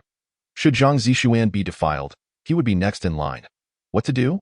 Lu Ren furrowed his brow, then his eyes brightened as he thought. The effects of the soul-entrapping incense last approximately 3 days and nights. If I remain within the pagoda for 3 days and nights, I will be free of the poison. Having spent 100 years in the pagoda, only a second would pass in the outside world. With that realization, Lu Ren dismissed all distractions and cleared his mind. At this moment, he found himself in an absolutely secure environment, perfect for entering the space of the nameless pagoda. In the next instant, Lu Ren arrived in the celestial realm of the pagoda. 3 days and nights had passed, and Lu Ren gradually regained his senses and was able to move. Having endured hunger for 3 days, he felt utterly weakened, with barely any spiritual energy left among his 8 spiritual apertures. After absorbing the energy from a low-grade spiritual stone to fully restore his strength, he finally emerged from the pagoda. At this moment, Lu Ren had completely recovered. However, he dared not act recklessly. Nielyoshang had opened 10 spiritual apertures and practiced lightness skill, making it highly likely for the opponent to escape if he was not careful. He needed to find the opportune moment to strike down Nielyoshang. Bang, bang, bang. Zhang Zishuan was desperately fending off Nielyoshang's onslaught, but ultimately, she could no longer withstand it and was sent flying, landing on the ground and spitting out a mouthful of blood. Moreover, the soul-seizing fragrance poison within her body spread rapidly during the fierce battle, causing a tingling sensation to surge throughout her body, as if all her strength was leaking out like a deflated balloon. As she saw Nielyoshang step closer, Zhang Zishuan's face turned pale, and she cried, "Don't come any closer. Ha ha ha, little girl, you have delivered yourself right to my door. How could I, Nielyoshang, refuse?" Nielyoshang laughed heartily as he approached Zhang Zishuan, his eyes brazenly surveying her graceful figure. Before directly lifting her and striding towards the room, Zhang Zishuan struggled incessantly, only to find herself utterly powerless, her face a shade of despair. Tears streamed down her reddened eyes. She had confidently accepted this mission to prove her strength.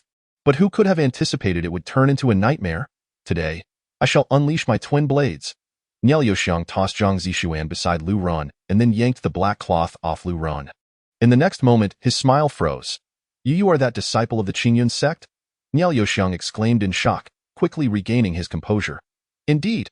Lu Ren forced a smile and replied, "You wouldn't be interested in me, would you? How about letting me go instead?" Nielyoshang's expression turned icy as he said, "So you never left. You intended to impersonate Wan Suelon to kill me, but you never anticipated that you too would fall victim to the soul-seizing fragrance. Did you?" "Hee hee hee," Lu Ren chuckled. "If you release me, I will help you capture Wan Suelon and deliver her personally to you. What do you think? Release you?" Nielyoshang scoffed. "You thwarted my plans, preventing me from unleashing my twin blades. You shall die." As he spoke, he reached out to grasp Lu Ren's neck, intending to strangle him to death. However, just as he was about to act, a fierce sword light flickered and shot towards his chest like lightning. "What?" Nielyoshang was startled, unable to react in time, and could only instinctively retreat. Yet, he still could not evade it. A massive gash appeared on his chest, blood gushing forth. "How is this possible? You clearly fell victim to my soul-seizing fragrance." Nielyoshang clutched his wound, staring at Lu Ren in disbelief. The soul-seizing fragrance was a poison that even warriors of the Lingxi realm could not resist unless they consumed the antidote. Otherwise, they would have to wait for 3 days and nights for the poison to dissipate naturally. Moreover, this soul-seizing fragrance was concocted by him. No one else could possess the antidote. How did this fellow manage to detoxify? Holding the 7-killing sword, Lu Ren stepped closer to Niao Xiang, his voice icy. What can a mere soul-seizing fragrance do to me? Ha ha ha! Niao Xiang suddenly burst into laughter, covering his chest, then licking the blood-soaked fingers. He said, "You've only opened 7 spiritual apertures. Even if you wound me, what of it? I have opened 10 spiritual apertures.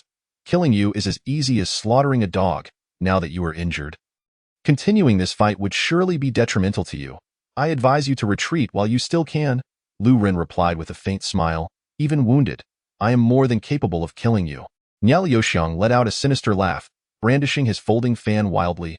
Powerful wind blades surged towards Lu Ren, aiming to cut him down. Upon witnessing this, Lu Ren unleashed his sword in a torrential storm of strikes, shattering all the wind blades. With a fierce glint in his eyes, Lu Ren suddenly altered his offensive stance, thrusting his sword with lightning speed towards Niao Xiang's right arm. Puff! Niao Xiang's right arm, which held the folding fan, was struck as if hit by thunder, severing it and causing blood to spray from the wound. Niao Xiang screamed in agony, fixating his gaze on Lu Ren. He had never anticipated that Lu Ren's swordplay would be so formidable. Without hesitation, he picked up his severed arm and fled towards the exit. However, Lu Ren moved like a spirit cat, leaping to block the doorway, his sword transforming into a blur of shadows, striking repeatedly. Tempest. Tempest was the 4th form of the Tianxiang sword technique. Once unleashed, it was comparable to a top-tier human-level sword technique, boasting unparalleled power. Seeking death, Niao Xiang's fury soared as he gripped the folding fan with his left hand. Frantically swinging it, the fan shimmered with brilliance, sharper than a long blade, meeting Lu Ren's sword strikes head-on. Heavenly Shadow Fan Blade. Niao Xiang unleashed all his might, determined to counterattack. Boom! The folding fan whirled incessantly, attempting to deflect all sword techniques, but after several exchanges, it was sent flying by Lu Ren's sword. Niao Xiang was hurled backward, spitting out several mouthfuls of blood, his face reflecting sheer terror. Chapter 0053. Slaying Niao Xiang with a swift motion. Lu Ren darted forward, his sword resembling a cunning serpent, its trajectory unpredictable, aiming for Niao Xiang. Niao Xiang hastily red-dripped the folding fan and swung it violently to block Lu Ren's strike, only to find himself striking air. Once again, Lu Ren's 7-killing sword left a wound on Niao Xiang's chest. "You brat, today I shall surely kill you." Niao Xiang, in a fit of rage, felt the life force draining from his body due to the massive blood loss. He had to eliminate Lu Ren swiftly. He never imagined that this disciple of the Qingyun sect, who had only opened 8 spiritual apertures, would possess such strength. "Even if you were uninjured, you would not be my match." Lu Ren remained indifferent against Niao Xiang. "I didn't even need to employ the explosive spirit secret technique. Arrogant brat. So many warriors of the Lingxi realm have failed to kill me. How could you?" Niao Xiang laughed furiously, unleashing a barrage of sharp blades from his folding fan, frantically slicing towards Lu Ren. Lu Ren stood firm, wielding the 7-killing sword to fend off the assault. Clang, clang, clang. The 2 weapons clashed repeatedly in midair. Niao Xiang's fan strikes were executed with near perfection and incredible speed. Anyone lacking proficiency in basic swordsmanship would fall victim to the blades on Niao Xiang's fan. But who was Lu Ren? He had honed his foundational swordplay for over a decade, mastering all forms of cuts and thrusts. Unless his opponent surpassed him in strength, he believed he would never lose in a contest of basic swordsmanship. After dozens of exchanges, Niao Xiang grew increasingly alarmed. His fan technique failed to suppress Lu Ren, and his injuries continued to worsen. Gritting his teeth, Niao Xiang activated the mechanism on his folding fan, causing all the blades to fly out towards Lu Ren. Simultaneously, he swiftly turned and dashed towards the exit. Thinking of escaping? Lu Ren sneered, moving like a spirit cat, dodging the incoming blades effortlessly in an instant. Lu Ren leaped behind Niao Xiang and swung his sword with ferocity. Puff! Niao Xiang's head fell to the ground. Lu Ren approached the corpse of Niao Xiang, contemplating.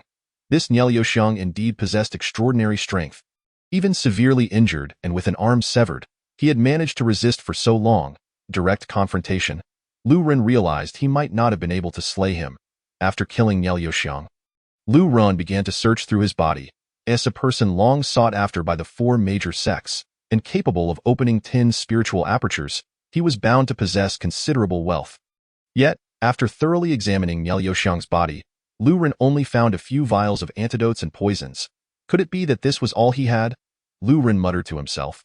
Moments later, his eyes lit up as he discovered a storage bag on Niao Yoxiang's person, which he promptly secured to his waist. Lu Ren picked up the black cloth from the bed and wrapped Niao Yoxiang's severed head, channeling a trace of spiritual energy from his right hand into the storage bag. Sealing the head within, having completed these tasks, Lu Ren picked up a vial of medicine and walked over to Zhang Zixuan. Zhang Zixuan's eyes widened with apprehension as she warily regarded Lu Ren and said, What do you intend to do? As a disciple of the Qingyun sect, how could you commit such a despicable act? Lu Ren poured a few pills from the vial into his palm and offered them to Zhang Zixuan, saying, This should be the antidote to the soul-seizing fragrance. Take it. Zhang Zixuan was instantly overwhelmed with shame, wishing she could find a hole to hide in. After a moment, she exerted all her strength but still could not lift her hand. Her face turning slightly awkward as she weakly said, I can't muster any strength. Could you place it in my mouth? Upon hearing this, Lu Ren directly placed the pills into Zhang Zixuan's mouth. After swallowing the pills, Zhang Zixuan bit her rosy lips and said apologetically, Thank you for saving me today. I still do not know your name, but I will certainly visit the Qingyun sect to express my gratitude in the future. No need for that. If it weren't for you buying me time, I might not have found the opportunity, Lu Ren replied nonchalantly, standing guard at the door. I will wait until the poison dissipates before leaving. With that, he ignored Zhang Zixuan and infused a trace of spiritual energy into the storage bag. A soft, almost imperceptible hum resonated through the air, and Lu Ren found himself gazing into the confines of a storage pouch. The space within was scarcely a cubic, yet one corner was alarmingly filled with an assortment of women's undergarments. This Niao Yoxiang was truly perverse, Lu Ren thought to himself with a silent curse. In another corner of the space, heaps of currency notes lay stacked, and upon closer inspection, he estimated there to be around 1 million copper coins, an amount sufficient to procure a low-grade spiritual weapon. Indeed, if spent entirely on inferior spirit stones, it would sustain his cultivation for a decade. Given that spiritual rice could no longer fulfill his needs, he had no choice but to rely on inferior spirit stones. It was undeniable that this Niao Yoxiang possessed a significant fortune. Beyond the money, there were also 50 inferior spirit stones. Moreover, on a small shelf in the corner, Lu Ren discovered 5 spiritual herbs. Unmistakably the elusive Baiqiao grass. It seemed my suspicions were correct. This fellow indeed had Baiqiao grass. A surge of joy filled Lu Ren's heart, and he subsequently noticed 2 tomes on the shelf. One was a sinister cult's secret technique. The Kai Gong. It required little contemplation to realize that Niao Yoxiang had utilized this wicked art to unlock the 8th spiritual aperture in a remarkably short time. If such a technique fell into the hands of one with nefarious intentions, its allure would undoubtedly prove irresistible. Lu Ren shook his head. Even a genius like Qin Yu took nearly a year to unlock his 8th aperture. Yet Niao Yoxiang, a mere 4th-grade bloodline warrior of relatively young age, had astonishingly opened 10 apertures, undoubtedly due to the efficacy of the Kai Gong. With this thought, Lu Ren took the tome and tore it to shreds. The other volume was the esteemed Tian Fan Fa, a high-grade martial technique with 4 forms. Upon inspection, Lu Ren noted that Niao Yoxiang had mastered only 3 forms. Should he achieve the 4th? It would be far more challenging for Lu Ren to eliminate him. Now armed with Baiqiao grass and 50 spirit stones, he could open additional apertures. However, possessing 5 Baiqiao herbs and 50 spirit stones was still insufficient to unlock 5 apertures.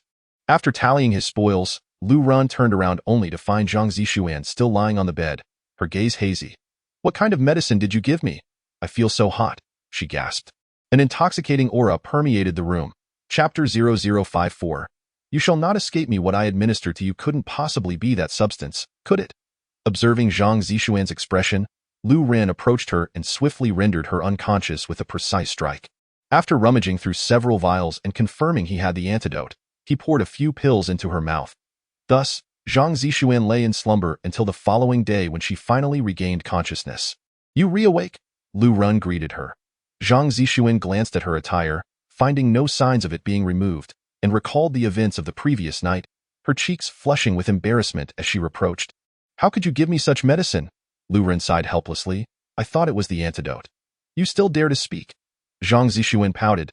Let us pretend today never happened. Understood? However, I must thank you. May I know your name? I shall repay you in due time. Are you offering yourself in gratitude? Lu Ren teased lightly. You? Zhang Zishuan's complexion turned crimson again, at a loss for words. Ha ha ha, you will surely learn my identity in due course. Farewell. Lu Ren chuckled heartily and exited the room. Now that you've slain Niao Xiang, I advise you to tread carefully. Zhang Zishuan suddenly called out, chasing after him. Lu Ren turned to her, inquiring, what do you mean by that? For months, no one has been able to complete the task of slaying Niao Xiang. Many talented individuals from the 4 major sects have set their sights on this mission. Whoever accomplishes it will make a name for themselves among the sects. You, a mere aperture opening warrior, slaying Niao Xiang? Few would believe it. In response to Zhang Zishuan's words, Lu Ren let out a cold chuckle. Do they intend to claim Niao Xiang's head as proof? That head could fulfill the mission and fetch a substantial amount of inferior spirit stones. Who knows? Zhang Zishuan replied. Thank you for the warning, Lu Ren smiled, leaping away and swiftly disappearing from her sight. Zhang Zishuan stood frozen, having experienced her first rejection from a man. Within the Liuhua sect, she was accustomed to being the center of attention, yet this man, who had saved her life, appeared utterly indifferent, even refusing to divulge his name. Humph, as long as you are a disciple of the Qingyun sect, I will surely uncover your identity. You shall not escape me, Zhang Zishuan declared with a playful smile. At this moment, chaos reigned in the Wan family estate. Wan Sanqian, the corpulent patriarch, paced anxiously. His daughter had been abducted for an entire night, and it was all too clear what fate awaited her. Master, Miss and young Master Lu have returned. Suddenly, a steward rushed in with urgent news. Wan Sanqian dashed out to see Lu Ren and Wan Suilan approaching. Daughter, are you unharmed? He exclaimed, rushing to inspect her. Dad, I'm fine. It wasn't me who was kidnapped. It was young Master Lu, Wan Suilan replied with a smile. Wan Sanqian looked perplexed, and Wan Suilan recounted the entire sequence of events. Upon hearing this, Wan Sanqian turned to Lu Ren and asked, Young Master Lu, what of Niao Xiang? With a flick of his wrist, Lu Ren produced Niao Xiang's severed head. The lifeless gaze, wide and unblinking, stared into the distance, bloodied visage appearing grotesque. Many servants and maids gasped at the sight of the head. Niao Xiang. Wan Sanqian gasped, his excitement palpable as he addressed Lu Ren. Young Master Lu, I am at a loss for how to repay you. Should you require anything in the future, send word to Wan Shimihang, and I shall go to great lengths to assist you. Wan Sanqian began to kneel, but Lu Ren stepped forward to support him. Smiling, Uncle Wan, your words are too kind. Ridding the world of wickedness is simply our duty as disciples of the sect. Moreover, Miss Zuelan has saved my life. Now that Niao Xiang is dead, you need not fear any longer. Wan Sanqian insisted, Young Master Lu, you have alleviated my worries. I must repay you. While I may not be a significant figure, I can still offer some financial assistance. Uncle, there's no need for repayment. I have earned 20 spirit stones for completing this task. Lu Ren declined politely, Young Master Lu, had it not been for you, those 2 warriors would have likely stripped my family of its fortune. You simply cannot refuse. Otherwise, I would feel remiss. Wan Sanqian pleaded earnestly. Uncle, I possess quite a bit of ill-gotten wealth. Could you assist me in disposing of it in exchange for inferior spirit stones? Lu Ren proposed. Wan Sanqian understood the implication of Lu Ren's words and nodded. Young Master Lu, I comprehend your request. You may hand over your belongings, and I will take care of it all. That would be much appreciated, Lu Ren replied. However, I may require some time to visit nearby shops. For the next few days, you should remain in the Wan estate to allow Tsuelan to extend her hospitality. Very well. Wan Sanqian agreed, and Lu Ren relinquished everything from Niao Xiang except for the spirit stones, copper coins, and baijiao grass he intended to keep. For the next few days, Lu Ren stayed within the Wan estate, while news of his slaying of Niao Xiang spread like wildfire throughout Linjiang City. In nearly every tavern and inn, patrons discussed the astonishing feat the young Lu Ren, a mere outer disciple of the Qingyun sect and an aperture opening warrior, had managed to kill Niao Xiang. How is this even possible? Niao Xiang had unlocked 10 spiritual apertures and practiced the Yunhe skill. Even warriors of the Lingxi realm could not defeat him. How did he achieve this? Patrons speculated within a bustling tavern. In a corner, 2 young men listened intently, their brows furrowing at the conversation. We arrived too late. Niao Xiang has actually been killed by that discarded bloodline, remarked one of the youths, none other than the inheritor of the ghost sword, Chu Feiyang. The other youth appeared slightly older, exuding a formidable presence that had already reached the 4th level of the Lingxi realm.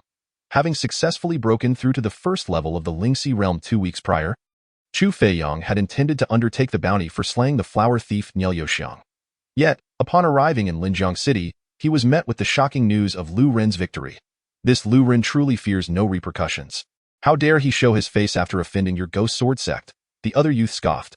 Senior Nalan, how could Lu Ren possibly have killed Niao?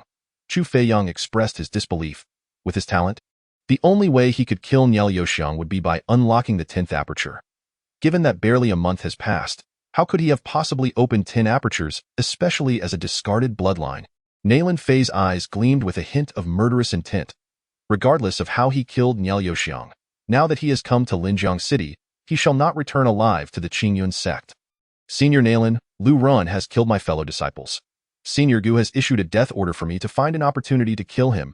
If we succeed this time, Senior Gu will undoubtedly value you highly. Chu Feiyang proclaimed. Nalan Fei also nodded, for Gu Yifan was indeed the foremost core disciple of the Imperial Dao sect, a successor of the Ghost Sword. His favor would undoubtedly propel one to great heights. Chapter 0055. One sword is all it takes to kill you in the blink of an eye. 7 days had elapsed. Wan Sanqian had assisted Lu Ren in liquidating all resources belonging to Niao, and combined with the bounty, he presented Lu Ren with 200 inferior spirit stones. Subsequently, Wan Sanqian hosted a grand feast at the Wan residence to bid farewell to Lu Ren. After a hearty meal, Lu Ren resolved to rest for a day before returning to the Qingyun sect. Upon returning to his chamber, Lu Ren entered the treasure tower space to commence his arduous cultivation. This time, with an ample supply of inferior spirit stones, he could train for 600 years. He intended to utilize this time to open his spiritual apertures and subsequently merge them all. Having successfully opened the 8th aperture, Lu Ren was now quite adept at the process. He then began to sense the location of the 9th aperture. After expending 35 years, he succeeded in opening it.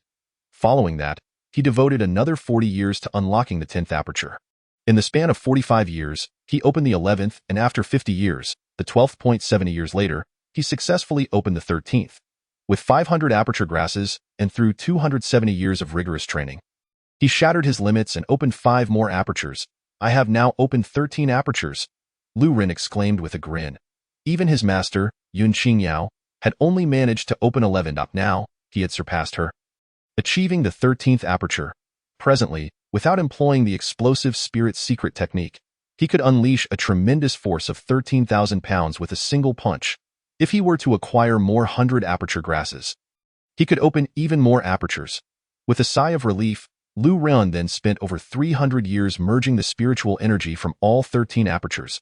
At this moment, the combined power of the 13 apertures erupted, generating nearly 30,000 pounds of force, making him a formidable opponent even against a first-stage spirit stream realm martial artist, who typically possessed only around 20,000 pounds of strength.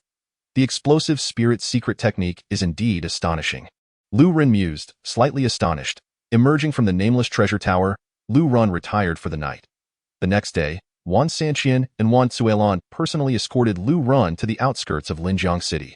Young hero Lu, do visit Linjiang City whenever you have the opportunity, Wan Sanqian remarked with a smile. Young Master Lu, please remember Cuelan. Wan Cuelan blushed, handing her hairpin to Lu Ren before she dashed back into Linjiang City. Holding the hairpin, Lu Ren chuckled wryly, tucking it away before he mounted his gale horse and set off towards the Qingyun sect. The gale horse galloped with remarkable speed, capable of traversing 1,000 miles in a day. Within the span of an hour, Lu Ren found himself amidst a grove of trees. As Lu Ren furrowed his brow, he suddenly halted, noticing a group of dozens of cloaked figures appearing on the path ahead. These individuals, clad in black and wielding blood-red blades, were masked, with their cold, piercing eyes betraying an ominous intent. The overwhelming aura of malice swept towards him, startling the gale horse, which broke free from Lu Ren's grip and fled in terror. Surround him, commanded the leader of the black-clad figures. In an instant, dozens of them encircled Lu Ren. How dare you intercept a disciple of the Qingyun sect? Lu Ren's eyes narrowed as he assessed the group. They were all practitioners at the aperture opening stage, each having opened 7 apertures. The leader emanated a powerful aura, more formidable than Niao, having opened at least 10 apertures, though not yet reaching the spirit stream realm. Disciples of the Qingyun sect are nothing to us. We have slain many from the 4 major sections. I only ask you this. Did you kill Niao? The leader coldly inquired. The Bloodblade village? Lu Ren frowned and replied. Niao Xiang was one of yours? I only ask you if you killed Niao Xiang, the leader insisted, his voice frigid. What if I did? What if I didn't? Lu Ren chuckled. If I did, hand over the akin gathering technique, and I might spare your life. If not, then prepare to die. You desire the akin gathering technique? Do you wish to cultivate the art to open your apertures? Lu Ren was slightly taken aback. A woman beside the village leader interjected. Our leader only needs to cultivate the akin gathering technique to immediately break through his limits and open the 12th aperture. Surpassing the record of Saintis Yunchaodai in the future, he may even open the 13th. Is that so? The akin gathering technique is in my possession. Come and take it if you dare, Lu Ren replied nonchalantly. Onward, turn him into minced meat. The leader of the Blood Blade village bellowed. Kill! The black-clad figures roared, unleashing their fierce momentum as they lunged toward Lu Ren with their blood-red blades. Perfect. Just what I need to practice my moves. Lu Ren sneered, drawing the 7 kills sword from his storage ring. With a swift motion, the sword's brilliance illuminated the air as he struck out at the encroaching assailants. Boom. Now that Lu Ren had opened 13 apertures, his power was immense. With a single swing, he sent 3 bandits from the Blood Blade village reeling, spitting blood. However, these ruffians were no strangers to danger and pressed forward relentlessly. Die? Lu Ren swung the 7 kills sword. Its light like a tempest, cutting through the attackers effortlessly. Within moments, 4 or 5 bandits lay dead. Watching from a distance, Chu Feiyang and Nailin Fei were taken aback by the scene unfolding before them. They had initially planned to secretly follow Lu Ren and strike at the opportune moment to eliminate him, but the sudden appearance of the Blood Blade village had caught them by surprise. They had thought the village would easily dispatch Lu Ren, sparing them the trouble, yet the display of Lu Ren's strength astonished them entirely. Nailin, this Lu Ren swordsmanship is surprisingly formidable, and the power he exhibits far exceeds that of someone who has merely opened 7 apertures. Chu Feiyang exclaimed, astonished. Nailin Fei chuckled lightly. The leader of the Blood Blade village has opened 11 apertures. It should be a simple task for him to eliminate Lu Ren. How infuriating! The leader of the Blood Blade village seethed in rage upon witnessing his subordinates fall. This young martial artist at the aperture opening stage possessed astonishing strength, and if Lu Ren continued to kill at this rate, his entire band would be obliterated. Master, allow me to handle him, the village leader's wife declared, leaping forward with a blood-red dagger in hand, her speed remarkable as she aimed for Lu Ren's throat. The dagger was coated in a lethal poison. Even a martial artist of the spirit stream realm would face certain death if struck. Boom! Lu Ren casually swung his sword, the blade colliding with the dagger, producing a thunderous sound. The village leader's wife was sent stumbling back. This guy's swordplay is impressively swift, she exclaimed, a glimmer of astonishment in her eyes. Lu Ren, it is said that you possess a defective bloodline. How can you possibly wield such power? You believe the rumors of my defective bloodline make me an incapable fool. If you dare to encircle me, I shall kill you all. Lu Ren, having lost patience, resolved to unleash his full strength to eliminate the bandits of the Blood Blade village. However, the leader of the Blood Blade village merely smiled sinisterly, saying, You intend to kill us all? Such arrogance. My Blood Blade has thrived in the Linjiang region for over 30 years, and the disciples of the sects I have slain are countless. With my 11 apertures, killing you is as easy as breathing. Is that so? Lu Ren scoffed, extending a finger. Tio kill you. I need only 1 sword. Chapter 0056. Astonishing power what? The leader of the Blood Blade village reacted as if he had heard the most ludicrous joke. Sneering, I look forward to seeing how you intend to kill me with just 1 sword. He gripped the blood-red blade strapped to his back, unleashing the power of his 11 apertures as an overwhelming aura radiated from him. Although he was of the 3rd-grade bloodline with mediocre talent, he had diligently cultivated for over 30 years, mastering several high-tier martial arts to perfection and fortifying his body to an iron-like resilience. Particularly, his blood blade slash had reached an unparalleled level, capable of overpowering those who had opened 7 apertures. Now, this disciple of the Qingyun sect, branded as a waste by the outside world, dared to claim he could slay him with a single sword. How utterly laughable. Die, Blood Blade rampage. The leader of the Blood Blade village roared, swinging his blade to unleash a torrent of crimson light towards Lu Ren. The terrifying blade light cast the entire grove in a blood-red hue. Thunderous! Lu Ren's 13 apertures erupted simultaneously, an endless stream of spiritual energy surging forth as his sword thrust forward like a bolt of lightning, striking fiercely at the blood-red blade light. Boom! The thunderous long sword shattered everything in its path. piercing through the blood-red light and sending the village leader's blade flying. The overwhelming strike continued, piercing through the chest of the village leader. The leader of the Blood Blade village coughed up blood. His eyes filled with terror as he stammered, "This is impossible." Just as the words left his lips, his skin began to crack, blood seeping through the fissures as he collapsed to the ground, in his final moments. The leader of the Blood Blade village was consumed by regret. He had previously considered that Lu Run, capable of killing Niao Yoxiang, must possess some powerful means. Yet, upon reflection, how could a boy of merely 16 or 17, with a supposedly defective bloodline and no advancement to the spirit stream realm, possibly match him, a practitioner of over 30 years? To his utter disbelief, he had been slain by Lu Ren with a single sword strike. How could this be? The bandits were left utterly astounded, frozen in place, their eyes wide with disbelief as they beheld the scene before them. Even from a distance, Chu Feiyong and Nalen Exine found themselves momentarily dumbfounded. Lu Ren, this so-called waste bloodline, had actually slain the bandit leader who had opened 11 spiritual apertures with a single stroke of his sword. This individual might very well have unlocked 12 spiritual apertures. Nalen Fei's gaze darkened ominously. How could a mere waste bloodline achieve the feat of opening 12 spiritual apertures in such a short span of time? Chu Feiyong's expression mirrored his shock. The unlocking of spiritual apertures was intrinsically linked to one's bloodline talent. It was akin to some individuals possessing innate strength, effortlessly lifting a 1,000-pound cauldron, while others, though highly perceptive, could never hope to achieve such a feat due to their frail physiques. A waste bloodline would find it impossible to unlock even the 8th spiritual aperture, let alone the 12th. This must relate to his acquisition of the ancient sutra of the Tuashi Emperor. He undoubtedly possessed treasures left behind by the Emperor, which you all failed to uncover in the past. Nalen Fei's demeanor remained composed as he fixed his gaze on Lu Ren, biding his time to deliver a lethal strike. Should Lu Ren, who had obtained the Tuashi Emperor's legacy, be eliminated, that legacy would rightfully belong to him. At that moment, Lu Ren's expression was one of indifference. He felt no surprise at having dispatched the leader of the Blood Knife gang with a single strike. With 13 unlocked spiritual apertures, his strength surpassed that of the gang leader, who had only 11, by a staggering 2,000 pounds. Moreover, the thunderous swordplay he wielded was a formidable offensive technique. If he could not slay the Blood Knife leader in one blow, then the unlocking of his 13 apertures would have been in vain. Suddenly, a heart-wrenching cry pierced the air. The leader's wife, overcome with grief, shouted furiously, "You wretched boy, you have slain my husband.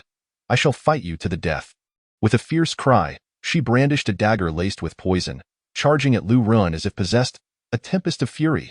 Lu Ren scoffed coldly, his 7-kill sword dancing in the air, its shadows resembling a torrential storm as they bore down upon the leader's wife. Before she could even reach him, her body was riddled with gaping wounds, collapsing lifelessly to the ground. The leader was dead. The lady was dead. "We must flee," upon witnessing the demise of their leader and his wife. The bandits of the Blood Knife gang lost their will to fight, scattering like monkeys fleeing a fallen tree. Lu Rian did not pursue. Instead, his gaze fell upon the body of the Blood Knife leader.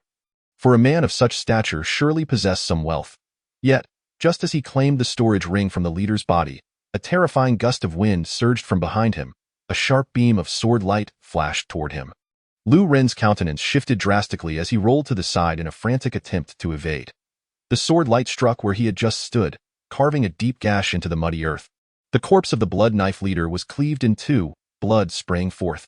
Then, a figure clad in black and masked surged forward, unleashing a flurry of sword shadows aimed at Lu Ren. Clang!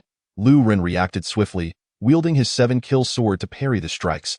However, with each deflection, he felt an overwhelming force that threatened to crush him. After several exchanges, Lu Ren was sent flying, crashing into a tree, blood spurting from his mouth. This was a warrior of the spiritual stream realm. Lu Ren was taken aback, fixating intensely on his opponent. "Dare to kill our leader? You are seeking your own death." The masked figure rasped, twisting his foot as he brought his long sword crashing down toward Lu Ren's throat. The intense sword light, mingled with the sound of clashing metal, descended upon him like a mountain of iron. Clang! Lu Ren unleashed the full force of his 13 spiritual apertures, meeting the attack head-on. With a piercing sound, the overwhelming power surged forth, causing Lu Ren to spit blood.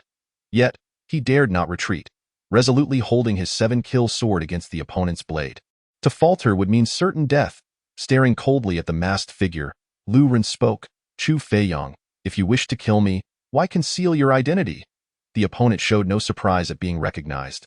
Instead, a profound shock crossed his features as he demanded, how many spiritual apertures have you unlocked? I may not have exerted my full strength, but even if you have opened 12, you should not be able to withstand my attack. He had believed that a direct assault would instantaneously slay Lu Ren. Yet, after several attempts, even his most potent strike, the iron-cutting sword, had failed to finish him off. The notion that Lu Ren might have unlocked 13 apertures was unfathomable. What does it matter to you how many apertures I've opened? Lu Ren's gaze was icy as he retorted, Chu Feiyang, do you not fear my master if you dare to kill me? Chu Feiyang chuckled mockingly, you will not perish at my hands. It will be the blood knife gang that will kill you. Are you so confident that you can slay me? Should you fail, you must be aware of the consequences, Lu Ren pressed. Chu Feiyang's laughter remained unfazed, Lu Ren. I understand that your numerous apertures stem from the Tashi Emperor's fortune. But now that I have ascended to the spiritual stream realm, you stand no chance against me. As he spoke, his true energy erupted forth. In his eyes, Lu Ren was already a corpse, especially with Nayland Fei, a fourth-level warrior of the spiritual stream realm, at his side. However, Nayland Fei looked down upon the notion of lowering himself to engage a mere aperture opening realm warrior. Is that so? Then let us put it to the test. Lu Ren smirked, gathering the energies of his 13 spiritual apertures into a colossal vortex. Allow me to personally send you to your demise. With a thunderous crash, Chu Feiyang lunged at Lu Ren like a cannonball, his longsword striking down toward Lu Ren's throat with lightning speed. Ghost Flash Sword. Lu Ren saw the attack coming, his 7-kill sword flashing as it met Chu Feiyang's blade in a clash. Clang, Lu Ren remained steadfast, while Chu Feiyang was forced back 3 steps. How is this possible? Chu Feiyang's eyes widened in disbelief. He had unleashed the full force of a first-level warrior of the spiritual stream realm, only to find himself repelled by Lu Ren's single strike. The spiritual stream realm is not all that impressive. A hint of mockery appeared on Lu Ren's face. Now, having combined the energies of his 13 apertures through the exploding spirit secret technique, he was more than capable of overpowering first-level warriors of the spiritual stream realm. You must have obtained the Tashi Emperor's fortune. Die? Chu Feiyang roared, his murderous intent intensifying as he unleashed his full power. Die? Chu Feiyang charged at Lu Ren, his longsword raining down blows, a tempest of fury. Lu Ren swung his sword wildly, unleashing a barrage of strikes that resembled a storm, aimed at Chu Feiyang. Clang, clang, clang, the sounds of their fierce clashes echoed. Sparks flying as Lu Ren deftly maneuvered along the trajectory of Chu Feiyang's incoming sword, then countered with a powerful palm strike. Ignoring the sword energy unleashed by Chu Feiyang, Lu Ren's inner vortex surged violently, the exploding spirit secret technique reaching its zenith, rendering him nearly invincible. Chu Feiyang's expression changed drastically. He could only raise his other hand to counter, but in his haste, he could muster only half of his true energy. How could he hope to withstand Lu Ren's might? Boom! A thunderous sound erupted as Chu Feiyang staggered back, blood spewing forth, his face paling. Lu Ren also coughed up blood but dared not linger. Continuing his escape. His injuries were not inflicted by Chu Feiyang, but rather exacerbated by Nayland Fei's previous attack, leaving him in a precarious state. Brother Nayland, Lu Ren is already at the end of his rope, Chu Yin said, clutching his chest. Nayland Fei gripped his longsword and swiftly pursued. Amidst the dense thicket, Lu Ren, drenched in blood, was desperately fleeing. This Nayland Fei is likely not merely a practitioner at the second level of the spirit stream realm. He may very well have reached the third or even fourth level. Such a disparity in strength cannot be compensated for by a practitioner at the Qi awakening stage. Lu Ren, you shall not escape my grasp. Nayland Fei bellowed, his steps light and agile, as if he were treading upon clouds. This was a high-grade lightness skill, the cloud leaping technique. Upon noticing that Nayland Fei was gradually closing in on him, Lu Ren's expression became grave. He needed to shake him off, secure his safety, and then enter the pagoda space to further enhance his strength, in order to have a chance to turn the tides. With this thought, Lu Ren quickened his pace, constantly altering his direction to make it difficult for Nayland Fei to utilize his lightness skill. After the span of a joss sticks burning, Lu Ren's footsteps came to a halt. At this moment, he found himself with no escape routes to the left or right, and before him lay a mirror-like lake, barely a dozen paces in width and length. Lu Ren, I see no escape for you. Nayland Fei sneered, slowly advancing, his murderous intent growing ever more palpable. This useless bloodline of Lu Rian must harbor many secrets of the ancient Emperor Tashi. He must be eliminated. The long sword in his hand transformed into countless sword shadows, surging toward Lu Ren like a tidal wave. Clang! Lu Ren's face turned grim as he swung his sword to desperately defend himself, retreating step by step, until he could no longer withstand the onslaught and was struck 5 times by Nayland Fei's sword, ultimately being sent flying into the mirror lake. The blood from Lu Ren stained the lake a deep crimson. Nayland Fei, sword in hand, approached the water's edge but did not leap in to pursue. He was not adept at swimming, and besides, the lake was not extensive. Even if Lu Ren attempted to escape from its depths, Nayland Fei could swiftly follow. Brother Nayland, where is Lu Ren? At this moment, Chu Feiyong had also arrived, his complexion pale, having sustained considerable injuries from his earlier confrontation with Lu Ren. Nayland Fei gazed at the mirror lake ahead and remarked, "He has already fallen into the water. I shall go down to investigate." Just as Chu Feiyong was about to jump in, he was halted by Nayland Fei. "That Lu Ren is gravely wounded, and having been struck 5 times by me, he surely cannot survive. We need only wait for his body to surface." Nayland Fei stated nonchalantly, "A severely injured person who has fallen into the water is invariably doomed, with no chance of escape." Meanwhile, Lu Ren, who had plunged into the mirror lake, observed Nayland Fei and Chu Feiyong standing on the shore, showing no intention of pursuing, and couldn't help but feel a surge of joy. Chapter 0058. Dragon Elephant Prajna Skill. They likely believe that I am doomed to perish in the water. Lu Ren held his breath, confirming that Nayland Fei and his companion had not pursued him before he finally felt at ease. He then cleared his mind and entered the pagoda space. Within the pagoda, he could remain for 100 years while only a second passed in the outside world. Not even a second, nor 10 or 20 seconds, could drown him. The key was that he needed to be in an absolutely safe environment. Plop! Upon entering the pagoda space, Lu Ren could not help but spit out several mouthfuls of blood. His injuries were severe, not only internal but also serious external wounds. Without timely first aid, he would surely bleed to death. Fortunately, within the ring of the Blood Blade Village's leader, there were some healing elixirs. After consuming them and dressing his wounds, he managed to stop the bleeding. Lu Ren rested for an entire month, and his injuries had healed, leaving only faint scars from the sword wounds. Additionally, the leader's ring contained a wealth of treasures, including over 300 low-grade spirit stones and even 5 plants of 100 orifices grass. These 5 plants were just enough to open 18 spirit orifices, reaching their limits, allowing him to cultivate the Dragon Elephant Prajna skill and strive for the spirit stream realm. Nayland Fei, Chu Feiyong. Wait for me to seclude myself for a few seconds and master the Dragon Elephant Prajna skill. None of you shall live. A fierce glint flickered in Lu Ren's eyes. This time, had it not been for the nameless pagoda, he would have surely met his demise. Now, with 300 low-grade spirit stones, he could endure for 600 years of arduous training. He settled into a meditative position, beginning to sense the locations of his spirit orifices. At this moment, Lu Ren realized that the further he progressed, the more difficult it became to sense the locations of the spirit orifices. However, he could not afford to dwell on it. He needed to continue opening the orifices. If he could not open all 18 spirit orifices to cultivate the Dragon Elephant Prajna skill and break through to the spirit stream realm, he would face 2 outcomes: either be killed by Nayland Fei or starve to death within the pagoda space. Regardless of how challenging it was to open these 18 spirit orifices, he would push through. Finally, after expending over 500 years, Lu Ren successfully opened the last 5 spirit orifices.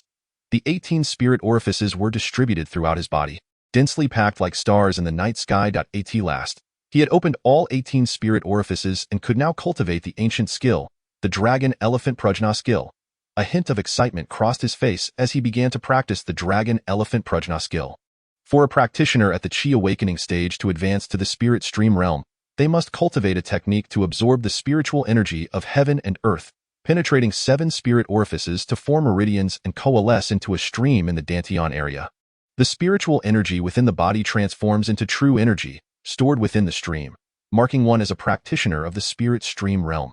However, to cultivate the Dragon Elephant Prajna skill, it requires the penetration of 18 spirit orifices, forming meridians akin to those of the legendary beast, the dragon elephant. Moreover, ancient skills inherently come with ancient martial techniques, and the Dragon Elephant Prajna skill encompasses 9 Dragon Elephant martial techniques. This ancient skill is indeed formidable.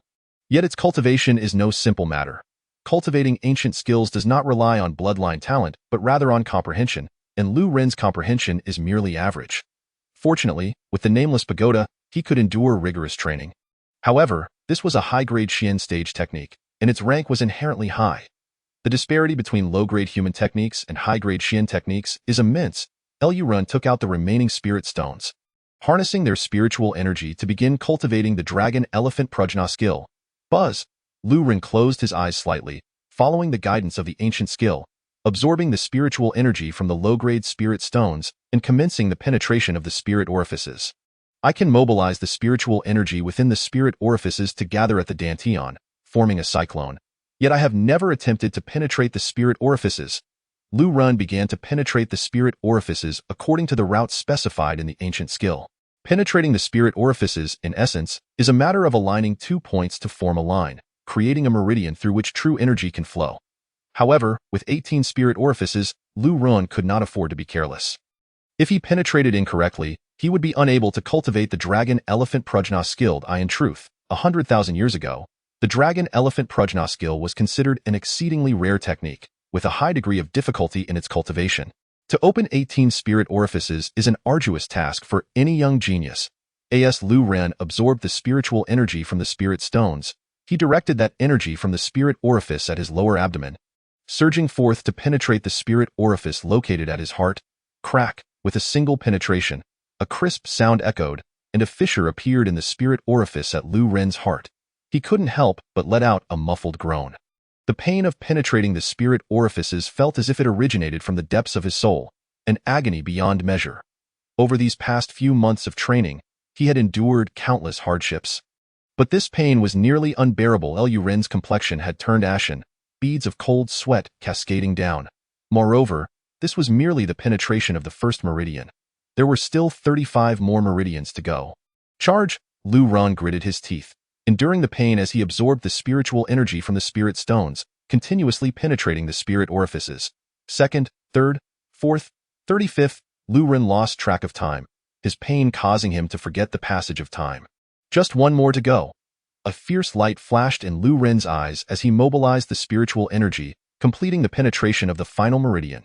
At this moment, the 36 nascent meridians within Lu Ren's body coalesced, filled with spiritual energy, resembling beams of light intertwining. Vaguely, it resembled a dragon elephant, with the body of an elephant and the tail of a dragon, the legs of an elephant and the claws of a dragon, the tusks of an elephant and the head of a dragon, as if treading upon the void, with the sun and moon above, gazing defiantly at the heavens. At this moment, the spirit orifices within Lu Ren's body interconnected, forming the nascent meridian shapes that had transformed into the form of a dragon elephant. Lu Ren could faintly sense a powerful aura surging within him. However, he did not immediately begin cultivating the dragon elephant prajna skill. Instead, he continued to absorb the spiritual energy from the low-grade spirit stones, circulating it through the 18 spirit orifices to solidify the 36 meridians he had just penetrated. As he circulated repeatedly, the 36 meridians gradually took shape and became increasingly formidable. Then, following the information in his mind, Lu Ren began to cultivate the dragon elephant prajna skill. This cultivation process was akin to imprinting the cultivation memories into his mind, almost without any hindrance. Furthermore, as a practitioner with a defective bloodline, an ancient warrior, he was not hindered by bloodline talent while cultivating ancient skills, making it as if he were a fish in water. However, Lu Ren's comprehension was also lacking. It took him a full decade to finally succeed in his cultivation. Boom! In the space of heaven and earth, centered around Lu Ren, the surrounding low-grade spirit stones transformed into vast amounts of spiritual energy, surging toward Lu Ren's body like rivers converging into the sea. Most of this spiritual energy rushed in through Lu Ren's mouth and nose, while a smaller portion entered the spirit orifices through his pores. The immense spiritual energy enveloped Lu Ren entirely within a mass of spiritual energy. If others were to witness this scene, they would undoubtedly be astounded. The capacity to absorb spiritual energy in such a manner is truly terrifying, surpassing the capabilities of an ordinary low-grade Huang-tier technique by at least 100-fold. Of course, Lu Ren was unaware of the formidable nature of his ability to absorb spiritual energy. At that moment, an abundance of spiritual energy coursed through his meridians, ultimately transforming into golden true qi, which was stored in his dantian, coalescing into a stream. The stream of spiritual energy was formed. Chapter 0059. The majesty of the dragon and elephant Lu Run was overjoyed. The formation of a stream within him signified his official entry into the spirit stream realm. Boom, boom, boom. However, the immense influx of spiritual energy continued to surge into Lu Ren's body. Under the operation of the dragon and elephant prajna technique, it transformed into a ceaseless flow of true qi, accumulating in that stream, which began to swell in an instant. It expanded tenfold, reaching a point of saturation. It appeared that this stream could no longer accommodate such an abundance of true qi, indicating a potential breakthrough into the second level of the spirit stream realm. Lu Ren was utterly astonished. He had heard numerous teachings from the elders about the spirit stream realm. Typically, martial artists who successfully cultivate true qi can gather a stream within their bodies, representing the first level of the spirit stream realm. By continuing to absorb the spiritual energy of heaven and earth, they can cultivate more true qi and form a second stream, thereby advancing to the second level of the spirit stream realm. However, it generally takes exceptional geniuses with a 4th grade bloodline 10 days to half a month of arduous training to achieve this. Now, he had not expected that after just beginning to practice the dragon and elephant prajna technique, he would already be on the verge of breaking through to the second level of the spirit stream realm in one go. Suppressing his inner elation, Lu Run followed the technique's guidance, directing the vast true qi into the first stream. Accompanied by the suppression of the dragon and elephant prajna technique, the true qi within the stream began to bubble as if boiling water, with countless golden true qi particles starting to surge wildly. Bang! In the next moment, the entire stream split into two, forming two distinct streams. Moreover, the second stream was evidently larger than the first, yet the true qi within continued to surge violently. It seemed that the second level of the spirit stream realm was not the limit. Lu Ren felt an overwhelming joy, as if his heart might leap from his chest. Could it be that he would condense a third stream? Lu Ren found it hard to believe. Having just successfully cultivated the technique, he was on the brink of breaking through to the third level of the spirit stream realm. This was simply inconceivable. It is known that even those with a 6th or 7th grade bloodline require at least a month, even with relentless refinement of spiritual stones, to consecutively break through 2 minor realms. The fact that he had just cultivated the technique and directly advanced 2 realms was utterly shocking. Bang! Amidst Lu Ren's exuberance, the second stream within him reached saturation and split, giving rise to a third stream. At this moment, with 3 streams converging within him, Lu Ren's true qi finally stabilized. He clenched his fists tightly, mobilizing the true qi to circulate throughout his body, filling him with boundless strength.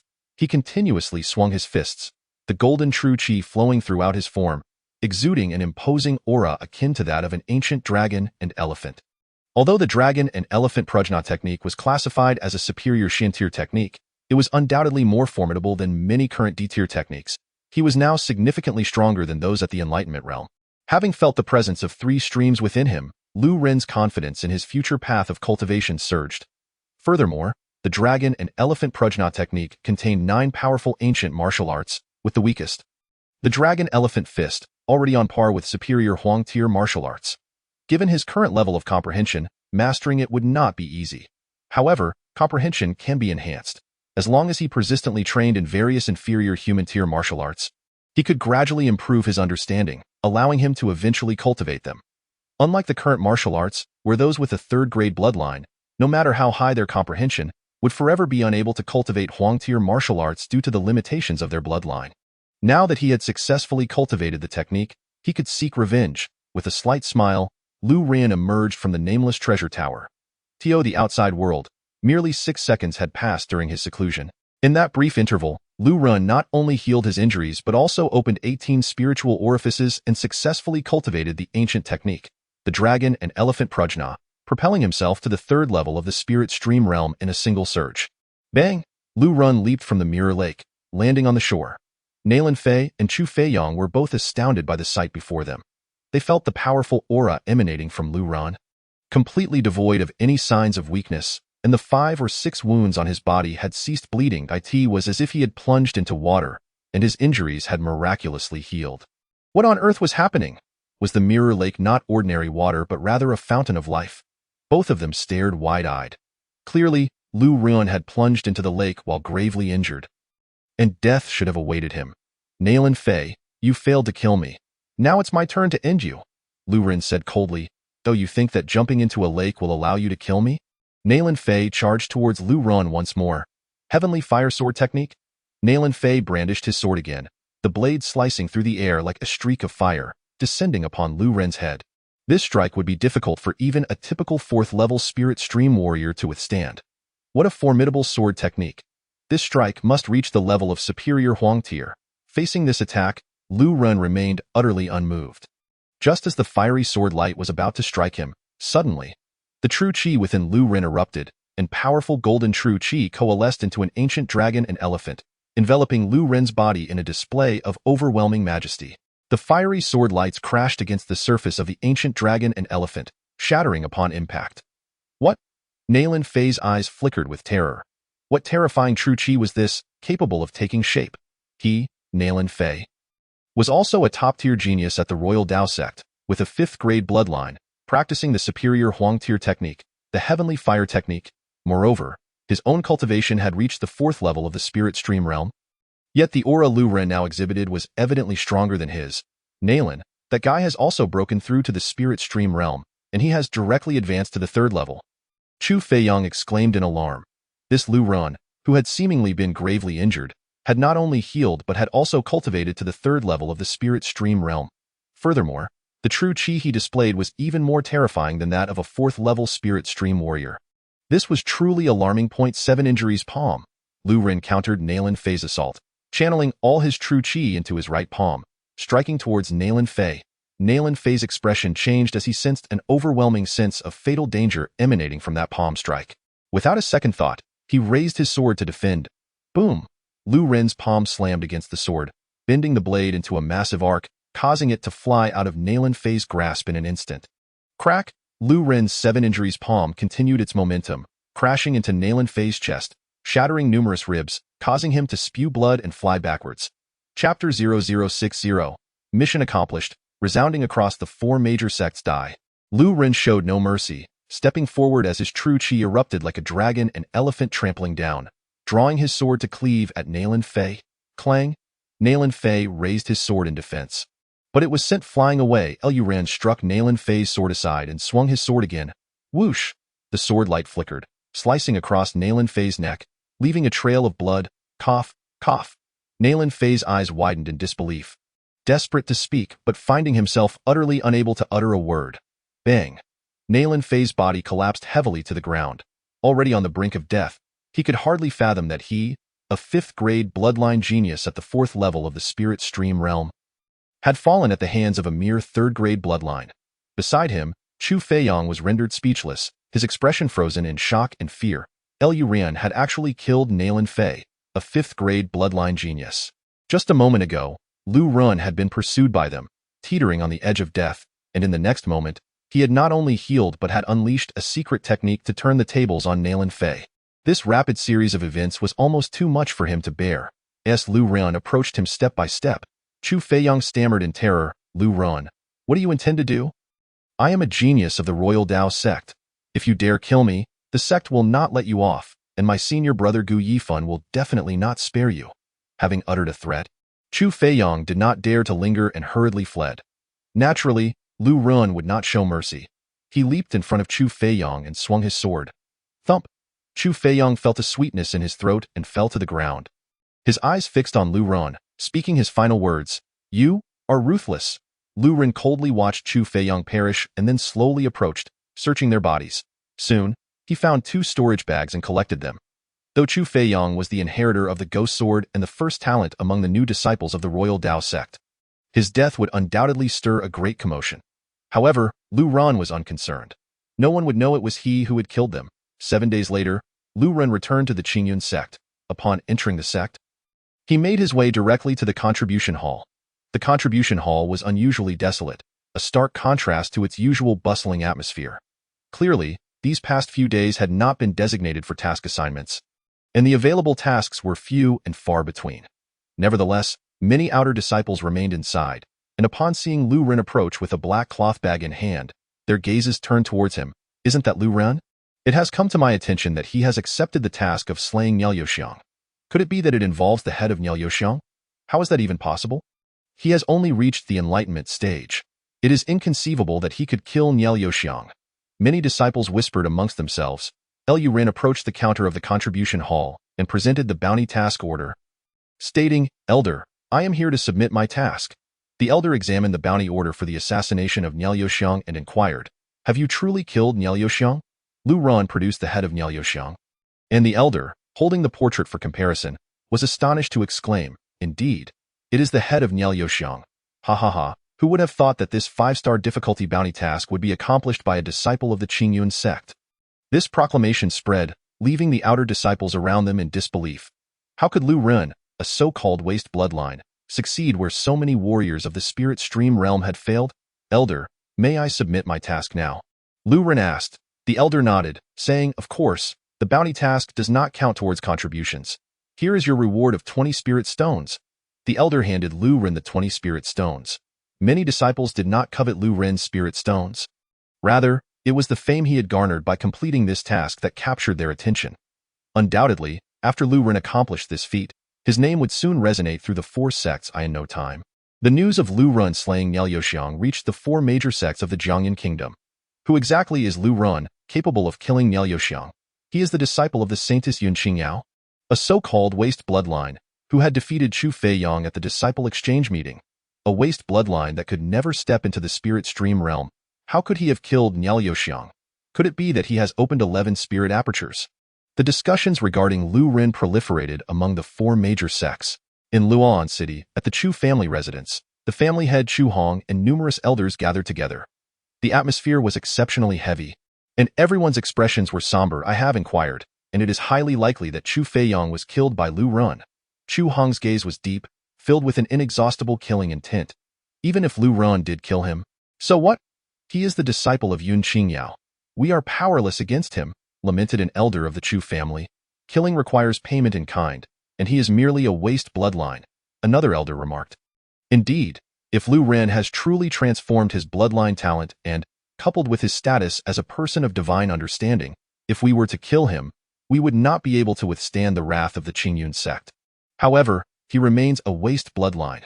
The Qingyun sect will not prioritize him. What harm could come from killing him? Another elder of the Chu family coldly stated. Our Chu family has finally produced a genius after many years. We were on the verge of becoming the foremost family in Luoan City. We must avenge this grudge, an elder said with a grim expression. Even if we seek revenge, we must not do so openly. After all, his master is the saintess. I will spend a considerable sum to hire someone from the Yama Palace. Those targeted by them do not live long, Chu Hong said icily, his killing intent palpable. Chapter 61. All stunned Lu Ren accepted the spirit stones and headed towards the entrance area, intending to give Wang Tang some spirit stones. After some inquiries, he learned that Wang Tang had been expelled from the Qingyun sect and returned home to inherit his family business. It seems he would have to find another opportunity to repay him. Lu Ren shook his head and was about to return to the outer sect when a sudden roar erupted behind him. "Lu Ren, I challenge you!" The shout reverberated through the mountainside, echoing widely, startling the outer disciples from their respective courtyards, who all came out to witness the commotion. Even Xiao Huahua emerged. Lu Ren's gaze flickered as he turned around to see a familiar figure. It was the new disciple Zhao Yi.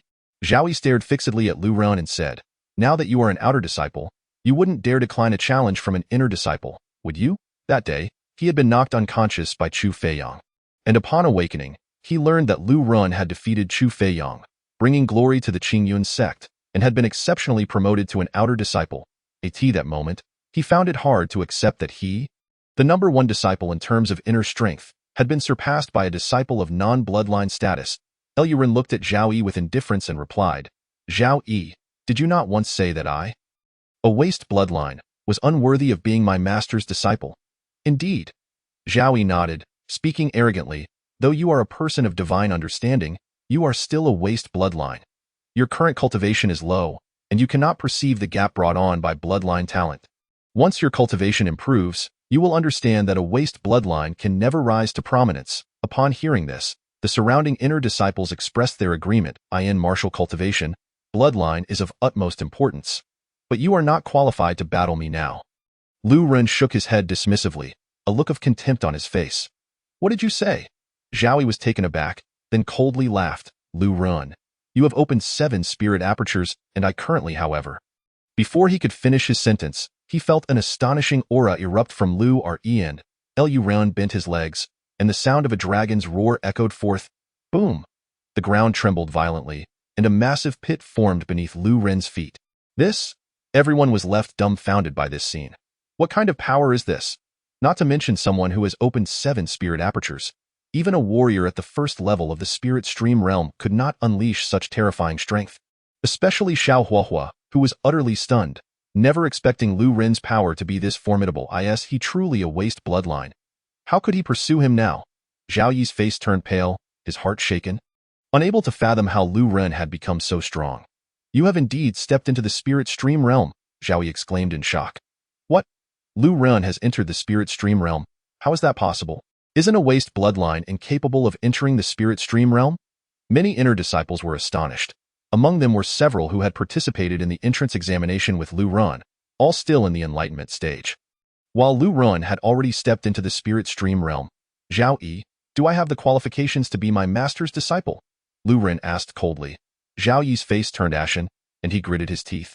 Lu Ren, you have no idea what the significance of the saintess is in the Jiangyun kingdom. Sooner or later, you will attract great trouble because of your identity as the saintess's disciple. Lu Ren paid no heed to Zhao Yi's words and turned to leave. Upon returning to the outer sect's courtyard, Lu Ren planned to rest for a while before beginning his cultivation. However, just as he entered the courtyard, Yun Qingyao flew over from a distance. Today, Yun Qingyao was dressed in a moon-white fitted training outfit, which accentuated her curvaceous figure. Her long, dark hair cascaded down her cheeks, making her skin appear even more translucent, her stunning visage radiating a certain brilliance. Lu Ren was utterly mesmerized, standing foolishly in place. Yun Qingyao approached Lu Ren and, with a reproachful tone, said, Lu Ren, extend your hand. Chapter 62. Instant advancement to the 4th level of the spirit stream realm. Lu Ren snapped back to reality and extended his hand. Bang, bang, bang. Yun Qingyao produced a ruler and struck Lu Ren's palm 3 times. Lu Ren felt a burning pain in his palm and, feeling wronged, said, Master, why are you hitting me? Yun Qingyao glared angrily at Lu Ren and admonished, Disciple, if you dare to accept tasks beyond your capability again, it won't be as simple as 3 strikes. Lu Ren understood, feeling warmth in his heart, and replied, I see that Master is worried for my safety. However, what you may not know is that I have already completed the task. Do not think that I am unaware of how you accomplished it. Yun Qingyao scoffed. Lu Ren's expression froze. Could it be that Master knows about his disguise? I have already investigated. The reason you were able to complete the task this time was due to Zhang Zixuan's assistance. If she had not helped you, how could you have killed Niao Xiang? Yun Qingyao said, exasperated. A wave of warmth surged through Lu Ren's heart. He had not expected his master to care for him so deeply and even investigate his whereabouts. Lu Ren explained, Master, Zhang Zixuan did indeed help me, but I truly killed Niao Xiang. I did it all by myself. That was also with Zhang Zixuan's assistance. All right, it shall not happen again, Yun Qingyao replied. Lu Ren smiled and guided Yun Qingyao into the room to sit, then began to massage her shoulders.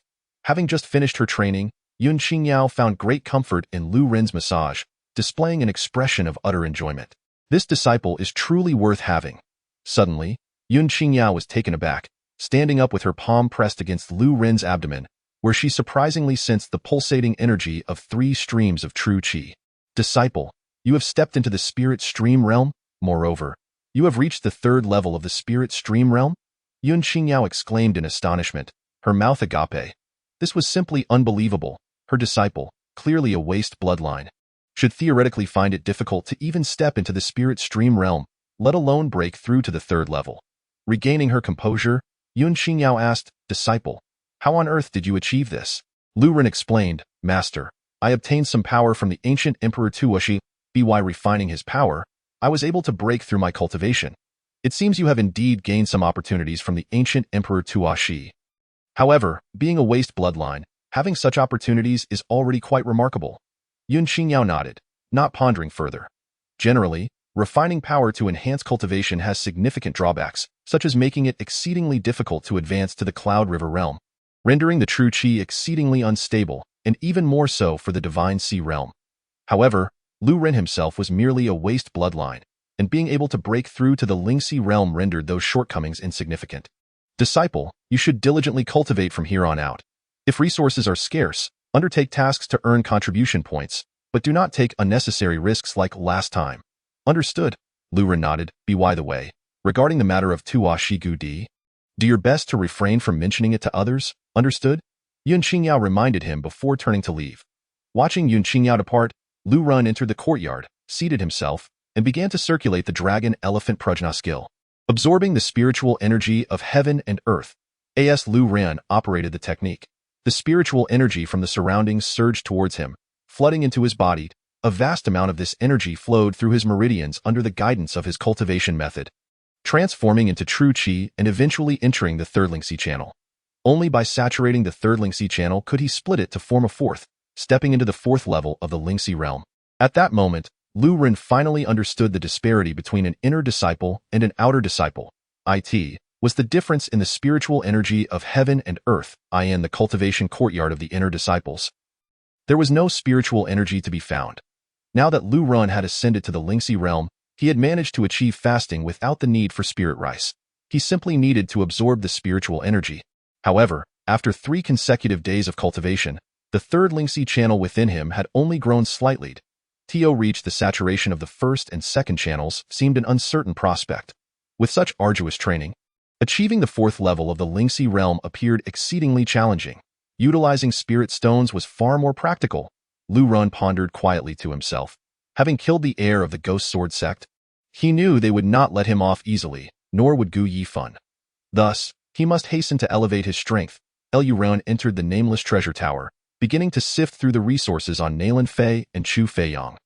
Chu Feiyang possessed merely a few 100,000 copper coins, while Nailan Fei astonishingly had 20 low-grade spirit stones. Lu Ren took out all 40 spirit stones and began absorbing them one by one. A tremendous wave of spiritual energy surged into his body, transforming into true qi and condensing within the third Lingxi channel. As he refined each stone, when the last one's energy fully entered Lu Ren's body, boom. Suddenly, a powerful aura erupted from Lu Ren, sweeping through the entire space. Within his body, the third Lingxi channel had split, giving rise to the fourth. Lu Ren retracted his aura, opened his eyes, and a smile graced his features. Fourth level of the Lingxi realm. Indeed, low-grade spirit stones are remarkable. With sufficient stones, I could elevate my realm in mere seconds. Emerging from the nameless treasure tower, Lu Ren opened his eyes to the outside world. His aura had transformed dramatically in just a second, soaring from the third to the fourth level of the Lingxi realm. Should others learn that Lu Ren had broken through in merely a second, they would likely be astonished. After all, absorbing low-grade spirit stones and refining true qi required time. Without 10 days to half a month, it would be challenging to elevate one's realm. As for absorbing the spiritual energy of heaven and earth, even more time was needed. The cultivation speed of Lu Ren, a waste bloodline, was indeed terrifying. If only I had more low-grade spirit stones. However, having just ascended, I need to consolidate my realm through martial techniques and actual combat. As Lu Ren stood up, deep in thought, he heard a knock on the door of the courtyard. Soon after, a soft, melodious voice called out, "Is junior brother Lu Ren in?" Lu Ren rose and opened the courtyard door. Before him stood a delicately featured young girl, dressed in the outer sect's cultivation attire, her face adorned with a charming smile. "Who are you?" Lu Ren inquired with curiosity. The girl's south eyes twinkled like crescent moons as she replied, "My name is Lan Shi. You can call me senior sister Lan Shi. Is there something you need?" Lu Ren asked, puzzled. Lan Shi took his arm playfully, guiding him into the courtyard before closing the door behind them. Her cheeks flushed as she shyly said, "Junior brother Lu Ren, I'm not afraid of your mockery, but my mother has been urging me to find a partner in the Qingyun sect. However, my bloodline talent is mediocre, and my strength is average. After 2 years as an outer disciple, I have only reached the 5th level of the Lingxi realm. None of the senior brothers have taken a liking to me. And I believe you and I are the most compatible. Though you are a waste bloodline with limited potential, at least you are a disciple of a saintess. I would not despise you. What do you think?" Chapter 0063. Assassination. Senior sister Lan Shi, I'm already pledged to another. You should seek someone else. Lu Ren casually offered a reason to decline. Internally, he was already seething with frustration. Was I, a waste bloodline, living off your family's provisions? Upon hearing Lu Ren's rejection, Lan Shi looked astonished. "Junior brother Lu Ren, as a waste bloodline, there is not a single girl who would look your way. The outstanding female disciples in the sect only have eyes for those with 5th or 6th grade bloodlines. Senior sister, please leave. I need to cultivate. Lu Ren gestured for her to exit, losing patience with the conversation. Lan Shi's expression suddenly darkened as she exclaimed, Lu Ren, do not be ungrateful. You, a waste bloodline, only achieved the status of a Lingxi realm warrior due to your fortunate acquisition of Tua Shigudi's legacy. I am giving you face, yet you are refusing to accept it. Watch how I deal with you. Swish, as she spoke, Lan Shi drew forth a long sword, its blade glistening with venom, resembling a poisonous serpent as it lunged towards Lu Ren's chest. Seeking death, Lu Ren frowned, his foot slamming down, causing the ground to quake. The powerful dragon elephant True Chi erupted. Imbued with overwhelming dominance, he flipped his hand, retrieving the ghost-killing sword from his storage ring, and swung it fiercely, directly blocking Lan Shi's strike. Subsequently, Lu Ren's left hand launched a punch. Quaking mountain fist, Lan Shi was momentarily taken aback. She had not expected Lu Ren to withstand her blow. Her other hand also struck out bang. The punch and palm collided.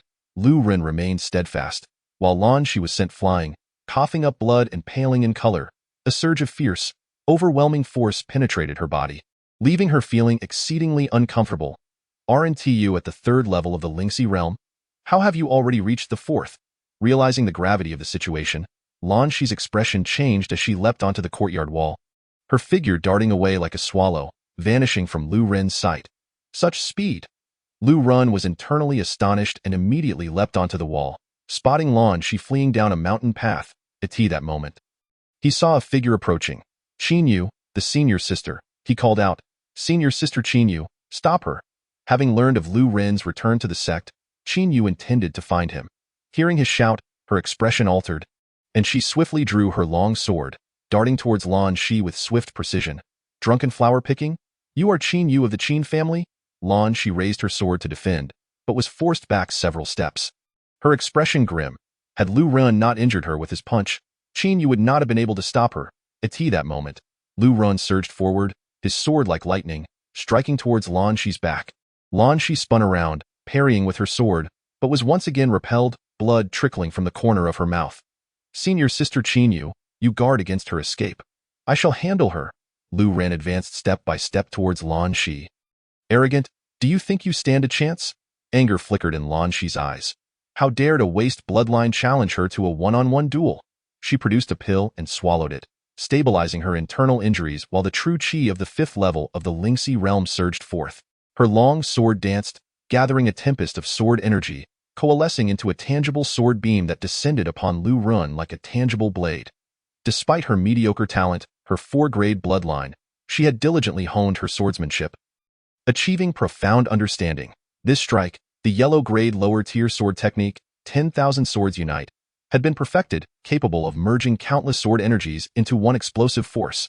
Even a 5th-level Lingxi realm warrior would struggle to withstand this blow. Lu Ren remained unfazed, wielding the 7-kill sword, charging toward Lan Shi as waves of sword energy erupted, intertwining into a storm that surged toward her. Wind sweeps the clouds.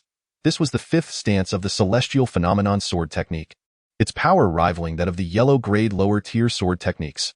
Now that Lu Ren had entered the Lingxi realm, he could channel true chi into his sword energy. The sword energy coalesced into a tempest, dramatically amplifying its might. Boom! The sword beam unleashed by Lan Shi shattered upon colliding with the sword energy storm. The storm did not diminish. Instead, it advanced rapidly, reaching Lan Shi in the blink of an eye. Not good. Lan Shi's expression shifted dramatically as she thrust her long sword into the storm, producing a tremendous explosion. However, she did not retreat. Instead, she surged forward, launching a flurry of palm strikes towards Lu Ren. Lu Ren desperately activated the 8 trigrams palm to defend. Bang, bang, bang. But with each strike he blocked, Lu Ren felt increasingly drained, his figure retreating step by step. While his swordsmanship could contend with Lan Shi, the disparity in close combat techniques was insurmountable. A waste is indeed a waste, and I can only resort to the inferior 8 trigrams palm.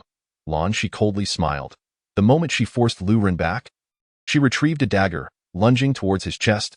Dragon elephant's might, Lu Ren roared, channeling the 4 Lingxi channels within him, unleashing true chi that manifested as a dragon elephant, enveloping his body. The dagger struck the surface of Lu Ren's form but failed to penetrate his true chi defense. What kind of true chi is this? A look of sheer terror crossed Lan Shi's face.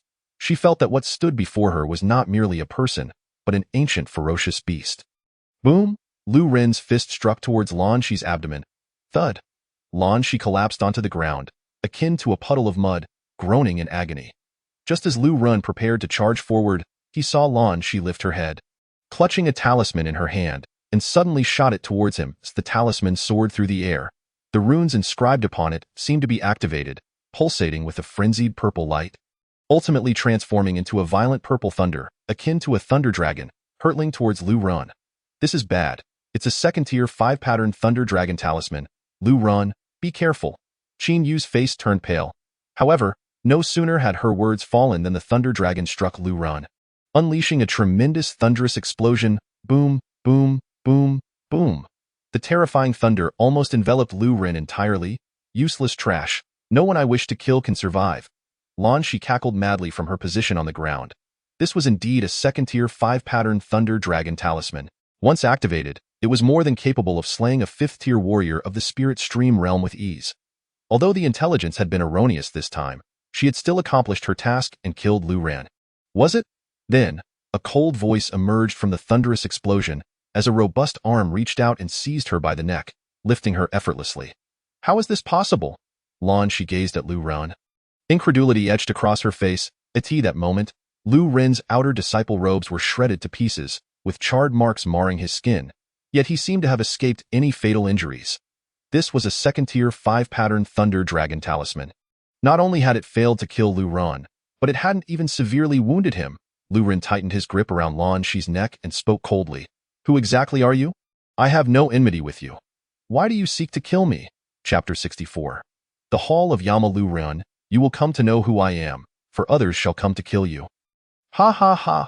Lan Shi laughed heartily, then seemingly bit down on something, blood trickling from the corners of her mouth, her head tilting as she succumbed to death. Lu Ren discarded Lan Shi's lifeless body and clapped his hands, his expression grave. Who could possibly want him dead? Meanwhile, Qin Yu stood by, utterly stunned. The rumors in the outside world claimed that Lu Ren had obtained the inheritance of the ancient Emperor Tashi, cultivating his techniques and breaking through to the 3rd tier of the spirit stream realm. Yet, the power he had just displayed seemed to indicate he was at the 4th tier, having even slain a 5th-tier warrior. Even the 2nd-tier 5-pattern thunder dragon talisman had failed to inflict serious harm on him.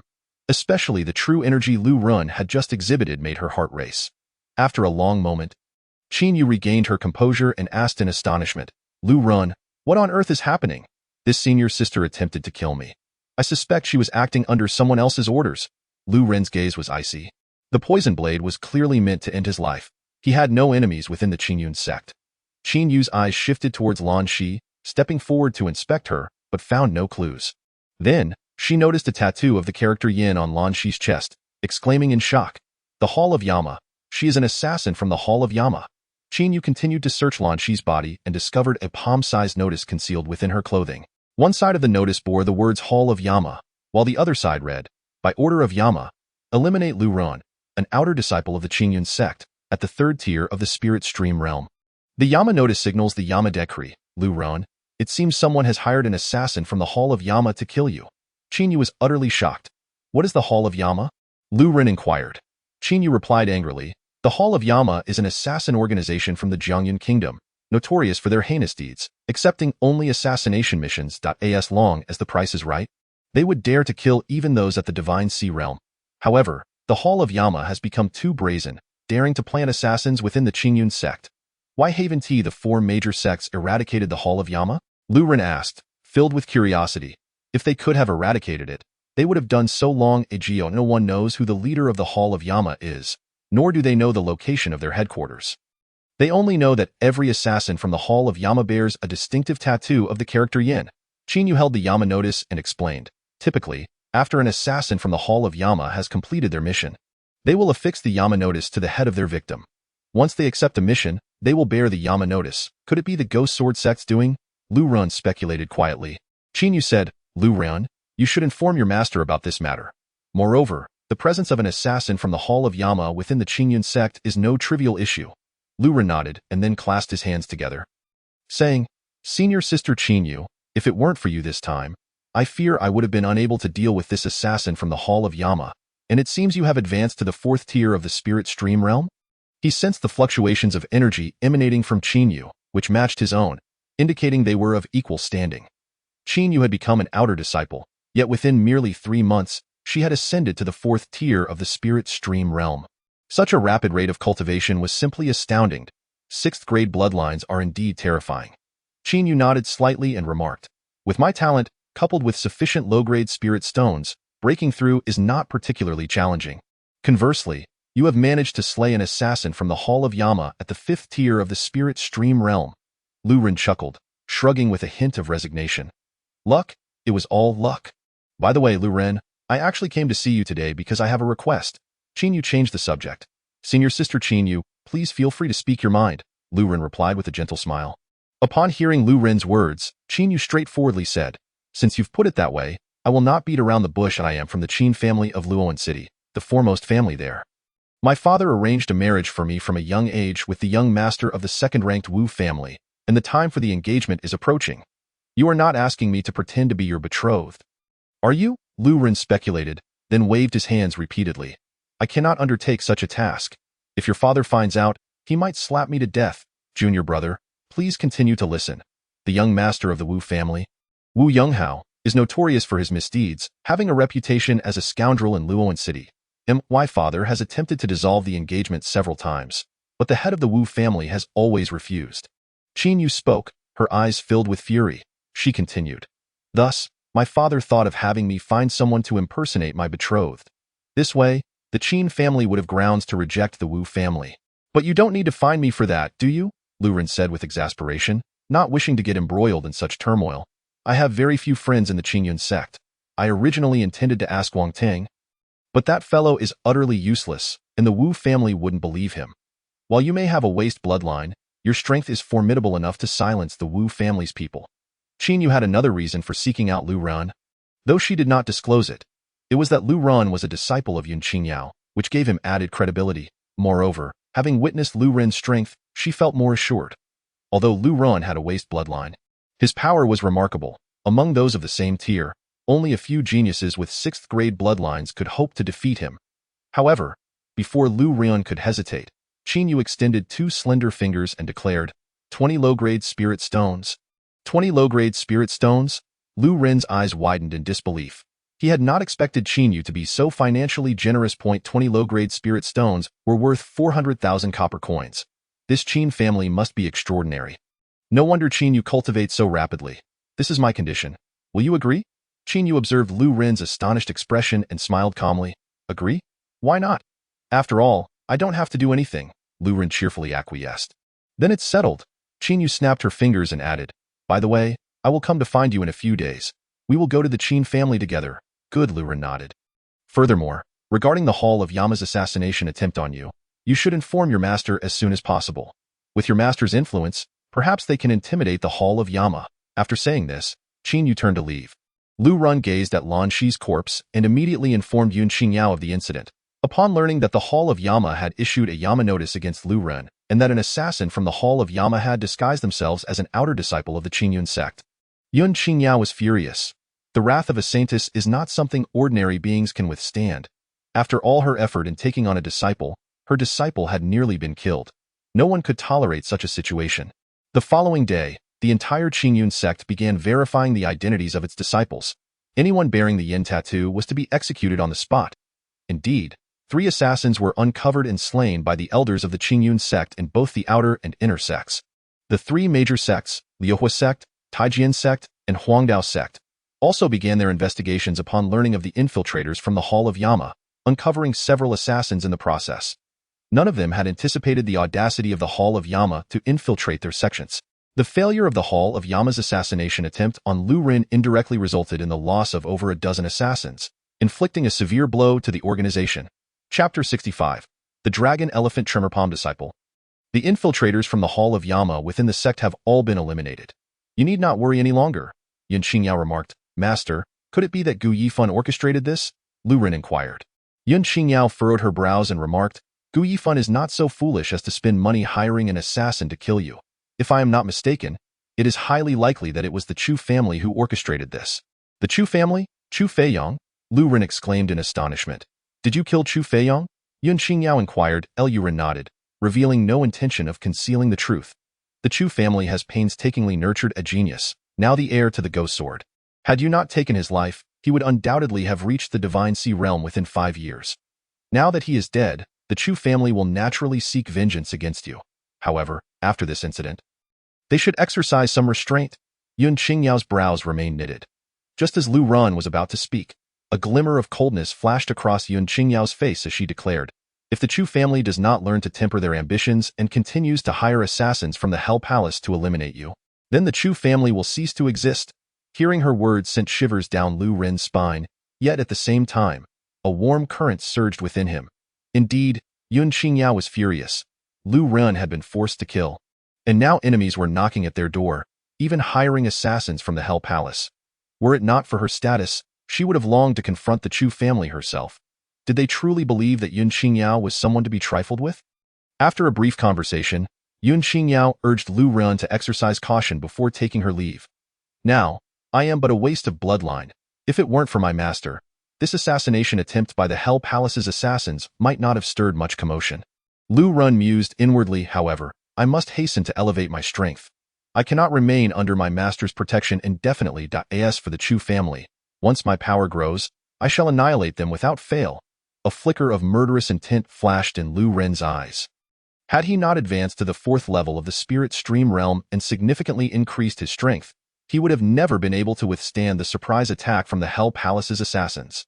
After Yun Xingyao departed, Lu Ren settled down and reflected on the previous battle, realizing that his close combat skills were still too weak. Although Lan Shi was at the 5th level of the spirit stream realm, her energy was undoubtedly formidable, yet her palm techniques far surpassed his mountain-suppressing fist. In that clash, he had gained no advantage whatsoever. And then there was the Thunder Dragon Talisman, which was indeed powerful. If only I had some spirit stones, I could cultivate the first technique of the Dragon Elephant Prajna skill, the Dragon Elephant Quaking Palm. Lu Ren thought to himself, suddenly startled. He could now absorb the spiritual energy of heaven and earth, and did not require spirit stones to practice martial arts. He could exhaust his inner energy within the nameless pagoda and simply absorb the spiritual energy outside. It would be a waste not to absorb the free spiritual energy of heaven and earth. After training for over 3 days in the nameless pagoda, his inner energy would be depleted, but merely spending a quarter of an hour outside absorbing the spiritual energy would replenish it. This meant that for every day he absorbed spiritual energy outside, he could train for a year inside the nameless pagoda. Even without spirit stones, he could still cultivate the first technique of the Dragon Elephant Prajna skill. The Dragon Elephant Quaking Palm. The image of the Dragon Elephant Quaking Palm surfaced in Lu Ren's mind. This technique, a low-grade yellow martial art, would rival higher-grade techniques once mastered. Cultivating ancient martial arts requires no special bloodline talent. At this moment, Lu Ren spread his legs apart, assuming a horse stance, channeling his inner energy into his legs to stabilize his form. Then he began to move his hands, repeatedly striking out with his palms. As Lu Ren executed the palm technique, he felt akin to an ancient dragon elephant. With every strike, his muscles coalesced with his inner energy, unleashing an astonishing force. This technique must be combined with Dragon Elephant True Energy. Without it, one could never cultivate it, even if taught to others. Dragon Elephant Quaking Palm. Lu Ren stood in his horse stance, accumulating inner energy, then swiftly unleashed a palm strike. However, during the initial practice, as he mobilized his inner energy to execute the strike, he found it lacked the requisite power, barely matching the strength of an ordinary palm. After all, this was a low-grade yellow martial art, and with Lu Ren's comprehension, it was no easy feat to master it in a short time. Thus, he practiced repeatedly until he exhausted his inner energy, then emerged from the nameless pagoda to absorb the spiritual energy of heaven and earth, transforming it into a steady supply of inner energy. Over the course of 5 years in the nameless pagoda, Lu Ren finally managed to grasp the basics of the Dragon Elephant Quaking Palm, but he still had some distance to go before achieving proficiency. After 5 years of training in the nameless pagoda, Lu Ren had only absorbed 5 days' worth of spiritual energy from the outside world, even without relying on spirit stones to remain in the pagoda for continuous training. Achieving the basics of the Dragon Elephant Quaking Palm in just 5 days was an extraordinary feat. Not even his master, Yun Xingyao, a genius with a 7th-grade bloodline, could have accomplished such a feat in 5 days.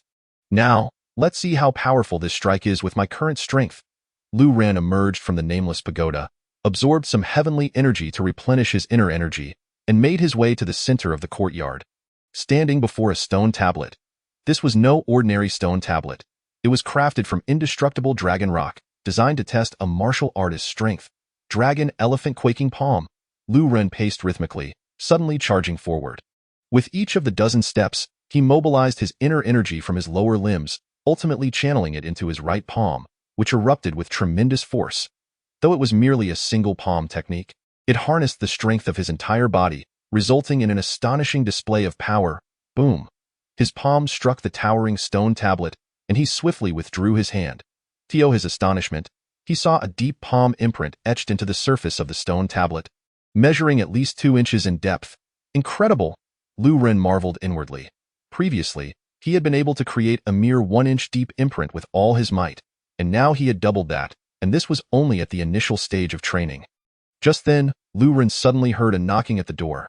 He exhaled deeply to release his tension, then approached and opened the courtyard door. Lu Ren, my junior brother.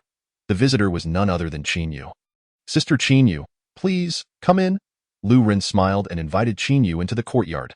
As Qinyu stepped inside, her gaze casually swept over the surroundings and landed on the stone tablet, where she noticed the 2-inch deep palm imprint, her delicate face revealing an expression of surprise. Junior brother Lu Ren, did you create that palm imprint? Qinyu asked in astonishment. Such stone tablets are present in every outer sect disciple's courtyard, and she frequently used them to test her own strength. She had just mastered a mid-grade yellow martial art and had not been able to leave such a deep imprint. Yes, I just did. Lu Ren nodded, revealing nothing but the truth. Your strength, isn't your realm the same as mine? Have you cultivated a mid-grade yellow martial art? But aren't you a waste bloodline?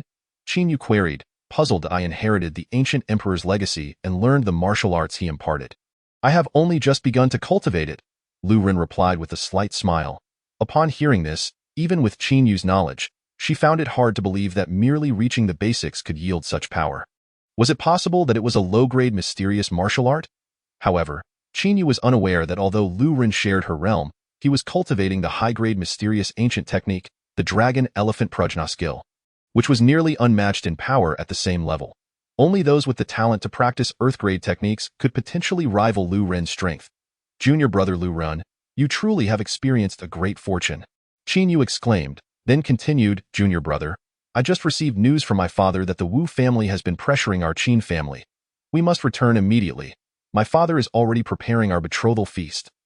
Betrothal? Lu Ren was taken aback. Is there a problem? It's merely a betrothal. Once the time is ripe, we can dissolve the engagement, Qinyu replied, seeing nothing amiss. She was quite indifferent to matters of romance and was solely focused on her training, aiming to follow in the footsteps of the saintess Yun Qingyao. Thus, it was best to resolve such troublesome matters as efficiently as possible. Very well, Lu Ren nodded, choosing not to press the matter further. If even Qinyu was indifferent to her reputation, he, a grown man, had no need to be overly sensitive about it. Immediately, Qinyu led Lu Ren away from the Qinyan sect. Along the way, Lu Ren gleaned further insights into Luoan City from Qinyu's explanations. Luoan City, located in the southwestern part of Jiangyan country, was one of the most prosperous cities among the top 10 in the nation. Having produced numerous experts in the divine sea realm and even nurturing one of the 7 great masters of Jiangyan country. Given that the Qin family was the foremost family in Luoan City, it was evident just how formidable they were. Thus, the two traveled by carriage, engaging in conversation as they made their way to Luoan City. In the conference hall of the Chu family in Luoan City, the family head, Chu Hong, frowned as he listened to an elder report. Patriarch, we have just received news that the assassination attempt by the Hell Palace's assassins has failed. Moreover, those they had infiltrated into the Qingyun sect have all been eliminated due to this failure. What transpired? Chu Hong's expression darkened. The assassins from the Hell Palace have never failed before. With a Hell order issued, there is always death. How could they fail to eliminate even a mere waste? Chu Hong's countenance was incredibly grim. They had spent a staggering 10 million copper coins hiring the Hell Palace, nearly depleting half their family fortune, yet the result was a failed assassination. Suddenly, a figure clad in black appeared mysteriously at the entrance of the conference hall. Who goes there? Chu Hong and the elders of the Chu clan were utterly astonished, their gazes fixed upon the shadow at the entrance. This figure, clad in black, revealed only a pair of piercing eagle-like eyes. Exuding an air of intensity, the The fact that this individual could effortlessly infiltrate the Chu residence and reach the council hall demonstrated extraordinary prowess. The failure of this assassination reflects poorly on my Yin Luo temple, stated the black-clad figure coolly. However, rest assured, once the Yin Luo order is dispatched, it shall not be retracted. A look of dread washed over Chu Hong's face. Your Yin Luo temple's failure in this assassination must surely have alarmed the saintess. She wouldn't suspect us, would she? If the assassination had succeeded, it would have been one matter. But now that they had failed and even the other party knew the assailants were from the Yin Luo temple, it was highly likely that the saintess, Yun Qingyao, would trace it back to him. As long as you deny it, the saintess will not be able to guess that it was your doing. However, due to the erroneous intelligence you provided and the false report regarding the target's realm, which led to our failure, you must compensate us with an additional 500,000 copper coins. The shadow declared. What? 500,000 copper coins? Chu Hong's complexion darkened considerably. In the event of a failed assassination, the assassins of Yin Luo Temple were compelled to take their own lives to prevent any leakage of information. Effectively compensating for their losses. 500,000 was no small sum for the Chu clan. Yet, with no path of retreat left, Chu Hong gritted his teeth and nodded. Very well, I shall deliver the funds to the usual location. Excellent, we will arrange for another assassination. Await the good news. At Yin Luo Temple, our word is our bond. As long as payment is rendered, the Yin Wang order will never be rescinded. Just await the favorable tidings. With that, the black figure transformed into a shadow, vanishing before the eyes of the Chu clan members. May the assassins of Yin Luo Temple succeed in eliminating Lu Run this time. Chu Hong's expression was ominous. To eliminate Lu Run, the Chu clan had already expended 1,500,000 copper coins. One of the elders of the Chu clan remarked. Rest assured, master, I can guarantee that this time, Yin Luo Temple will undoubtedly succeed in killing Lu Run. What leads you to say that? Chu Hong inquired. The failure of this assassination must be due to a miscommunication, compounded by the loss of several assassins during the attempt. Yin Luo Temple would not let Lu Run escape. The elder analyzed.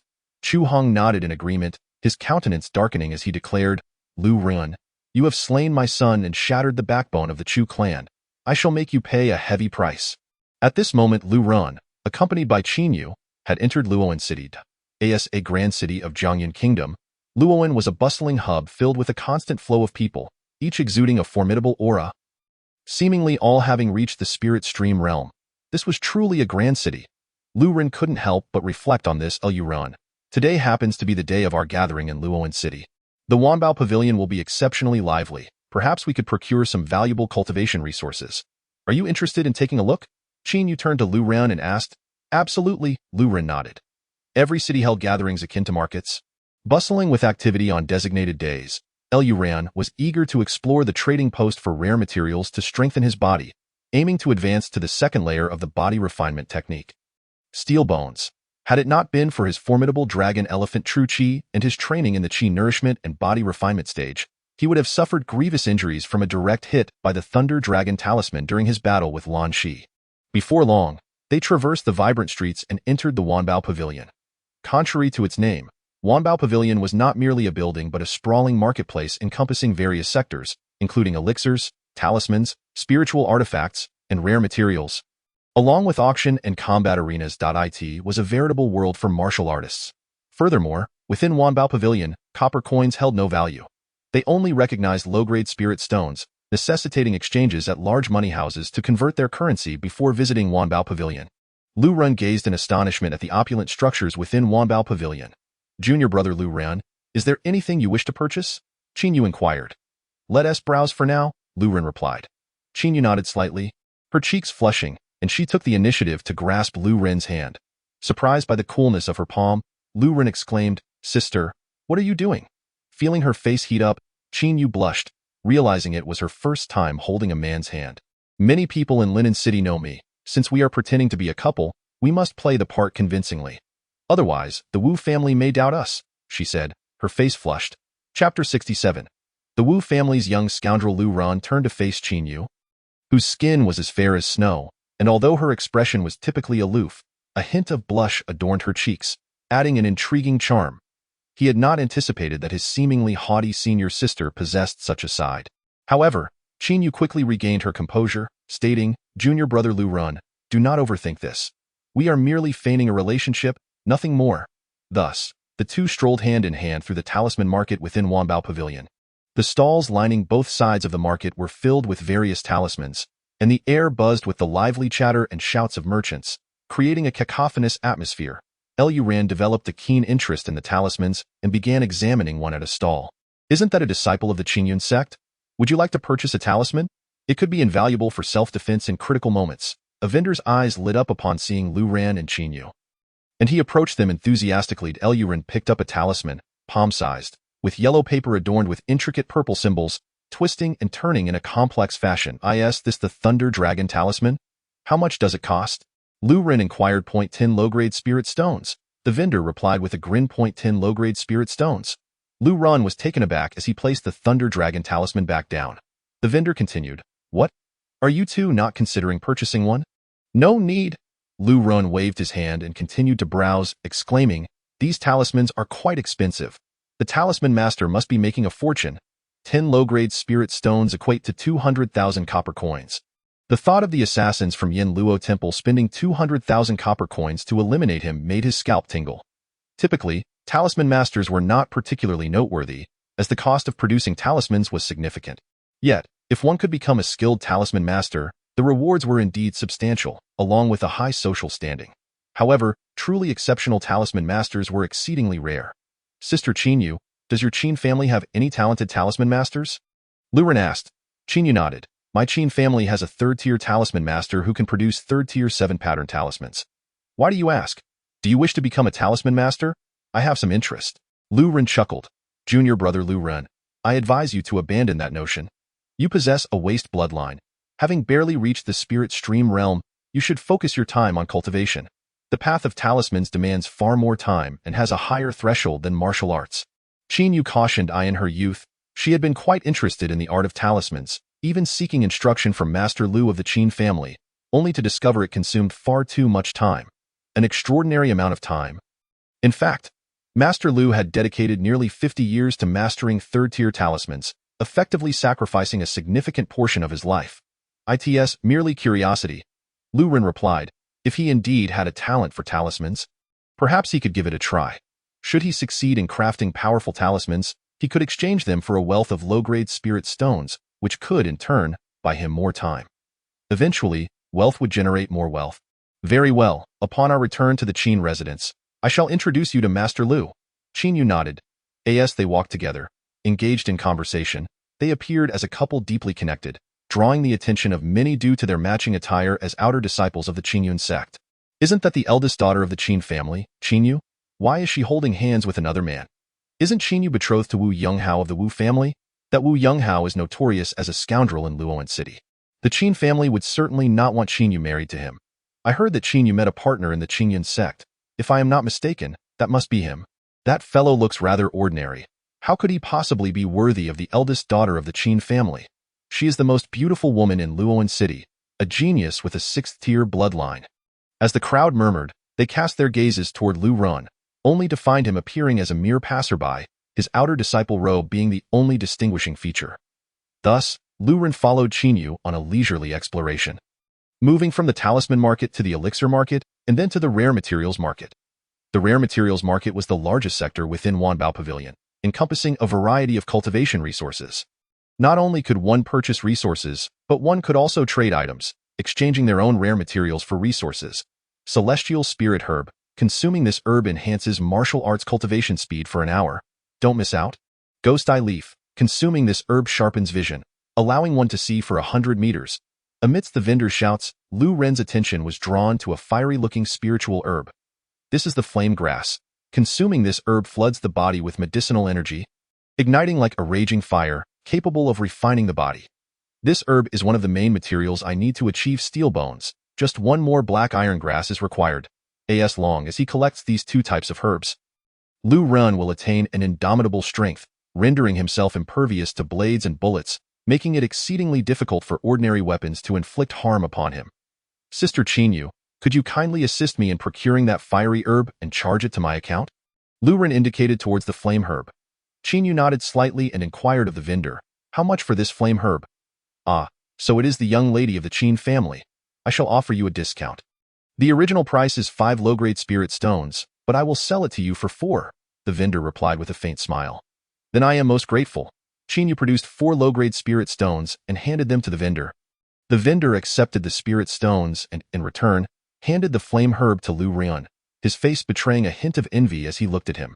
You, pretty boy, dare to compete with me for a woman? You are courting death. Just as Lu Ren received the flame herb, an irate voice echoed from a distance. The crowd's gazes flickered towards the source of the voice where a tall, exceptionally handsome young man with darkened eyes approached. Flanked by several followers, their faces lighting up with anticipation, it seemed a spectacle was about to unfold. Wu Yonghao of the Wu family had arrived. Everyone in Luoan City was aware of the betrothal arranged between Qin Yu and Wu Yonghao. Now, before all, Qin Yu was not only strolling hand in hand with Lu Ren, but had also taken out 4 low-grade spirit stones to purchase an herb for him. Was this not a slap in the face for Wu Yonghao? He had heard the news and rushed over, and upon witnessing the scene, his fury ignited. Wu Yonghao, I am not your woman. If you dare to speak nonsense again, do not blame me for being rude. Qin Yu's expression turned frosty as she reprimanded him. She had anticipated Wu Yonghao's interference when she brought Lu Ren here, but it was better this way. It would prevent any disturbances at the engagement banquet. You err. Tomorrow is the engagement banquet. If you were to bring a genius, I, Wu Yonghao, might tolerate it. But what have you brought? A person of mediocre appearance and merely the 4th level of the spirit stream realm.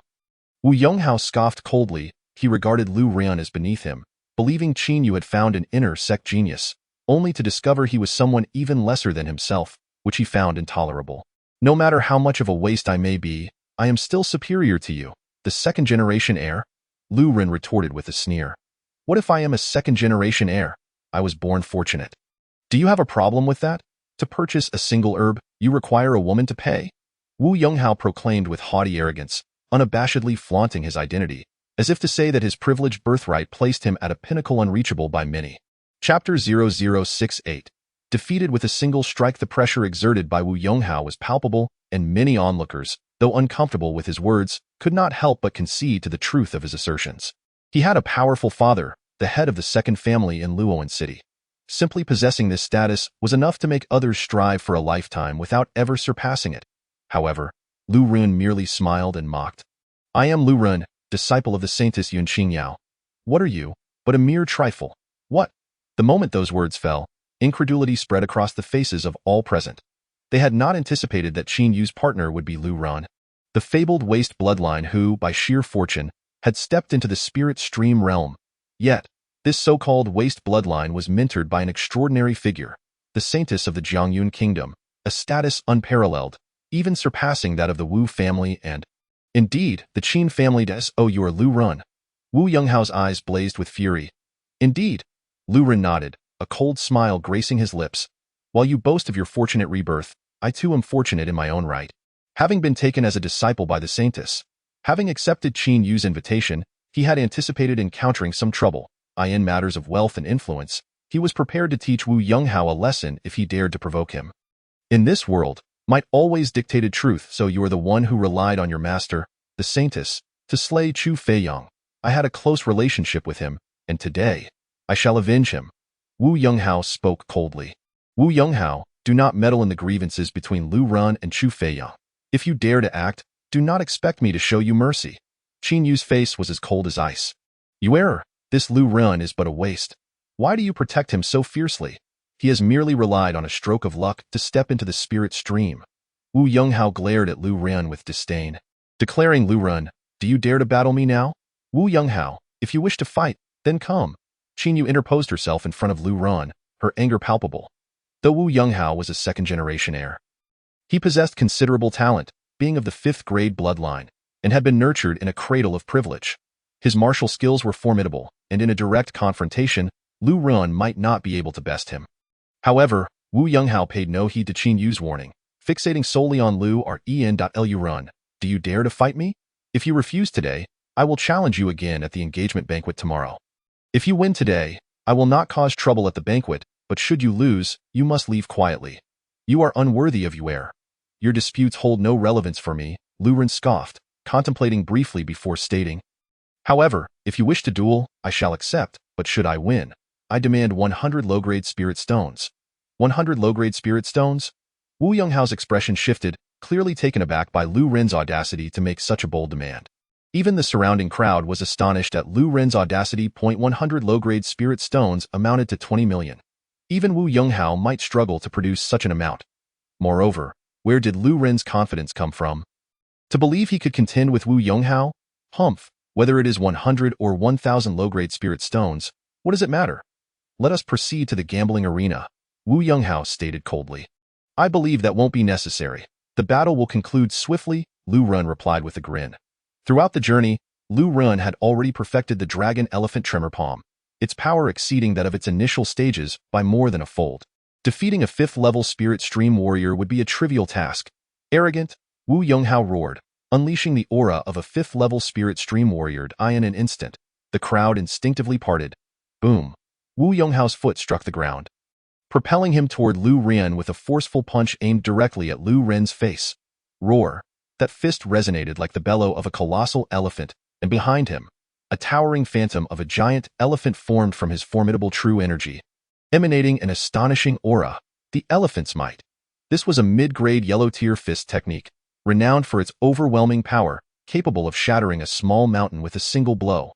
This was the Wu family's ancestral martial art, and it was astonishing that Wu Yonghao had cultivated it to perfection. How could Lu Ren, merely at the 4th level of the spirit stream realm and of a waste bloodline, possibly withstand such a blow? Gasps of astonishment filled the air. Although Wu Yonghao was notorious as a scoundrel in Luoan City, no one doubted his prowess. He was undoubtedly among the elite of the younger generation. The power of the divine elephant. Lu Ren maintained a serene expression, bending slightly as the ground beneath him caved in. The true energy of the divine elephant surged from his feet, blending with the strength of his body to form a palm imprint that he struck forward with great force. Roar! The sound of the dragon elephant's roar echoed as the formidable palm imprint, imbued with the crushing pressure of annihilation, surged toward Wu Yonghao with ferocity. Boom!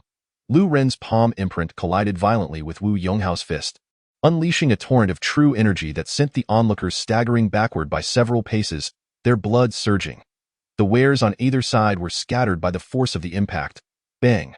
Subsequently, to the astonished gazes of all, the true energy manifestation of the divine elephant shattered, and Lu Ren's palm imprint struck Wu Yonghao with a devastating force. Wu Yonghao let out a shriek, spewing a mouthful of blood as he was sent flying, crashing into a vendor's stall. His chest caved in, several ribs undoubtedly broken, and disbelief etched across his face. How could this be possible? All present were dumbfounded. Wu Yonghao was a 5th-level spirit stream warrior, wielding a mid-grade yellow-tier martial art, yet he was defeated by Lu Ren with a single punch. This was unfathomable. You, a waste bloodline, how could you possibly display such formidable martial skills? Wu Yonghao, resembling a crazed rabbit, was filled with incredulity, blood pouring from his mouth. The waste bloodline was supposed to be limited to training inferior martial techniques, yet Lu Ren's punch felt as though it had struck like an ancient divine beast, leaving him utterly bereft of any thought of resistance. Moreover, Lu Ren's blow had rendered him incapable of further combat. Wu Yonghao, a 5th-level spirit stream warrior with a 5th-grade bloodline, had been surpassed and defeated by a waste bloodline. Chapter 0069. The Compendium of Talismans. Qin Yu was equally astonished. Lu Ren's previous strike appeared to be even more powerful than the one he had delivered against the stone tablet. Even she could not muster much confidence in the ensuing events. That strike was simply overwhelming. At that moment, several guards from the Wu family rushed over to assist Wu Yonghao. Lu Ren let out a cold laugh, extending his hand and saying, Wu Yonghao, I shall not demand the 1,000 inferior spirit stones from you. Simply give me 200 inferior spirit stones. Wu Yonghao was so furious that he nearly spat blood. 200 inferior spirit stones were not a trivial amount, and he simply did not possess such a sum. He could never have anticipated that he would lose to Lu Ren, who was at a lower realm than himself. Hearing Wu Yonghao's words, Lu Ren stepped forward, mocking, What is this? The esteemed young master of the second family in Luoan City dares not honor his word. Everyone present heard me. I have already been exceedingly generous by not demanding the full 1,000 inferior spirit stones. Could it be that the young master of the Wu family truly intends to default? Murmured the crowd. However, 200 inferior spirit stones are not a sum that the young master can easily part with. Many began to jeer that Wu Yonghao, who had often bullied others in Luoan City, was now being humiliated, and the onlookers relished his misfortune. Wu Yonghao's face flushed red with anger as he retorted, 200 inferior spirit stones are but a trifle. Who says I cannot produce them? He rummaged through his storage ring, only to find a mere 160 inferior spirit stones. He tossed the bag containing the 160 inferior spirit stones to Lu Ran, stating, "Here are 160. I will pay you the remaining 40 in a few days." "Very well," Lu Ran nodded, showing no dissent. Wu Yonghao was unlikely to default on the remaining 40 inferior spirit stones. However, Qin Yu stepped forward, her voice cold. "Wu Yonghao, debts incurred today must be settled today. What reason is there to defer?" "Humph. How could I, the illustrious young master of the Wu family, default on 40 inferior spirit stones?" Wu Yonghao stuffed a healing pill into his mouth to stem the blood flowing from his chest. "To prevent any possibility of you defaulting, pledge something of value to us as collateral." Qin Yu said coolly. Wu Yonghao snorted, retrieving a book from his possession and tossing it to Qin Yu. "This is the comprehensive guide to talismans, which I obtained from a secret realm. It contains numerous methods for crafting third-tier talismans. Consider it collateral. I will redeem it at the betrothal banquet tomorrow." With that, he left in disgrace, supported by his subordinates. Qin Yu casually flipped through the comprehensive guide to talismans before handing it to Lu Ran, saying, "Lu Ran, if Wu Yonghao repays you tomorrow, return this comprehensive guide to talismans to him." "Understood." Lu Ran nodded slightly, tucking it away. His spirits lifted. The 200 inferior spirit stones represented a substantial fortune for him. After wandering for a while longer, they departed from the Wanbao Pavilion and headed to the Qin family estate. The Qin family residence was located in the very heart of Luoan City, covering dozens of acres, and was heavily guarded. As Qin Yu led Lu Ran to the entrance of the estate, the guards immediately stepped forward, clasping their hands in greeting. "Welcome back, Miss Lu Ran. Let us enter," Qin Yu said as they promptly stepped into the Qin estate. At once, Qin Yu took Lu Ran to meet her father, Qin Guan. Lu Ran had expected Qin Guan to be a stern middle-aged man, but to his surprise, he was a handsome man with a gentle demeanor, a smile perpetually gracing his face. "Lu Ran, Yuer has mentioned you before. At tomorrow's betrothal banquet, you need not worry.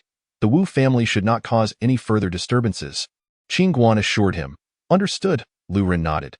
"Father, Lu Ran is interested in talismans. I would like him to apprentice under Master Lu," Qin Yu suddenly interjected. Qin Guan's eyes lit up. "Lu Ran, though you are of a waste bloodline, it is possible you possess talent in talismans. Come, let me have Master Lu assess you to see if you have any aptitude." Before long, Qin Guan led Lu Ran and Qin Yu to a grand pavilion. In the main hall sat an elderly man with hair as white as snow, seemingly meditating. As Qin Guan approached with the two, the old man slowly opened his eyes and spoke in a calm tone. "Head of the family, what brings you here?" "Master Lu, this is Lu Ran, a disciple of the Saintess, with a waste bloodline, who wishes to learn the way of talismans from you," Qin Guan said respectfully, pointing at Lu Ran. Master Lu glanced at Lu Ran and remarked, "He possesses a waste bloodline. It is likely he has no talent for talismans either. Master Lu, I hope you can offer some guidance," Lu Ran said, cupping his hands in respect. Master Lu spoke languidly. "To become a talisman master, one only needs to examine their hands. Your palm is ill-suited for a talisman master. In fact, it is contrary to the characteristics of one. In other words, your talent in talismans is akin to your talent in martial arts." This, Qin Guan appeared embarrassed, having not anticipated such a low evaluation from Master Lu for Lu Ran. The aptitude for talismans must be exceedingly poor to be compared to a waste bloodline. "Head of the family, I have other matters to attend to, so I shall take my leave." With that, Master Lu rose, brushed his sleeves, and departed like a gust of wind. Qin Guan looked apologetically at Lu Ran, saying, "Lu Ran, there will likely be some troublemakers at the betrothal banquet tomorrow. Master Lu will be preoccupied with a fierce battle concerning the interests and reputation of the Qin family. He may not have the leisure to chat. We shall speak more after the banquet, Uncle Qin. It was I who sought your assistance. Perhaps I truly lack talent for talismans," Lu Ran said with a bitter smile. Not everyone could be so fortunate as to have a master like Yun Qingyao take them as a disciple. If a common person were to lack talent yet still be taken in, it would surely tarnish their reputation. Talent cannot be forced. It was still early, so let Yuer show you around the estate," Qin Guan said with a warm smile before departing alone. "Junior brother Lu Ran, would you like to explore?" Qin Yu asked. Lu Ran shook his head, saying, "Senior sister, I just acquired some spirit stones from Wu Yonghao and plan to cultivate for a while." "Very well." Qin Yu nodded and arranged a separate courtyard for Lu Ran before taking her leave. She was not in the mood to linger. She realized that if she did not work harder, she might very well be surpassed by Lu Ran. Upon arriving at the separate courtyard, Lu Ran found it suffused with spiritual energy, though it paled in comparison to Qing Yun's sect. With 160 inferior spirit stones, I can quickly break through to the 5th level of the spirit stream realm, Lu Ren thought to himself.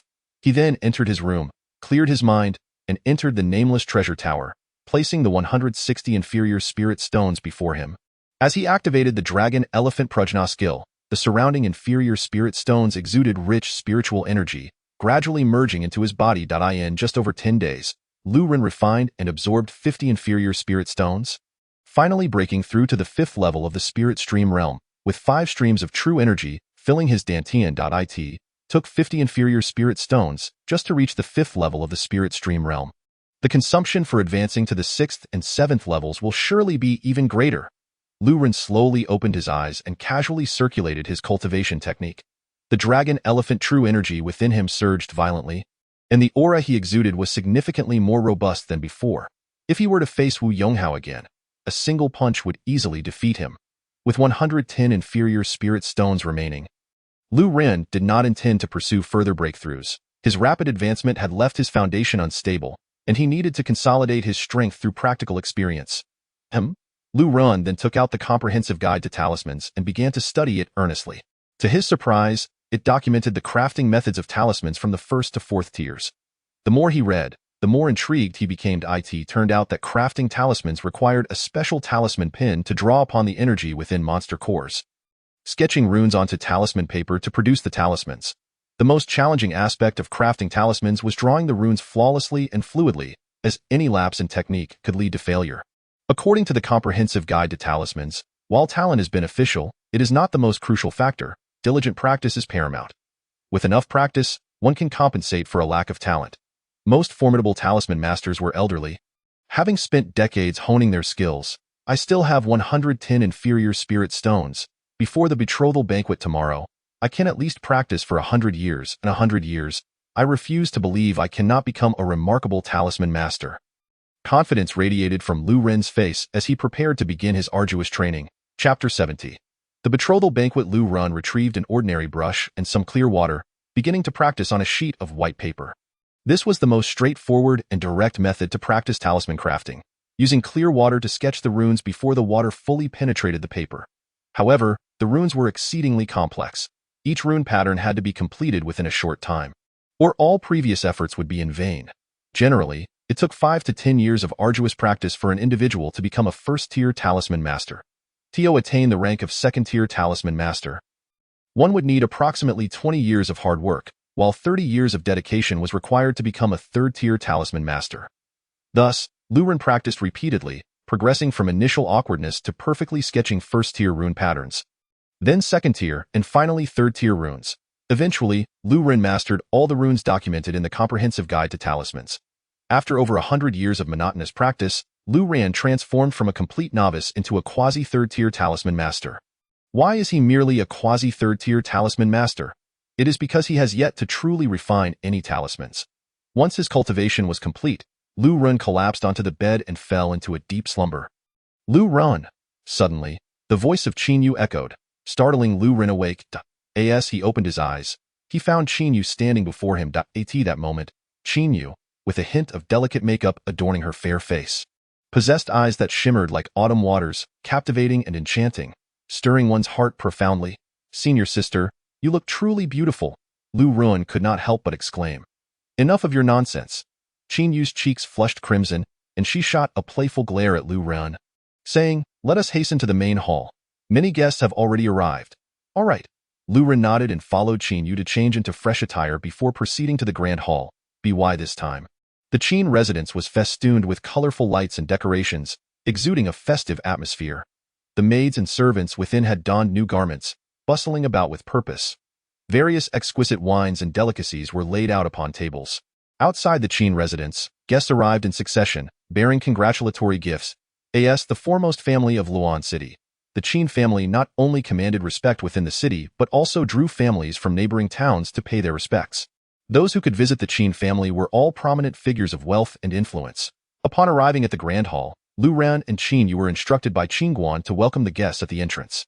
The head of the Zhou family from Luan City has arrived with his son. The head of the Li family from Luan City has come with his daughter. With each announcement, Qin Yu engaged in pleasantries with the guests alongside Lu Ren. The Wang family of Tianwu City, Wang Tang, has arrived. Another voice rang out. Lu Ren's eyes brightened with excitement. Wang Tang is here as well? Qin Yu smiled. Given Wang Tang's temperament, it would be impossible for him to miss such a lively occasion. Ha ha ha! At this moment, with a boisterous laugh, Wang Tang swaggered over, pointing at Lu Ren. You truly are something. Even senior sister Qin Yu is within your grasp. Consider the copper coins you owe me as a gift. Qin Yu shot a glare at Wang Tang, causing his expression to change as he quickly hid behind Lu Ren, saying, Senior sister Qin Yu, I am now the first heir of the Wang family. Grant me a little face. Find a place to sit quietly. Qin Yu replied coldly. Wang Tang, sensing the atmosphere, promptly moved to the side, waiting for his steward to arrive before casually finding a seat. As time passed, more guests arrived, bringing along their younger generations, engaging in brief conversations with Qin Yu and Lu Ren before taking their seats. The head of the Wu family, Wu Fan, has come to offer his congratulations with his eldest son. As the announcement concluded, many guests displayed expressions of intrigue. The events that transpired at Wanbao Pavilion the previous day had swiftly spread throughout Luoan City, and everyone was aware that Qin Yu's fiancé, rumored to be of a defective bloodline, had defeated Wu Yonghao with a single move. Wu Fan, a tall and imposing figure clad in a dark green robe, approached, followed closely by Wu Yonghao, who bore bandages across his chest yet appeared to have mostly recovered. As they approached Qin Yu and Lu Ren, Wu Fan coldly regarded Lu Ren, stating, Do not think that just because you have soared to new heights, you can aspire to the Qin family. It is beyond your reach. My apologies for causing concern, Head Wu, Lu Ren replied politely. Wu Yonghao produced 40 low-grade spirit stones, saying, Lu Ren, please return the talisman handbook to me. Receiving the 40 low-grade spirit stones, Lu Ren handed over the talisman handbook. However, as numerous guests caught sight of the book in Wu Yonghao's hands, expressions of astonishment flickered across their faces. Isn't that the talisman handbook? The coveted tome sought after by all talisman masters. Containing records of numerous powerful talismans, goodness, the Wu family possesses the talisman handbook. That book alone could attract a formidable talisman master to their side. It was rumored that any talisman recorded within the handbook could be sold for a high price once refined. Many martial artists with an interest in talismans gazed with fervent eyes, particularly an elder in a white robe seated prominently, whose gaze burned with desire. The talisman handbook, said to be authored by the ghostly talisman master a century ago, contained mysterious talismans far more potent than those commonly found in the market. He was the steward of Wanbao Pavilion and the esteemed talisman master of Luoan City, Zhou Changren, who naturally yearned to acquire this talisman handbook. Noticing the shift in expressions among the crowd, especially the change in Master Qiu's demeanor, Wu Fan's lips curled into a smirk. Yonghao, you did well. You thought to use the talisman handbook as collateral yesterday. Otherwise, your father would have struggled to find a reason to present it at today's gathering. Today is not merely an engagement banquet. There is also a talisman contest, thus attracting many talisman masters. Wu Yonghao, brimming with pride, responded, Father, I am adaptable and never falter at critical moments. Indeed, indeed. Wu Fan patted Wu Yonghao's head before taking his seat. Yet, as Wu Yonghao pressed a hand to his chest, feeling the lingering pain, he gritted his teeth and muttered, however, I will not let Lu Ren have it easy, nor will I allow that Qin Yu to escape my grasp. I must have her. Wu Fan chuckled, rest assured. During today's talisman contest, Lu Shi will undoubtedly lose. When that happens, the Qin family will lose their position, and they will struggle to compete with our Wu family. Chapter 71. Brazen and unashamed Lu Shi's talisman skills are not to be underestimated. In Luoan City, only Master Zhou Changren can rival him, Wu Yonghao asserted. Wu Fan smiled. While Lu Shi's talisman skills are indeed commendable, the Su family will certainly not lose. They will surely enlist a talisman master to defeat Lu Shi. At that point, I might even be able to use the talisman handbook to win over the Su family. Wu Yonghao grinned, his gaze fixed greedily upon Qin Yu, already envisioning scenarios of her bare and at his mercy upon a bed. The head of the Chu family, Chu Hong, has arrived. With this announcement, a middle-aged man approached, exchanging pleasantries with Qin Yu and Lu Ren before casually finding a seat. However, the moment he glanced at Lu Ren, a hint of coldness flickered in his eyes. He had only just learned that the one betrothed to Qin Yu was none other than Lu Ren, the one who had slain his son. Yet, for him, this was fortuitous. The enemy of my enemy is my friend. Lu Ren had offended the Wu family, which would undoubtedly seek retribution. Moreover, with Lu Ren's whereabouts now exposed, the assassins of the underworld palace would surely act again. Half an hour later, all the guests had gathered. Qingguan hurriedly approached from the main gate, smiling broadly. Haha, I thank you all for traveling great distances to attend my daughter's engagement banquet. Allow me to raise a toast to everyone. Qingguan accepted a cup of wine from the steward and drank to commemorate the occasion. All the guests raised their cups in unison and drank heartily. Qingguan, I have heard that your daughter's fiancé is a disciple of the holy maiden Yun Qingyao. Why didn't he, the holy maiden, attend? Does she look down upon the Qin family? Chu Hong interjected suddenly. Qingguan chuckled awkwardly, unsure how to respond. Yuren spoke casually. Recently, I was attacked by assassins from the underworld palace, which angered my master. He is currently occupied with investigating the matter, and has stated that if he uncovers the identity of the instigator, they will not escape unscathed. Thus, he is unable to attend today. Upon hearing this, Chu Hong's complexion paled as he grasped the implication. Evidently, both Yun Qingyao and Lu Ran were aware of the Chu family's involvement. In an instant, the wine cup he held slipped from his fingers and shattered on the ground. His expression one of panic, however, he quickly regained his composure. As long as he did not confess, Yun Qingyao would have no evidence against him. I see. Chu Hong forced a smile, concealing his inner turmoil. Before producing a wooden box, this is a second-tier spirit cultivation pill, capable of solidifying one's foundation and refining one's true energy. Since today marks your engagement, I present it to you as a congratulatory gift. The second-tier spirit cultivation pill was not particularly rare, but the Chu family, being a minor family, could not offer anything of great value. Qingguan waved his arm, signaling the steward to accept it. Subsequently, various families presented their gifts, mostly common resources valued at a few low-grade spirit stones, while those with close ties to the Qin family offered more precious gifts. This is a 7-colored lotus seed I found in the Silent Ridge. Consuming it can eliminate impurities from the body and assist in body refinement. I had planned to gift it to you upon our engagement, so consider it a congratulatory present today, Wu Yonghao said with a slight smile. Appearing quite magnanimous, the 7-colored lotus seed, goodness, this is a rare medicinal herb for body refinement, quite valuable, and he simply offers it. The Wu family was not short on wealth, and Wu Yonghao's generous gift was clearly meant to flaunt before Lu Ran. The crowd began to murmur, Wu Yonghao, this gift is far too precious. Qin Yu furrowed her brows. She understood the balance of their relationship with the Wu family had not yet reached such a level. Although you are engaged, you are not yet married, are you? While I may have lost to Lu Ran yesterday, he merely relied on the inheritance he received from the ancient emperor. Sooner or later, he will exhaust that inheritance, and when that time comes, he will revert to being a waste. Wu Yonghao smiled. Thus, your future husband will still be me. The crowd erupted in a stir at Wu Yonghao's words. It appeared that he was far from ready to concede. Since this is the intention of the Wu family, you should accept it, Qingguan said with a smile. Immediately, the steward stepped forward to collect the 7-colored lotus seeds. Wu Yonghao's smile blossomed even brighter. In his eyes, gifting something to Qin Yu was of little consequence, for she would inevitably become his woman in due time. He then turned his gaze towards Lu Ran. Feigning curiosity as he inquired, Lu Ran, today marks the engagement ceremony between you and Yuer. Have you prepared any gifts for her? In his view, Lu Ran was unlikely to possess anything of value. The fiery grass he had presented just yesterday was worth merely 5 low-grade spirit stones, and it was Qin Yu who had purchased it. What could Lu Ran possibly offer? Qin Yu furrowed her brows. Her heart filled with anxiety, worried that Lu Ran would be put in an awkward position. She was well aware of Lu Ren's background. Although he had taken the Saintess as his mentor, his humble origins rendered him incapable of presenting any commendable gifts. Yuer will soon be my wife. Her belongings will henceforth be mine. If I were to present her with gifts, it would feel rather distant. Lu Ran replied nonchalantly. What did you say? Wu Yonghao, filled with rage, nearly erupted into a tirade. He could not fathom how thick-skinned Lu Ran could be. He had never encountered someone so shameless. What I choose to gift Yuer is a private matter between us as a couple. It is not for you to meddle in. Lu Ran retorted coldly. Yuan, you worthless fool. Do you truly believe yourself worthy of Yuer? Wu Yonghao trembled with fury, and had it not been for Wu Fan's intervention, he would have charged at Lu Ran to settle the score.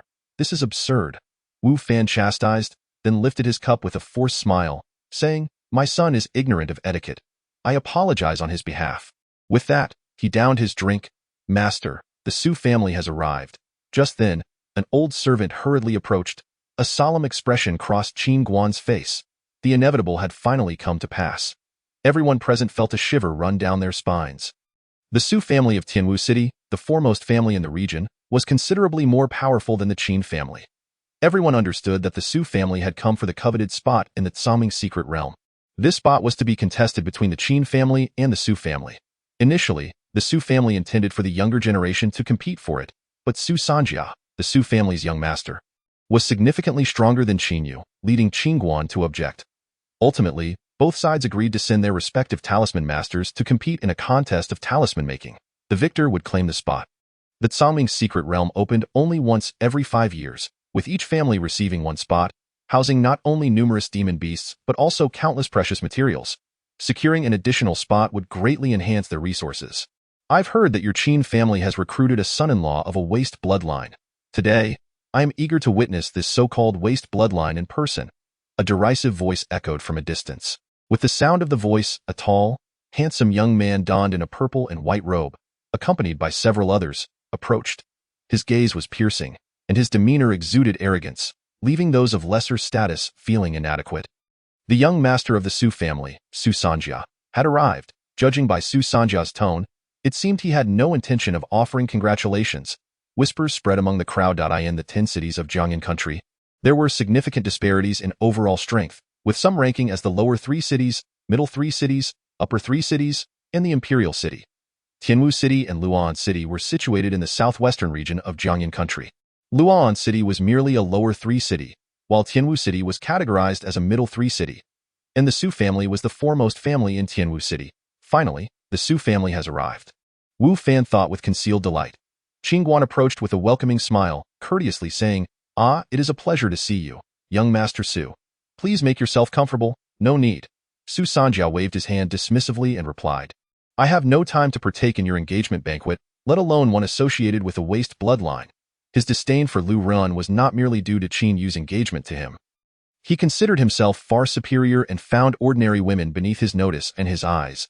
Only the saintess was worthy of him, however.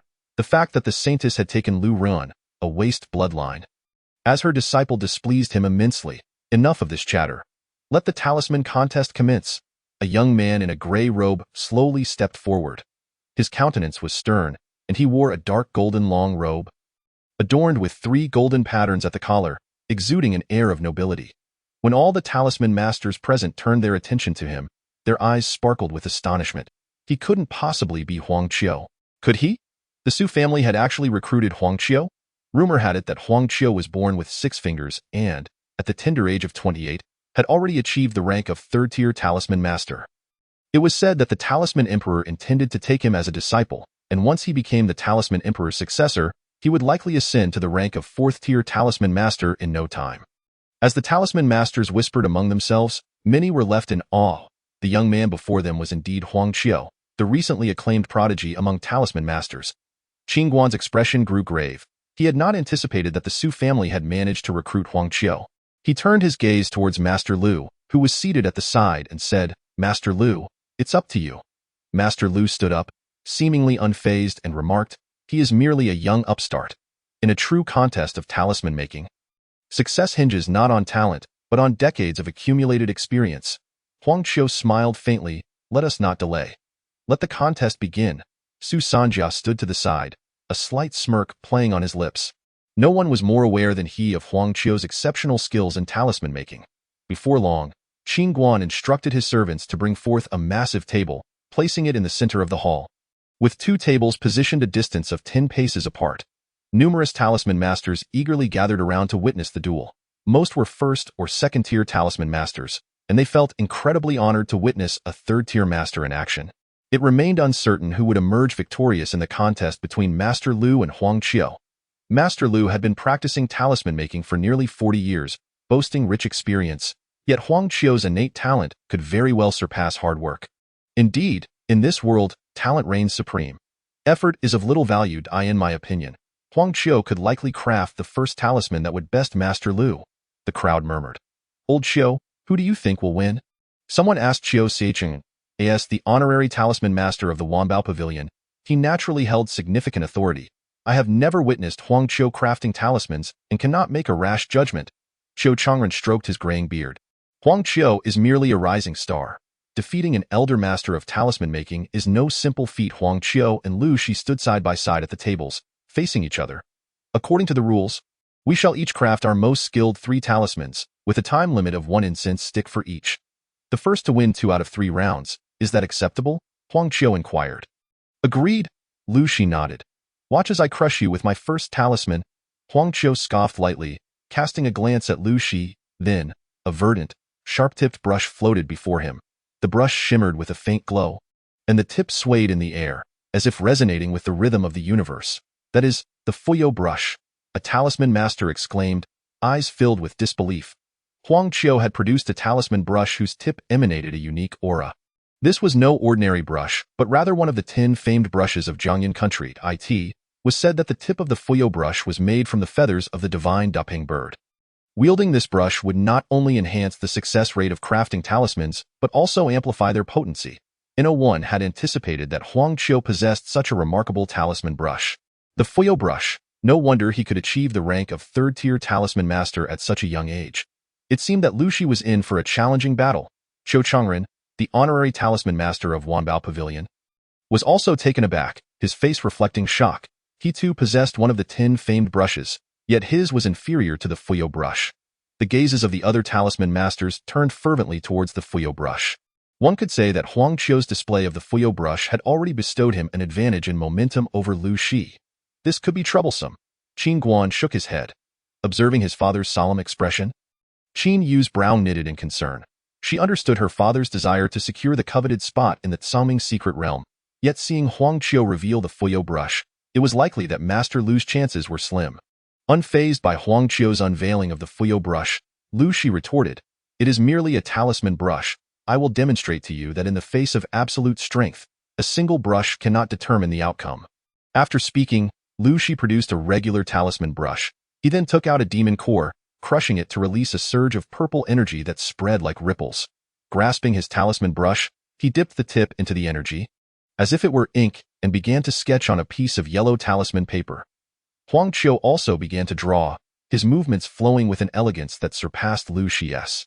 With his 6 fingers deftly maneuvering the Fuyo brush, it seemed as if he had become one with the brush, eliciting admiration from the assembled talisman masters. Lu Ran observed both competitors' techniques, shaking his head. Although he had not truly crafted talismans, 60 years of diligent practice had endowed him with first-rate skills in talisman making. Even if Huang Qiu was talented, he was still far from matching Lu Ren's expertise. In comparison, Lu Shi's movements appeared more methodical and precise. Crafting talismans required a single, uninterrupted stroke. Any pause could spell failure. However, before the incense had even burned halfway, Huang Qiu concluded his work, successfully crafting a talisman. The 3rd-tier talisman, the Lion Fire talisman, was completed. Huang Qiu spoke with a hint of indifference. What? Lu Shi's expression drastically changed, causing the talisman brush in his hand to tremble. The half-finished rune he had just sketched erupted violently, unleashing a tremendous thunder that left his arm bloodied and mangled. The talisman brush flew from his grasp, clattering to the ground. He could hardly believe that Huang Qiu had managed to forge a 3rd-tier 9-pattern Lion Fire talisman in less than the time it takes for an incense stick to burn. This scene shattered his composure, leading him to failure. Lu Shi's attempt at crafting the talisman had failed, resulting in backlash that injured his palm, and thus, the talisman contest had come to an abrupt end. The crowd gasped, seemingly taken aback by how swiftly this much-anticipated contest had concluded. Chapter 0073. Let me give it a try, Lu Shi. It appears there is no need to continue the competition, Huang Qiu remarked with derision. It was utterly laughable that a talisman master with over 40 years of cultivation could be so easily influenced by external factors. Nonetheless, for him to forge a 3rd-tier, 9-pattern Lion Fire talisman in under half an incense stick's time was something any talisman master would find hard to believe. TSK, TSK, TSK, he actually forged the Lion Fire talisman. This Huang Qiu is likely to reach the 4th-tier talisman master level before turning 30. Qiu Changren quietly marveled. 3rd-tier talisman masters struggle to earn a decent living, as there are simply too many of them. However, once one ascends to the 4th tier, it signifies a whole new realm of distinction. Su Sanjia also rose, hands clasped behind his back, chuckling. Qin Guan, it seems the last slot belongs to me. Qin Guan's face darkened. Yet he did not respond immediately. Instead, he approached Lu Shi to inquire about his condition. El Yuron could not help but whisper, "Senior sister, what is this slot that Su Sanjia mentioned?" Qin Yu furrowed her brows and replied, "It pertains to the Tsangming secret realm." In the southwest region, among 5 cities, each of the top 3 families possesses a slot. However, due to certain circumstances, one family was annihilated, resulting in an extra slot that is now contested between our 2 families. This slot is extremely precious, and having an additional slot means increased competition. What is the Tsangming's secret realm? Lu Ren continued to ask. The Tsangming's secret realm is an ancient mountain range teeming with formidable beasts and rare treasures. Whenever the Tsangming's secret realm opens, anyone who enters and manages to emerge alive experiences a significant boost in strength and considerable rewards. Qin Yu explained slowly. Lu Ren's eyes brightened as he said, "Senior sister, let us strike a deal." What? Qin Yu was taken aback, unsure of what Lu Ren was suggesting. "I will help your Qin family secure this slot, and in return, you shall grant it to me. Any resources I obtain inside, we shall split 50-50. What do you say?" Lu Ren proposed gradually. "What did you say?" Qin Yu thought she had misheard. Lu Ren was actually offering to help them secure the slot. Was he planning to fight in place of Master Lu?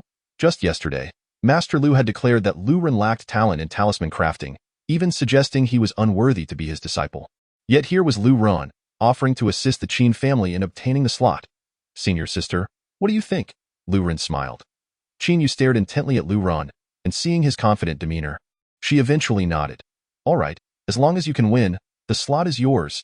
After all, they had already lost, so why not let Lu Ren give it a try?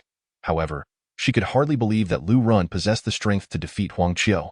A naturally gifted talisman master with 6 fingers, at that moment, Su Sanjia, noticing Qin Guan's continuous concern for Lu Shi, impatiently interjected. "Qin Guan, his hand is already injured. Do you truly believe he can continue competing? Of course, you may invite another talisman master to participate." Listening to Su Sanjia's words, Lu Shi clutched his injured palm, his expression somber. "Family head, I apologize for not being able to secure this slot for you." Qin Guan replied with a smile. "Master Lu, you are being too modest. Since we can no longer fight, let us concede." Though the slot is valuable, there is little they could do if they could not secure it. Just as Qin Guan prepared to concede, he saw Lu Ren stepping forward. "I will fight in Master Lu's stead," Lu Ren declared, fixing his gaze on Su Sanjia and Huang Qiu. What? At this proclamation, nearly everyone was left in disbelief. They had assumed the talisman contest was concluded, yet here stood the seemingly useless Lu Ren, ready to take Lu Shi's place in the battle. This Lu Ren was indeed deemed a waste. Having only ventured into the Lingxi realm through a stroke of fortune from the ancient Emperor Tuo Shi, now he intended to challenge Huang Qiu in a contest of talisman crafting? Goodness, Lu Ren is overreaching. Wang Teng's eyes nearly bulged out of their sockets, even suspecting that Lu Ren had lost his mind, yet a flicker of anticipation stirred within him. Could it be that Lu Ren truly possessed talent in talisman crafting? "Lu Ren, you?" Qin Guan hesitated to speak. Lu Ren turned around with a smile. "Uncle Qin, since we are destined to lose anyway, why not allow me a chance to try? Lu Ren, in light of your courage today, I shall take you as my disciple. You shall fight on my behalf, and even in defeat, we shall do so with honor." Lu Shi declared, as he could no longer fight, conceding outright would be akin to fleeing. Thus having Lu Ren battle on his behalf preserved the last shred of his dignity. Huang Qiu fixed his gaze on Lu Ren, his expression twitching with anger. "Kid, you are not even a talisman master. Yet you dare challenge me in a contest of talisman crafting.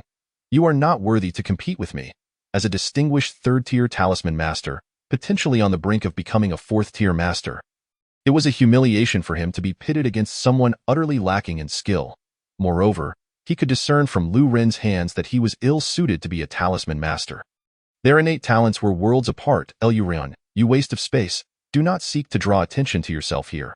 What is your status compared to Master Huang Qiu? Do you truly believe Master Huang Qiu would lower himself to compete with you?" Wu Yonghao seized the opportunity to taunt. A cold smile spread across his face. "Wu Yonghao, step forward." Lu Ren beckoned. "What do you want?" Wu Yonghao approached, his demeanor icy. Smack! Lu Ren delivered a resounding slap, sending Wu Yonghao flying through the air, spinning several times before crashing to the ground with a loud thud. The onlookers were left in shock, unable to comprehend what had just transpired, witnessing Wu Yonghao being hurled through the air. Wu Yonghao struggled to prop himself up, blood spilling from his mouth, his left cheek swollen and mottled, resembling a pig's head. "Lu Ren, you waste of space. You are seeking death," Wu Yonghao roared in fury. "Kid, you have some audacity to strike my son." Wu Fan bellowed, summoning a tremendous amount of true energy to form an icy palm imprint that he hurled at Lu Ren.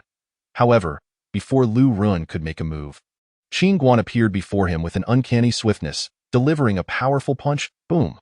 The two fists collided, generating a staggering explosion of true energy, causing both to stagger back several steps. Qin Guan, is this your hospitality? Wu Fan seethed with rage. Lu Ren's audacity was beyond belief, striking his son so brazenly in front of everyone. Even he, as the father, could scarcely recognize his own child. That Wu Fan. My matters with Huang Qiu have nothing to do with your son. You were quick to jump in, labeling me a waste. I am of waste blood, not a waste of space. A slap was a light punishment. Should he meddle further, he might just find himself killed by someone. Lu Ren retorted coldly. Lu Ren, you are so insolent. Do you truly believe that with Qin Guan backing you, I cannot deal with you? Wu Fan trembled with rage, his eyes filled with icy murderous intent. And if I do? Lu Ren sneered. Wu Fan produced the talisman treasure cannon, presenting it to Huang Qiu. Master Huang Qiu, this is the talisman treasure cannon. If you can help me eliminate this Lu Ren, I shall gladly offer it to you. Chapter 0074. Bet a hand what? The talisman treasure cannon? Huang Qiu was equally taken aback, accepting the talisman treasure cannon from Wu Fan and casually flipping through a few pages. His face ablaze with excitement. Indeed, this is the legendary talisman treasure cannon. The characters inscribed within are crafted using a unique talismanic script, rendering it impossible to forge or fabricate. Truly a divine tome.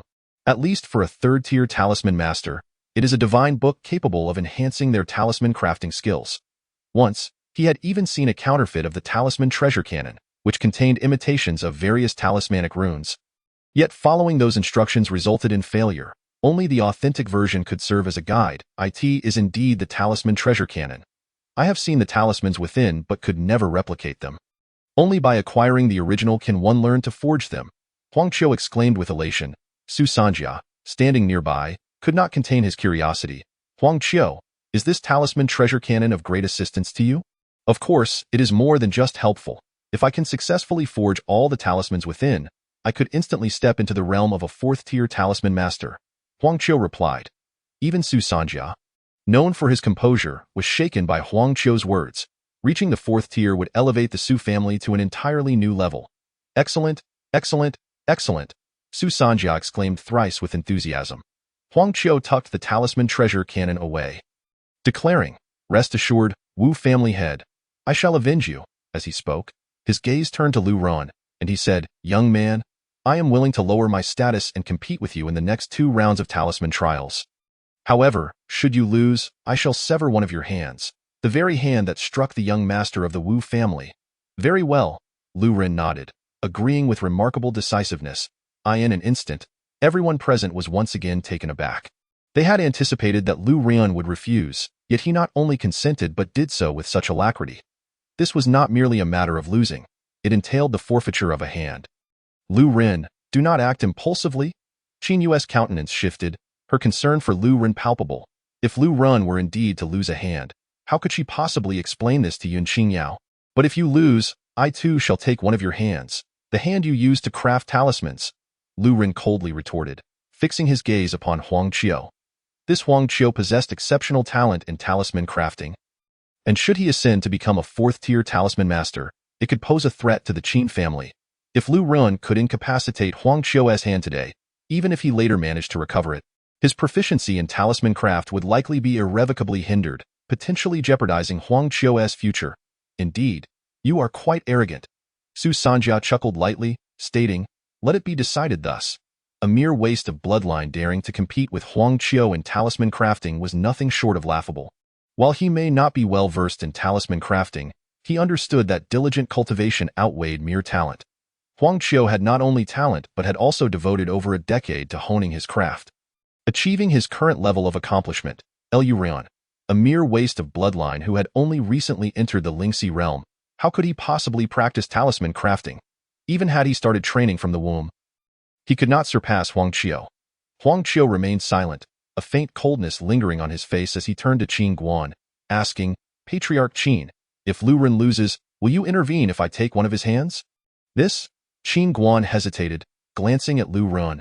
After all, it was his daughter who had invited Lu Ren under the pretense of a betrothal. If Lu Ren were to truly lose an arm, it would be his responsibility.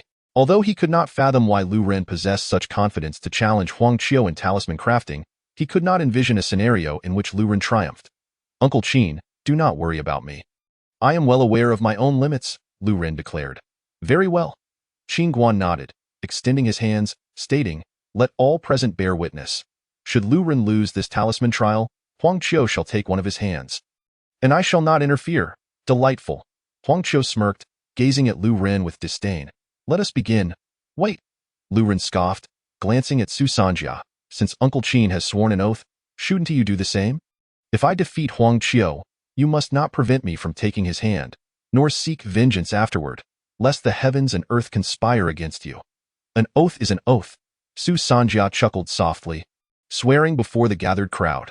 Once the oath was complete, Huang Qiu promptly declared, let us compete anew. Each shall craft 3 talismans, and the first to win 2 rounds shall be victorious. No need. I stated that I would compete on behalf of Master Lu. And that is precisely what I shall do, Lu Ren replied with a smile. Arrogant? Huang Qiu laughed, not rushing to make a move, but rather curious to see what tricks Lu Ren intended to employ. Competing on behalf of Lu, she implied that the 2 talismans Lu Ren would craft must surpass his own Shihua talisman.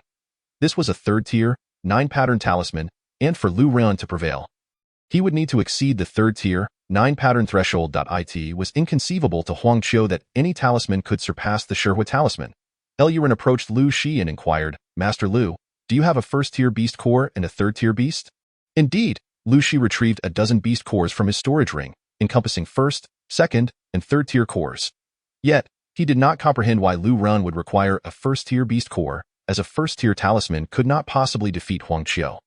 After picking up a talisman brush from the ground, Lu Ren randomly selected a 1st-tier beast core and crushed it, releasing a torrent of crimson energy. He dipped the talisman brush into the beast core's energy and began to sketch on the table. Within moments, a talismanic pattern emerged on the talisman paper, glowing with a fiery red radiance. He is actually a talisman master. This lad has effortlessly crafted a fire talisman, merely the most rudimentary fire talisman. Could he possibly believe that a fire talisman could defeat the Shihua talisman? The crowd gasped in astonishment. Huang Qiu regarded Lu Ren's creation of the fire talisman with disdain, saying, you intend to defeat me with a fire talisman? This is your very first attempt at crafting talismans. The fire talisman is merely a practice piece. Lu Ren chuckled, shifting his gaze to a frost attribute beast core. This core belonged to a 3rd-tier beast. The ice flame howling wolf, a creature comparable to a 9th-tier warrior in the Yunhe realm, capable of emitting astonishing cold, effortlessly freezing opponents of equal rank. He then crushed the frost attribute beast core, unleashing a torrent of icy energy that caused the surrounding temperature to plummet. What is Lu Ren attempting to do? Lu Shi furrowed his brow. In his recollection, there were no 3rd-tier frost talismans capable of surpassing the Shihua talisman. This fellow has already lost. Master Qiu Changren of Wanbage shook his head in disbelief. The moment Lu Ren crushed the frost attribute beast core, it was evident he had no hope of victory. In the realm of 3rd-tier frost talismans, the most formidable was the ice armor talisman, which, when activated, could manifest a layer of ice armor around the user, capable of withstanding any strike from a Yunhe realm expert. Yet, this ice armor talisman could not hold a candle to the Shihua talisman. Among all talismans, the Shihua talisman ranked highly, with only lightning and metal attribute talismans potentially surpassing it, and even then, they had to be the utmost pinnacle of 3rd-tier, 9-pattern talismans. Yet here, Lu Ren had chosen a frost attribute beast core. Not only he, but all talisman masters believed Lu Ren was bound to lose. Frost talismans could not defeat the Shihua talisman. Lu Ren began crafting the talisman. Suddenly, someone cried out in astonishment. Instantly, all eyes were drawn to Lu Ren. With a flourish of his right hand, the talisman brush glided through the air. The yellow talisman paper, under his control, floated before him. Lu Ren then summoned the frost attribute energy, sketching upon the talisman paper.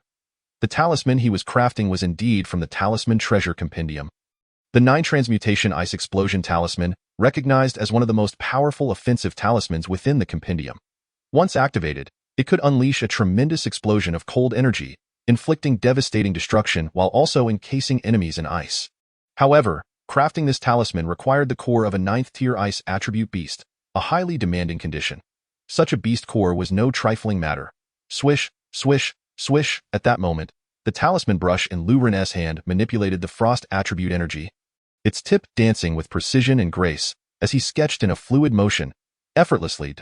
Lu Ren's expression remained calm as the frost attribute energy transformed into intricate symbols on the talisman paper, which had begun to resonate with incredible power. What is this? Lu Ren is actually able to control the talisman paper with his true energy, making it levitate as he sketches the symbols. The level of control displayed is astonishing, someone exclaimed. It is well known that sketching symbols requires the paper to be laid flat on a table, yet Lu Ren was levitating it in midair. An unprecedented feat after all. Should his true energy become disordered, even slightly, it would lead to failure, and such failure could result in a backlash. Moreover, for a Lingxi realm warrior like Lu Ren, encountering the backlash from a third tier 9 pattern talisman would be extraordinarily perilous. We must retreat quickly. Observe his demeanor. The level of the talisman he is crafting is formidable. Should he experience backlash, we might also be caught in the crossfire. Many talisman masters began to withdraw, aware that although they could not discern the symbols Lu Ren was sketching, such a method of crafting talismans was typically attempted only by the most seasoned talisman masters. Young talisman masters were essentially playing with fire. At this moment, Lu Ren was entirely immersed in the talisman crafting process. He discovered that crafting talismans was vastly different from practicing with clear water. The process was incredibly taxing on his mental energy, leaving him fatigued and on the verge of drowsiness. He bit down on his tongue to maintain his focus and continued to sketch. Holding the talisman brush, Lu Ren moved as if dancing with a sword, the frost attribute energy swirling in the air, releasing a chilling wave of energy. Through the talisman paper, the symbols were beginning to take shape. This is the 9 transmutation ice explosion talisman from the Talisman Treasure Compendium. Qiu Changren jolted in shock, utterly astonished. He had also perused a copy of the Talisman Treasure Compendium and recognized that the most powerful frost talisman recorded within was indeed the 9 transmutation ice explosion talisman. What? A talisman from the Talisman Treasure Compendium? How can this be? I too have seen a copy of the Talisman Treasure Compendium, and it indeed contains the 9 transmutation ice explosion talisman. Numerous talisman masters gasped, casting incredulous glances at Lu Ren. The 9 transmutation ice explosion talisman? Impossible. How could you possibly craft the 9 transmutation ice explosion talisman? Huang Qiu's eyes widened in terror. No1 understood the Talisman Treasure Compendium better than he did. And though Lu Ren had yet to complete the crafting, he could discern that Lu Ren was indeed crafting the 9 transmutation ice explosion talisman. This lad is astonishingly talented. Lu Shi was equally taken aback. Certainly, he was not merely observing the talismans crafted by Lu Ren, but rather the exquisite techniques employed in their creation. Those methods that appeared to be effortlessly masterful, surpassing even his own skills. Such proficiency could only be attained through decades of relentless practice. Father, Lu Ren truly possesses the art of talisman crafting. He was merely jesting with us yesterday, Qin Yu exclaimed, her beautiful eyes fixated upon Lu Ren. In that moment, she recognized Lu Ren's brilliance, as if he were the very focal point of the universe. Impossible. Wu Yonghao's heart screamed in disbelief. How could Lu Ren possibly be a talisman master? And an exceptionally skilled one at that? Whoosh! As Lu Ren sketched, the fluctuations of energy emanating from the talisman paper intensified. Sweat beaded upon Lu Ren's forehead, and with a soft command, his movements quickened. Culminating in the final stroke, beep. A talisman drifted down from the air, landing gracefully upon the table before him. Lu Ren leaned on the table, gasping for breath. Although crafting talismans did not excessively deplete his vital energy, it was incredibly taxing on his mental acuity. That moment. All he desired was a moment's respite. Lu Ren, are you all right? Qin Yu approached, offering her support with genuine concern. I'm fine, just a bit weary. Lu Ren replied, shaking his head, then turning to Huang Qiu with a cold smirk. Huang Qiu, I have crafted this 9-turn ice blast talisman. Let us see how you fare against me. Impossible, Huang Qiu exclaimed. Shaking his head vehemently, he shouted, how could you have crafted a talisman from the comprehensive talisman compendium? Yesterday, Wu Yonghao had left the comprehensive talisman compendium in my possession for a day. I merely skimmed through it and learned the 9-turn ice blast talisman. Lu Ren's words struck Wu Yonghao like a thunderclap, nearly causing him to spit blood in shock and disbelief. He could hardly fathom that after just one day with the comprehensive talisman compendium, Lu Ren had mastered a talisman. Such prodigious talent was simply unfathomable. He knew that a third-tier talisman master typically required days of arduous training to learn a new talisman. Just skimming through? Huang Qiu's eyes burned with resentment. Do you wish to continue this contest? Lu Ren asked coldly. The Lion Fire talisman paled in comparison to the 9-turn ice blast talisman. Huang Qiu's face twisted in fury as he replied. Who says I have lost? If I recall correctly, the 9-turn Ice Blast Talisman is not even the most powerful talisman in the comprehensive talisman compendium. If you can learn it in a short time, so can I. He could not afford to concede. To do so would mean the destruction of his own hand. Losing his hand would be a fate worse than death. Chapter 0076. The Destruction of Hands. Seeing Huang Qiu's unwillingness to concede, Lu Ren instructed the steward of the Qin residence to bring forth an incense burner, placing a stick of incense within and igniting it. You have the duration of 1 stick of incense to begin. Lu Ren smiled, as if observing a dying struggled Tio attempt to learn the crafting of a talisman from the comprehensive talisman compendium within such a brief time frame, regardless of innate talent, was utterly impossible. One could only achieve mastery through extensive practice. He had toiled for over a month on each talisman he had crafted. Even if Huang Qiu possessed extraordinary talent, mastering a talisman in the time it took for a stick of incense to burn was beyond comprehension. I will absolutely succeed. I am Huang Qiu. Huang Qiu bellowed, frantically flipping through the pages of the comprehensive talisman compendium till he found a talisman of the lightning attribute, the thunderclap talisman. He scrutinized the intricate runes of the thunderclap talisman, but this observation consumed half the time allotted, leaving him scant moments to actually craft the talisman. Many talisman masters present shook their heads at this scene. Ultimately, when Huang Qiu attempted to craft the talisman, his impatience caused his brush to slip, resulting in a complete failure. Fortunately, the talisman had not yet taken form, so he did not suffer any backlash. However, he collapsed to the ground, as if all strength had been drained from his body. His eyes devoid of life, hair disheveled, a far cry from his previous spirited demeanor. Su Sanjia's hands were clasped behind his back, his expression dark and foreboding.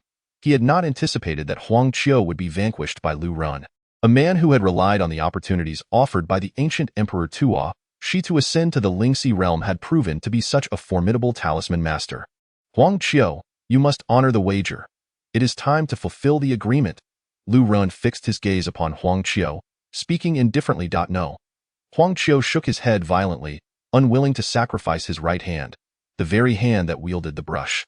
Without it, how could he grasp the world? Su Sanjia frowned, speaking grimly. Lu Ren, you must understand, to cripple his right hand would render him incapable of becoming a talisman master. Grant me, Su Sanjia, a favor. A favor? Lu Ren retorted coldly. You swore an oath before all present just moments ago. Su Sanjia's expression soured instantly. Lu Ren, had you spared Huang Qiu once, we might have forged a friendship, as my friend. Any who dared to harm you would think twice. However, if you persist in opposing me, your fate will not be a pleasant one. Su Sanjia's voice was laced with a chilling malice. After all, Huang Qiu was a talent he had personally recruited, a genius talisman master who would greatly benefit the Su family in the future. If Lu Ren were to truly cripple Huang Qiu, it would be tantamount to crippling Huang Qiu's potential. Moreover, the fact that Lu Ren disregarded his words ignited a furious fire within him, boiling with murderous intent. So, you cannot bear to lose? Lu Ren sneered. He was well aware that Su Sanjia was not an ordinary figure. Many around him held a profound fear of him, and his strength was likely at the 9th level of the Lingxi realm. But so what? If he were to lose today, his outcome would not be any better. Would he let Huang Qiu off the hook? Very well, I, Su Sanjia, will remember you. Su Sanjia snarled. Lu Ren paid him no mind. Slowly approaching Huang Qiu. Huang Qiu's complexion shifted, fear evident in his voice. What do you intend to do? Crack? Lu Ren grasped Huang Qiu's hand, squeezing with such force that it shattered his bones. Huang Qiu's hand was reduced to a mangled mess, blood gushing forth as his anguished screams echoed throughout the Qin residence.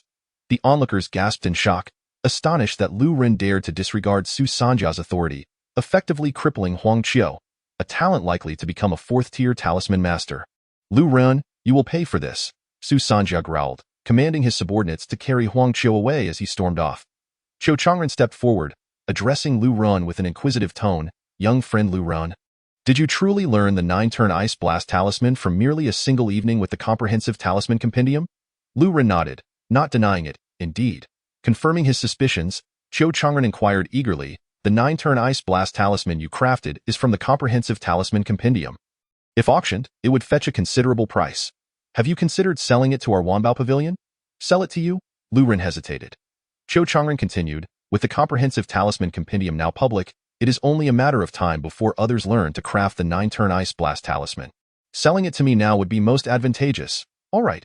Lu Ren made an impulsive decision, nodding in agreement. Then our Wanbao pavilion eagerly awaits your visit, young friend Lu.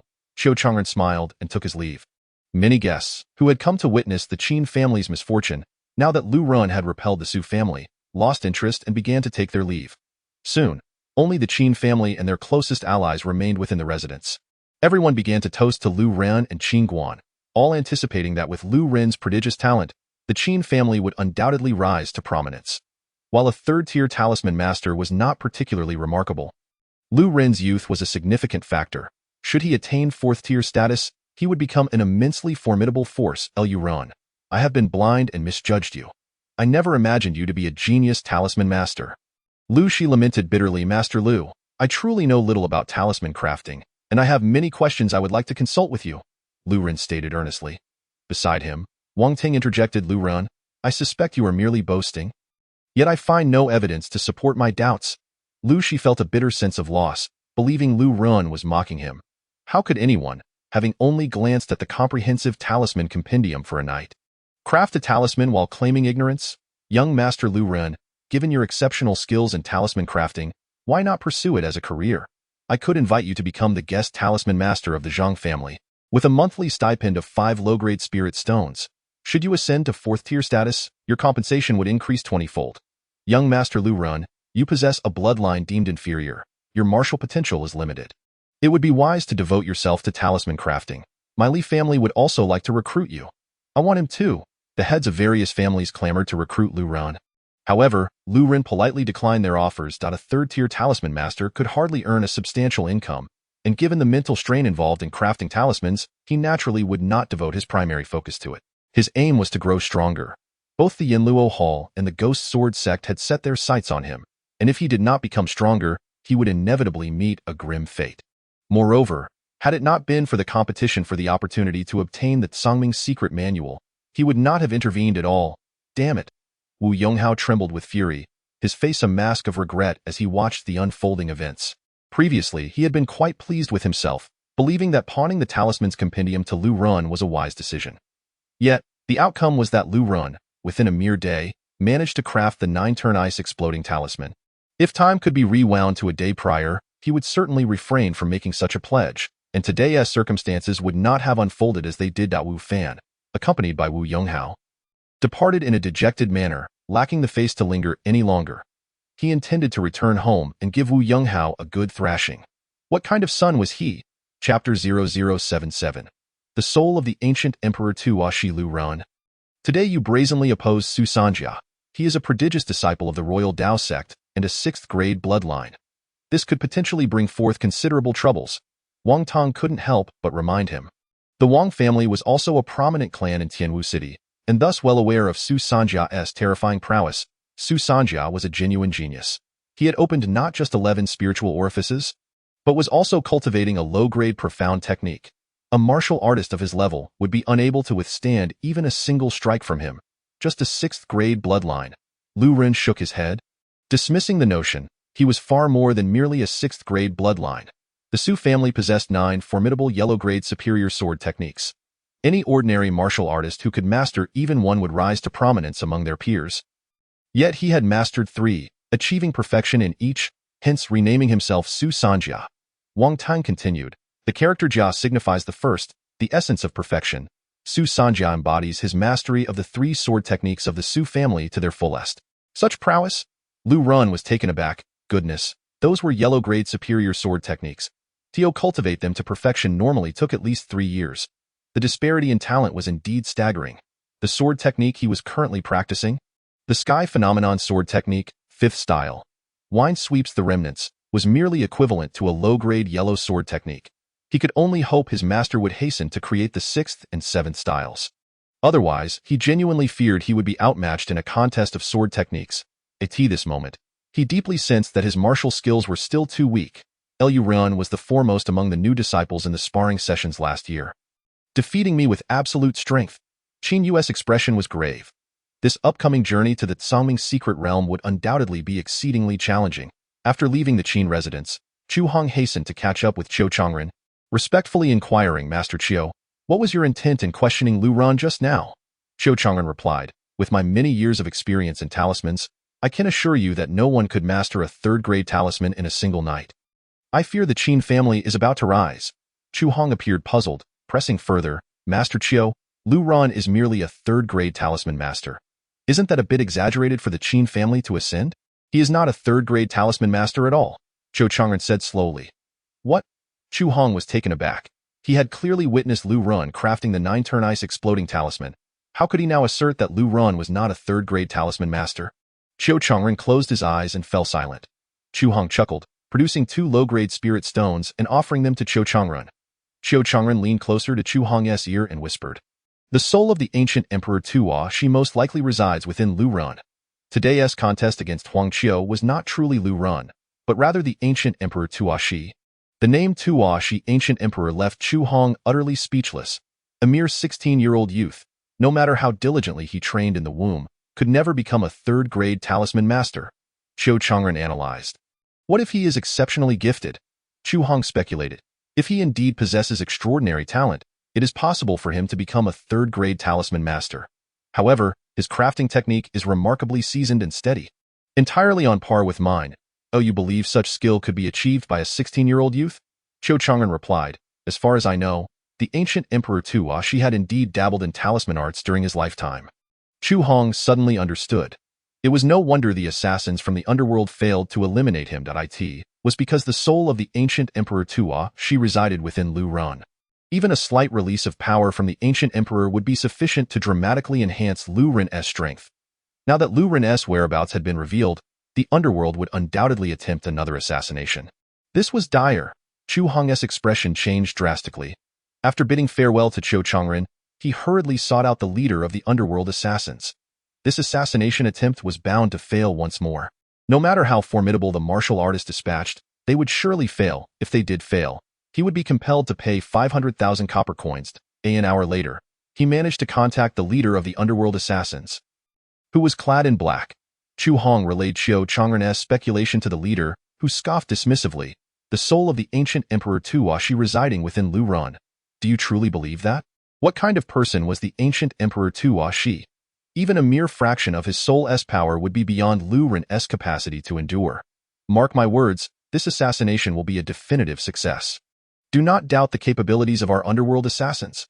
At the Qin residence, after the betrothal banquet was dismissed, Lu Ran deliberated on selling the 9-turn ice exploding talisman and splitting the proceeds 50-50 with the Qin family, as they were the ones who provided the monster core. That monster core was quite valuable. Selling it outright would yield a handsome profit, and sharing it with the Qin family would still afford him considerable advantage. After Qin Yu handed Lu Ran 20 low-grade spirit stones, she hurriedly took her leave. In 7 days, that Saming's secret realm would open, and Qin Yu naturally aimed to enhance her strength in order to protect Lu Ran. Lu Ran returned to the courtyard that Qin Yu had arranged for him and entered his room, preparing to make another push for a breakthrough in his cultivation. Although he had just advanced to the 5th layer of the spiritual creek realm yesterday, he had actually been immersed in the 5th layer for over 60 years, making his foundation exceedingly solid. Now, with 60 low-grade spirit stones in hand, he was determined to strive for the 6th layer of the spiritual creek realm. Lu Ran took out all the low-grade spirit stones and began to circulate the dragon-elephant prajna technique, fervently absorbing the vast spiritual energy released from the stones. As the energy surged into his body, transforming into dragon-elephant true qi, it filled the 5th spiritual creek within him, gradually enhancing his cultivation. After consuming 50 low-grade spirit stones, the 5th spiritual creek within Lu Ran was saturated with true qi. Unable to advance any further, Lu Ran's mind was tranquil as he exerted all his effort to circulate the dragon-elephant true qi through his 36 meridians. Simultaneously, he continued to absorb the spiritual stones with fervor. Time passed. The spiritual energy swirling around Lu Ran surged like a tempest, only to be drawn inward, restoring tranquility to the space around him. Slowly, Lu Ran opened his eyes, a smile gracing his face. He had finally entered the 6th layer of the spiritual creek realm, having split off a 6th spiritual creek within him, significantly enhancing both the power and richness of his true qi. However, spending 60 low-grade spirit stones was rather extravagant. One must note that 60 low-grade spirit stones were equivalent to 12 million copper coins, a sum that even a large family like the Qin would hesitate to part with so readily. Having gathered the fire grass, I only need the black iron grass to push for steel-like bones. At that point, I should be able to cultivate the explosive spirit secret technique to completion. Lu Ran mused to himself. He then proceeded to the courtyard to absorb the spiritual energy of the heavens and earth before entering the nameless treasure tower to practice the dragon elephant shaking heaven fist. The spiritual energy in this area was far inferior to that of the outer sect's courtyard. 3 days of absorption here could only equate to a year's training within the nameless treasure tower. Nevertheless, during that year, Lu Ren astonishingly cultivated the dragon elephant shaking heaven fist to perfection, allowing him to manifest the true chi as a dragon elephant shadow. It seemed that my comprehension had improved. Achieving perfection within a year was remarkable, Lu Ren thought to himself, deciding to practice the second ancient martial skill that came with his technique, the dragon elephant shadow step. This technique combined footwork and lightness skills and was classified as a yellow-grade medium martial art. Once mastered, it would transform into a dragon-like shadow, and when executed, it could even accumulate dragon elephant true chi, elevating the dragon elephant shaking heaven fist to a new level. The two techniques complemented each other perfectly. Once cultivated, Lu Ren's combat prowess would undoubtedly ascend to an entirely new echelon. With his cultivation at the 6th layer of the spiritual Creek realm, he would have no trouble facing an ordinary martial artist at the 8th layer of the same realm. Chapter 0078. Agonized desperation. Lu Ren began to cultivate the second martial skill of the dragon elephant prajna technique, the dragon elephant shadow step, drawing upon the memories etched in his mind. He stepped into the dragon shadow step, but after just a few steps, he nearly lost his balance. This technique was at least 100 times more challenging than the spirit cat step. Of course, ancient martial skills had no restrictions on cultivation. No matter how difficult, with relentless practice and countless hours dedicated to training, they could be mastered. Now, with Lu Ren's understanding, he no longer needed to practice low-grade human martial skills. Such efforts would not significantly benefit his comprehension. He merely needed to invest sufficient time and effort into mastering the dragon elephant shadow step. Selling the 9-turn ice exploding talisman should yield a considerable number of low-grade spirit stones. Lu Ren exited the courtyard and requested the Qin family to arrange a carriage for him before departing for the Wanbao pavilion. Just as Lu Ren left the Qin residence, a guard stealthily retreated to a corner, releasing a spirit pigeon. After 3 days, Lu Ren had finally departed from the Qin family. This was splendid news, allowing for the arrangement of assassins. Today, the underworld's bounty must be dispatched. In a shadowy corner of Luoan City, the eyes of a cloaked figure gleamed with cold light. Upon arriving at the entrance of the Wanbao pavilion, Lu Ren signaled the coachman to wait outside before entering the pavilion. That moment, Qiu Changren was attending to Wu Yonghao. Upon spotting Lu Ren, his eyes lit up, and he immediately abandoned Wu Yonghao to greet Lu Ren with a broad smile. Many onlookers were taken aback by this scene. Who was that young man? Master Qiu had just disregarded the young master of the Wu family, who was purportedly preparing to sell the talisman's compendium to him. If Master Qiu were to obtain the symbolic treasure compendium, our Wanbao pavilion would undoubtedly ascend to new heights. But who, pray tell, is that young man? Many feel a chill run down their spines, yet no matter how they speculate, they cannot fathom the essence of Lu Ren. At this moment, Lu Ren entered the grand hall of Wanbao pavilion and beheld a familiar figure, none other than Wu Yonghao. After 3 days of recuperation, Wu Yonghao's injuries had fully healed. The Wu family originally intended to bestow the symbolic treasure compendium upon Huang Qiu to forge an alliance with the Su family. However, with Huang Qiu rendered incapacitated, Wu Yonghao sought to sell the symbolic treasure compendium to Wanbao pavilion, hoping to secure the backing of its influential patrons. Yet, to his dismay, Qiu Changren neglected him in favor of attending to Lu Ren. Igniting his fury, Lu Ren is merely a third-tier talisman master who has clandestinely learned a single talisman from the symbolic treasure compendium. How could he possibly compare to the compendium itself? Ah, young Master Lu, you have finally arrived, Qiu Changren exclaimed with a hearty laugh, casting Wu Yonghao aside. Although the symbolic treasure compendium is invaluable, it pales in comparison to the ancient soul of the Tuashi Emperor that stands behind Lu Ren. If he can win Lu Ren's favor, how could Wanbao Pavilion not soar? Though he holds the honorary title of Talisman Master at Wanbao Pavilion, in reality, it is entirely under his dominion in the city of Luoan. Lu Ren replied with a smile, I have come to sell the 9-turn Ice Blast Talisman. Let us discuss the details inside. Qiu Changren chuckled and led Lu Ren to the 2nd floor of Wanbao Pavilion. Wu Yonghao, feeling indignant, approached and voiced his dissatisfaction. Master Qiu, are you not considering purchasing the symbolic treasure compendium from me? Qiu Changren turned to Wu Yonghao, whose face was etched with anger, and replied, Of course I intend to buy it, but let me first conclude my important discussions with young Master Lu. You may wait over there. Wait? Wu Yonghao retorted coldly, Master Qiu, The symbolic treasure compendium is exceedingly precious. Should you truly wish to entertain Lu Ran, I will contemplate selling it to someone else. The choice is yours. Qiu Changren laughed. Wu Yonghao, sell it to whomever you wish. Very well, Master Qiu. Do not say I did not warn you. Wu Yonghao's face twisted in rage as he cast a venomous glance at Lu Ran before storming away. Lu Ran was equally astonished, evidently not expecting Qiu Changren to forsake the symbolic treasure compendium. He was merely peddling a single 9-turn ice blast talisman, while the compendium contained numerous formidable talisman crafting methods. Young Lu, pay him no mind. He is but a spoiled scion, Qiu Changren said with a charming smile. Though he desired the symbolic treasure compendium, he was confident that once Wu Yonghao sold it, it would ultimately find its way back to him. He had no intention of sacrificing the opportunity to curry favor with a young prodigy backed by the ancient soul of the Tashi emperor for the sake of a mere tome on talismans. Emerging from Wanbao Pavilion, Wu Yonghao was consumed with fury. Lu Ran, it is you again. A worthless bloodline, continually treading upon my head. Was it not said that someone had hired assassins from the Hall of Yama to eliminate you?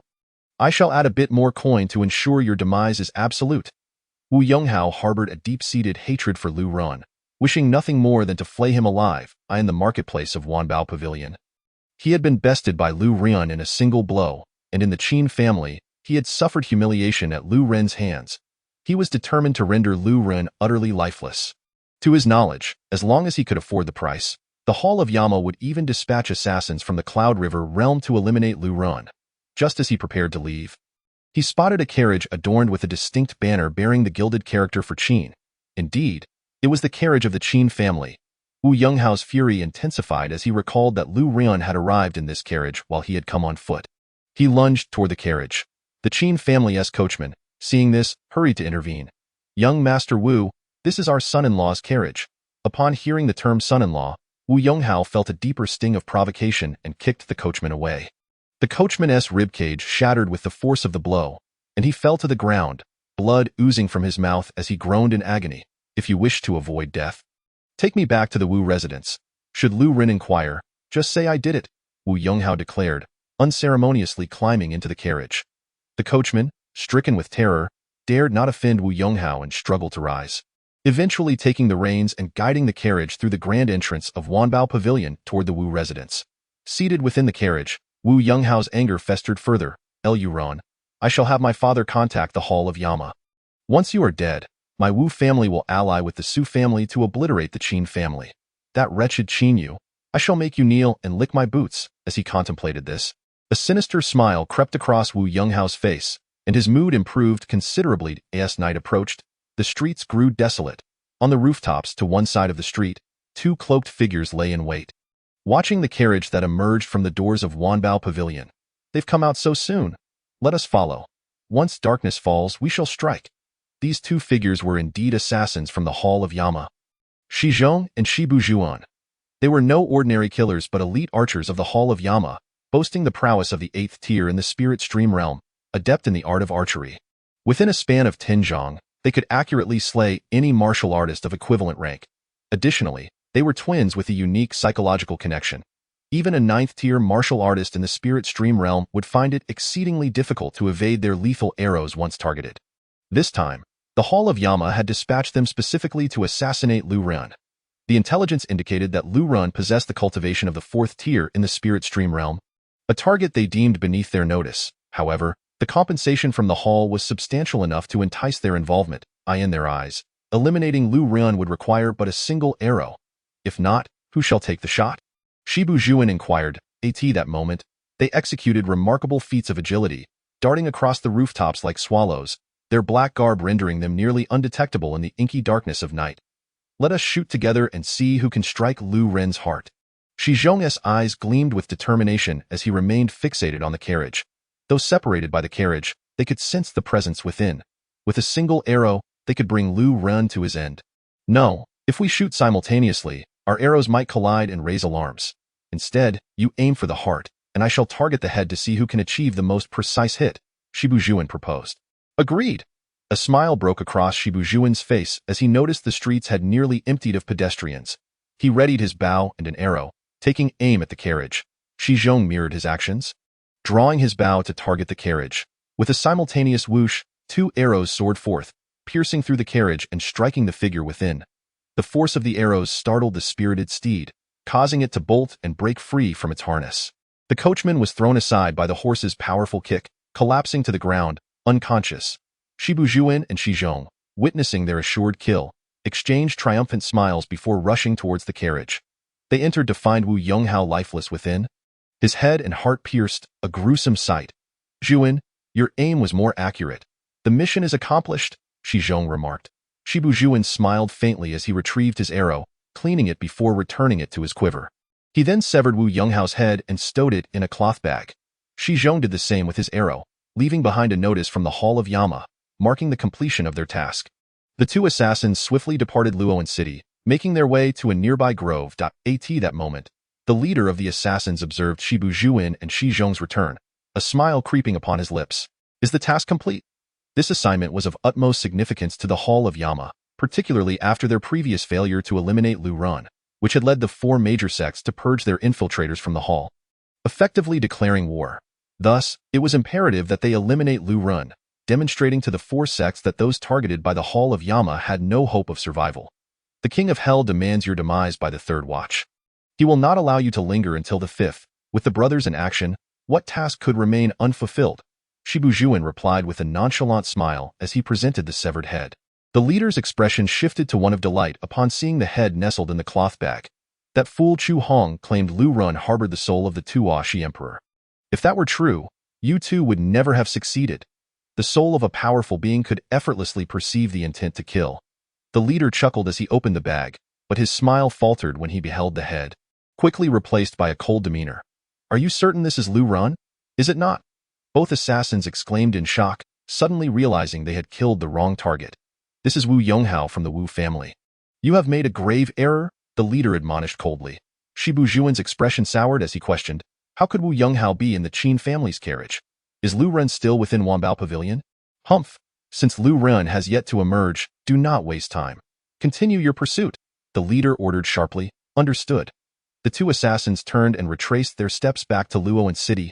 Meanwhile, on the second floor of Wanbao Pavilion, in the VIP room, Lu Ran swiftly concluded a transaction with Qiu Changren, selling the 9-turn Ice Blast talisman for the price of 100 low-grade spirit stones. The ordinary 3rd-tier 9-pattern talisman is valued at approximately 90 low-grade spirit stones, while the 9-turn Ice Explosion talisman is 10 low-grade spirit stones more expensive than the usual 3rd-tier 9-pattern talisman. After the transaction was completed, Qiu Changren smiled and said, Young Master Lu, should you require assistance in the future, feel free to visit the Wanbao Pavilion at any time. He did not deliberately flatter Lu Ran, nor did he proactively offer him resources, as that would be too conspicuous and might even arouse the suspicions of the soul of the ancient Emperor Tuashi. True friendship lies not in giving, but in genuine mutual support. Seeing Master Qiu's courtesy, Lu Ran did not ponder further and replied, Master Qiu, does your Wanbao Pavilion have black iron grass? A few days ago, I did not come across this material in your market, black iron grass? Master Qiu was slightly taken aback and replied, this black iron grass is exceedingly rare. Our Wanbao Pavilion has not received such spiritual herbs in a long time. Black iron grass grows in the Iron Mountain environment. It can only possibly be found within the Tsangming's secret realm. Indeed. Lu Ran was secretly astonished and said, Master Qiu, I wish to rest here for a moment before returning. If you have matters to attend to, please go ahead. Certainly, Qiu Chang'er nodded, instructing the maid to attend to Lu Ran well before leaving the VIP room. After the maid brewed tea for Lu Ran, she exited the room.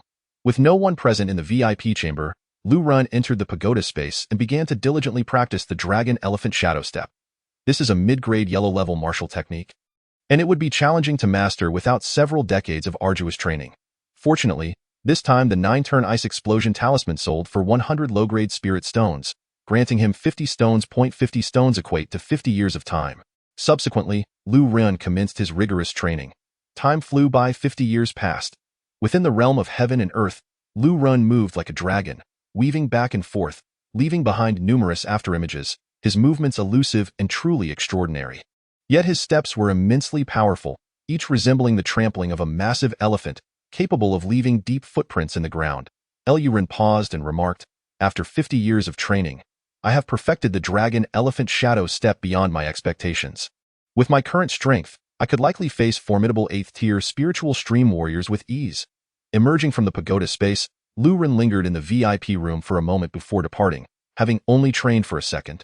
Young Master Lu, take this card. In the future, when you purchase any resources from my Wanbao Pavilion, you will enjoy a 20% discount. Qiu Changren presented Lu Ren with a golden card as he escorted him to the entrance of the pavilion. Lu Ren accepted the card with gratitude and stepped out of the pavilion, only to find the carriage had vanished. Had the driver left prematurely? Lu Ren did not dwell on it and chose to walk out of Wanbao Pavilion.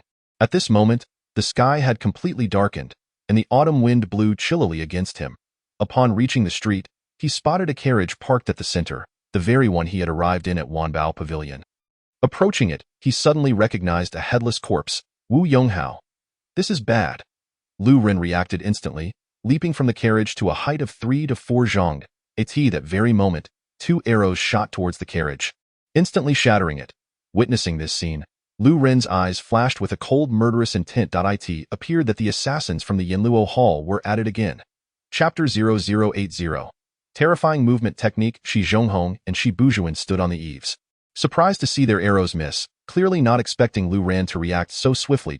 At this point, Lu Ren had jumped to the opposite eaves, glaring at Shi Zhonghong and Shi Bujuan on the other side of the street, coldly stating, "The assassins of Yanluo Hall truly are relentless. This time, they have dispatched 2 assassins to eliminate me." He surmised what had transpired. Wu Yonghao had boarded his carriage, and the assassins from Yanluo Hall mistook him for Lu Ren, attacking Wu Yonghao instead. Their archery skills were exceptional. Had he not seen Wu Yonghao's corpse, he would not have realized he was in danger. Had he been even a second slower in his reaction, he would have met the same fate. Indeed, he is a disciple of Yun Qingyao. No wonder our previous assassination attempt failed, Shi Zhonghong exclaimed. This time, you will likely fail as well, with just the 2 of you. You cannot hope to kill me, Lu Ren retorted with a cold smile. Shi Bujuan sneered disdainfully. Lu Ren, do you not realize you are already within the range of my brother and me? Range? Lu Ren furrowed his brow slightly. In our range, no one has ever survived. Do not think that just because you are merely a 4th-tier spiritual stream warrior, you would stand a chance. Even if you were a 9th-tier warrior, you would still be doomed. As soon as Shi Zhonghong finished speaking, he swiftly drew an arrow from behind, knocked it on his bow, and pulled the string taut. Whoosh!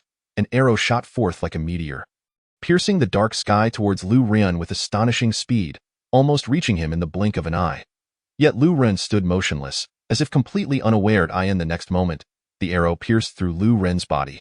However, contrary to expectations, there was no spray of blood.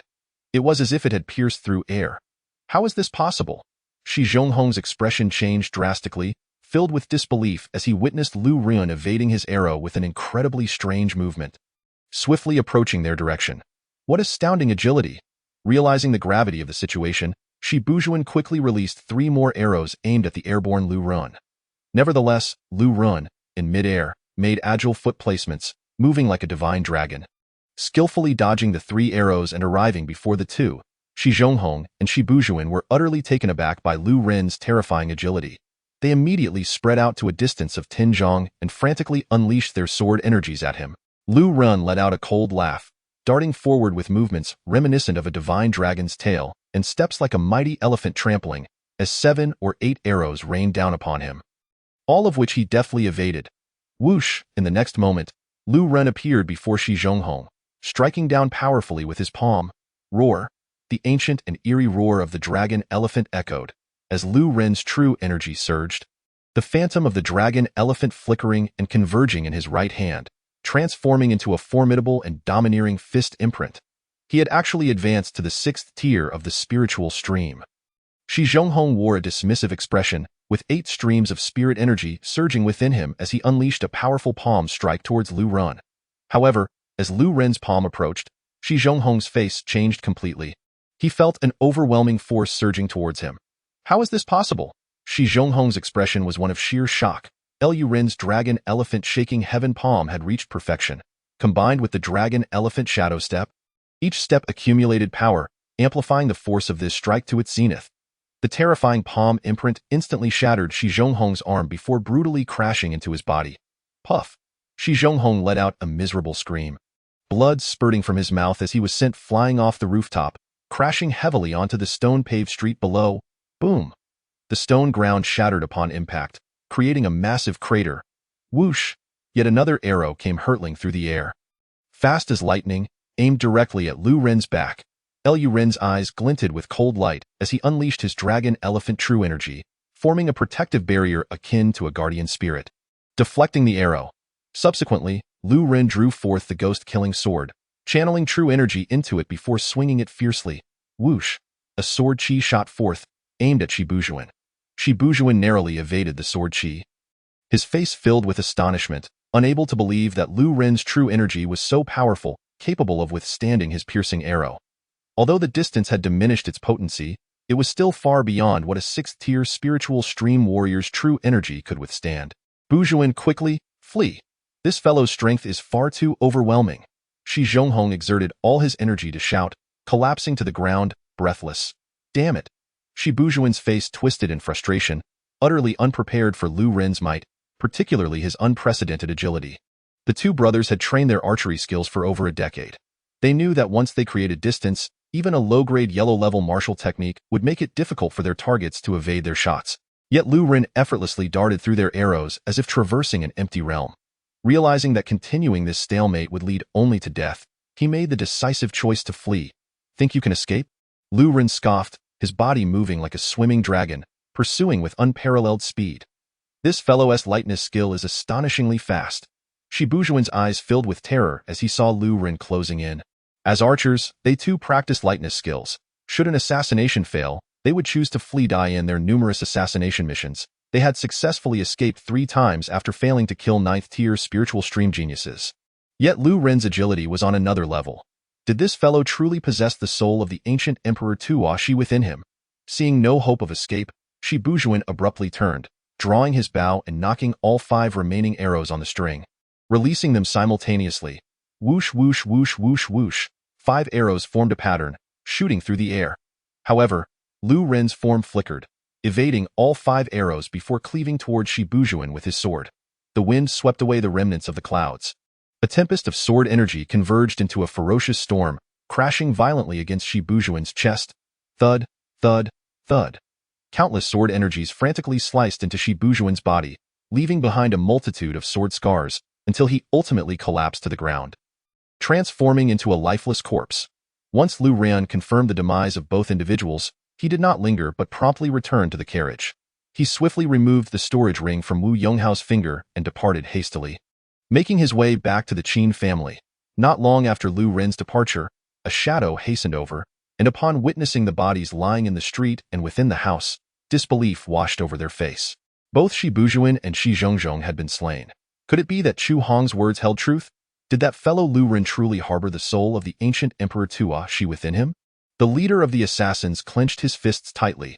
He was well aware of the formidable prowess of both Shibujuan and Shi Zhongjong, who were his subordinates. To eliminate them, one would need the strength of the Cloud River realm, coupled with extraordinary mental acuity capable of perceiving their attacks.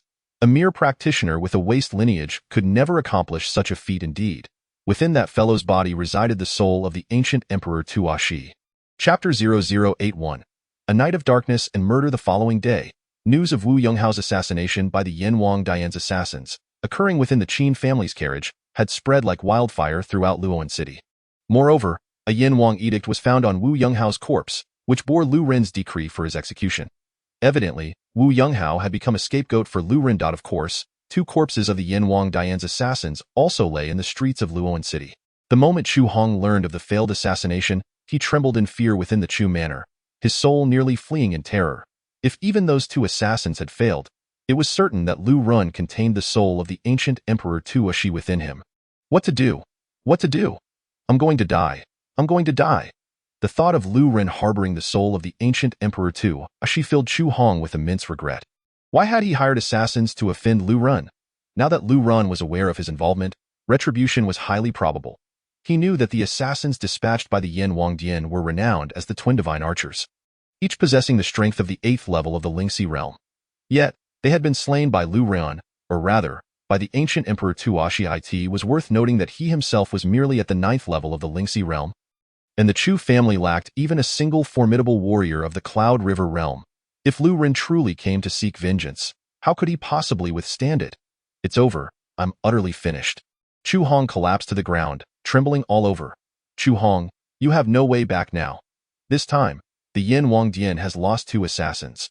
Give me another 10 million copper coins, and I assure you Lu Run will meet his end without a burial place. A figure clad in black emerged. It was the leader of the assassins. Chu Hong shook his head repeatedly, dazed and despairing. No more killing. I won't kill anymore. No more killing. The leader of the assassins was slightly taken aback. Seizing Chu Hong by the collar with a grim expression. Do you understand that you have no way back?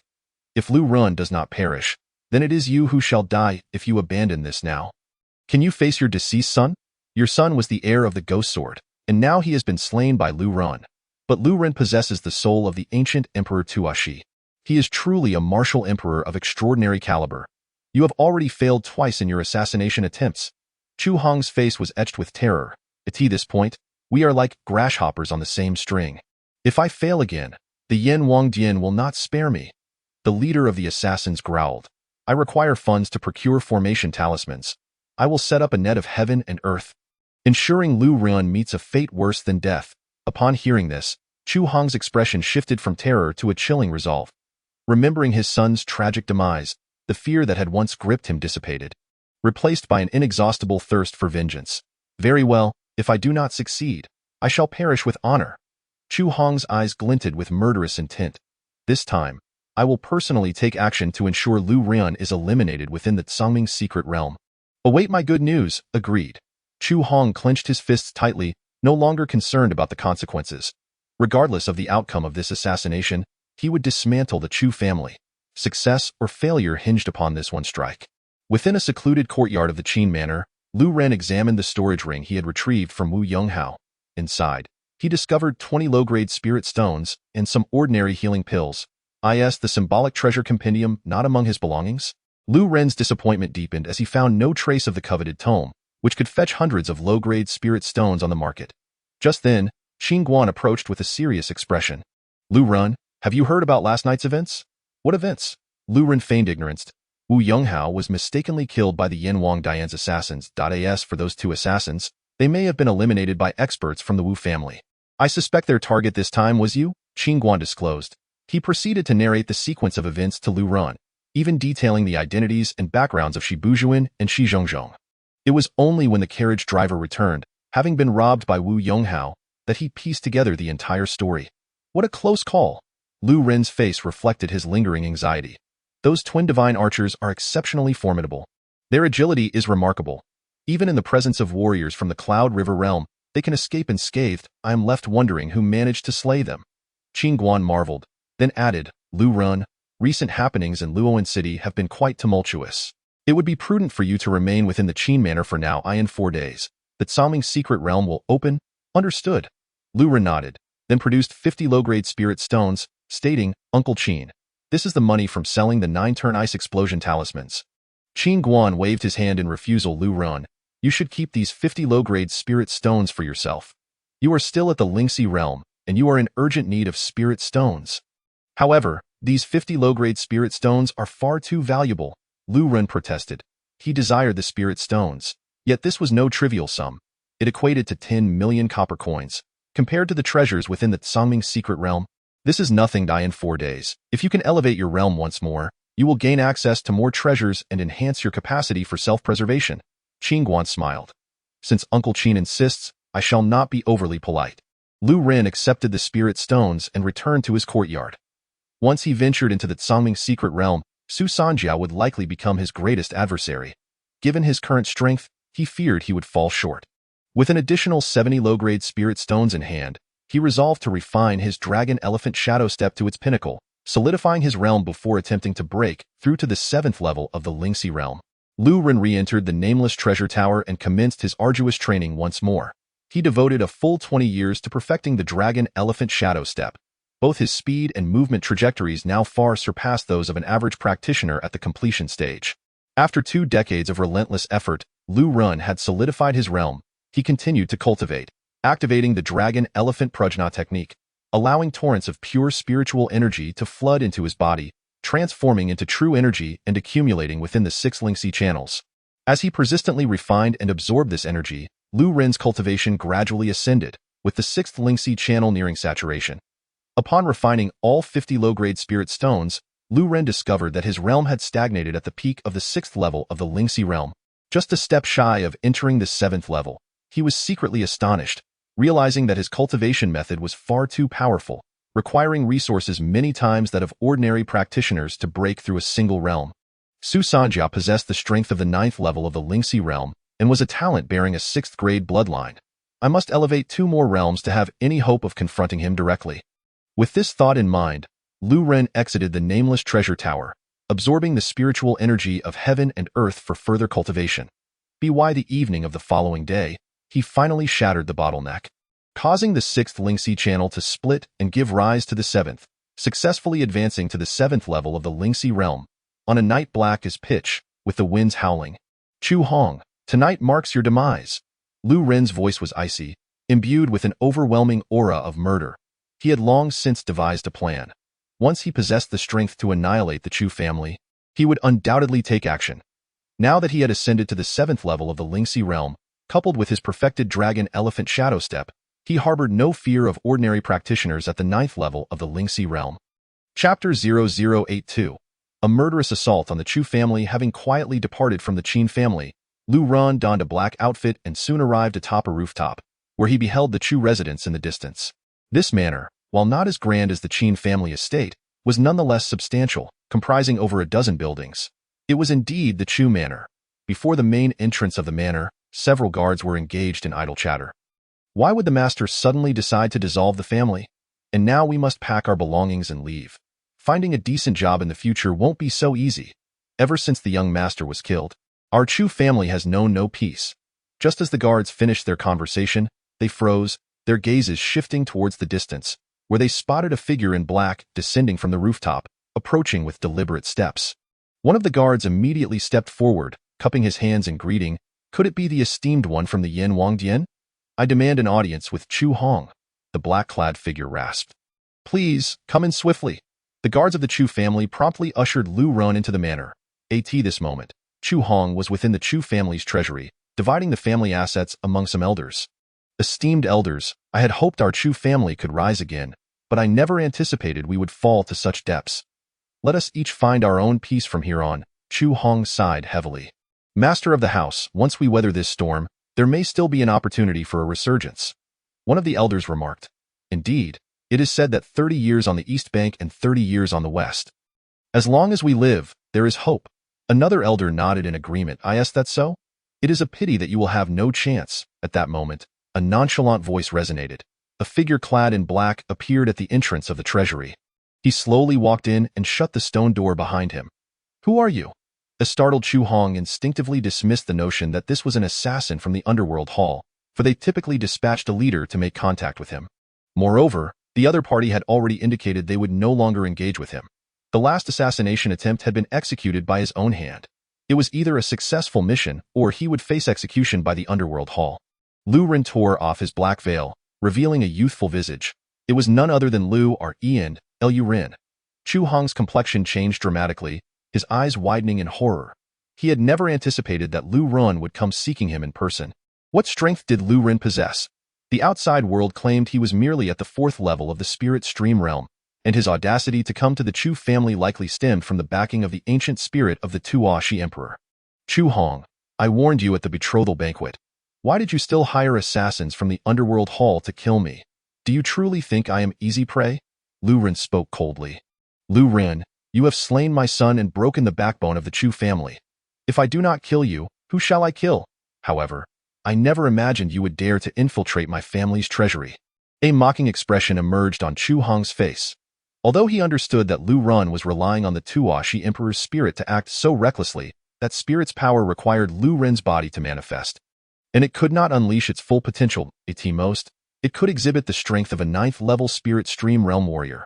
If it were to unleash the power of a Cloud River realm warrior, Lu Ren's body could not withstand it. What would it matter if he invaded? As far as I know, there is not a single Cloud River realm warrior in your Chu family. Annihilating you would pose no challenge. Lu Ren replied indifferently. Lu Ren, you are merely relying on the spirit of the Tashi emperor within you, emboldening you to act with such impunity. But I can assure you, today, you shall undoubtedly meet your demise. Chu Hong's face displayed disdain. The spirit of the Tashi emperor? Lu Ren looked astonished. Beside Chu Hong, a grim-faced elder stepped forward and said, "Master, allow me to test this young man's strength." Chu Hong nodded. Cautioning, "Old Nyo, be careful." Elder Nyo scoffed, saying, "I can already see that he seems to have reached the 7th level of the spirit stream realm. How formidable can a 7th level spirit stream realm warrior truly be? He is an 8th level spirit stream realm warrior, significantly surpassing Lu Ren, and given that I possess a 4th grade bloodline, my foundation is far beyond that of a waste grade bloodline." With that, Elder Nyo leaped into action, a massive black blade appearing in his hands, striking down towards Lu Ren's head with the force of a mountain. The dark blade radiated a chilling aura, its might astonishing. A cruel smile danced across Elder Nyo's face.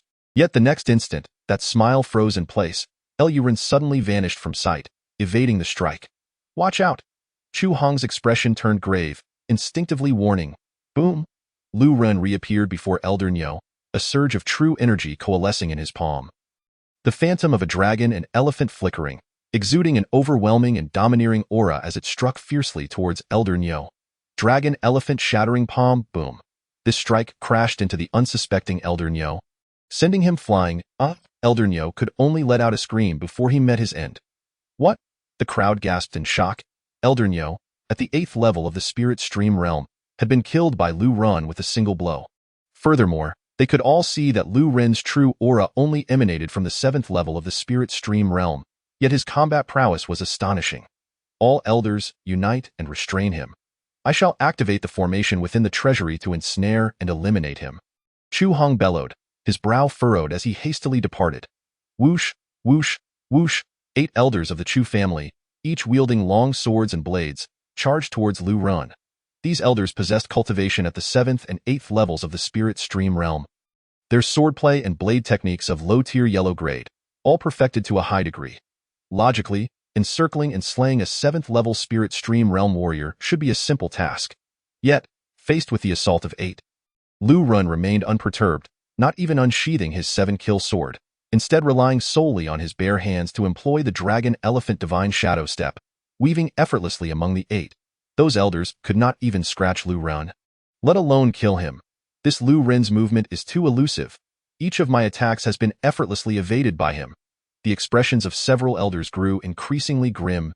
Die, die, die. Lu Ren unleashed various palm techniques, fist techniques, and finger techniques, his terrifying battle intent soaring, ablaze with intensity. Thud, thud, thud. After executing numerous ordinary close combat techniques, Lu Ren came to a halt, standing firmly in place. At that moment, there was not a single person left standing before him. All 8 elders of the Chu family lay slain, sprawled across the vast treasury. Chu Hong, come forth, Lu Ren roared. Suddenly, the entire treasury began to tremble violently, and from the corners of the treasury, arcs of purple lightning sprang forth, rapidly spreading outward, coalescing in the blink of an eye into a massive curtain of lightning, enveloping Lu Ren within like an eggshell. The purple lightning danced wildly, emanating an astonishing surge that sent tingles down one's spine and instilled fear in the heart. Is this a formation? Lu Ren was momentarily taken aback, a grave expression crossing his face. Chapter 0083. Please, Tashi Sr., show yourself. Lu Ren gazed at the lightning surging above him, his countenance becoming exceedingly serious. The power of this formation was far too formidable, and once activated, there would be no possibility of survival. Lu Ren. Every family treasury is protected by formations to prevent theft by outsiders.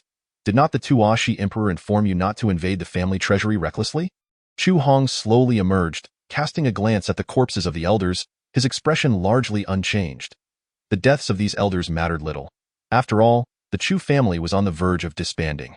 As long as he could slay Lu Ren, he would acquire all of Lu Ren's opportunities, perhaps even garner the favor of the Tashi Emperor. Lu Ren could not comprehend what Chu Hong was implying. The other party repeatedly mentioned the Tashi Emperor. Did he truly believe that Lu Ren possessed treasures belonging to the Tashi Emperor?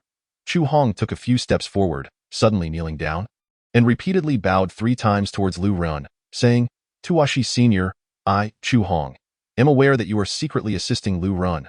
Without your aid, how could this waste-grade bloodline possess such strength? How could he possibly cultivate so swiftly? Yet he has slain my son, and I must kill him. I implore you to show yourself swiftly, that I may activate the thunder-killing net formation to annihilate him. Otherwise, I would undoubtedly offend you. Lu Ren is merely a waste-grade bloodline. By following him, you will forever have no future. I, at least, am of a fourth-grade bloodline. Though older, I believe I possess far greater potential than this waste. Please, Tashi Sr. Reveal yourself. Chu Hong bellowed.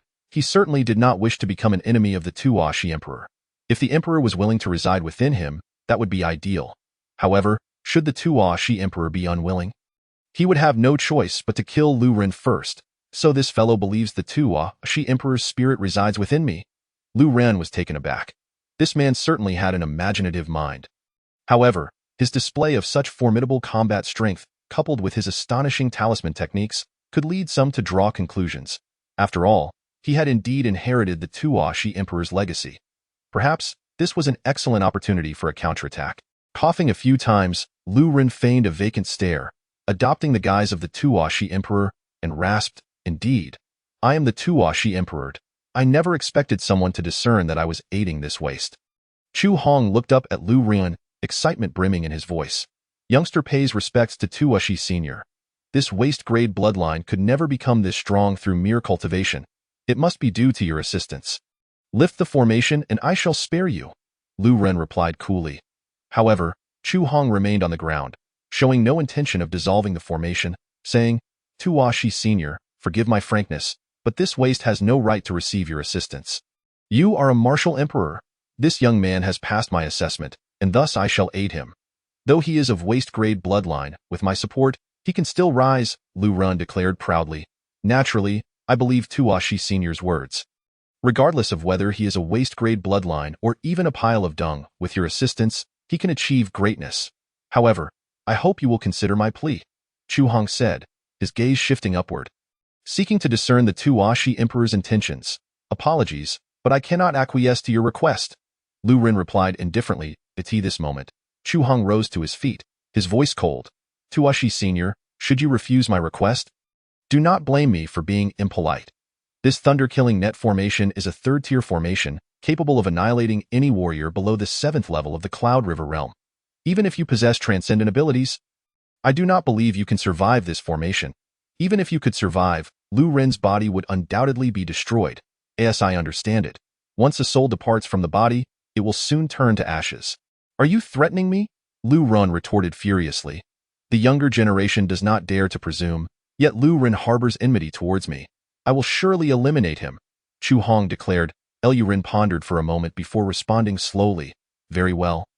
I, the Emperor, shall grant your request. You will dismantle the formation, and I will conceal myself within your body to assist you in your cultivation." Chu Hong knelt once more, repeatedly bowing his head, and said, "Thank you. Esteemed Tashi, yet I implore you to swear the oath of Heart Demon, lest I feel at ease." "What did you say?" Lu Ren's anger flared. He was well aware of the oath of Heart Demon.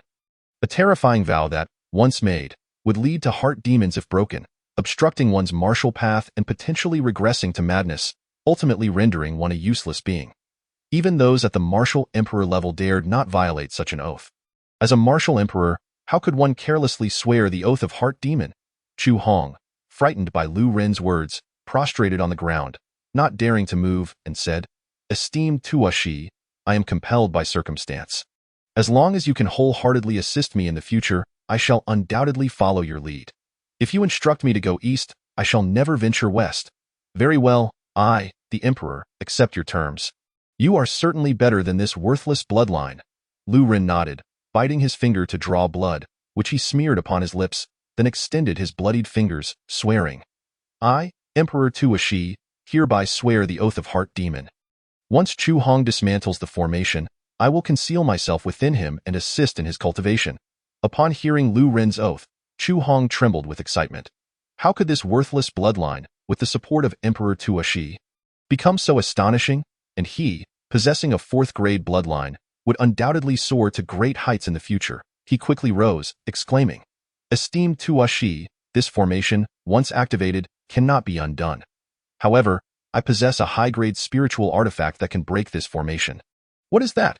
Lu Ren's gaze flickered as he caught sight of a copper sphere clutched in Chu Hong's palm, its surface marred by rust, yet it emanated a powerful aura from within. "What kind of artifact is that?" Lu Ren inquired. Chu Hong smiled. "Esteemed Tashi, It is merely a high-grade spiritual artifact, not comparable to your discerning eye. This is the copper sphere of formation breaking. The copper sphere can dismantle formations? Lu Ren questioned. Chu Hong nodded with a smile. This copper sphere is indeed a high-grade spiritual artifact. As long as I infuse my true energy into it, it can dismantle any third-tier formation. However, with my 9th level of Lingxi realm strength, expending all my true energy will only allow for a single strike. I see. Lu Ren expressed mild surprise, then scoffed. This sphere is nothing extraordinary. I have countless divine artifacts hidden away. Quickly commenced the dismantling. Upon hearing of the countless divine artifacts, greed flickered across Chu Hong's face. As long as Emperor Tuashi remained within him, all those artifacts would belong to him. Master Chiu, once I eliminate Lu Ren, I shall certainly present a plaque to Wanbao Pavilion that reads the eye that recognizes treasures. Chu Hong chuckled, his 9 streams of true energy surging violently within, continuously pouring into the copper sphere of formation breaking, which he then hurled fiercely at the massive formation before him. Boom. Chapter 0084. Slaying Chu Hong. Boom. The copper sphere struck the thunder-killing net formation, unleashing a tremendous force that shattered the dense thunder in the air, dissipating into vast amounts of energy. The entire treasury trembled for quite some time before settling down. Chu Hong, drained of all true energy, collapsed to the ground, gasping for breath, and looked up at the slowly approaching Lu Ren, saying, "Esteemed Tuashi, please reveal yourself. Chu Hong, you have bowed to me and rescued me, and now I feel almost reluctant to kill you. Rest assured, I will select a fine burial mound for you." Lu Ren returned to his own voice. He was never Emperor Tuashi. Swearing in that name held no weight, and now that he emerged from the formation, there was no need for pretense. What did you say? Where is Emperor Tuashi? Chu Hong exclaimed in shock. My body does not contain the soul of Emperor Tuashi. It has merely been your conjecture all along. Lu Ren replied with a faint smile. No, that cannot be. If you do not harbor Emperor Tuashi, how could you be so formidable? Moreover, how could you possess such extraordinary talismanic skills? Fear and disbelief filled Chu Hong's eyes. Lu Ren's performance had been too astonishing, and only the soul of Emperor Tuashi residing within him could explain it. Otherwise, how could a worthless bloodline ascend from the 4th to the 7th level of the Lingxi realm in just a few days? How could he wield such extraordinary talismanic abilities? Lu Ren, disinterested in further dialogue with Chu Hong, struck down with a palm, shattering Chu Hong's skull. He annihilated not only Chu Hong but also the elders of the Chu family. As for the other members of the Chu family, Lu Ren paid them no mind, and no one would ever know he was responsible. The Chu family was eradicated, and next on his list were the Guijian sect, the Yen Luo Hall, and the Su family. Anyone who had wronged him would not escape his wrath. Even if he currently lacked strength, a gentleman's vengeance is not too late after 10 years. Once he amassed sufficient resources, his revenge could be executed in an instant. If a second was insufficient, he would add another. Lu Ren picked up the copper sphere of formation breaking and stored it in his storage ring. This sphere was indeed a remarkable item that could dismantle formations, enabling him to resolve similar predicaments effortlessly in the future. Subsequently, Lu Ren scavenged 30 lower-grade spiritual stones, 2 million copper coins, and 3 lower-grade yellow-tier martial arts techniques from the bodies of the elders. After collecting all the spoils, Lu Ren quietly departed from the Chu residence and returned to the Qin residence. The treasury of the Chu family was robust, and no matter how significant the events within, none would be aware. The servants would not dare to venture into the treasury's vicinity. Upon returning to the Qin residence, Lu Ren cleansed himself and proceeded as if nothing had transpired. Now, having acquired 30 lower-grade spiritual stones, he intended to attempt the cultivation of the 3rd martial technique, the dragon elephant treading the heavens leg. This technique is a leg technique of considerable power, having reached the upper yellow tier level, and requires mastering the dragon elephant phantom step to begin cultivation.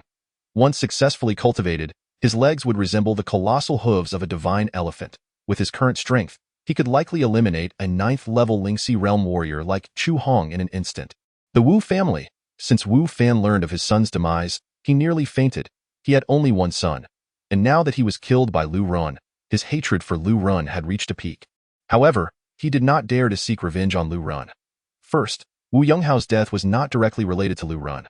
Second, Lu Ren had become the future son-in-law of the Qin family, and if he openly targeted Lu Ren, Qin Guan would undoubtedly intervene. Lu Ren, we are irreconcilable.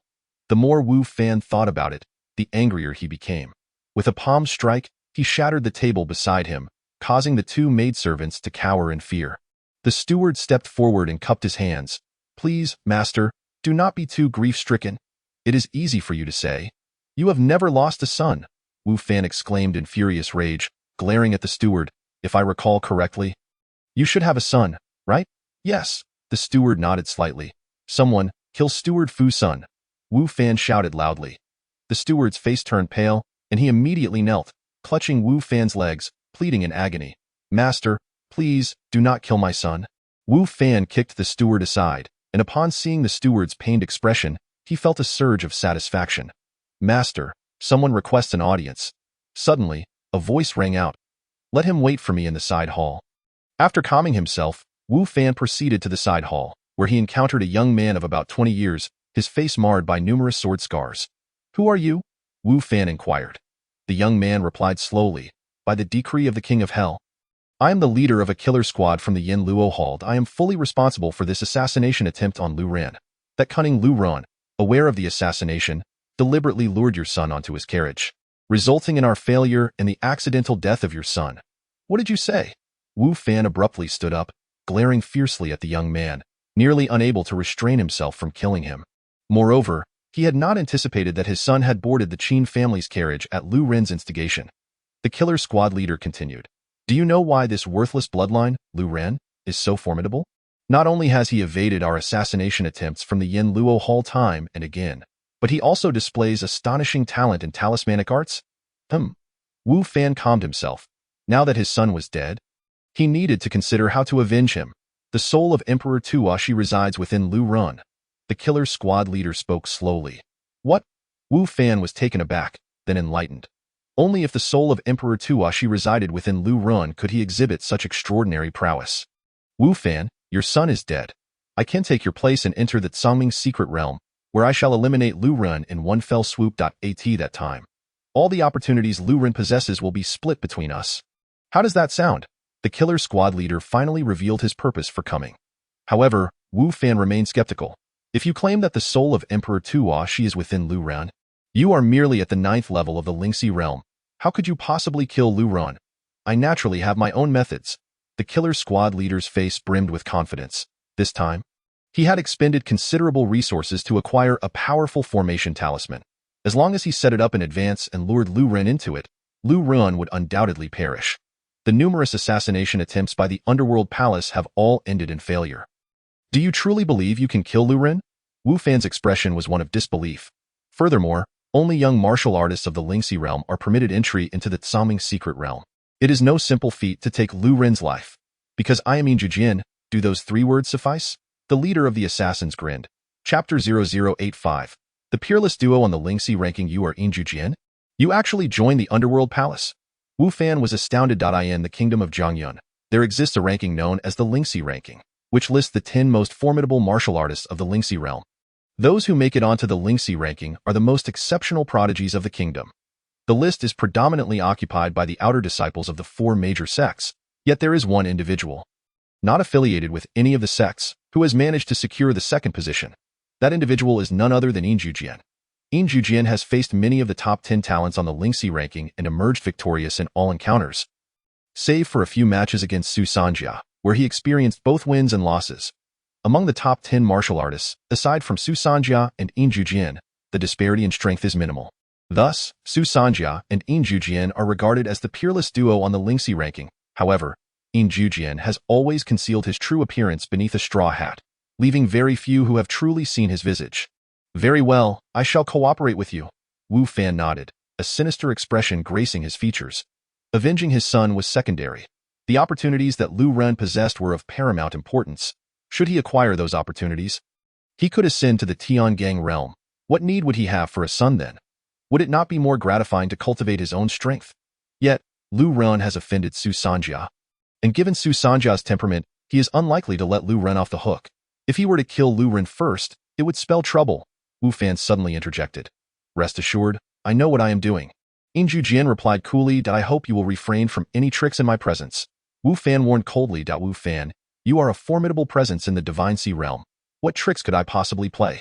Injujin chuckled lightly, adding, "Moreover, as long as I can enter the Tsangming's secret realm, I am fully confident in my ability to kill Lu Ren and obtain all his inheritances. Within the space of heaven and earth, Lu Ren's legs moved like a divine elephant, furiously stamping upon the ground. Then, with a single leap, he soared 3 zhang into the air, twisting and turning like a celestial dragon in flight. The true qi within him surged into his right leg, transforming into a colossal divine elephant's hoof that struck down upon a massive boulder beneath him. Boom! The boulder, towering a full zhang in height, shattered into fragments under the force of his strike. Lu Ren pivoted, delivering another powerful kick with his other leg, obliterating a nearby stone. As he landed, he couldn't help but furrow his brow, remarking, "This dragon elephant treading the heavens technique is indeed worthy of its status as a high-grade yellow-tier leg technique. It proves exceedingly difficult to cultivate." After 2 decades, he had exhausted all 20 inferior spirit stones, yet he had still been unable to successfully cultivate the dragon elephant treading the heavens technique. This ancient martial skill, being a high-grade yellow-tier technique, was naturally not easy to master. Over the next 2 days, Lu Ren focused on absorbing the spiritual energy of heaven and earth, having just entered the 7th level of the Lingxi realm. With the 7th Lingxi barely having split from his body and still quite thin, time passed swiftly during his cultivation, and in the blink of an eye, 3 days had gone by now. Only 1 day remained until the Tsangming's secret realm would open. On a languid morning, Qin Guan dispatched someone to summon Lu Ren to the great hall of the Qin family. By the time Lu Ren arrived, Qin Yu was already waiting within. After several days of intense cultivation, her own realm had also reached the 7th level of the Lingxi realm. Qin Guan casually probed Lu Ren's aura, astonished to discover, "Lu Ren, it seems you too have advanced to the 7th level of the Lingxi realm? How is this possible?"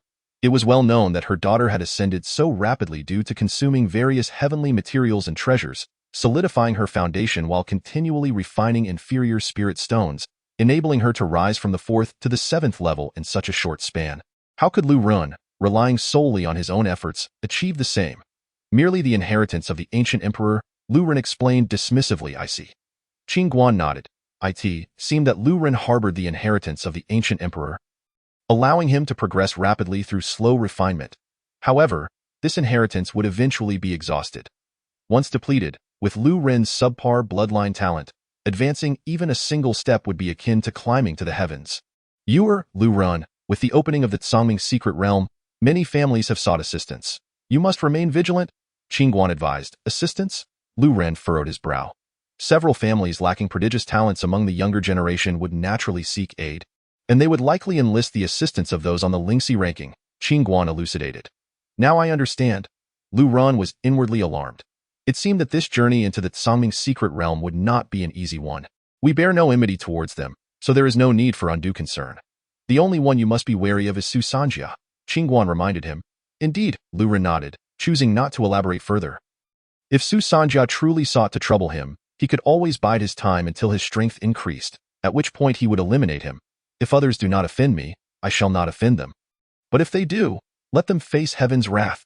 Then let us set forth, Qin Guan declared, suddenly emitting a soft whistle. Moments later, a ferocious wind howled outside the hall, revealing a massive predatory bird. It was a winged lion griffin, a third-tier beast comparable to the Yunhe realm.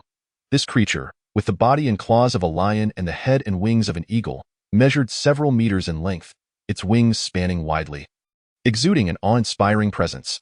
Thus, the winged lion griffin landed before the hall. Lu Ren, come ride the winged lion griffin with me, Qin Guan commanded, leaping onto the beast's back first, followed by Lu Ren and Qin Yu. Steady now, Qin Guan instructed, and the winged lion griffin unfurled its wings, soaring skyward, heading beyond the city. This winged lion griffin flew at double the speed of the lark, slicing through the air as the fierce winds lashed against them, compelling Lu Ren to channel his true qi and form a protective barrier to shield against the gusts. The winged lion griffin flew for half a day before finally arriving at a mountainous region. Within the mountains lay a vast canyon, surrounded on all sides by steep cliffs rising hundreds of meters high, leaving no apparent escape routes. Qin Guan, Lu Ren, and Qin Yu descended into the canyon aboard the winged lion griffin, which then took to the skies, leaving the canyon behind. As Lu Ren surveyed the area, he noticed a number of individuals already gathered within the canyon. Suddenly, his gaze fell upon a strikingly beautiful woman. Her skin was as smooth as cream, her appearance and figure exquisite, clad in the outer disciple garb of the Li Hua sect. It was none other than Zhang Zixuan, the very person he had rescued from Niao Xiang.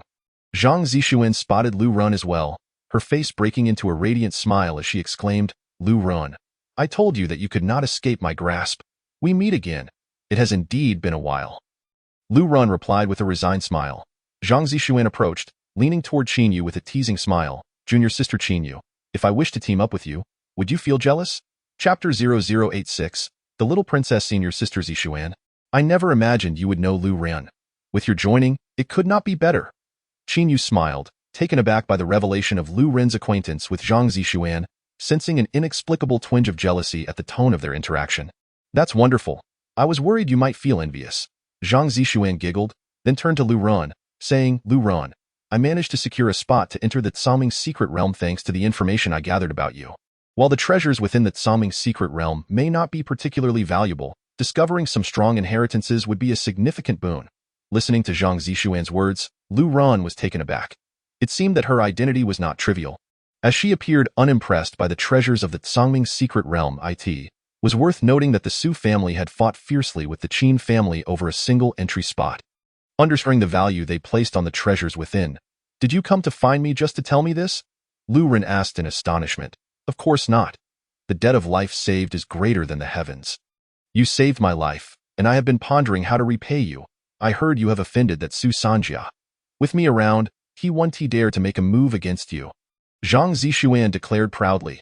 Since Lu Ren saved her life, she had been fervently seeking news about him. Upon learning that Lu Ren possessed a subpar bloodline, her interest in him only intensified. Qingguan observed the interaction, his eyes lighting up. With this little princess's presence, Su Sanjia would surely think twice before confronting Lu Ren. Meanwhile, the younger generation from several families stood in stunned silence at the sight of Zhang Zixuan's unusual warmth towards Lu Ren. They acknowledged Lu Ren's prowess due to the inheritance of the ancient emperor, but there were many other talented individuals far superior to him. They had never seen Zhang Zixuan display such affection before. At this moment, over 20 figures had gathered, comprising family heads and elders, accompanied by the young prodigies. Lu Ren spotted Wu Fan among them, standing beside a young man marked by numerous sword scars. Exuding an extraordinary aura, having reached the 9th level of the Lingxi realm. Other young talents present also exhibited formidable strength. At the 8th and 9th levels of the Lingxi realm, Lu Ren, I never expected you to truly dare to come to the Tsaming's secret realm. At that moment, an elder accompanied by a young man soared through the air on a magnificent sword, landing gracefully before Lu Ren, a playful smirk adorning his face. This individual was none other than Su Sanjia. Su Sanjia was taken aback by Lu Ren's audacity in daring to enter the Tsaming's secret realm. Once inside, even if he intended to kill Lu Ren, the Qin family would be powerless to intervene.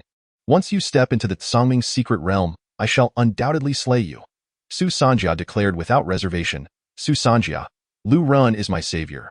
You cannot harm him," Zhang Zixuan interjected, positioning herself protectively in front of Lu Ren. Her voice icy. "What are you doing, little princess?" Su Sanjia's expression darkened, clearly astonished that the young princess knew Lu Ren, and even more so that she would shield him. This thought ignited a fierce rage within Su Sanjia. The useless bloodline Lu Ren had the audacity to become Yun Qingyao's disciple, and now he had the princess defending him. "Su Sanjia, Lu Ren is my lifesaver. You must not harm him, understand? If you dare to lay a hand on him, do not blame me for being impolite," Zhang Zixuan commanded, her gaze fixed on Su Sanjia. "Little princess, this matter is between Lu Ren and me. I implore you not to interfere." Su Sanjia's countenance was grim. This young princess was no ordinary person. She was the beloved daughter of the monarch of Jiangyun Kingdom. Though Zhang Zixuan was not the monarch's daughter, she was the daughter of the monarch's personal guard, who had sacrificed himself on the battlefield to save the monarch's life. After his death, he had requested the monarch to take care of Zhang Zixuan, at that time, when she was merely 3 years old. The monarch conferred upon her the title of Little Princess, naming her Princess Xian. "Su Sanjia, I have gathered all the details regarding your situation.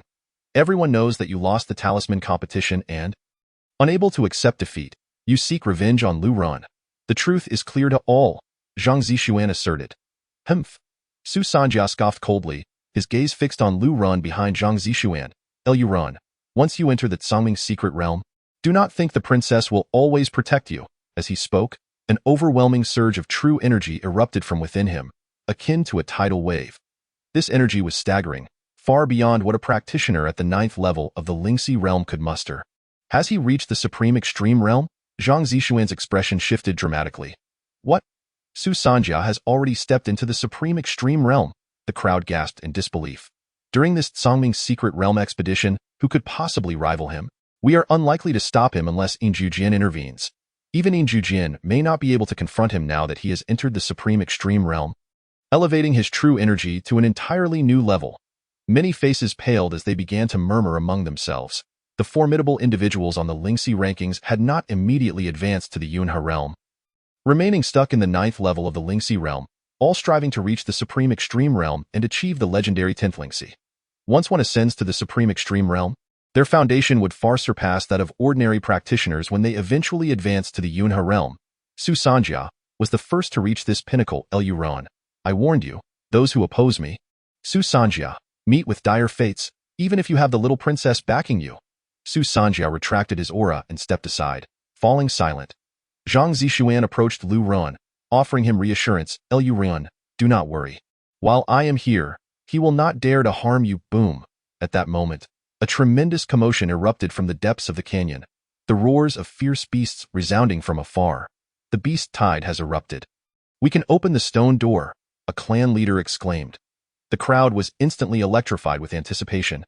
That Songming's secret realm was teeming with powerful beasts, yet every 5 years, an eerie beast tide would surge forth, propelling these formidable creatures deep within the realm. In approximately 7 days, these beasts would re-emerge, which is why that Songming's secret realm would only last for 7 days.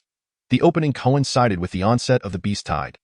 All the clan leaders waited for a brief moment before arriving at a steep cliff, whereupon they suddenly channeled their true energy, moving a massive stone aside to reveal a grand entrance.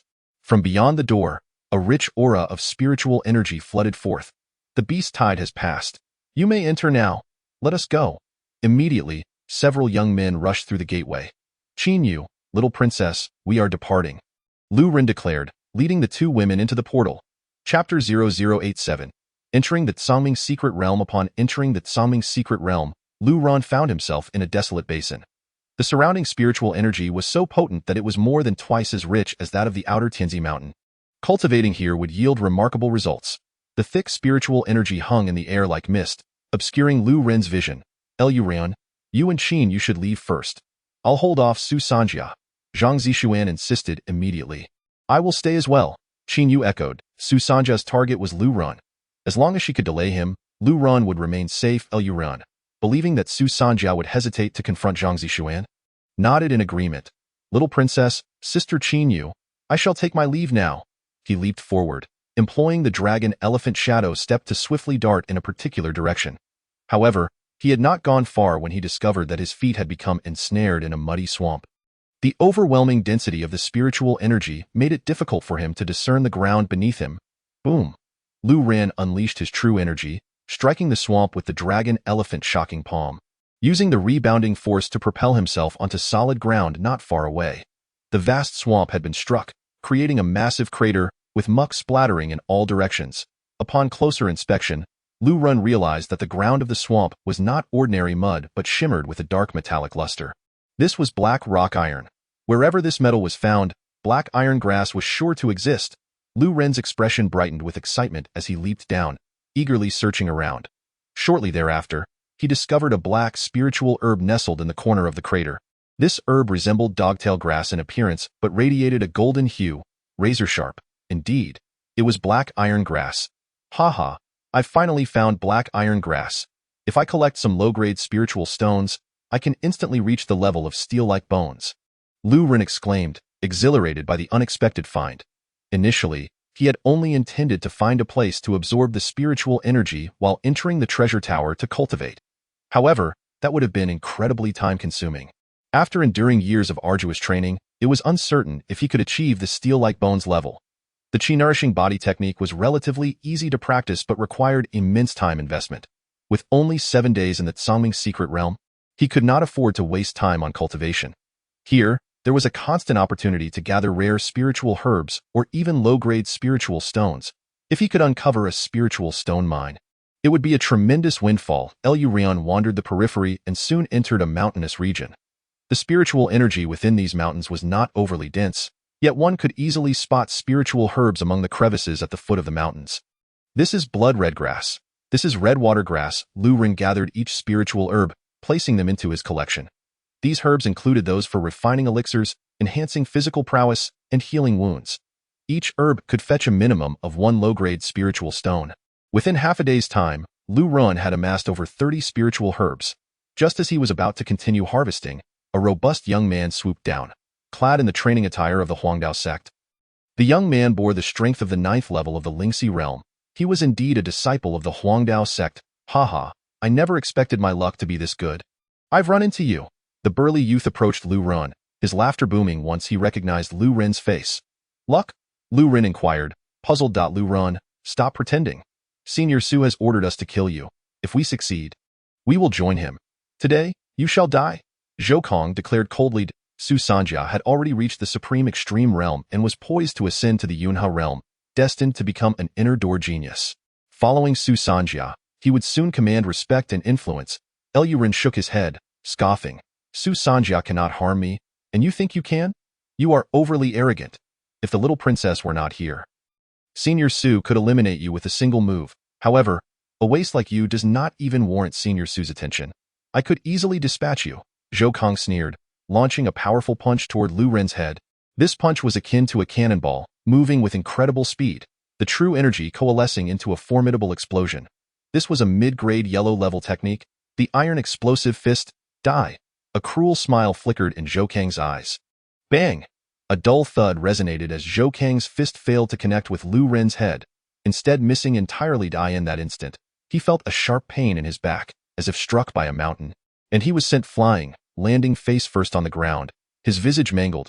Ren approached, placing a foot on Zhou Kang's back. And you think you can kill me? Lu Ren chuckled coldly. You? Zhou Kang lay flat on the ground. His face flushed, eyes filled with shock, rendered speechless under Lu Ren's foot. He could hardly fathom in his wildest dreams that Lu Ren, despite being merely at the 7th level of the Lingxi realm, could exhibit such overwhelming strength. The agility he displayed left him utterly unprepared. I will slay you first, and then settle the score with Su Sanjia. Lu Ren, uninterested in further conversation, gestured with his hand, intent on delivering a fatal blow. Zhou Kang's complexion changed dramatically, and he hastily exclaimed, Lu Ren, you cannot kill me. I know of a place with a spirit mine. A spirit mine? Lu Ren was taken aback, retracting his hand and inquiring, what spirit mine? Zhou Kang breathed a sigh of relief and hurriedly replied, a spirit mine, a low-grade spirit stone mine. For my estimation, it could yield over 10,000 low-grade spirit stones. Over 10,000? Lu Ren was slightly astonished, then scoffed. Do you take me for a fool? If you discovered a spirit mine, why not claim it for yourself? Seeking death, as he spoke, Lu Ren prepared to strike again. No, don't kill me. I truly am not deceiving you.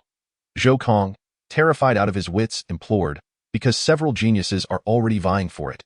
All are figures on the Lingxi ranking, and with my strength, I wouldn't dare to compete. Where is this spirit mine? Lu Ren pressed further. Zhou Kang pointed in a direction, saying, in a gorge about 10 miles from here. The aura of spiritual energy there is so dense because of that spirit mine. Ah, I see.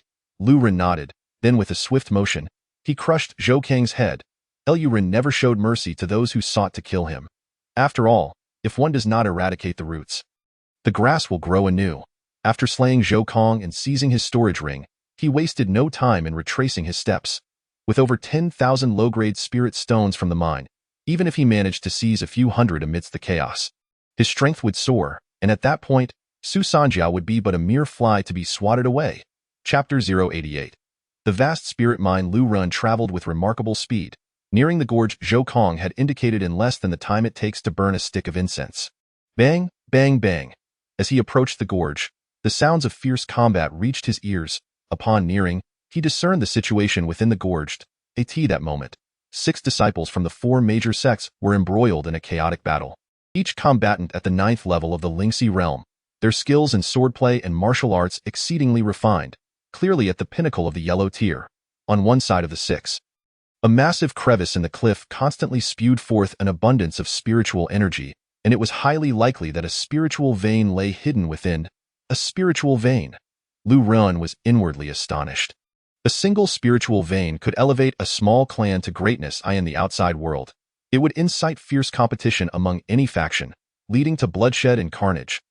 Low-grade spirit stones might not be of much use to warriors of the Yunha realm, but were sufficient to cultivate numerous 9th-level Lingxi realm warriors. If he were to claim this spiritual vein for himself, he could almost instantly rise from the 7th to the 9th level of the Lingxi realm, and even advance his body refinement technique to the 2nd layer. He might even master the explosive spirit secret technique. However, those spiritual veins were evidently not easily seized, as these 6 individuals were geniuses on the Lingxi ranking. Should he intervene, it was highly probable that he would be intercepted. Bang, bang, bang. After a brief skirmish, the 6 paused. Let us cease our fighting. Continuing will yield no victor. A young man clad in white said slowly. He was Lin Xiaobai from the Iron Sword sect, ranked 4th on the Lingxi list. Humph, as long as we hold you back, when Senior Su arrives, there will be no share for you to at that time. We will split the spoils with Senior Su, sneered Su Ming from the Royal Dao sect. The 3rd-ranked genius, whose strength surpassed Lin Xiaobai's. The other 2 disciples from the Iron Sword sect, ranked 7th and 8th on the Lingxi list, stood behind Su Ming, confronting Lin Xiaobai and his companions. Humph, you are all geniuses on the Lingxi list, yet you willingly play the lapdogs to Su Sanjia, Lin Xiaobai mocked. Now that Su Sanjia has broken through to the supreme realm of the Lingxi, we have no need to oppose him, Su Ming retorted with a smirk. Before long, the 6 were embroiled in battle once more. Lu Run, concealed at a distance, watched the chaos unfold in the gorge, growing increasingly anxious. If this continued, Su Sanjia might very well arrive. Just as he pondered this, a voice broke through from behind him. Lu Ran, how about we collaborate? Lu Ran turned to see a young man with a face marred by sword scars. It was Wu Fan's summoned aide. Who are you? Lu Ren inquired. I am Inju Jian. The young man, his gaze fixed on the 6 ahead, said coolly, I will hold them off while you dash into the spiritual vein and claim it for yourself. How about a split of 3 to 7? You are Inju Jian? Lu Ran was somewhat taken aback, having heard tales of this individual, a figure on par with Su Sanjia on the Lingxi list. Although Su Sanjia had entered the supreme realm, Inju Jian possessed the strength to easily hold off all 6 indeed. Inju Jian nodded, then turned to Lu Ran, stating, you have no time to deliberate. Once Su Sanjia arrives, we may not secure many spirit stones. Very well, I shall partner with you. Lu Ran felt no reservations and feared not that Inju Jian would usurp his spirit stones. If he truly secured the stones, his power would surge in an instant. Seeing Lu Ren agree so readily, Inju Jian was even more convinced that Lu Ren bore the soul of the ancient Emperor Tuashi. Otherwise, any other warrior would have hesitated, for Inju Jian's strength far exceeded Lu Ren's. Should Lu Ren manage to claim all the spirit stones, Inju Jian, being stronger, could easily turn on him. Excellent!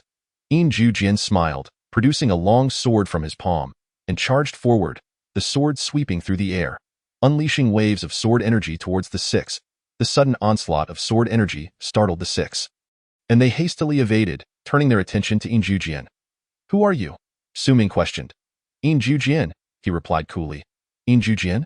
The 6, including Lin Xiaobai and Su Ming, stared incredulously at the scarred young man before them. Shock evident in their eyes, they had not anticipated that this youth was indeed the Inju Jian, a name synonymous with Su Sanjia on the Lingxi list. Inju Jian, what are your intentions? Do you wish to monopolize the spiritual vein? Su Ming's voice dripped with coldness. Inju Jian chuckled lightly, with my strength alone, it would be impossible to claim the spiritual vein. However, with one more person, it becomes feasible. Lu Ren, quickly dash in. I will hold them back. Understood. Lu Ren leaped forward, his steps covering vast distances as he surged towards the crevice. Its Lu Ren. He seeks death. Su Ming, recognizing Lu Ren, was furious and prepared to charge, but a sword energy struck before him, forcing him back several steps. Stop him, Su Ming shouted, and the 2 geniuses from the Iron Sword sect also rushed forward. 9 sword technique, 9 shocking heavens. Inju Jian unleashed his long sword, and waves of bone-chilling sword energy burst forth, repelling the 2 Lingxi ranking geniuses. Seeing this, Lu Ren quickened his pace and darted into the crevice. As he entered, the rich spiritual energy enveloped him. In the next moment, his eyes widened in astonishment. Deep within the crevice lay a spiritual vein, seemingly formed by nature, with spirit stones piled like mountains, radiating a precious glow. So many spirit stones? Lu Ren exclaimed with immense delight, channeling his long sword to emit dazzling sword energy, deftly carving towards the spirit mine before him. Soon, debris flew as numerous spirit stones came into view. First, I must extract all these spirit stones. Lu Ren wielded his sword, cutting with fervor, and every spirit stone that emerged was swiftly stowed away in his storage ring. With so many spirit stones, I could even push my way into the supreme realm of the Lingxi. I'll extract some now and cultivate first. Then, even if Su Sanjia arrives, I shall not fear. Lu Ren began to excavate with wild fervor. Thanks to his exceptional swordsmanship, within merely a short span, Lu Ren had unearthed a significant portion of the spirit stones, approximately 5,000 low-grade spirit stones. He paused, taking a deep breath, and entered the nameless treasure tower. Chapter 089. 2,000 years of hard training. Upon entering the nameless treasure tower, Lu Ren took out 2,000 low-grade spirit stones. These 2,000 stones would sustain him for 2,000 years of arduous cultivation within the tower. 2,000 years. Lu Ren could scarcely imagine how much he could grow after a millennium of hard training. First, he would strive to break through to the 9th level of the Lingxi realm. Lu Ren immediately settled down, beginning to refine the low-grade spirit stones. A torrent of spiritual energy surged into his body, transforming into pure true energy and merging into the 7 Lingxi channels within him. Time flowed slowly. 7 days passed, and the 7th Lingxi channel within Lu Ren trembled and surged wildly, subsequently splitting to form an 8th channel. Half a month later, the 9th Lingxi channel successfully emerged. Instantly, an overwhelming aura emanated from his being, sweeping across a radius of several hundred meters, drawing all scattered spirit stones into the air. After a brief moment, this overwhelming aura retracted, vanishing without a trace. Lu Ren opened his eyes, a faint smile gracing his features. After expending 200 inferior spirit stones, he had finally ascended to the 9th level of the spirit stream realm, significantly enhancing his power. Now, it seemed that the geniuses on the spirit stream rankings would hardly pose a challenge for him. Only exceptional talents like Yin Jujian and Su Sanjia could rival him. Upon stepping into the 9th level of the spirit stream realm, Lu Ren began to diligently cultivate the divine elephant treading the sky technique. Previously, he had spent 20 inferior spirit stones and 20 years struggling to even grasp the basics. But now, with an ample supply of spirit stones, he was determined to master this martial art to perfection. Once fully cultivated, this technique could effortlessly shatter mountains and rivers. Its power was truly terrifying. With a firm stomp on the ground, Lu Ren leaped into the air, unleashing a barrage of leg whips. Crack, crack, crack. Despite his relentless practice, each strike lacked the force it was supposed to deliver. 500 years swiftly passed. Lu Ren soared high, his legs striking the void repeatedly, managing to take a few steps in midair. Subsequently, his right leg condensed an astonishing amount of true energy, transforming into the colossal hoof of a divine elephant. Striking down with tremendous force, boom! The air erupted with a deafening roar as the overwhelming power collided. At last, the divine elephant treading the sky technique had reached great mastery, yet to achieve perfection. His body was still far from capable of withstanding such explosive power. Furrowing his brow, Lu Ren realized the technique's intensity was too much for him to bear. Thus, he resolved to further strengthen his physical form. Seated in meditation, Lu Ren bit into both the fiery grass and the black iron grass, savoring their essence as it transformed into medicinal liquid flowing into his abdomen. Centered around his stomach, the medicinal power gradually permeated his organs, his 36 meridians, and 18 spirit apertures, ultimately invading his very marrow. As Lu Ren began to circulate the body-refining strengthening technique, he could feel the medicinal energy seeping into every cell within him. This process was exceedingly slow. Unlike typical body refining that involved enduring torment and pain, Lu Ren felt no discomfort. On the contrary, he relished the experience. The only drawback was the slow pace of refinement, as few could fully cultivate all 4 layers of the body-refining strengthening technique, requiring at least 2 centuries of dedication. Given that the lifespan of a normal Spirit Sea realm cultivator barely exceeded a century, achieving a body of steel was a rarity. Yet, Lu Ren had an abundance of time. With ample patience, even if 1,000 years passed here, only 10 seconds would elapse in the outside world. Time flowed by, and at last, Lu Ren sensed that the medicinal power from the 2 spirit grasses had fully integrated into his being. He took another bite, continuing to digest slowly. Before long, 500 more years had passed. On this day, Lu Ren sat cross-legged, tirelessly circulating the qi refining strengthening technique. His bones and muscles gleamed with a metallic luster, transcending the ordinary flesh and becoming far more resilient. At this moment, he had reached the 2nd layer of the qi refining strengthening technique, embodying steel-like bones. With a sudden burst, Lu Ren opened his eyes wide, his fists flying in rapid succession, striking without relying on true energy. The force of his punches roared like a tempest, causing nearby boulders to tremble violently. Remarkably, his strength had surged significantly. He could likely contend with a first-level warrior of the Cloud River realm even without using true energy. Lu Ren felt an overwhelming increase in his physical fortitude. As if he possessed boundless strength. It was crucial to note that physical strength was not the same as true energy, which was limited by the body's natural constraints. Enhancing it was a daunting task. Without cultivating a formidable body-refining technique, even warriors of the Cloud River realm could not match his physical prowess. Now that he had achieved steel-like bones, he could fully cultivate the explosive spirit secret technique. Lu Ren began his training in the explosive spirit secret technique. This time, he was not merging the spirit energy from the spirit apertures, but rather condensing the true energy from 9 spirit streams into a cyclone. With his heightened comprehension, elevated realm, and improved physique, combining the true energy from the 9 spirit streams into a cyclone was effortless. Once unleashed, it could double his combat power. After completing the explosive spirit secret technique, Lu Ren planned to challenge the supreme realm of the spirit stream, aiming to split off the 10th spirit stream. However, a millennium of arduous practice had yielded no results, wasting 1,000 inferior spirit stones in the process. And he had no leads whatsoever. Continuing down this path would only squander more spirit stones. Lu Ren had initially believed that merely accumulating true energy would allow him to attain the supreme realm. But it was evidently not that simple, particularly given his lackluster talent. Stepping into the legendary supreme realm was even more arduous. Emerging from the pagoda, only 20 seconds had passed in the outside world. Without hesitation, he resumed his excavation of spirit stones. Lu Ren, retreat quickly. Su Sanjia is coming, outside. Yin Jian's urgent warning echoed. Just in time. A spark ignited within Lu Ren, and he dismissed the notion of confronting Su Sanjia directly. With his current strength, he felt confident engaging in battle.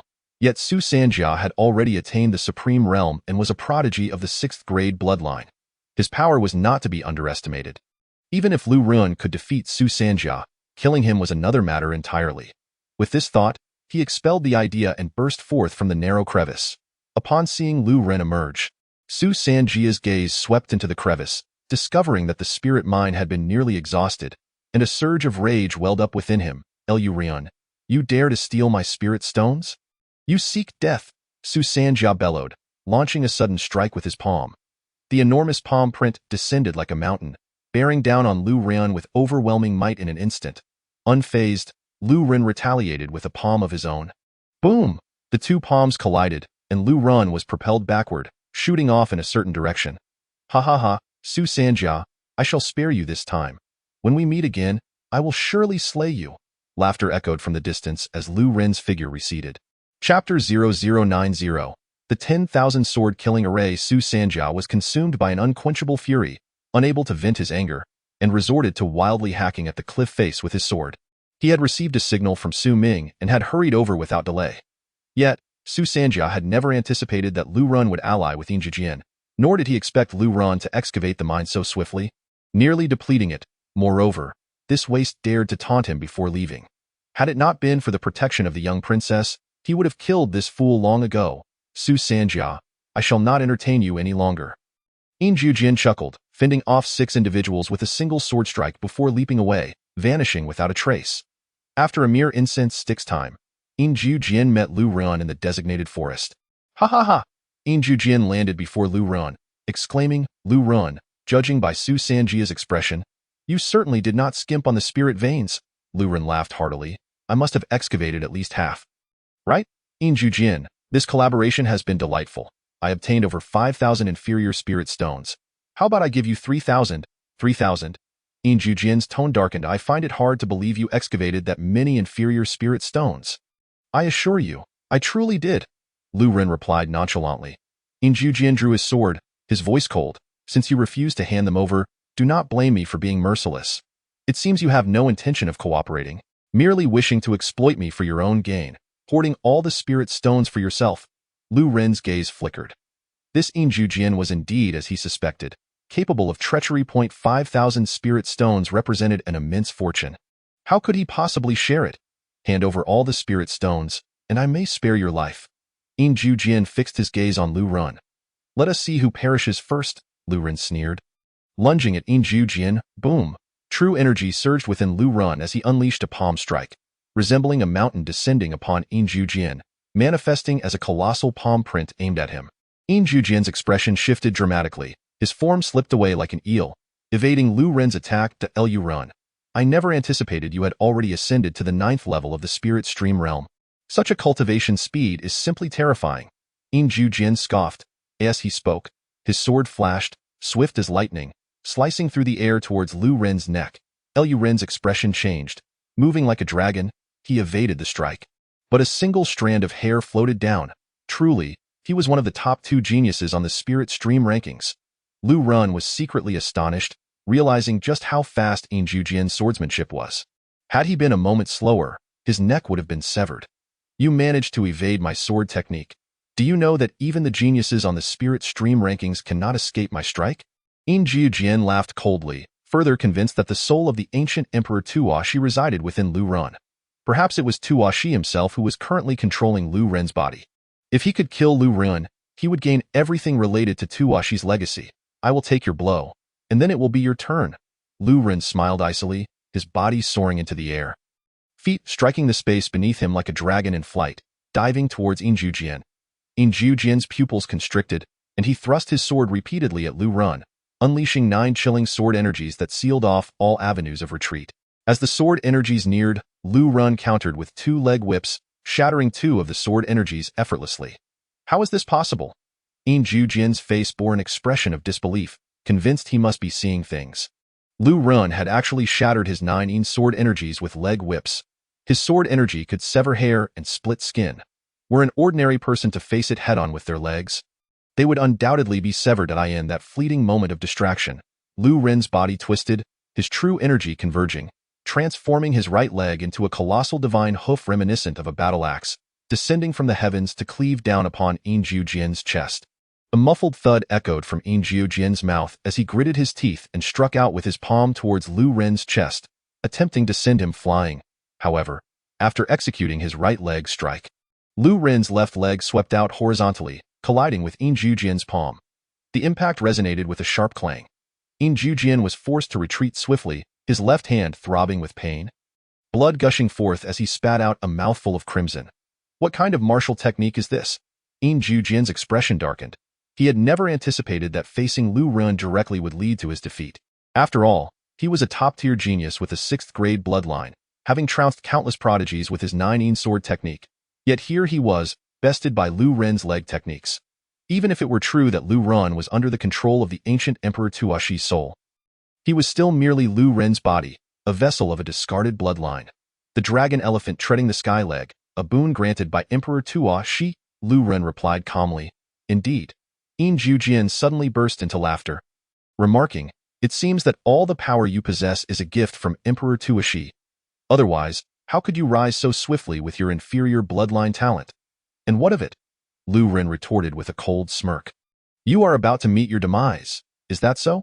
Jian's lips curled into a sneer as he flicked his fingers, unleashing true energy in 8 directions. Whoosh! 8 talismans suddenly floated around Lu Ren, fervently absorbing the spiritual energy from the ground.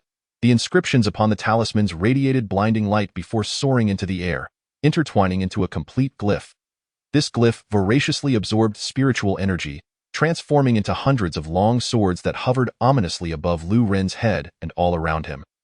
The terrifying sword energy ravaging through the air, instantly tearing Lu Ren's garments to shreds. The great talisman array. Lu Ren gazed at the formation above him, his brow furrowing as he slowly uttered those 4 words. This was indeed the great talisman array, composed of multiple talisman formations, known for their arduous crafting process and high cost, yet convenient for transport and capable of being activated by one or several individuals. As long as they possessed spirit stones, Lu Ren had not expected that Jian had set this trap for him in advance. It meant that Jian had not merely intended to rob and kill, but had long wished to end his life. Who exactly are you? I bear you no grudge. Why do you seek to kill me? Lu Ren inquired, frowning. Seeing Lu Ren completely ensnared in the myriad swords formation, Jian chuckled lightly. I am the leader of a small assassination squad from the Yama Hall. My mission is to eliminate you. However, my subordinates have all perished at your hands. leaving me no choice but to take matters into my own hands. This myriad swords formation is a grand gift I have meticulously prepared for you. Chapter 0091. Slaying Injujian. So he is an assassin from the Yama Hall, Lu Ren smirked, revealing no shock, but rather confusion. Yet, I am merely a discarded bloodline, and you, a genius ranked second on the Lingxi list. Renowned alongside Su Sanjia, go to such lengths to kill me. You truly hold me in high regard. This myriad swords formation, composed of 8 talisman formations, could not be obtained without at least 500 low-grade spirit stones. For the sake of killing him, Injujian had indeed invested considerable effort and resources. Humph, were you truly a mere discarded bloodline? Lan she would have killed you long ago. Do not think I am unaware that you have the support of Emperor Tuashi's soul behind you. Allowing you to survive this long, Injujian said coldly, today, I shall set up the myriad swords formation to completely annihilate you and seize all your fortunes. His gaze emanated a frigid killing intent. He had no desire to prolong the conversation, for the more he spoke, the more opportunities he afforded Lu Ren to breathe. Kill. He unleashed a surge of true energy, commanding the myriad swords formation. Swish, swish, swish. The various long swords suspended in midair erupted with formidable force, hurtling towards Lu Ren with lethal intent. This was a third-tier formation. Even a martial artist at the 9th level of the Yunhe realm would meet certain death within it. Not only was Lu Ren's every move locked by the formation's attacks, even the overwhelming sword energy emanating from the formation alone could obliterate him. Breaking formation copper pearl. Lu Ren's eyes glinted sharply as he produced the breaking formation copper pearl, frantically infusing it with true energy before hurling it skyward with great force. Boom. The breaking formation copper pearl unleashed an astonishing wave of energy, radiating outward as it clashed violently with the long swords. Sparks flying in every direction, the long swords began to shatter under the pressure. The breaking formation copper pearl, imbued with tremendous power to disrupt formations, effortlessly dismantled the onslaught of swords, ultimately smashing down onto the great array. Boom! In an instant, the myriad swords formation suffered a devastating blow. The surrounding inscriptions began to splinter, and the formation enveloping an area of over 10 feet collapsed almost instantaneously. What? The breaking formation copper pearl. Injujian's expression changed dramatically. He had never anticipated that Lu Ren possessed such a treasure, a veritable artifact for dismantling formations that could breach any formation below the 3rd tier. Without a second thought, he unleashed a barrage of sword light towards Lu Ren's position. He believed that even if Lu Ren had broken the formation, the sword energy released from its collapse would be sufficient to shred Lu Ren to pieces. Moments later, the scene before him gradually calmed, shrouded in a thick haze of energy. Injujian's face lit up with joy at this sight. But suddenly, he felt the ground tremble, as if a colossal beast were trampling upon it. Following this, a massive palm imprint shattered the surrounding energy of the array and hurtled towards him at breakneck speed. What? Injujian's expression shifted once more. From that palm imprint, he sensed a fatal danger. Without a moment's hesitation, he thrust both palms forward, channeling his frigid true energy to form a sturdy bone shield in front of him. Crack, however, that solid bone shield was as fragile as paper against the palm. Instantly shattering, before the strike forcefully impacted Injujian's chest, sending him staggering back over 10 paces. Die? Lu Ren charged forward, the dragon elephant trembling sky palm once more crashing down upon Injujian's chest, shattering his ribs to smithereens. Pfft! Injujian's eyes widened in agony as he spat blood, staring in horror at Lu Ren. At this moment, Lu Ren was already tattered, his hair disheveled, yet his robust physique bore only a handful of superficial sword wounds. When Lu Ren realized that his palm strike had not killed Injujian, he was slightly taken aback, only then noticing that Injujian was adorned in a golden-threaded inner armor, seemingly a spirit artifact. Without a moment's hesitation, Lu Ren surged forward, unleashing a lightning-fast punch aimed directly at Injujian to obliterate him. No. You cannot kill me. I am a small leader of the Yama Hall. If you kill me, the Yama Hall will not spare you. Fear filled Injujian's eyes as he shouted frantically, boom. But Lu Ren showed no signs of hesitation, delivering a punch that struck Injujian's head. Blood sprang forth as Injujian's scarred head exploded, lifeless in an instant. The unparalleled genius of the Lingxi list, the leader of the Yama Hall's assassination squad, had thus been slain by Lu Ren. This had indeed been a close call. Had he not cultivated the Qi refinement body tempering technique to its second layer, achieving a body of steel, his outcome would have been far worse. Lu Ren collapsed to the ground, the 9 streams of true energy within him nearly exhausted. In this world of deception and treachery, trust was a luxury one could ill afford. After consuming a few healing pills and resting briefly, Lu Ran began to search In Zhujian's body, discovering another Yama posting. Upon reading the Yama order, Lu Ran was astonished that it turned out that, besides seeking his life, In Zhujian had another mission. There was an ancient relic within the Tsaming's secret realm. This Yama posting also contained a map, indicating a rough location. Lu Ran stowed the Yama posting away, removed the golden-threaded inner armor from In Zhujian's body, and placed it into his storage ring. Subsequently, he set off in the direction indicated by the map, eager to seek out the ancient relic. Along the way, Lu Ran paused to collect any spiritual herbs he encountered. This was Snake King's grass, a miraculous herb capable of detoxifying. Lu Ran halted at the foot of a mountain, having spotted a serpent-like green spiritual herb. Just as he prepared to crouch down to harvest it, he sensed an approaching figure not far away. Who? Lu Ran's expression shifted as he leaped onto the rocky wall, moving with agility akin to flying, and confronted the figure with a powerful kick. The person had not anticipated Lu Ran's speed. They barely had time to react, raising their arms in defense. Bang! The figure was sent sprawling back several dozen paces. Such immense strength! The figure thought in astonishment, stabilizing themselves. Once Lu Ran recognized the figure, he halted his movements, exclaiming in surprise, "You are senior brother Lin Xiaobai?" The other wore the garb of an outer disciple of Qingyun's sect, the sole disciple from the sect listed on the Lingxi list.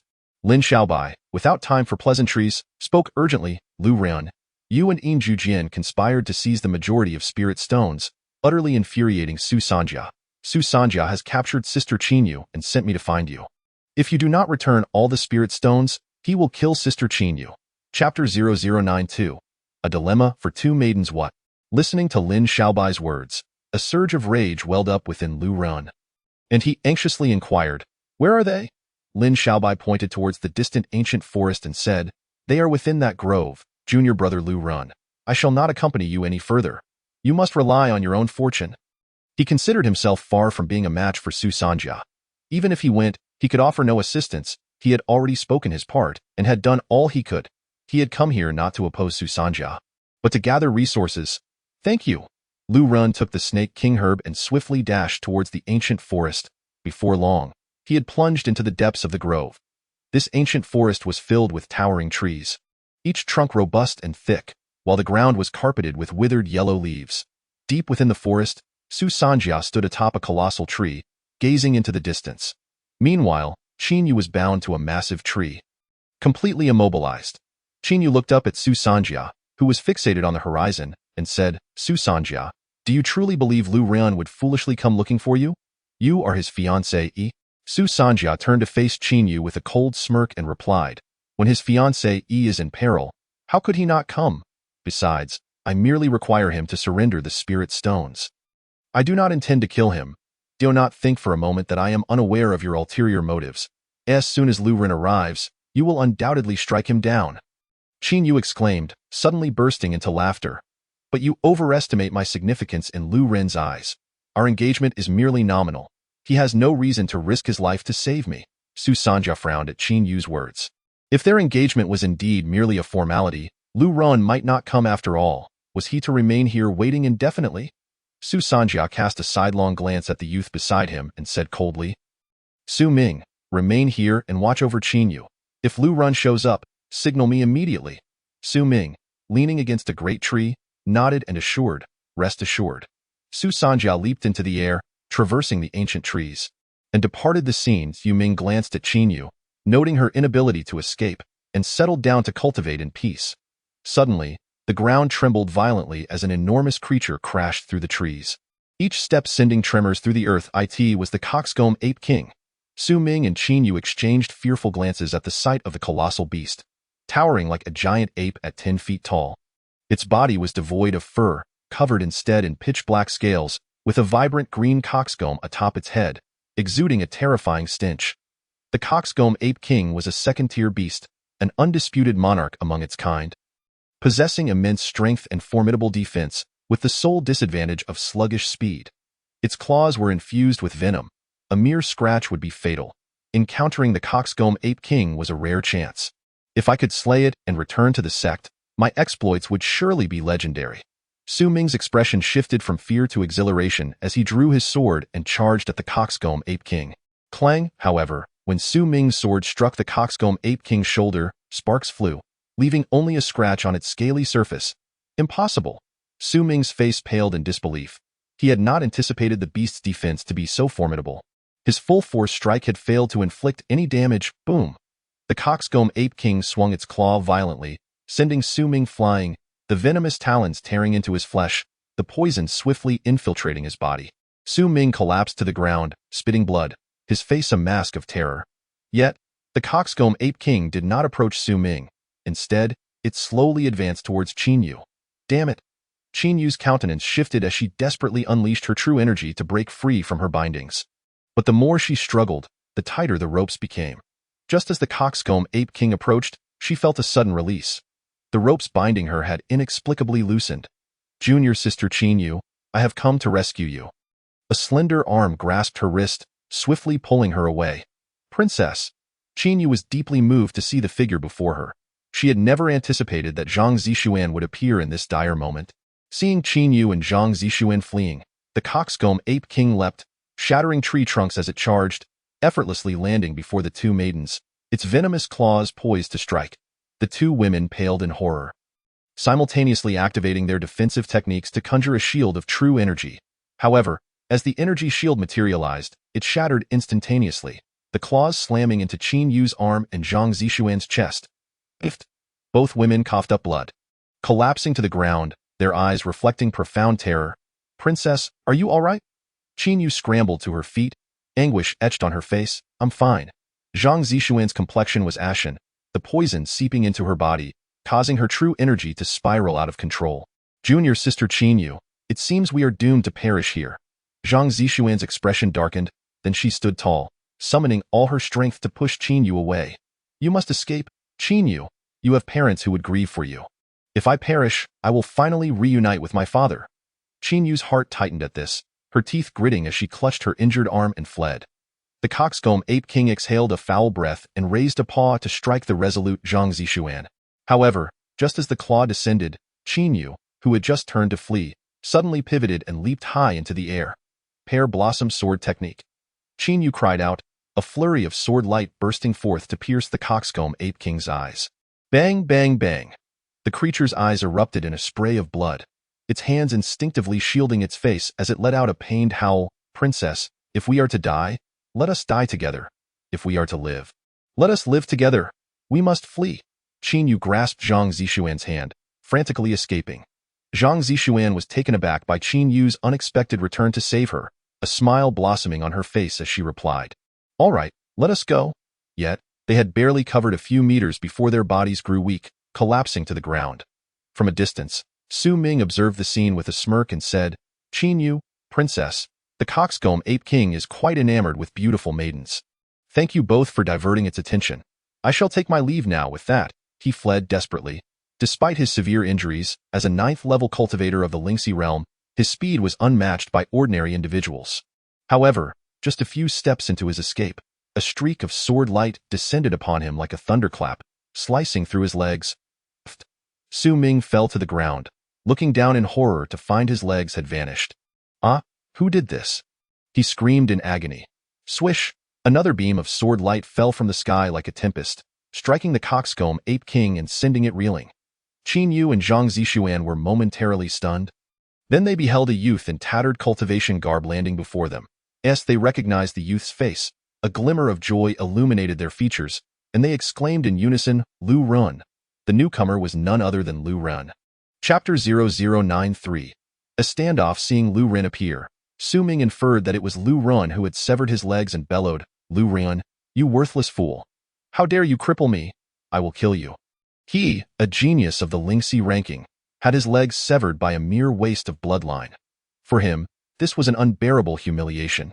Yet, in his grievous state, he could only lay there, impotently furious, unable to act.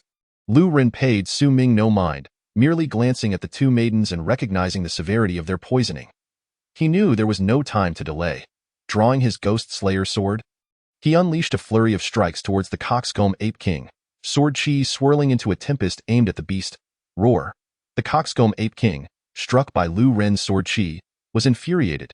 As Lu Ren launched another assault, the beast let out a furious roar, its arms swinging like tree trunks to meet the oncoming storm of sword energy.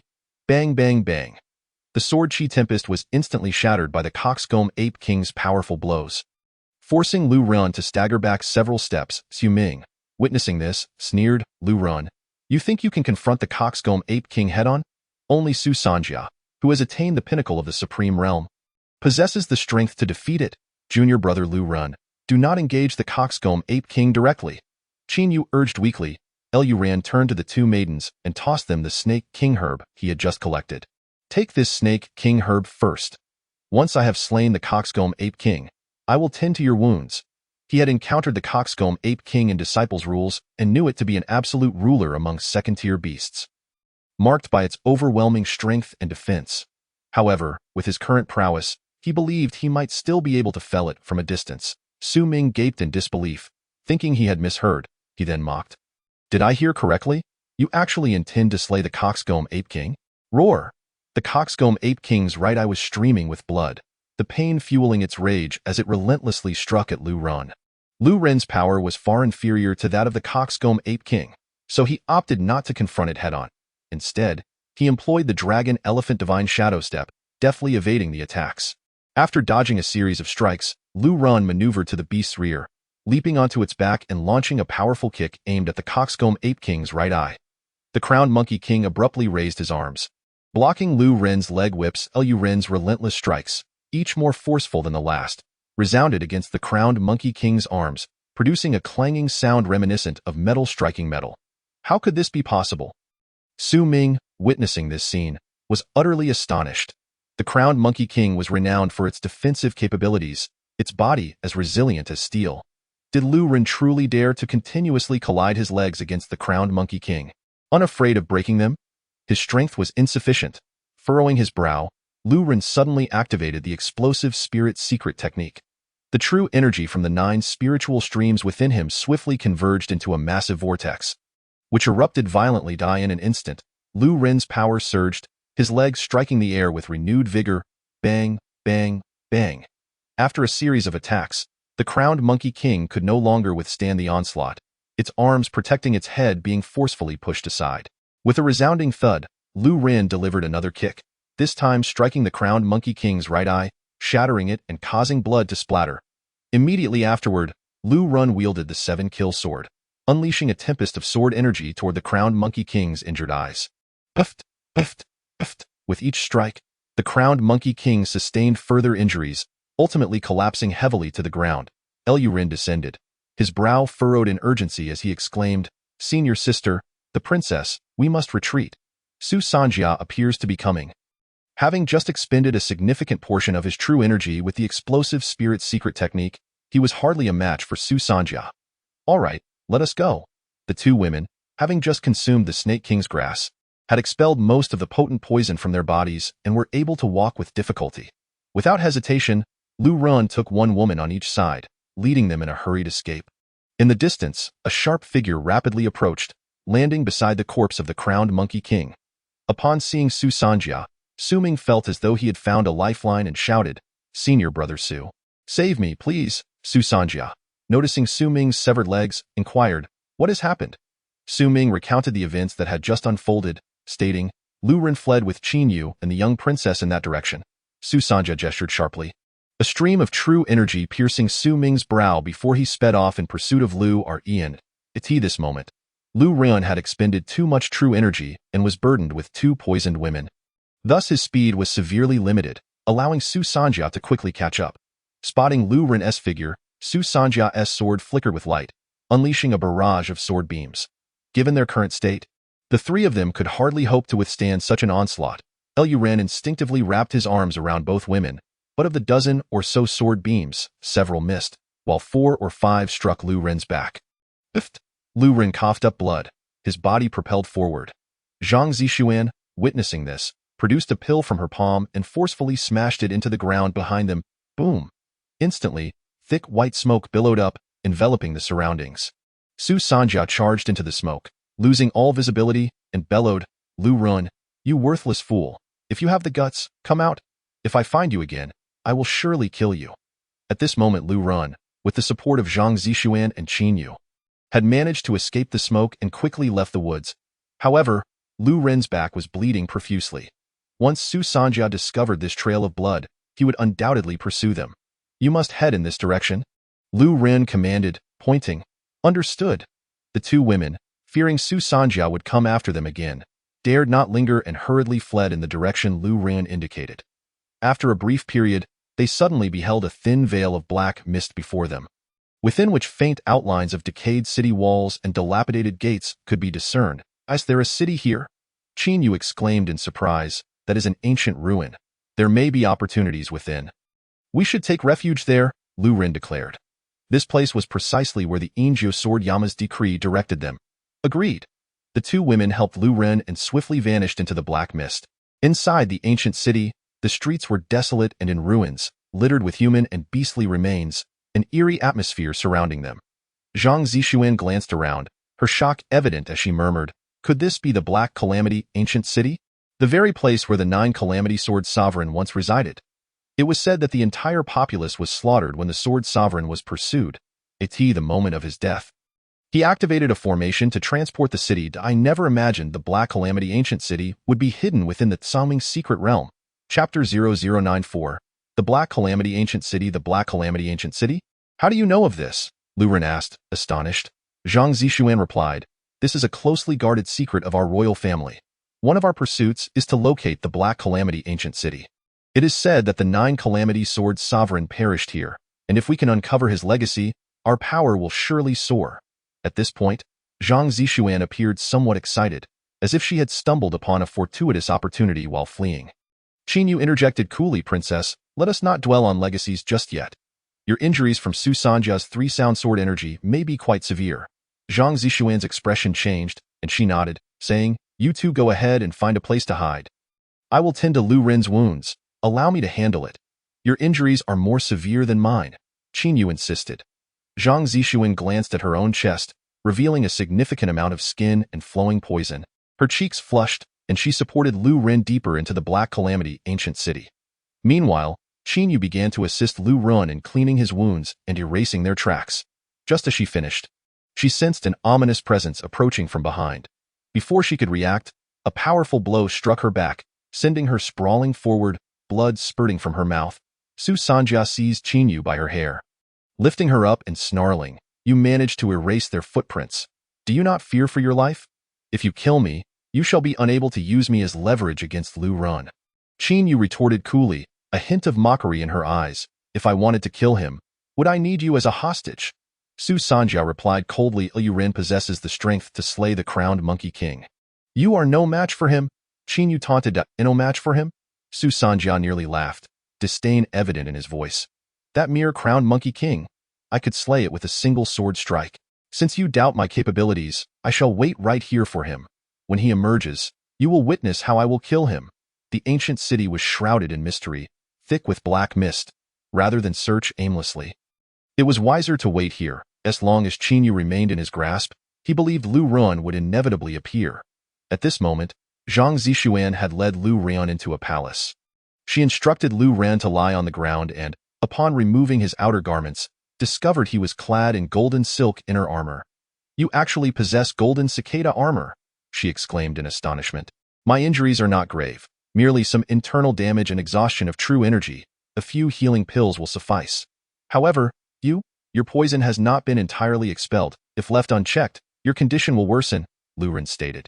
Zhang Zixuan glanced down at her chest, her face flushing, and turned away to remove her garments, revealing her smooth, fair back to Lu Ren. "You must not come closer if you dare to peek. I shall condemn you to death," Zhang Zixuan warned, crossing her arms defiantly. Lu Ren, meanwhile, sat cross-legged, ignoring her, and as soon as Zhang Zixuan turned to treat her own poisoned wounds, he entered the space of the nameless treasure tower. A second later, he emerged, fully healed, his true energy replenished. Such injuries required no pills. With time, they would heal. As long as he could access the nameless treasure tower, he could recover instantly. However, if he sustained serious injuries without treatment, they would only worsen, rendering the tower ineffective. Suddenly, a violent tremor shook the entire palace. Just as Zhang Zixuan finished treating her chest wound and prepared to dress, she was startled and flung herself into Lu Ren's embrace. The next moment, a shrill scream akin to that of a slaughtered pig pierced the air. "You rogue! How dare you take liberties with me?" Zhang Zixuan exclaimed in fury. Lu Ren feigned innocence, saying, "Princess, you were the one who leaped into my arms. And you dare to say that?" Zhang Zixuan retorted, her anger palpable as she hurriedly adjusted her clothing. Another violent tremor rocked the ground beneath them, creating a large hole, causing them to plummet downwards. Lu Ren instinctively caught Zhang Zixuan, and they fell several tens of feet before crashing to the ground. Boom! Lu Ren's back struck the earth, causing him to spit blood. Even with his hardened body, the impact left him feeling as though he were falling apart. Zhang Zixuan, cradled in Lu Ren's arms, treated him as a cushion, suffering only slightly. She clutched Lu Ren's neck, alarmed at his injuries and the recent impact. Urgently inquired, "Lu Ren, are you all right?" At this moment, Lu Ren, clad in golden cicada armor, and Zhang Zixuan, nearly bare above the waist, presented a rather intimate tableau. Lu Ren felt the softness of her body pressing against him, the faint scent of her fragrance wafting through the air. "Princess, I am fine, but you are making it difficult for me to breathe," he replied. Zhang Zixuan's face flushed crimson, and she quickly stood up, murmuring, "Thank you for earlier, Lu Ren." Had it not been for Lu Ren's embrace, the fall from such a height would undoubtedly have resulted in dire consequences. Lu Ren rose to his feet, dusting off the remnants of dirt clinging to his attire, and subsequently produced an oil lamp, casting his gaze around the surroundings. This appeared to be a subterranean chamber. Could it possibly be the place where the sword sovereign of 9 calamities met his demise? As Lu Ren surveyed his environment, he discerned that he was enclosed within a space with walls on all sides, save for one wall, which bore a colossal black iron door. He handed the oil lamp to Zhang Zixuan and placed both hands upon the black iron door. Attempting to push it open, however, as his hands made contact, intricate array runes unexpectedly materialized upon the door's surface. The runes shimmered in 5 distinct colors, interweaving to envelop the entire black iron door. "An array?" Zhang Zixuan exclaimed. "If I am not mistaken, this must be a 3rd-tier array, the 5 elements sword formation. Once this formation is activated, it will unleash a torrent of sword energy, powerful enough to turn even the warriors of the Cloud River sword into mere fodder." "You recognize this formation at a glance?" Lu Ren inquired, astonished. "My secondary profession is that of a talisman master, specializing in array talismans, so it is only natural for me to identify this formation. It is indeed possible to decipher it. Perhaps given 10 days to half a month, I could unravel it. In 10 days to half a month, the Tsangming's secret realm will once again be besieged by a tide of beasts, engulfing the entire domain. To be why that time, not only will we be unable to escape, but we may also find ourselves as prey to those monstrous creatures," Lu Ren remarked. "Yet within lies the potential inheritance of the sword sovereign of 9 calamities. We cannot possibly return empty-handed, can we?" Zhang Zixuan replied, still harboring a sense of reluctance. "I never suggested we could not break the array. I simply believe we need not complicate matters," Lu Ren chuckled, producing a copper orb designed for array breaking, stating, "Princess, this trinket is remarkably effective for dismantling arrays.